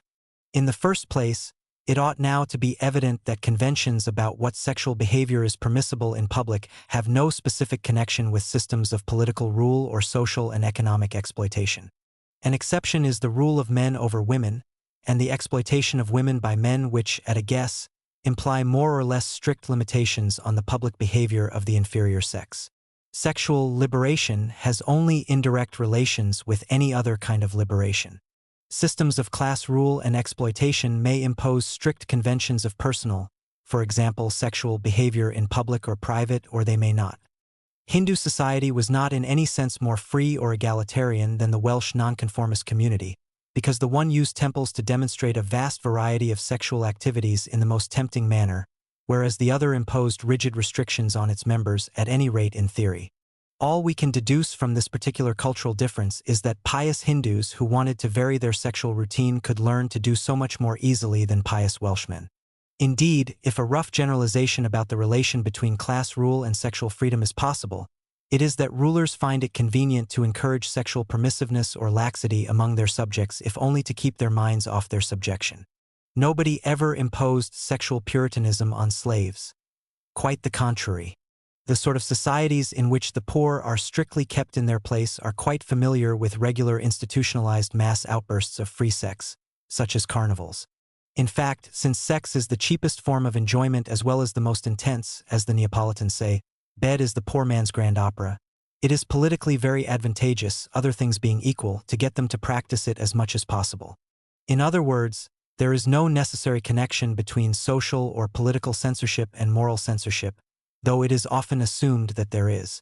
To demand the transfer of some kinds of behavior from the impermissible to the publicly permitted is a political act only if it implies changing political relations. Winning the right for white and black to make love in South Africa would be a political act, not because it widens the range of what is sexually allowed, but because it attacks racial subjection. Winning the right to publish Lady Chatterley has no such implications, though it may be welcomed on other grounds. This should be abundantly clear from our own experience. Within the last few years, the official or conventional prohibitions on what can be said, heard, done and shown about sex in public, or for that matter in private, have been virtually abolished in several Western countries. The belief that a narrow sexual morality is an essential bulwark of the capitalist system is no longer tenable. Nor, indeed, is the belief that the fight against such a morality is very urgent. There are still a few outdated crusaders who may think of themselves as storming a Puritan fortress, but in fact its walls have been virtually razed. No doubt there are still things that cannot be printed or shown, but they are progressively harder to find and to get indignant about. The abolition of censorship is a one-dimensional activity, like the movement of women's necklines and skirts, and if that movement goes on too long in a single direction, the returns in revolutionary satisfaction of the crusaders diminish sharply. The right of actors to fuck each other on stage is palpably a less important advance even of personal liberation than the right of Victorian girls to ride bicycles was. It is today becoming quite hard even to mobilize those prosecutions of obscenity on which publishers and producers have so long relied for free publicity. For practical purposes, the battle for public sex has been won. Has this brought social revolution any nearer, or indeed any change outside the bed, the printed page and public entertainment, which may or may not be desirable? There is no sign of it. All it has obviously brought is a lot more public sex in an otherwise unchanged social order. But though there is no intrinsic connection between sexual permissiveness and social organization, there is, I am bound to note with a little regret, a persistent affinity between revolution and Puritanism. I can think of no well-established organized revolutionary movement or regime which has not developed marked puritanical tendencies, including Marxist ones whose founders' doctrine was quite unpuritanical, or in Engels's case actively anti-puritanical, including those in countries like Cuba, whose native tradition is the opposite of Puritan, including the most officially anarchist libertarian ones. Anyone who believes that the morality of the old anarchist militants was free and easy does not know what he or she is talking about. Free love, in which they believed passionately, meant no drink, no drugs, and monogamy without a formal marriage. The libertarian, or more exactly antinomian, component of revolutionary movements, though sometimes strong and even dominant at the actual moment of liberation, have never been able to resist the Puritan. The Robespierres always win out over the Dantons. Those revolutionaries for whom sexual, or for that matter cultural, libertarianism are really central issues of the revolution, are sooner or later edged aside by it. Wilhelm Reich, the apostle of the orgasm, did indeed start out, as the New Left reminds us, as a revolutionary Marxist cum Freudian and a very able one, to judge by his mass psychology of fascism, which was subtitled The Sexual Economy of Political Reaction and Proletarian Sexual Policy. But can we be really surprised that such a man ended by concentrating his interest on orgasm rather than organization? Neither Stalinists nor Trotskyites felt any enthusiasm for the revolutionary surrealists who hammered at their gates asking to be admitted. Those who survived in politics did not do so as surrealists. Why this is so is an important and obscure question, which cannot be answered here. Whether it is necessarily so is an even more important question, at all events for revolutionaries who think the official Puritanism of revolutionary regimes excessive and often beside the point. But that the great revolutions of our century have not been devoted to sexual permissiveness can hardly be denied. They have advanced sexual freedom and fundamentally, not by abolishing sexual prohibitions, but by a major act of social emancipation, the liberation of women from their oppression. And that revolutionary movements have found personal libertarianism a nuisance is also beyond question.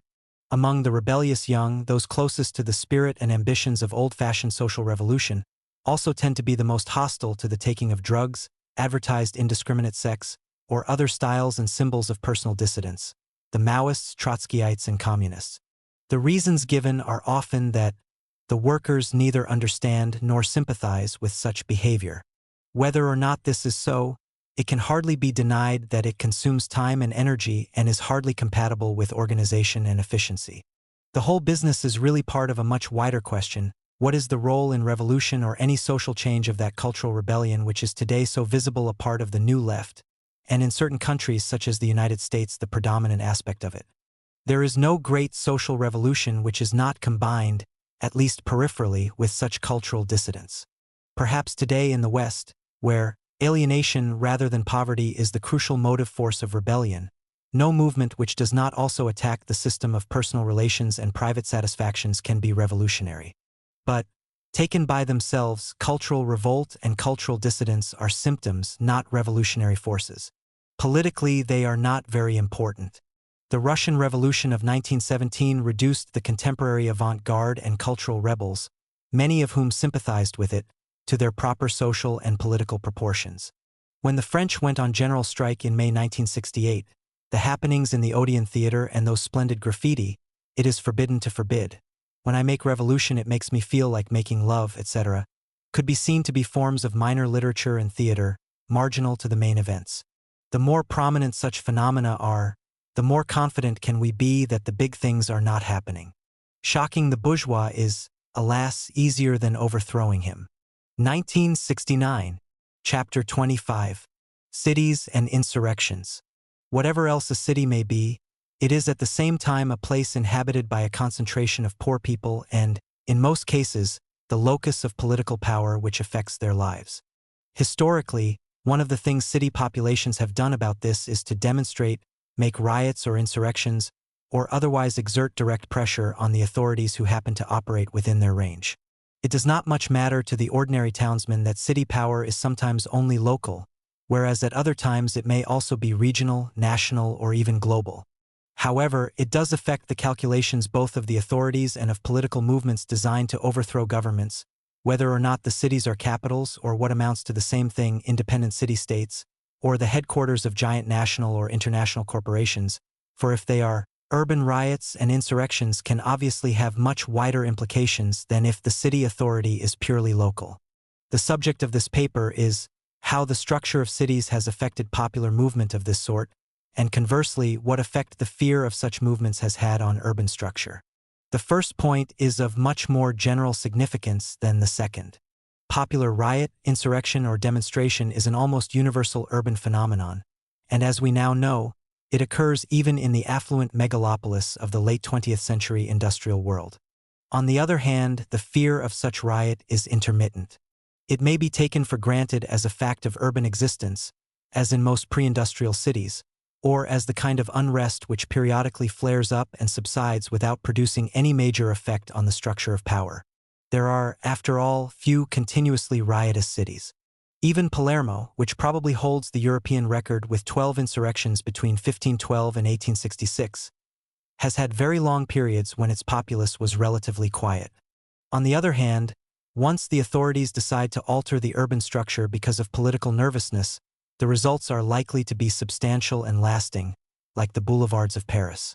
The effectiveness of riot or insurrection depends on three aspects of urban structure: how easily the poor can be mobilized, how vulnerable the centers of authority are to them, and how easily they may be suppressed.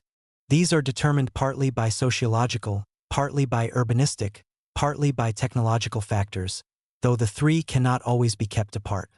For instance, experience shows that among forms of urban transport, tramways, whether in Calcutta or Barcelona, are unusually convenient for rioters. Partly because the raising of fares, which tends to affect all the poor simultaneously, is a very natural precipitant of trouble, partly because these large and track-bound vehicles, when burned or overturned, can block streets and disrupt traffic very easily. Buses do not seem to have played anything like as important a part in riots. Underground railways appear to be entirely irrelevant to them except for transporting rioters, and cars can at best be used as improvised roadblocks or barricades, and, to judge by recent experience in Paris, not very effective ones. Here the difference is purely technological. On the other hand, universities in the center of cities are evidently more dangerous centers of potential riot than universities on the outskirts of towns or behind some green belt, a fact which is well known to Latin American governments. Concentrations of the poor are more dangerous when they occur in or near city centers, like the 20th century black ghettos in many North American cities, than when they occur in some relatively remote suburb, as in 19th century Vienna. Here the difference is urbanistic and depends on the size of the city and the pattern of functional specialization within it. However, a center of potential student unrest on the outskirts of town, like Nanterre in Paris, is nevertheless far more likely to create trouble in the central city than the Algerian shanty towns in the same suburb, because students are more mobile, their social universe more metropolitan, than immigrant laborers. Here the difference is primarily sociological. Suppose, then, we construct the ideal city for riot and insurrection. What will it be like? It ought to be densely populated and not too large in area. Essentially, it should still be possible to traverse it on foot, though greater experience of rioting in fully motorized societies might modify this judgment. It should perhaps not be divided by a large river, not only because bridges are easily held by the police, but also because it is a familiar fact of geography or social psychology that the two banks of a river look away from each other, as anyone living in South London or on the Paris left bank can verify. Its poor ought to be relatively homogeneous socially or racially, though of course we must remember that in pre-industrial cities or in the giant sumps of underemployment of the Third World today, what at first sight looks like a very heterogeneous population may have a considerable unity, as witness such familiar terms in history as the laboring poor, le menu peuple, or the mob. It ought to be centripetal, that is to say, its various parts ought to be naturally oriented towards the central institutions of the city, the more centralized the better. The medieval city republic, which was the system of flows towards and away from the main assembly space, which might also be the main ritual center, cathedral, the main market and the location of the government, was ideally suited to insurrection for this reason. The pattern of functional specialization and residential segregation ought to be fairly tight. Thus, the pre-industrial pattern of suburbs, which was based on the exclusion from a sharply defined city of various undesirables, often necessary to city life, such as non-citizen immigrants, outcast occupations or groups, etc. did not greatly disrupt the cohesion of the urban complex. Triana was entangled with Seville, as Shoreditch was with the City of London. On the other hand, the 19th century pattern of suburbs, which surrounded an urban core with middle-class residential suburbs and industrial quarters, generally developing at opposite ends of town from one another, affects urban cohesion very substantially. East End and West End are both physically and spiritually remote from each other. Those who live west of the Concorde in Paris belong to a different world from those who live east of the Republic. To go a little farther out, the famous red belt of working-class suburbs which surround Paris was politically significant, but had no discernible insurrectionary importance. It simply did not belong to Paris any longer, nor indeed did it form a whole except for geographers. All these are considerations affecting the mobilization of the city poor, but not their political effectiveness. This naturally depends on the ease with which rioters and insurrectionaries can get close to the authorities, and how easily they can be dispersed. In the ideal insurrectionary city, the authorities are the rich, the aristocracy, the government or local administration, will therefore be as intermingled with the central concentration of the poor as possible.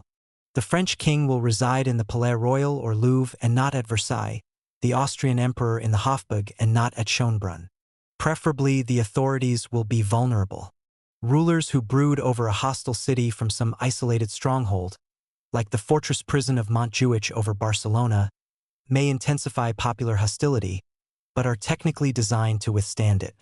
After all, the Bastille could almost certainly have held out if anyone in July 1789 had really thought that it would be attacked. Civic authorities are of course vulnerable almost by definition, since their political success depends on the belief that they represent the citizens and not some outside government or its agents. Hence perhaps the classical French tradition by which insurrectionaries make for the city hall rather than the royal or imperial palace and, as in 1848 and 1871, proclaim the provisional government there. Local authorities therefore create relatively few problems for insurrectionaries, at least until they begin to practice town planning. Of course, city development may shift the town hall from a central to a rather more remote location. Nowadays, it is a long way from the outer neighborhoods of Brooklyn to New York City Hall. On the other hand, in capital cities, the presence of governments, which tends to make riots effective, is offset by the special characteristics of towns in which princes or other self-important rulers are resident, and which have a built-in counterinsurgent bias. This arises both from the needs of state public relations and, perhaps to a lesser extent, of security. Broadly speaking, in a civic town, the role of the inhabitants in public activities is that of participants, in princely or government towns, of an admiring and applauding audience. The wide straight processional ways with their vistas of palace, cathedral or government building, the vast square in front of the official facade, preferably with a suitable balcony from which the multitudes may be blessed or addressed, perhaps the parade ground or arena. These make up the ceremonial furniture of an imperial city. Since the Renaissance, major Western capitals and residences have been constructed or modified accordingly. The greater the desire of the ruler to impress or the greater his folie de grandeur, the wider, straighter, more symmetrical his preferred layout. Few less suitable locations for spontaneous riot can be imagined than New Delhi, Washington, St. Petersburg, or for that matter, the Mall and Buckingham Palace. It is not merely the division between a popular East and middle class and official West which has made the Champs-Élysées the place where the official and military parade is held on July 14th, whereas the unofficial mass demonstration belongs to the Triangle Bastille Republic nation. Such ceremonial sites imply a certain separation between rulers and subjects, a confrontation between a remote and awful majesty and pomp on one side, and an applauding public on the other. It is the urban equivalent of the picture frame stage, or better still, the opera, that characteristic invention of Western absolute monarchy. Fortunately for potential rioters, this is or was not the only relationship between rulers and subjects in capital cities. Often, indeed, it was the capital city itself which demonstrated the ruler's greatness, while its inhabitants, including the poorest, enjoyed a modest share of the benefits of his and its majesty. Rulers and ruled lived in a sort of symbiosis. In such circumstances, the great ceremonial routes led through the middle of the towns as in Edinburgh or Prague. Palaces had no need to cut themselves off from slums. The Vienna Hofburg, which presents a wide ceremonial space to the outside world, including the Viennese suburbs, has barely a yard or two of urban street or square between it and the older inner city, to which it visibly belongs. This kind of town, combining as it did the patterns of civic and princely cities, was a standing invitation to riot, for here palaces and town houses of great nobles, markets, cathedrals, public squares and slums were intermingled, the rulers at the mercy of the mob. In time of trouble they could withdraw into their country residences, but that was all. Their only safeguard was to mobilize the respectable poor against the unrespectable after a successful insurrection, e.g. the artisans' guilds against the mob, or the National Guard against the propertyless. Their one comfort was the knowledge that uncontrolled riot and insurrection rarely lasted long, and were even more rarely directed against the structure of established wealth and power. Still, this was a substantial comfort. The King of Naples or the Duchess of Parma, not to mention the Pope, knew that if their subjects rioted, it was because they were unduly hungry and as a reminder to prince and nobility to do their duty, i.e. to provide enough food at fair prices on the market, enough jobs, handouts and public entertainment for their excessively modest needs.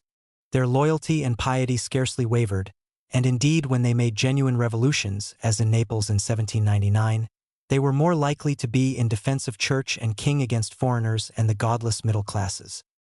Hence the crucial importance in the history of urban public order of the French Revolution of 1789–99, which established the modern equation between insurrection and social revolution.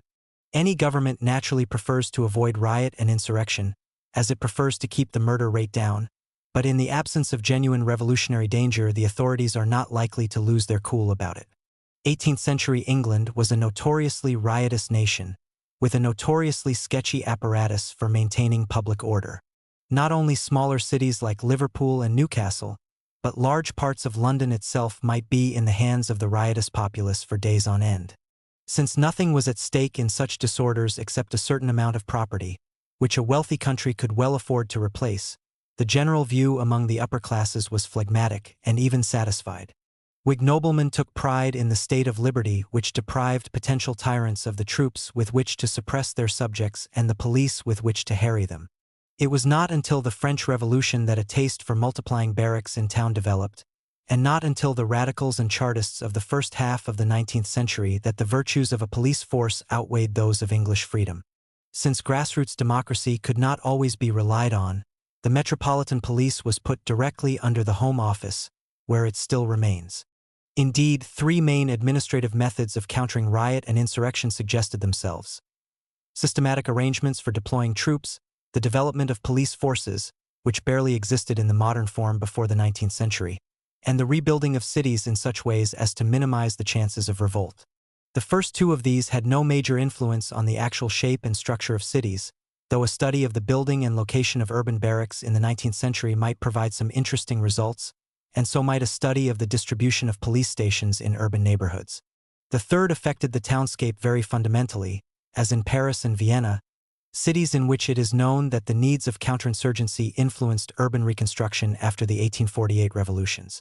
In Paris, the main military aim of this reconstruction seems to have been to open wide and straight boulevards along which artillery could fire and troops advance, while at the same time, presumably, breaking up the main concentrations of potential insurgents in the popular quarters. In Vienna, the reconstruction took the form mainly of two wide concentric ring roads.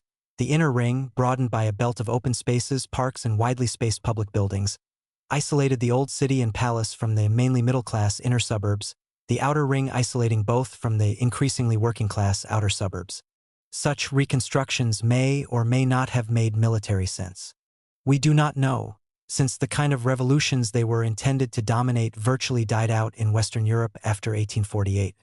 Still, it is a fact that the main centers of popular resistance and barricade fighting in the Paris Commune of 1871, Montmartre, northeast Paris, and the left bank, were isolated from each other and the rest of the town. However, they certainly affected the calculations of potential insurrectionaries.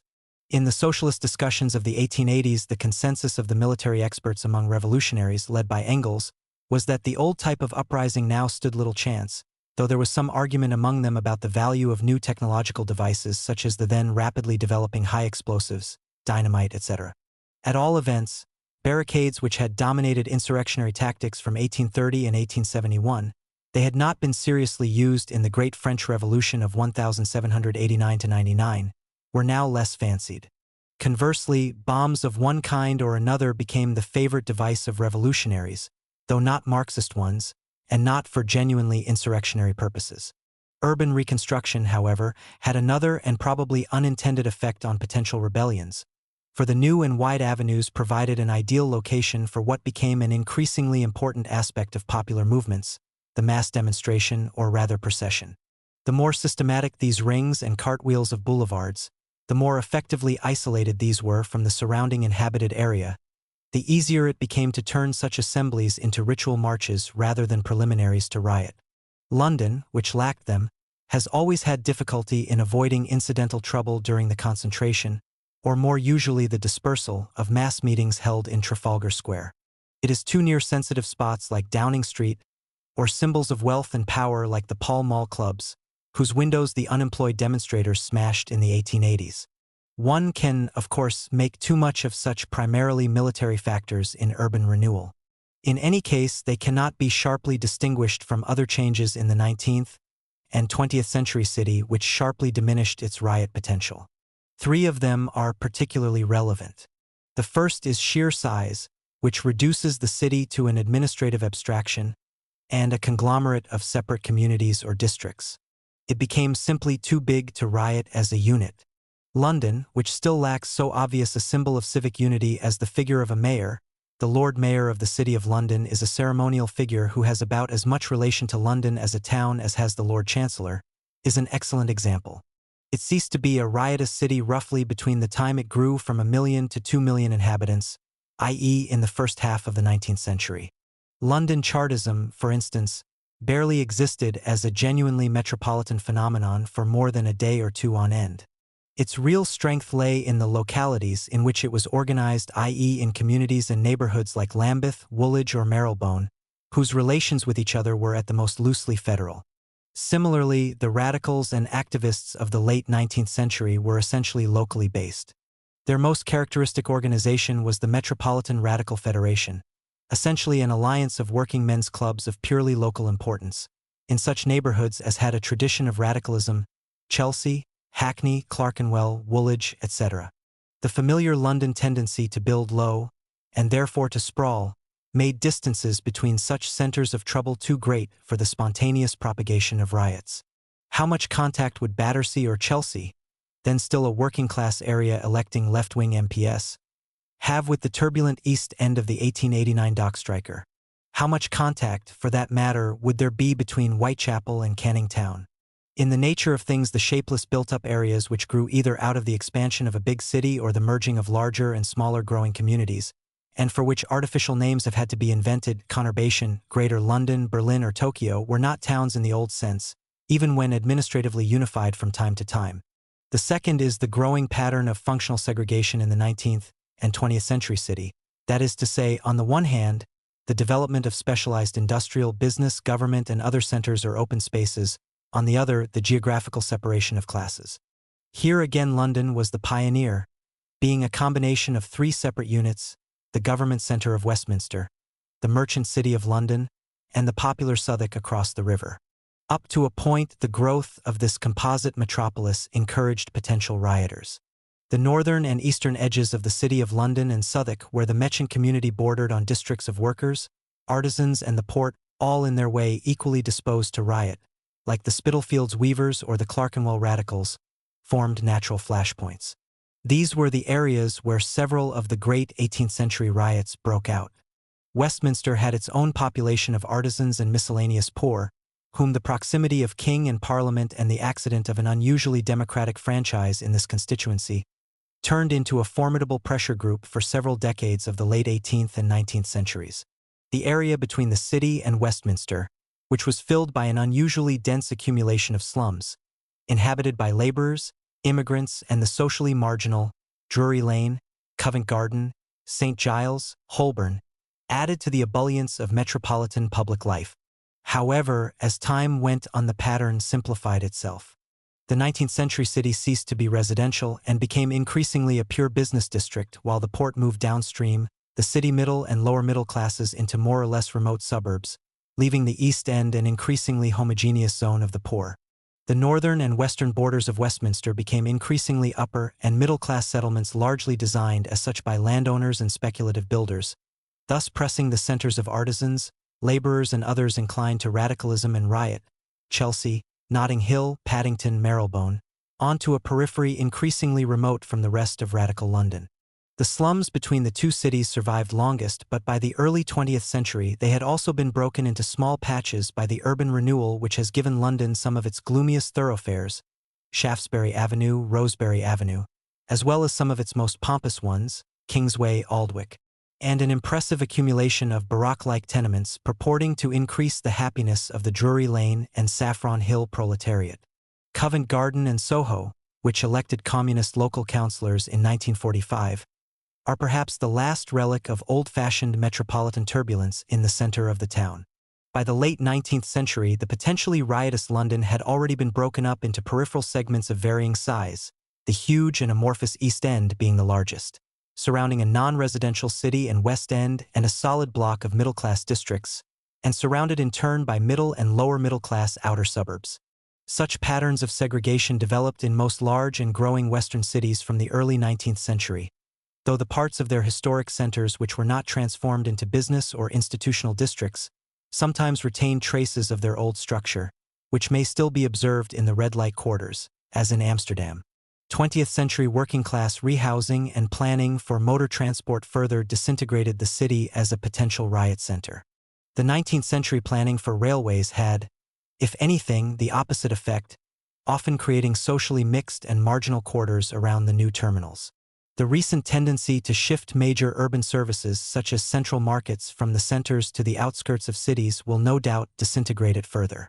Is the urban riot and insurrection therefore doomed to disappear?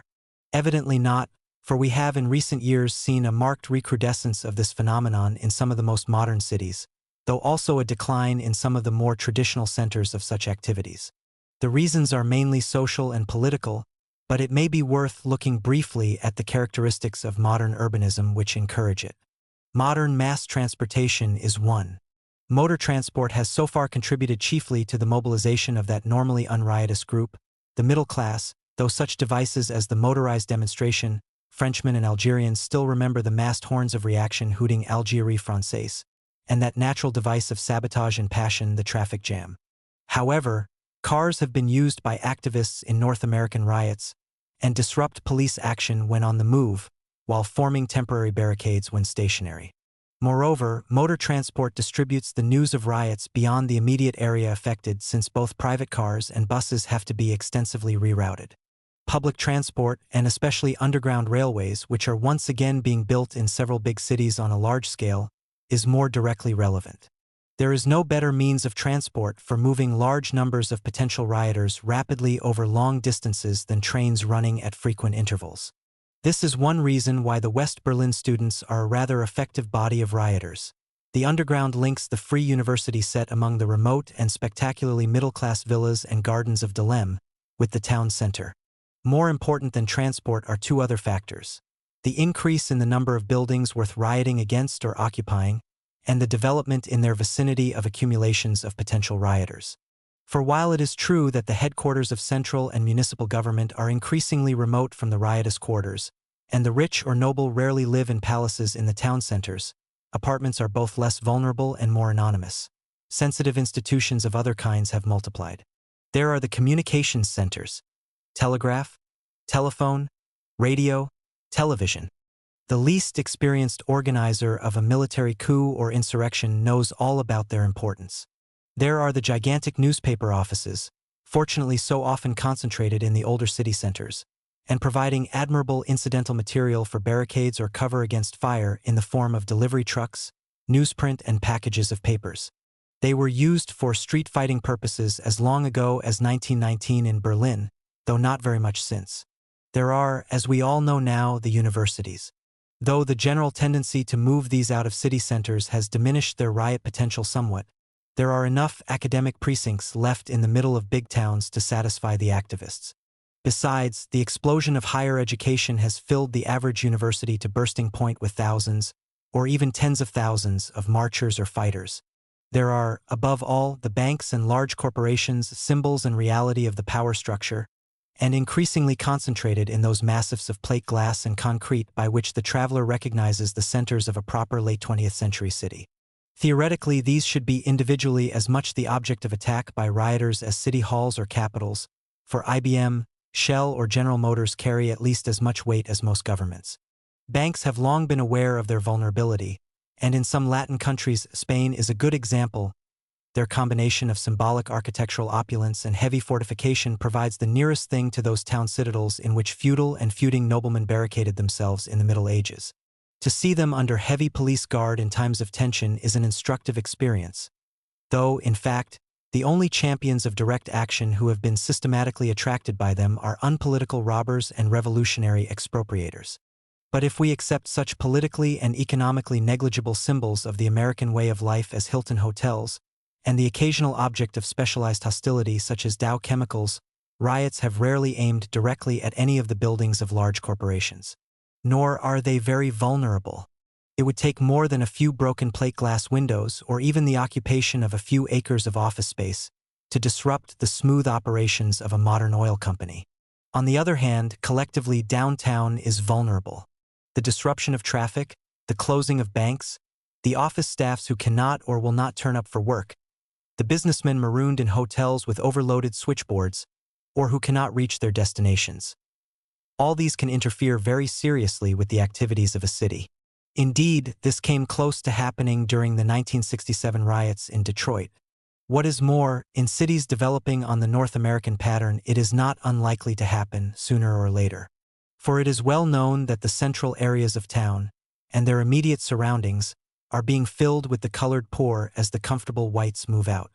The ghettos lap round the city centers like dark and turbulent seas. It is this concentration of the most discontented and turbulent in the neighborhood of a relatively few unusually sensitive urban centers which gives the militants of a smallish minority the political importance which black riots would certainly not have if the 10 or 15% of the US population who are Negroes were more evenly distributed throughout the whole of that vast and complex country. Still, even this revival of rioting in Western cities is comparatively modest.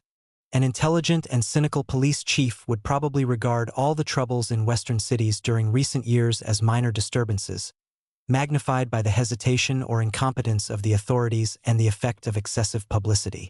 With the exception of the Latin Quarter riots of May 1968, none of them looked as though they could, or were intended to, shake governments. Anyone who wishes to judge what a genuine old-style insurrection of the urban poor or a serious armed rising is and can achieve must still go to the cities of the underdeveloped world, to Naples, which rose against the Germans in 1943, to the Algerian Casbah in 1956, excellent movies have been made about both these insurrections, to Bogotá in 1948, perhaps to Caracas, certainly to Santo Domingo in 1965. The effectiveness of recent Western city riots is due not so much to the actual activities of the rioters, as to their political context. In Paris, they demonstrated the lability of an apparently firm and monolithic regime. The actual fighting capacity of the insurrectionaries was never in fact tested, though their heroism is not in question. No more than 2 or 3 people were actually killed, and those almost certainly by accident. Elsewhere, the demonstrations and riots of students, though very effective inside the universities, have been little more than a routine police problem outside them. But this, of course, may be true of all urban riots, which is why the study of their relation to different types of towns is a comparatively unimportant exercise. Georgian Dublin does not lend itself easily to insurrection, and its population, which does, has not shown a great inclination to initiate or even to participate in uprisings. The Easter Rising took place there because it was a capital city, where the major national decisions are supposed to be made, and though it failed fairly quickly, it played an important part in the winning of Irish independence, because the nature of the Irish situation in 1917-21 allowed it to. Petrograd, built from scratch on a gigantic and geometrical plan, is singularly ill-suited to barricades or street fighting, but the Russian Revolution began and succeeded there. Conversely, the proverbial turbulence of Barcelona, the older parts of which are almost ideally suited to riot, rarely even looked like producing revolution. Catalan anarchism, with all its bomb throwers, pistoleros, and enthusiasm for direct action, was until 1936 never more than a normal problem of public order to the authorities, so modest that the historian is amazed to find how few policemen were actually supposed, rather inefficiently, to ensure its protection. Revolutions arise out of political situations, not because some cities are structurally suited to insurrection. Still, an urban riot or spontaneous uprising may be the starter which sets the engine of revolution going. That starter is more likely to function in cities which encourage or facilitate insurrection.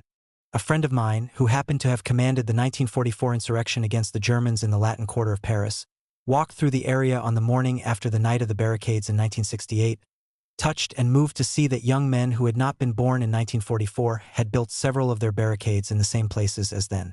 Or, the historian might add, the same places that had seen barricades in 1830, 1848, and 1871. It is not every city that lends itself so naturally to this exercise, or where, consequently, each generation of rebels remembers or rediscovers the battlefields of its predecessors. Thus, in May 1968, the most serious confrontation occurred across the barricades of the Rue Gay-Lussac and behind the Rue Soufflot.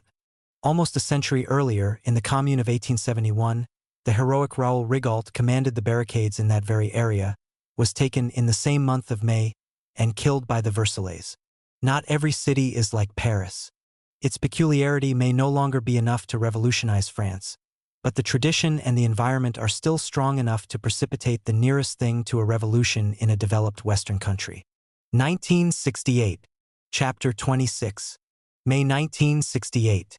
Of all the many unexpected events of the late 1960s, a remarkably bad period for prophets, the movement of May 1968 in France was easily the most surprising and, for left-wing intellectuals, probably the most exciting.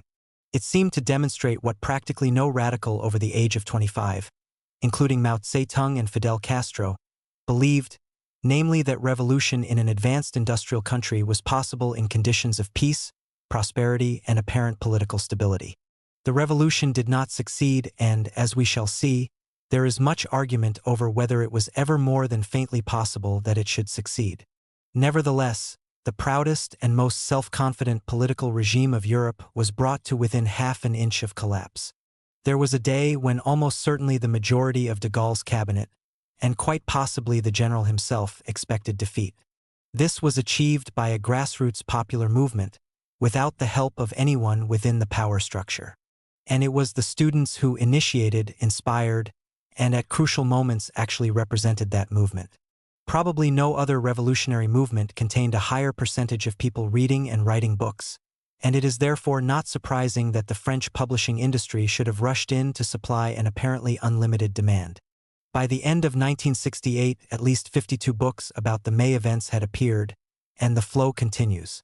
All of them are rush jobs, some of them no more than brief articles, padded out with reprints of old papers, press interviews, taped speeches, etc. There is, however, no reason why hasty inquests should not be valuable when conducted by intelligent people, and the Latin Quarter of Paris probably contains more of them per square yard than any other spot on earth. In any case, the revolutions and counter-revolutions of France have in their time stimulated some of the most distinguished rush jobs of history, most notably Karl Marx's 18th Brumaire of Louis Bonaparte. Moreover, French intellectuals are not merely numerous and articulate, but used to quick and copious writing, a faculty trained by years of moonlighting on reviews and other work for not very generous publishers. Add up the books, reviews, and the newspaper accounts, headed by those in the majestic and indispensable Le Monde, and the typical Parisian revolutionary has probably got through the equivalent of several thousand pages about his or her experiences, or at least talks as though he had. What can we discover from this mass of literature? By far the greater part tries to explain the movement, to analyze its nature and its possible contributions to social change. A fair proportion tries to fit it into one or another of the analytical categories of its sympathizers, who provide the overwhelming majority of the writers, with more or less originality and special pleading. This is natural enough. However, it does not provide us with another 18th Brumaire, that is to say, with a study of the politics of May 1968. No doubt the actual events are so vividly engraved on the minds of most French intellectuals that they think they know all about them already. It is no accident that the nearest thing to a coherent analytical narrative of the crisis comes from two British journalists, Seale and McConville. Though not exceptional, it is competent, sympathetic, and invaluable to non-Frenchmen if only because it carefully explains what all the confusing initials of the various ideological groups in the Latin Quarter stand for. Nevertheless, if May 1968 was a revolution which only just failed to overthrow de Gaulle, the situation which allowed what had been, a few weeks earlier, a squabbling collection of campus sects to make the attempt deserves to be analyzed. And so must the reasons for the failure of these sects. So it may be useful to leave aside the nature and novelty of the revolutionary forces and try to clarify the less exciting question of their initial success and comparatively rapid failure. There were, it is clear, two stages in the mobilization of the revolutionary forces, both totally unexpected by the government, the official opposition, even by the unofficial but recognized opposition of the important left-wing literary intellectuals in Paris. The established left-wing intelligentsia played no significant part in the May events. Jean-Paul Sartre, with great tact and intuition, recognized this by effacing himself before Daniel Cohn-Bendit, to whom he acted merely as interviewer. The first stage, roughly between the 3rd and the 11th of May, mobilized the students.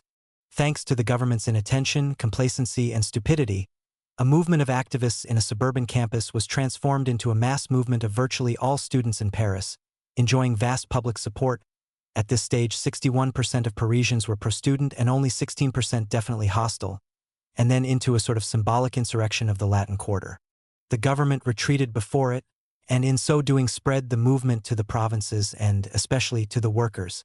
The second phase of mobilization, from 14 to May 27th, consisted essentially in the extension of a spontaneous general strike, the largest in the history of France or perhaps of any other country, and culminated with the rejection by the strikers of the deal negotiated on their behalf between the official union leaders and the government.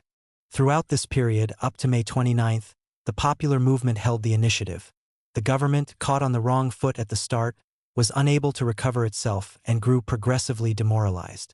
The same is true of conservative and moderate opinion, which was at this time passive, even paralyzed. The situation changed rapidly when de Gaulle at last took action on May 29th. The first thing to observe is that only the second phase created revolutionary possibilities, or, to put it another way, it created the need for the government to take counter-revolutionary action. The student movement by itself was a nuisance, but not a political danger. The authorities grossly underrated it, but this was largely because they were thinking about other things, including other university problems and the bureaucratic infighting between various government departments, which seemed to them more important. Turenne, the author of the most illuminating of the books published in the immediate aftermath of May, rightly says that what was wrong with the French system was not that it was too Napoleonic, but that it was too much like the regime of Louis Philippe, whose government was caught equally on the wrong footing by the riots of 1848, which consequently turned into a revolution. Yet, paradoxically, the very lack of importance of the student movement made it a most effective detonator of the workers' mobilization. Having underestimated and neglected it, the government tried to disperse it by force. When the students refused to go home, the only choice was between shooting and a public, humiliating retreat. But how could they have chosen to shoot? Massacre is one of the last resorts of the government in stable industrial societies, since, unless directed against outsiders of one kind or another, it destroys the impression of popular consent on which they rest. Once the velvet glove has been put on the iron fist, it is politically very risky to take it off. Massacring students, the children of the respectable middle class, not to mention ministers, is even less attractive politically than killing workers and peasants. Just because the students were only a bunch of unarmed kids who did not put the regime at risk, the government had little choice but to retreat before them. But in doing so, it created the very situation it wished to avoid. It appeared to show its importance and gave the students a cheap victory. The Paris chief of police, an intelligent man, had more or less told his minister to avoid a bluff which virtually had to be called. That the students did not believe it to be a bluff does not change the reality of the situation. Conversely, the workers' mobilization did put the regime in a risky position, which is why de Gaulle was finally prepared to use the ultimate weapon, civil war, by calling on the army. This was not because insurrection was the serious object of anyone, for neither the students, who may have wanted it, nor the workers, who certainly did not, thought or acted in such political terms. It was because the progressive crumbling of government authority left a void, and because the only practicable alternative government was a popular front inevitably dominated by the Communist Party. The revolutionary students may not have considered this a particularly significant political change, and most Frenchmen would almost certainly have accepted it more or less willingly. Indeed, there was a moment when even those two Hobbesian institutions, the French police and the army, long accustomed to assess the moment when old regimes ought to be abandoned and new ones accepted, allowed it to be understood that they would not regard a legally constituted Popular Front government as an insurrection which they were obliged to combat. It would not in itself have been revolutionary, except in its coming to power, and it would not have been regarded as such. On the other hand, it is hard to think of any other positive political outcome of the crisis which even revolutionaries could have expected. But the Popular Front was not ready to occupy the vacuum left by the disintegration of Gaullism.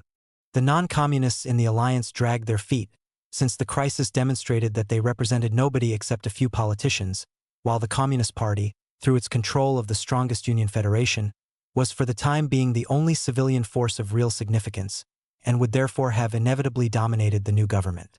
The crisis eliminated the sham politics of electoral calculation and left visible only the real politics of power.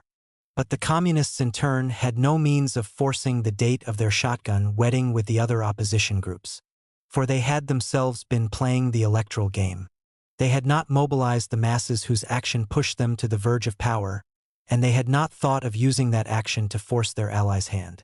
On the contrary, if Philippe Alexander is to be believed, they seem to have regarded the strike as something that might stop them from concentrating on the really important job of keeping their allies in line.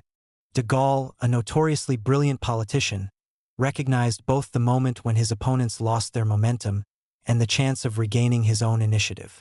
With an apparently imminent communist-led Popular Front, a conservative regime could at last play its trump card, the fear of revolution. It was, tactically speaking, a beautifully judged performance. De Gaulle did not even have to shoot.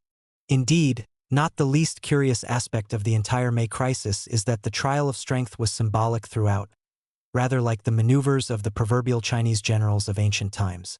Nobody seriously tried to kill anybody. Perhaps 5 people in all actually were killed, though a considerable number were beaten up. Whatever happened, both Gaullists and revolutionaries united in blaming the French Communist Party, either for planning revolution or for sabotaging it. Neither line of argument is very significant except as an indication of the crucial role of the CP in May. It was clearly the only civilian organization, and certainly the only part of the political opposition, which kept both its influence and its head. This is not really surprising unless we assume that the workers were revolutionary in the same way as the students or that they were as disgusted with the CP. But though the workers were certainly far more advanced than their leaders, e.g. in their readiness to raise questions of social control in industry which the General Labor Federation was simply not thinking about, the divergencies between leaders and followers in May were potential rather than actual. The political proposals of the CP almost certainly reflected what most workers wanted, and quite certainly reflected the traditional mode of thinking of the French left: defense of the Republic, union of all on the left, a popular government, down with one-man rule, etc. As for the general strike, the unions had taken it over almost immediately. Their leaders were negotiating with government and the bosses, and until they came back with unsatisfactory terms, there was no reason at all to expect a major revolt against them. In brief, while the students started their revolt in a spirit of equal hostility to de Gaulle and the CP, from which most of their leaders had seceded or been expelled, the workers did not. The Communist Party was therefore in a position to act.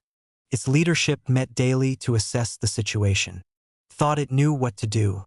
But what was it doing?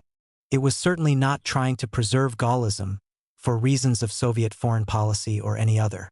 As soon as the overthrow of de Gaulle began to look possible, i.e. between 3 and 4 days after the spontaneous sit-ins started to spread, it formally staked its own and the Popular Front's immediate claim to power. On the other hand, it consistently refused to have anything to do with advocating insurrection, on the grounds that this would be playing into de Gaulle's hands. In this it was correct. The May crisis was not a classical revolutionary situation, though the conditions for such a situation might have developed very rapidly as a result of a sudden, unexpected break in a regime which turned out to be much more fragile than anyone had anticipated. The forces of government and its widespread political support were in no sense divided and disintegrated, but merely disoriented and temporarily paralyzed. The forces of revolution were weak except in holding the initiative. Apart from the students, the organized workers, and some sympathizers among the college-educated professional strata, their support consisted not so much in allies as in the readiness of a large mass of uncommitted or even hostile opinion to give up hope in Gaullism and accept quietly the only available alternative.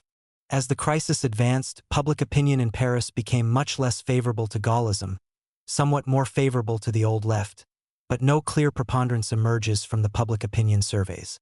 Had the Popular Front come, it would certainly have won the subsequent election, just as de Gaulle won his, but victory is a great decider of loyalties.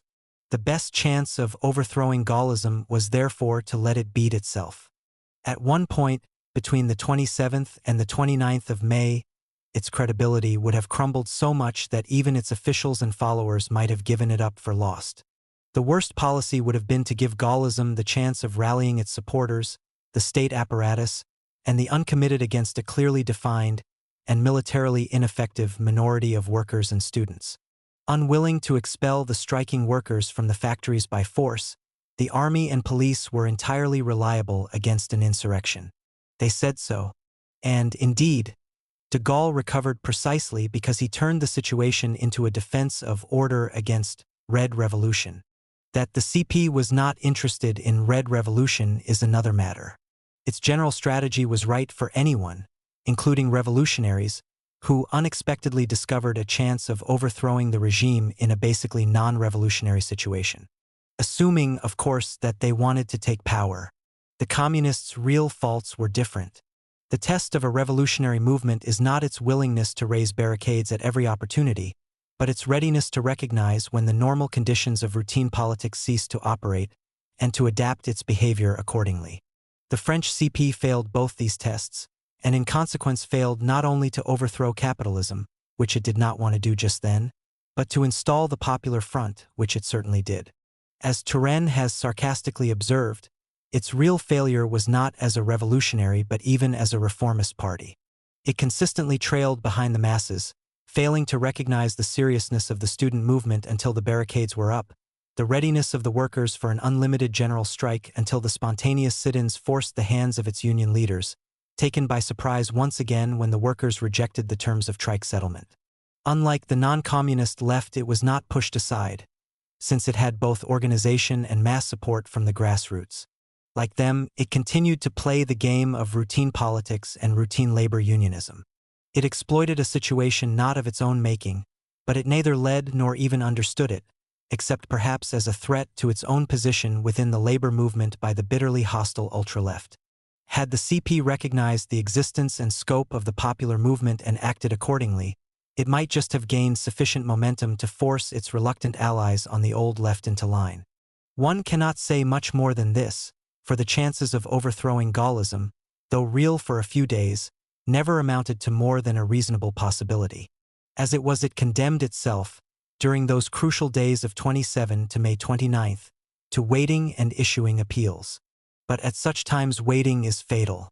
Those who lose the initiative lose the game. The chances of overthrowing the regime were diminished not only by the failure of the communists, but by the character of the mass movement. It had no political aims itself, though it used political phraseology. Without profound social and cultural discontents, ready to emerge at a relatively slight impetus, there can be no major social revolutions. But without a certain concentration on specific targets, however peripheral to their main purpose, the force of such revolutionary energies is dispersed. A given political or economic crisis, a given situation, may provide such precise enemies and objectives automatically. A war which must be ended, a foreign occupier who must be expelled, a crack in the political structure imposing specific and limited options, such as whether or not to support the Spanish government of 1936 against the general's insurrection. The French situation provided no such automatic targets of concentration. On the contrary, the very profundity of the critique of society implied or formulated by the popular movement left it without specific targets. Its enemy was the system.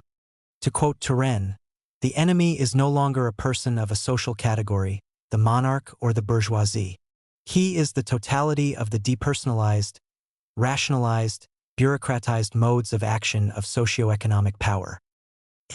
The enemy is by definition faceless, not even a thing or an institution, but a program of human relations, a process of depersonalization. Not exploitation, which implies exploiters, but alienation. It is typical that most of the students themselves, unlike the less revolutionary workers, were not bothered about de Gaulle, except insofar as the real objective, society, was obscured by the purely political phenomenon of Gaullism. The popular movement was therefore either subpolitical or anti-political. In the long run, this does not diminish its historic importance or influence.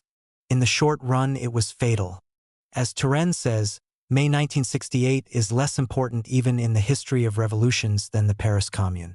It proved not that revolutions can succeed in Western countries today, but only that they can break out. Several of the books about the May events may be briefly dismissed. However, Alain Turenne's book is in a class apart. The author is an industrial sociologist of Marxist provenance, the teacher of Daniel Cohn-Bendit at Nanterre, the original flashpoint of the student revolt. He was deeply involved in its early stages. His analysis reflects all this to some extent. Its value lies not so much in its originality.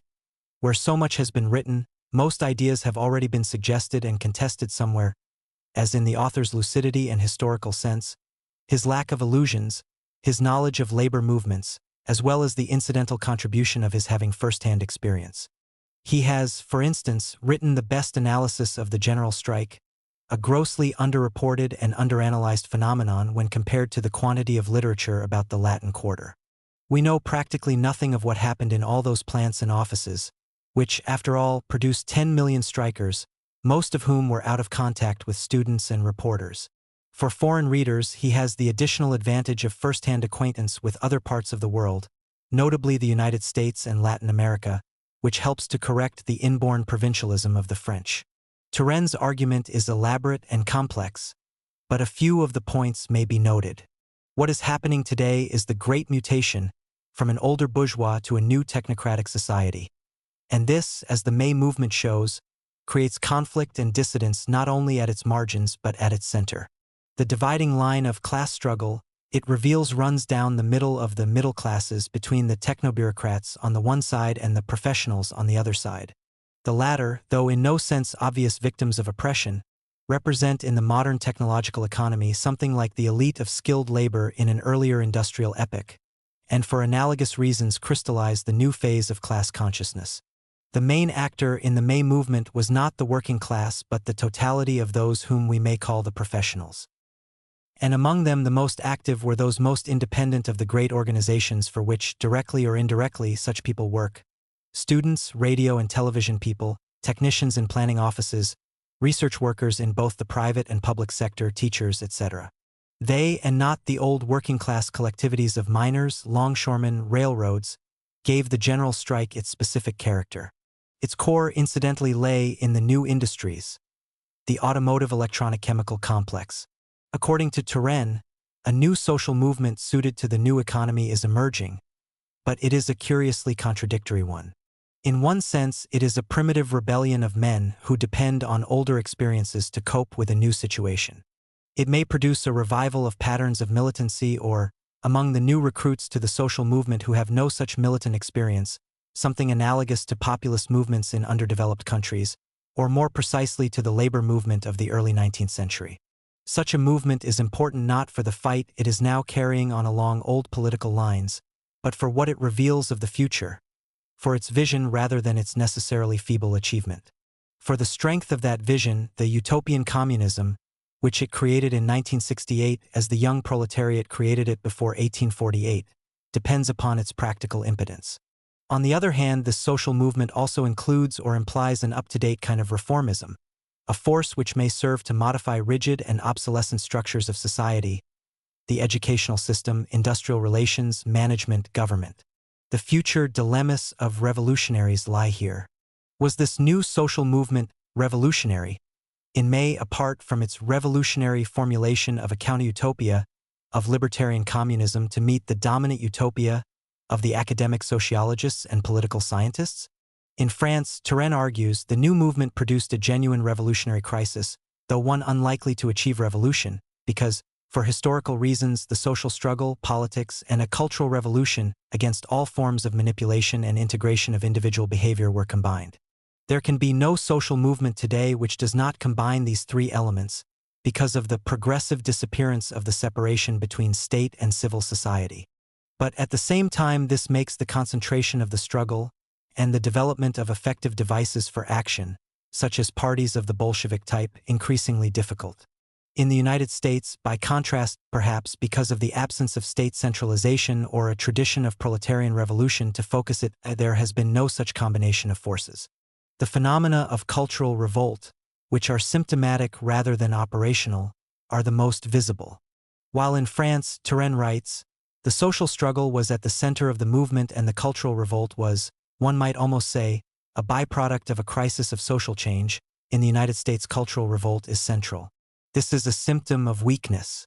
Turenne's purpose is not so much to make judgments or prophecies, and insofar as he does so, he will be criticized, as to establish that the May movement was neither an episode nor a simple continuation of older social movements.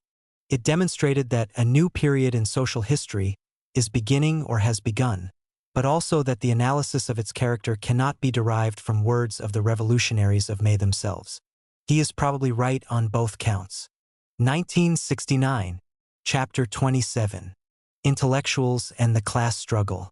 The characteristic revolutionary person today is a student or generally young intellectual, the word being understood to mean anyone who earns or looks forward to earning his living in an occupation which is chiefly recruited from those who have passed a certificate of some kind of academic education or its equivalent.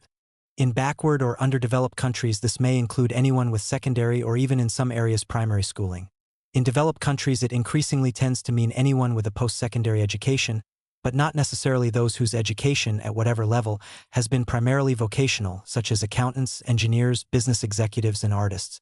In this sense, the definition used here converges with the more familiar conception of the intellectual as someone using his or her intellect in a way which is sometimes defined in a circular fashion and not often very clearly.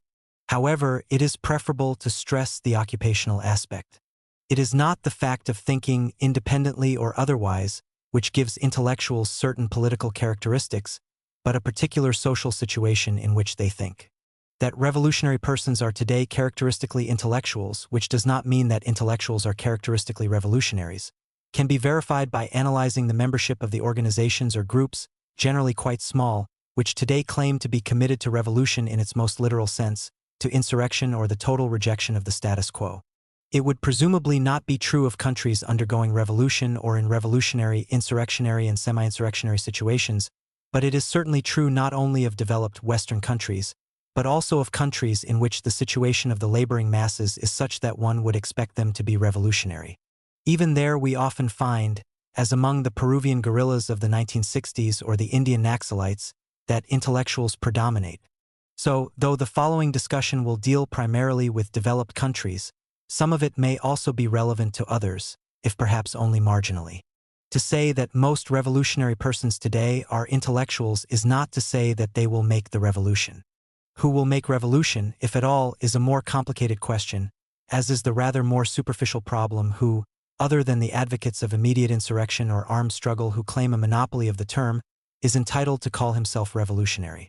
For the purpose of the present paper, it is not essential to answer either, since its concern is not so much with the objective as with the subjective element in making revolutions. Those who reject or resent any involvement in the status quo, and indeed any activity not directly and exclusively designed to confront capitalism with a head-on challenge, are certainly revolutionaries in the most literal sense, and for the purposes of my argument it does not matter that others can also claim to be, perhaps more effectively at times. The point is that most of these all-out revolutionaries are intellectuals, which raises interesting problem both about intellectuals and about being revolutionary. Of course, it may be claimed that intellectuals cannot be revolutionaries without this subjective consciousness, whereas some other social strata can.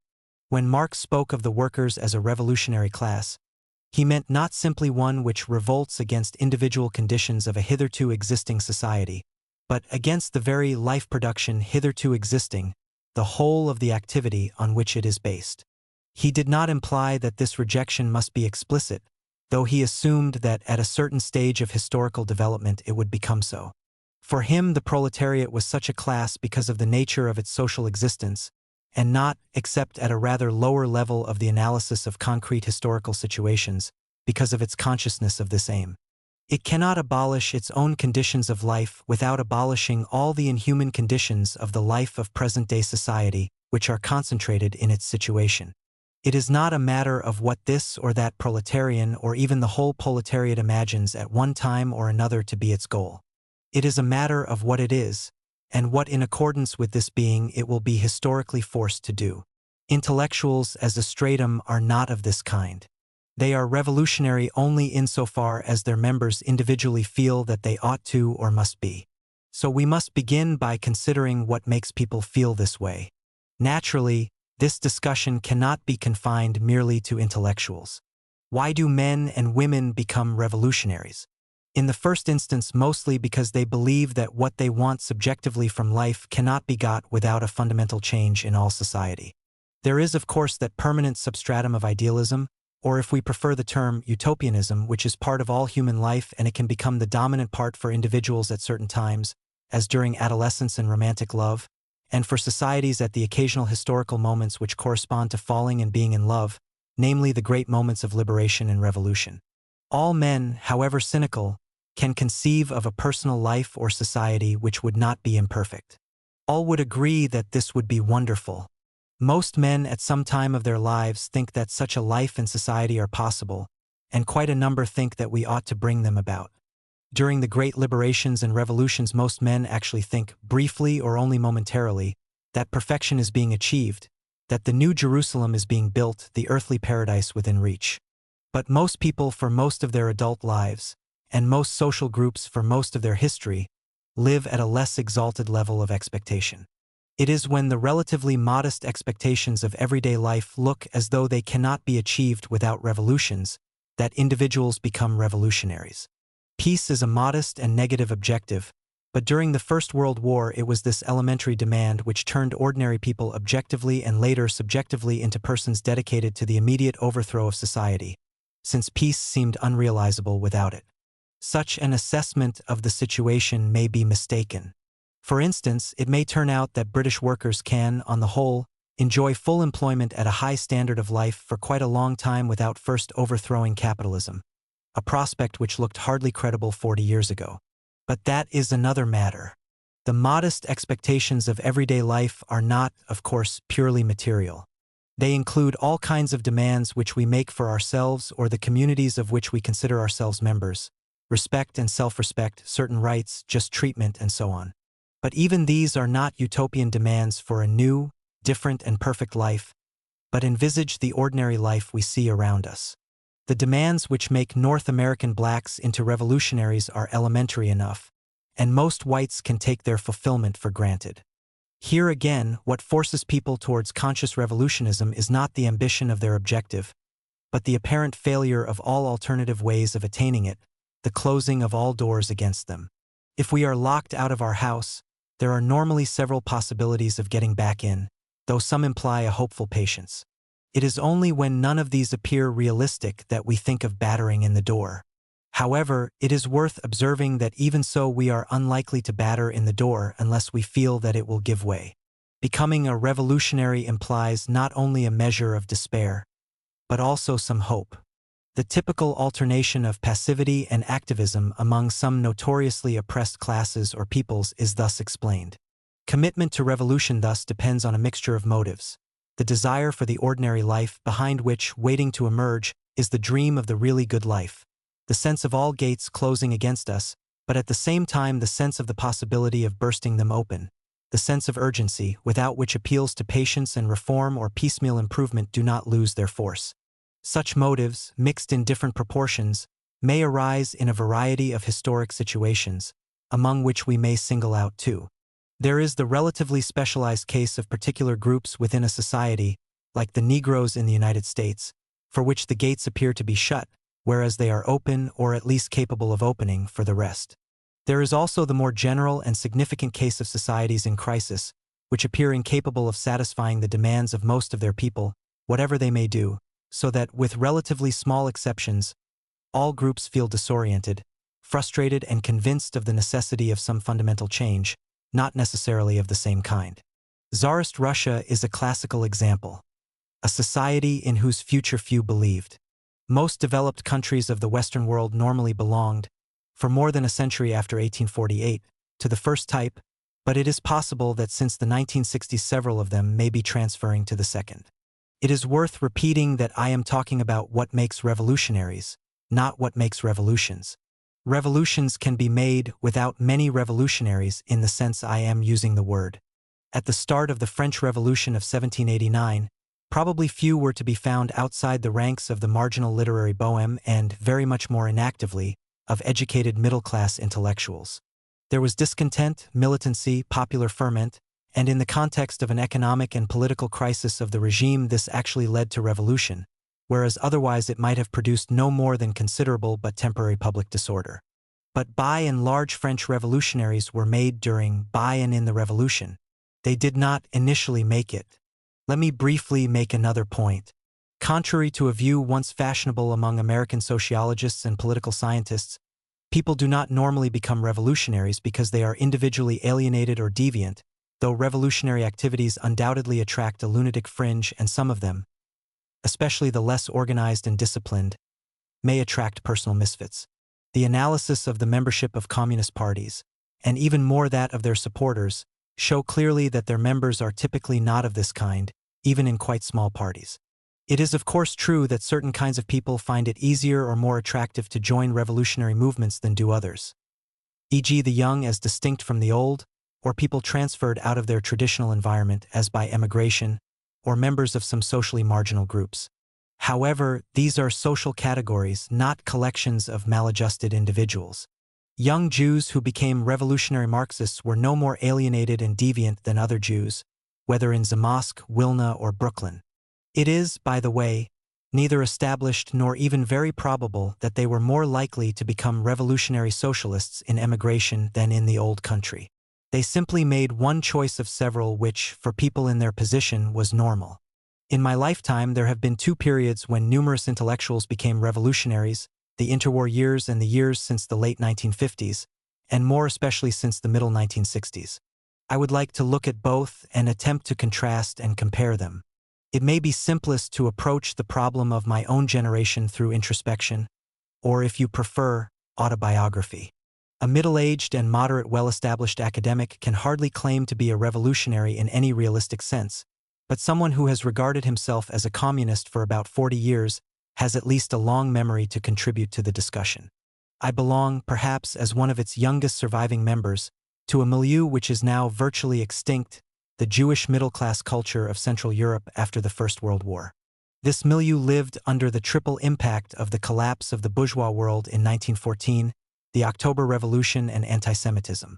For most of my older Austrian relatives' ordinary life had ended with the assassination in Sarajevo. When they said in peacetime, they meant before 1914, when the lives of people like us had stretched before them like a wide straight road, predictable even in its unpredictabilities, comfortably certain, boring, from birth through the vicissitudes of school, career, visits to the opera, summer holidays and family life, to a grave in the Vienna Central Cemetery. After 1914, there was nothing but catastrophe and problematic survival. We lived on borrowed time and knew it. To make long-term plans seemed senseless for people whose world had already crashed twice within 10 years, first in the war, later in the Great Inflation. We knew about the October Revolution. I speak here of my Austrian relatives, though as a second-generation English citizen I stood at a slight angle to them. It proved that capitalism could and indeed must end, whether we liked it or not. This, you recall, is the mood of that notable and very Central European work, Schumpeter's Capitalism, Socialism and Democracy. We could hardly not know about anti-Semitism, any more than the most assimilated middle-class blacks can fail to know about racism. The first political conversation I ever recall took place when I was 6 in an Alpine sanatorium, between two Jewish mother-type ladies. It dealt with Trotsky. Say what you like, he's a Jewish boy called Bronstein. The first political event which made an impact on me as such at the age of 10 was the Great Riot of 1927, when the Viennese workers burned down the Palace of Justice. The second political event I recall as such at the age of 13 was the German general election of 1930, when the Nazis won 107 seats. We knew what that meant. Shortly after that we moved to Berlin, where I stayed until 1933. Those were the years of the Depression. Marx somewhere says that history repeats itself, occurring first as tragedy, then as farce, but there is a more sinister pattern of repetition. First tragedy, then despair. In 1918 to 23 the bottom had fallen out of the world of Central Europe. For a brief period in the middle 1920s it looked as though some sort of tentative hope was possible, then it fell out again. To say that those who had nothing to lose, the unemployed, the disoriented and demoralized middle classes, were desperate is insufficient. They were ready for anything. Such were the times in which I became political. What could young Jewish intellectuals have become under such circumstances? Not liberals of any kind, since the world of liberalism, which included social democracy, was precisely what had collapsed. As Jews we were precluded by definition from supporting parties based on confessional allegiance, or on a nationalism which excluded Jews, and in both cases on antisemitism. We became either communists or some equivalent form of revolutionary Marxists, or if we chose our own version of blood and soil nationalism, Zionists. But even the great bulk of young intellectual Zionists saw themselves as some sort of revolutionary Marxist nationalists. There was virtually no other choice. We did not make a commitment against bourgeois society and capitalism, since it patently seemed to be on its last legs. We simply chose a future rather than no future, which meant revolution. But it meant revolution not in a negative but in a positive sense. A new world rather than no world. The Great October Revolution and Soviet Russia proved to us that such a new world was possible, perhaps that it was already functioning. "I have seen the future and it works," said Lincoln Steffens. If it was to be the future it had to work, so we thought it did. We thus became revolutionaries not so much because of our own economic problems, though some of us were poor and most of us faced an uncertain future, but because the old society no longer seemed viable. It had no perspectives. This was also clear to young intellectuals in countries in which the social order was not visibly on the point of collapse, such as Britain. The arguments of John Strachey's The Coming Struggle for Power, a significant and very influential product of the slump years, also rested on the alternative, if not socialism, then barbarism. The triumph of Hitler seemed to confirm it. Conversely, Strachey's conversion to the belief that Keynes had shown capitalism an alternative to collapse, backed no doubt by the economic recovery of the late 1930s, turned him back from a revolutionary into a reformist. Clearly there were also intellectuals who became revolutionaries because they were proletarianized, hungry and desperate, as perhaps in Poland and certainly in our times among the revolutionary petty bourgeoisie of the Bengal cities, but I am not here concerned with them. Our motives therefore differed in two crucial respects from those of workers who also became revolutionaries in our sense during this period.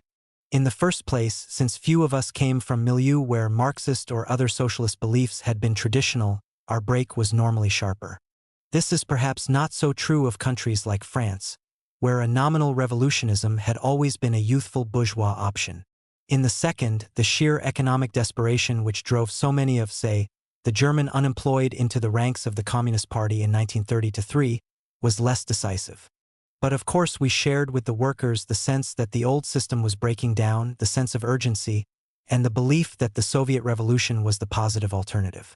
Anyone who is today in his or her early 20s has lived an entire life in a period when the old system has never looked like breaking down in this way. On the contrary, until quite recently it has flourished economically as never before. It is plainly no longer the kind of liberal capitalism whose death throes we lived through between the wars, but neither, unfortunately, is it socialism and still less Soviet socialism. It has adjusted itself to the existence of a larger and more powerful socialist sector of the world, but one with far greater internal crises than we anticipated. To global political decolonization, to living permanently with local wars and under the shadow of a nuclear catastrophe. However, until the late 1960s it has been, by and large, a sensational success economically, technologically, and, let us make no mistake about this, in the provision of material prosperity or the hope of it for the masses. This is the background for the revolutionaries of the 1960s. This is true even of the revolutionaries in many parts of the Third World. It is true that the intellectual revolutionaries of those countries are like those of my generation inasmuch as they confront problems of mass poverty, oppression and injustice which make any call for patience and gradualism sound almost obscene, and inasmuch as they are convinced that the present system has no solution for the problems of their societies. At all events, neo-capitalism and neo-colonialism have not so far solved the problem of underdevelopment, but made it more acute.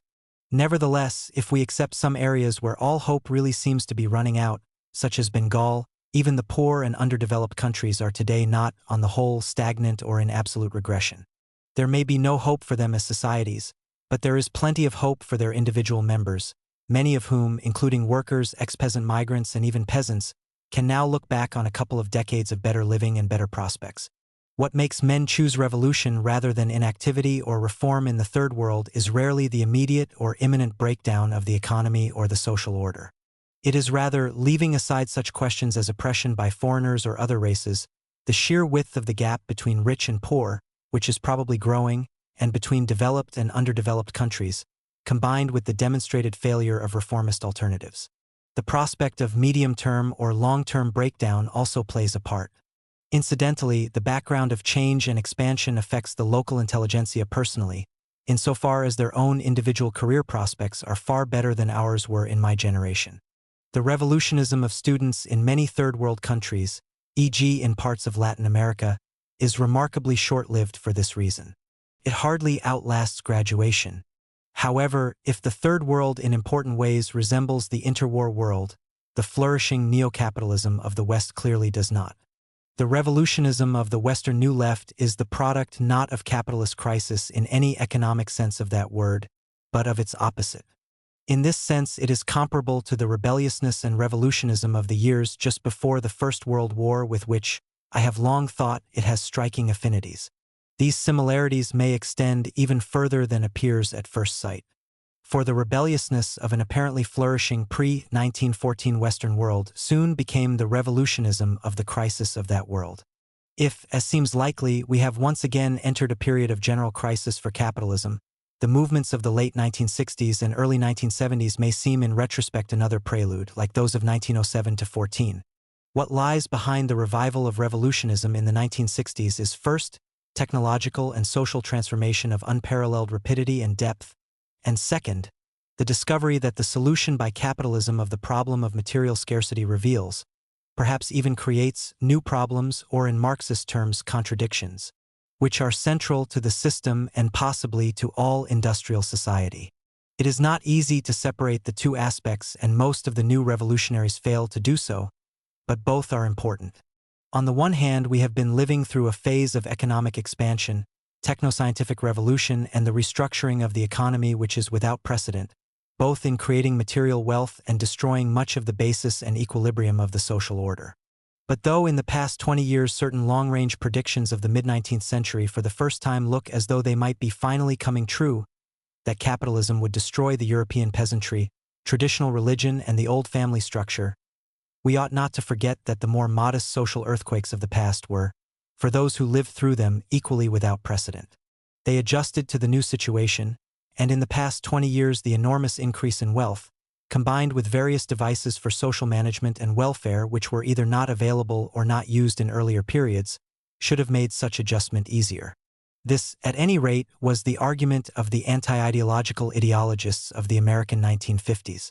On the other hand, it has become increasingly clear that we are faced not simply with a problem of human beings adjusting to a particularly dramatic and rapid change within the framework of a functioning system, to something like the problem of mass immigration into the United States between the 1890s and the 1920s, but with central flaws in the system. I am not here concerned with what might be called the macroeconomic or macropolitical contradictions of the system, which are today being revealed, e.g. the shaky basis of the capitalist international economy or the widening gap between developed and underdeveloped world, nor even with the approaching dangers of an unrestricted technology which is on the verge of actually destroying the fabric of the habitable globe or of precipitating demographic cataclysm. The point to note about the affluent society or the new industrial state, to use the terms of its most eminent liberal critic, is that until the end of the 1960s capitalism functioned splendidly as an economic mechanism, probably better than any alternative at that time. What seemed to go wrong in some profound but not easily specifiable sense was the society based on capitalist abundance, and nowhere more obviously than in its chief stronghold, the United States. The uneasiness, the disorientation, the signs of desperation multiplied, to be followed and reinforced by that omnipresent ripple of violence, of more oriented riot and rebellion, of mass dropping out, symptoms of a socially pathological state, which is what American observers think of when they compare the mood of their country to that of the Weimar Republic. Consequently, also the fashionable critique of society ceased for a time to be economic and became sociological. Its key terms were not poverty, exploitation, or even crisis, but alienation, bureaucratization, etc. Consequently, also the new revolutionism in Western countries was confined almost entirely to intellectuals and other marginal middle-class strata, e.g. creative artists, or to the middle-class young who took the achievements of the affluent society for granted and concentrated, quite rightly, on its deficiencies. Leaving aside special minorities like the blacks, whose discontents were simpler, the characteristic revolutionary was a middle-class adolescent, usually a student, and he tended to be distinctly to the left of the labor movements, socialist or communist. Even when the two movements appeared to merge, as in France in May 1968 and in Italy in the hot autumn of 1969, it was the students who had written off capitalism, the workers who, however militantly, were still working within it. I have suggested that this phase of the late 1960s may be temporary, like the years before 1914. At the moment it looks as though the Western world has not only entered a new phase of technoscientific capitalism, sometimes misleadingly called post-industrial society, with a new version of the basic contradictions of capitalism, but more specifically another lengthy period of economic crisis. The revolutionary movements are likely to take place not against a background of economic miracles, but against one of economic difficulties. It is too early to assess the amount and kind of political radicalization this may produce, though worth recalling that during the last analogous phase the radical right benefited more than the radical left. So far, the most dramatic symptoms of revolutionary agitation in the industrial countries are still those which took place at the height of the boom, i.e. in 1967-9. If one were to venture a prediction, it would merely be that the combination of social disintegration and economic breakdown is likely to be more explosive than anything that occurred between the wars in industrial countries, with the possible exception of Germany. But also, that social revolution of the traditional sort is by no means its only, or perhaps even its most likely, outcome. There is, however, one major difference between the new revolutionism and that of my own generation between the wars. We had, perhaps mistakenly, hope and a concrete model of the alternative society, socialism. Today this faith in the Great October Revolution and the Soviet Union has largely disappeared. I make this as an observation of fact, not as a judgment, and nothing has replaced it. For though the new revolutionaries are looking for possible models and possible centers of loyalty, neither the small and localized revolutionary regimes, Cuba, North Vietnam, North Korea or whatever, nor even China, have provided an equivalent for what the Soviet Union was in my time. What has taken the place of our perspective is a combination of negative hatred of the existing society and utopia. Similarly, that immensely powerful form of revolutionary movement, the disciplined mass party, has also lost much of its hold among the new revolutionaries, who appear to operate either in small sects or in unstructured libertarian groups closer to the anarchist than the Marxist tradition. All this may be historically inevitable, but it is likely also to produce a much wider gap than in my youth between revolutionary ferment and effective revolutionary action. I make these points without pleasure, and without the intention of diminishing the new revolutionaries. It is better to have a revolutionary movement than not to have one. This is the one we have got for the moment, and we have to do the best we can with it. The fact remains that it has a great deal to learn or relearn. Let me, finally, turn to the question of the role of intellectuals in revolutionary movements, in other words to the questions not why some of them as individuals became revolutionaries, but what their political orientation is likely to be as a stratum of society and what part their activity as such is likely to play. I need hardly say that the two kinds of questions are, or can be, entirely distinct. Marx and Engels were certainly intellectuals, but the number and proportion of German intellectuals who were social democrats was small and probably negligible. My generation of student communists were a small minority of, I would guess, not more than 400 to 500 at its maximum out of 50,000 university students just before the war. In Oxford and Cambridge, even the broader socialist clubs were a minority, though not a negligible one.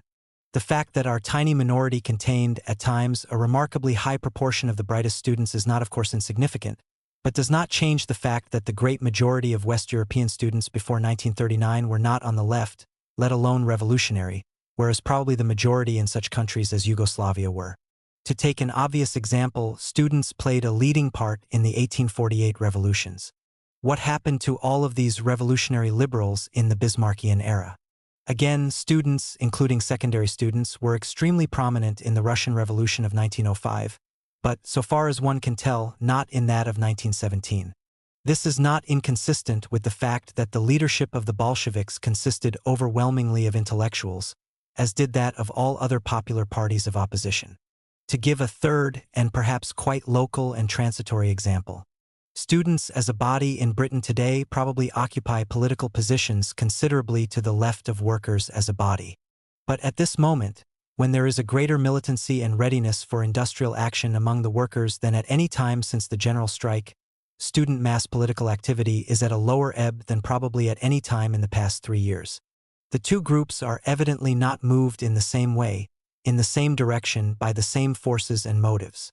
What can we say about intellectuals as a social group in industrial countries today? First, that they are today such a social group which can no longer be simply subsumed as a special variant of the middle classes. They are more numerous, since both the growth of scientific technology and the expansion of the tertiary sector of the economy, including administration and communications, require them in much larger numbers than before. They are technically proletarianized, inasmuch as the bulk of them are no longer free professions or private entrepreneurs but salaried employees, though this is also true of most of the rest of the middle classes. They are recognizable by specific attitudes, specific consumer demands, specific interests, to which businessmen appeal as such, e.g. reading The Guardian rather than the Daily Telegraph, and being relatively impervious to the sales appeal of status symbols as against which type criteria.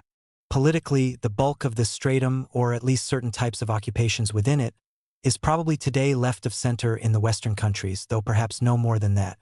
In Britain, the Guardian Observer type of professional classes are on one side of the political divide, the Telegraph type middle classes on the other. In France during May 1968, the front of the class struggle ran through the center of the middle classes. In the general strike, the research and development types, the laboratory and design departments, and the communicators tended to come out with the workers, often militantly, whereas the administrators, executives, sales departments, etc. remained on the side of management. It has been argued, therefore, that the intellectuals are today part of a new working class and in a sense the modern equivalent of that skilled, self-confident, and above all technically indispensable labor aristocracy of intelligent artisans which was so important in 19th century Britain. It has been argued further that being essentially salaried experts, their economic fortunes as individuals or as a stratum are not bound up with an economy of private enterprise, whose defects they are in any case well able to judge. Indeed, it has been held that since they are at least as intelligent and well-educated as those who take decisions in business, and their work gives them at least as much of a general perspective on the policies of the enterprise and the economy, they are less likely to confine their activities to narrow questions of wages and conditions, more likely to envisage changes in management and policy. Such arguments, put forward chiefly by French sociologists like Alain Touraine and Serge Mallet, have considerable force. However, they are not arguments for regarding the new labor aristocracy any more than the old as a revolutionary force. They rather suggest that it is a very effective reformist force, which is revolutionary only insofar as we envisage a gradual, peaceful but fundamental transformation of society. But whether such a transformation is possible, or if it is, can be regarded as a revolution, is of course a crucial question. To this question, the new working class argument suggests what is in effect a neo-Fabian answer, dressed up in Marxist terms, which will not be by any means universally acceptable on the left. In the short run, the best thing is to regard them, like their ancestors the labor aristocracy, as moderate reformists. Their professional interests may perhaps incline them slightly more towards a democratic socialism than towards capitalism, so long as such a socialism does not threaten their relatively favorable situation, and their heart may well often be farther to the left than their professional interests, for most of them are likely to have passed through a student phase. But their basic attitude to social change is, and perhaps must be, that a great deal more can be done within the existing system than revolutionary persons, including their children, imagine. And so far as they themselves are concerned, this is undoubtedly true. Apart from marginal groups such as those middle-class equivalents of the old handloom weavers whose occupations are being made redundant by technological progress, old-fashioned creative artists, writers, etc. The major group among intellectuals which appears to reject the status quo wholesale is that of the young. These consist largely of those being educated for intellectual jobs, though it is by no means clear what the relationship between their rebelliousness and the educational system is. Young members of the middle strata have a fairly limited experience of society, though probably today a rather wider one than their parents. Most of this experience, and the younger they are the more of it comes to them in this way, is mediated by the experience of family, of school or college, and of peer groups of people from similar backgrounds. The concept of a general youth culture, uniting an entire age group across social distinctions, is either superficial or commercial or both. Similar costume, hairstyles, forms of entertainment and social customs do not imply similar political behavior, as student militants seeking to mobilize young workers have often discovered. How far there is, in fact, a single form of youth culture, rather than a complex of such cultures, still remains an open question. It does not follow that the criticisms of the middle-class young merely reflect a generation gap, old or new, a rebellion against their elders or discontent, justified or not, with their educational institutions. It may reflect, as it often has in the past, a genuine critique of society which is to be taken seriously, however incoherently it may be formulated. The most serious organized form of youth revolutionism is that of the students, which in a number of countries includes secondary school pupils. It is therefore important to assess the character and possibilities of this student revolutionism. Its political functions are, of course, twofold. It exists both as a movement in its own right, i.e., as one of a group of people selected on grounds of age and/or attendance at educational institutions, and as a recruiting ground for the activists and leaders of the adult political world.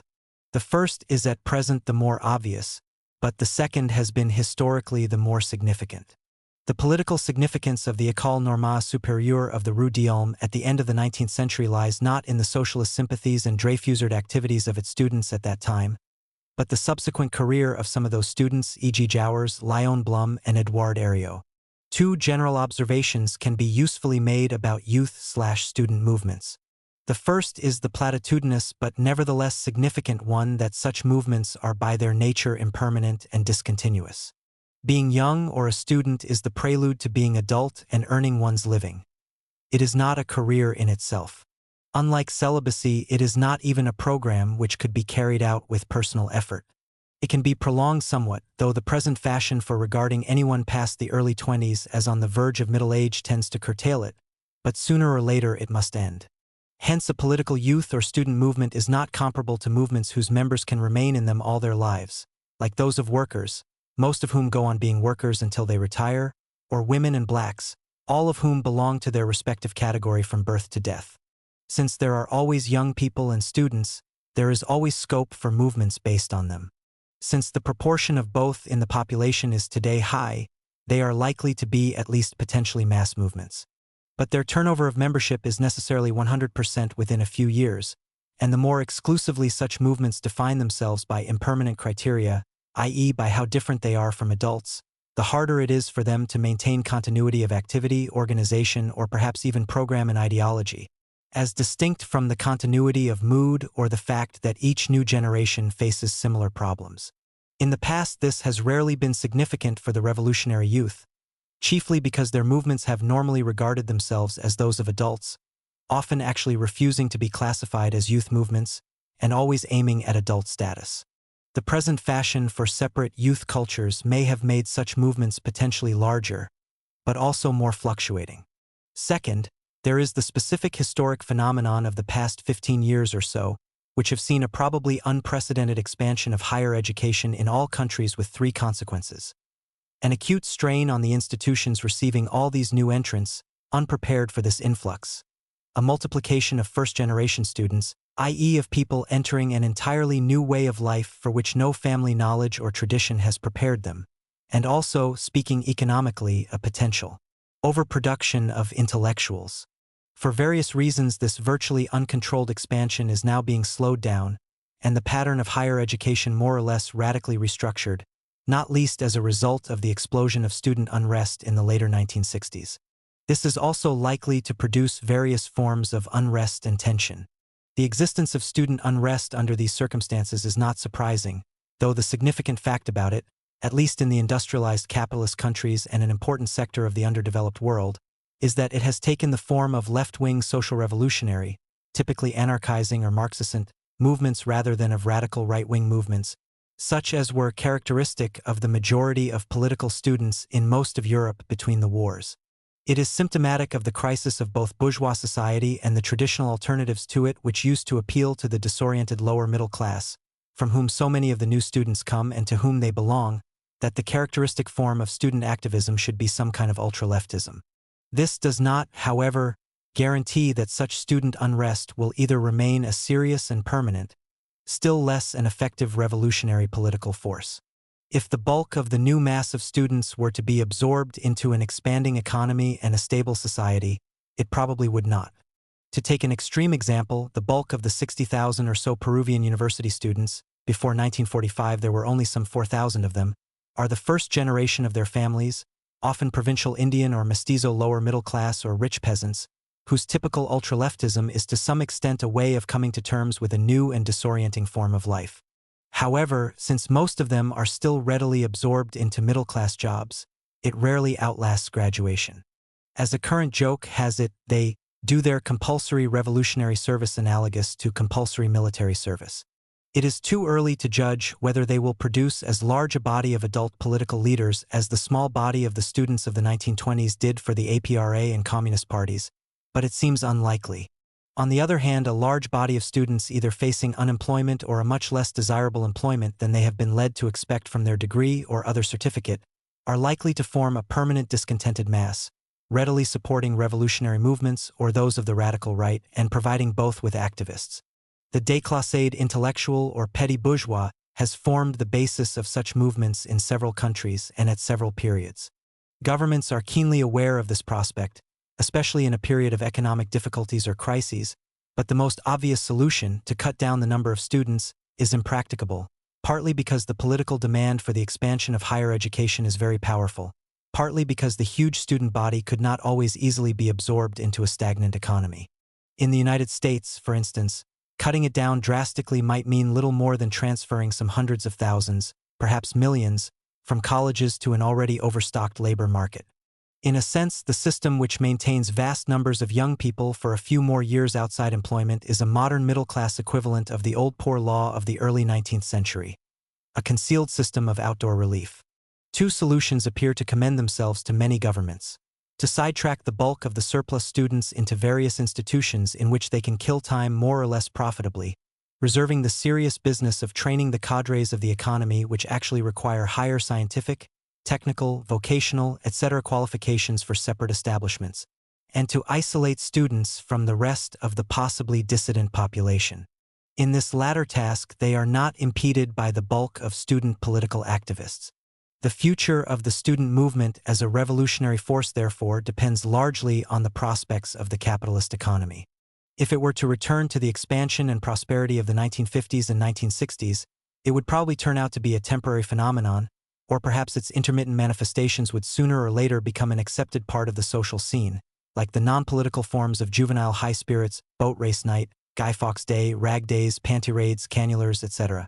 In the era of bourgeois stability, if it were to enter a period of long-term difficulties, it might continue to be, at least occasionally, an explosive political force, as the past few years have shown. From time to time intervene decisively, if momentarily, in national politics, as in May 1968. In either case, if the proportion of the age group which undergoes some form of higher education is likely to remain much greater than before the 1960s, students as a group will continue to be politically more significant and, especially where the voting age has been lowered to 18, more effective than in the past. We cannot therefore take it for granted that intellectuals, young or old, will be a significant revolutionary force in the developed countries, though we can predict that they will be a significant political force, very probably more or less on the left. But even if they were to be revolutionary en masse, they would clearly not be decisive by themselves. Hence, we may conclude this essay with a brief discussion of the relations between the movements of intellectuals and those of workers, peasants, or other discontented strata. In most countries, the orthodoxy of the left assumes today that the two converge or even merge, formally or informally, in some sort of socialist labor movement. In many cases, this is probably so. Both the British Labour Party, the United States Democratic Party, which is socially rather similar in composition, and many socialist and communist parties elsewhere are in effect alliances of workers and intellectuals, plus special discontented groups such as national or other minorities which do not happen to have developed their own separatist movements. This was not always so. Moreover, there are today signs of divergence, which should not be underestimated. On the one hand, the ultra-left, largely composed of intellectuals, is often tempted to secede from the mass working-class parties of its countries which it blames for being too moderate or reformist. On the other, the anti-intellectualism of working-class movements, always latent and sometimes overt, has tended to become more intense. Recent studies of Labour Party local organizations suggest that as the party branches have increasingly fallen into the hands of devoted militants from the professional strata, the rank-and-file working-class supporters and militants have drifted into political inactivity. Whether the one phenomenon is the cause or consequence of the other, both reinforce one another. Similarly, relations between students and workers are poor in most industrialized countries and may be deteriorating. We cannot therefore take it for granted that a radicalization of workers and students, supposing it were to occur, would automatically produce a single united left movement. It might produce parallel movements, poorly coordinated or even at loggerheads. For the truth is that the analogy between the intellectuals and professionals of today and the labor aristocracy of the past is valid only up to a point. The old labor aristocrats were manual workers, the new ones are not. The gap between blue-collar and white-collar is wide, and probably growing wider. The old socialist and labor movements of the developed countries were built on the hegemony of the manual workers. Some of their leaders might be intellectuals, and they might attract large numbers of intellectuals, but on the whole the terms on which these joined were that they subordinated themselves to the workers. These terms were realistic because on the whole the intellectual and professional stratum was not socialist, or too small numerically to form a major part of the labor movement. Today it is large, economically important, active and effective.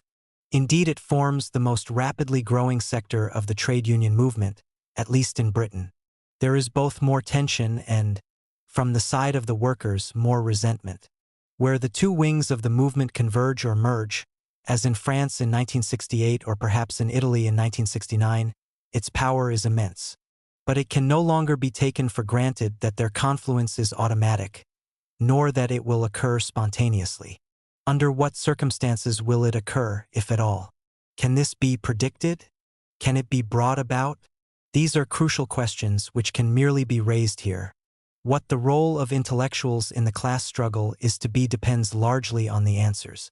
But if such a junction does not take place, the movement of the intellectuals may settle down as one or both of two things: as a powerful and effective reformist pressure group of the new professional strata, of which consumer agitations and environmentalist campaigns are good examples, and as a fluctuating radical youth and student movement, oscillating between brief brush fires and relapses into passivity by the majority, while a small activist minority indulges in frenzied ultra-left gestures. This is the pattern of the student movements since the middle 1960s. On the other hand, it is also unlikely that the workers will make a successful revolution without the intellectuals, still less against them. They may relapse into a narrow movement of those who work with their hands, militant and powerful within the limits of economism, but incapable of going much beyond the confines of rank-and-file activism. Or they may achieve what seems to be the highest point of spontaneous proletarian movements, a sort of syndicalism which certainly envisages and seeks to build a new society, but is incapable of achieving its aims. It does not much matter that the isolated impotence of workers or other masses of the laboring poor is of a different kind from that of intellectuals, since the working people by themselves are capable of overthrowing a social order, whereas the intellectuals by themselves are not. If a human society worthy of the name is to be built, both need each other. 1971.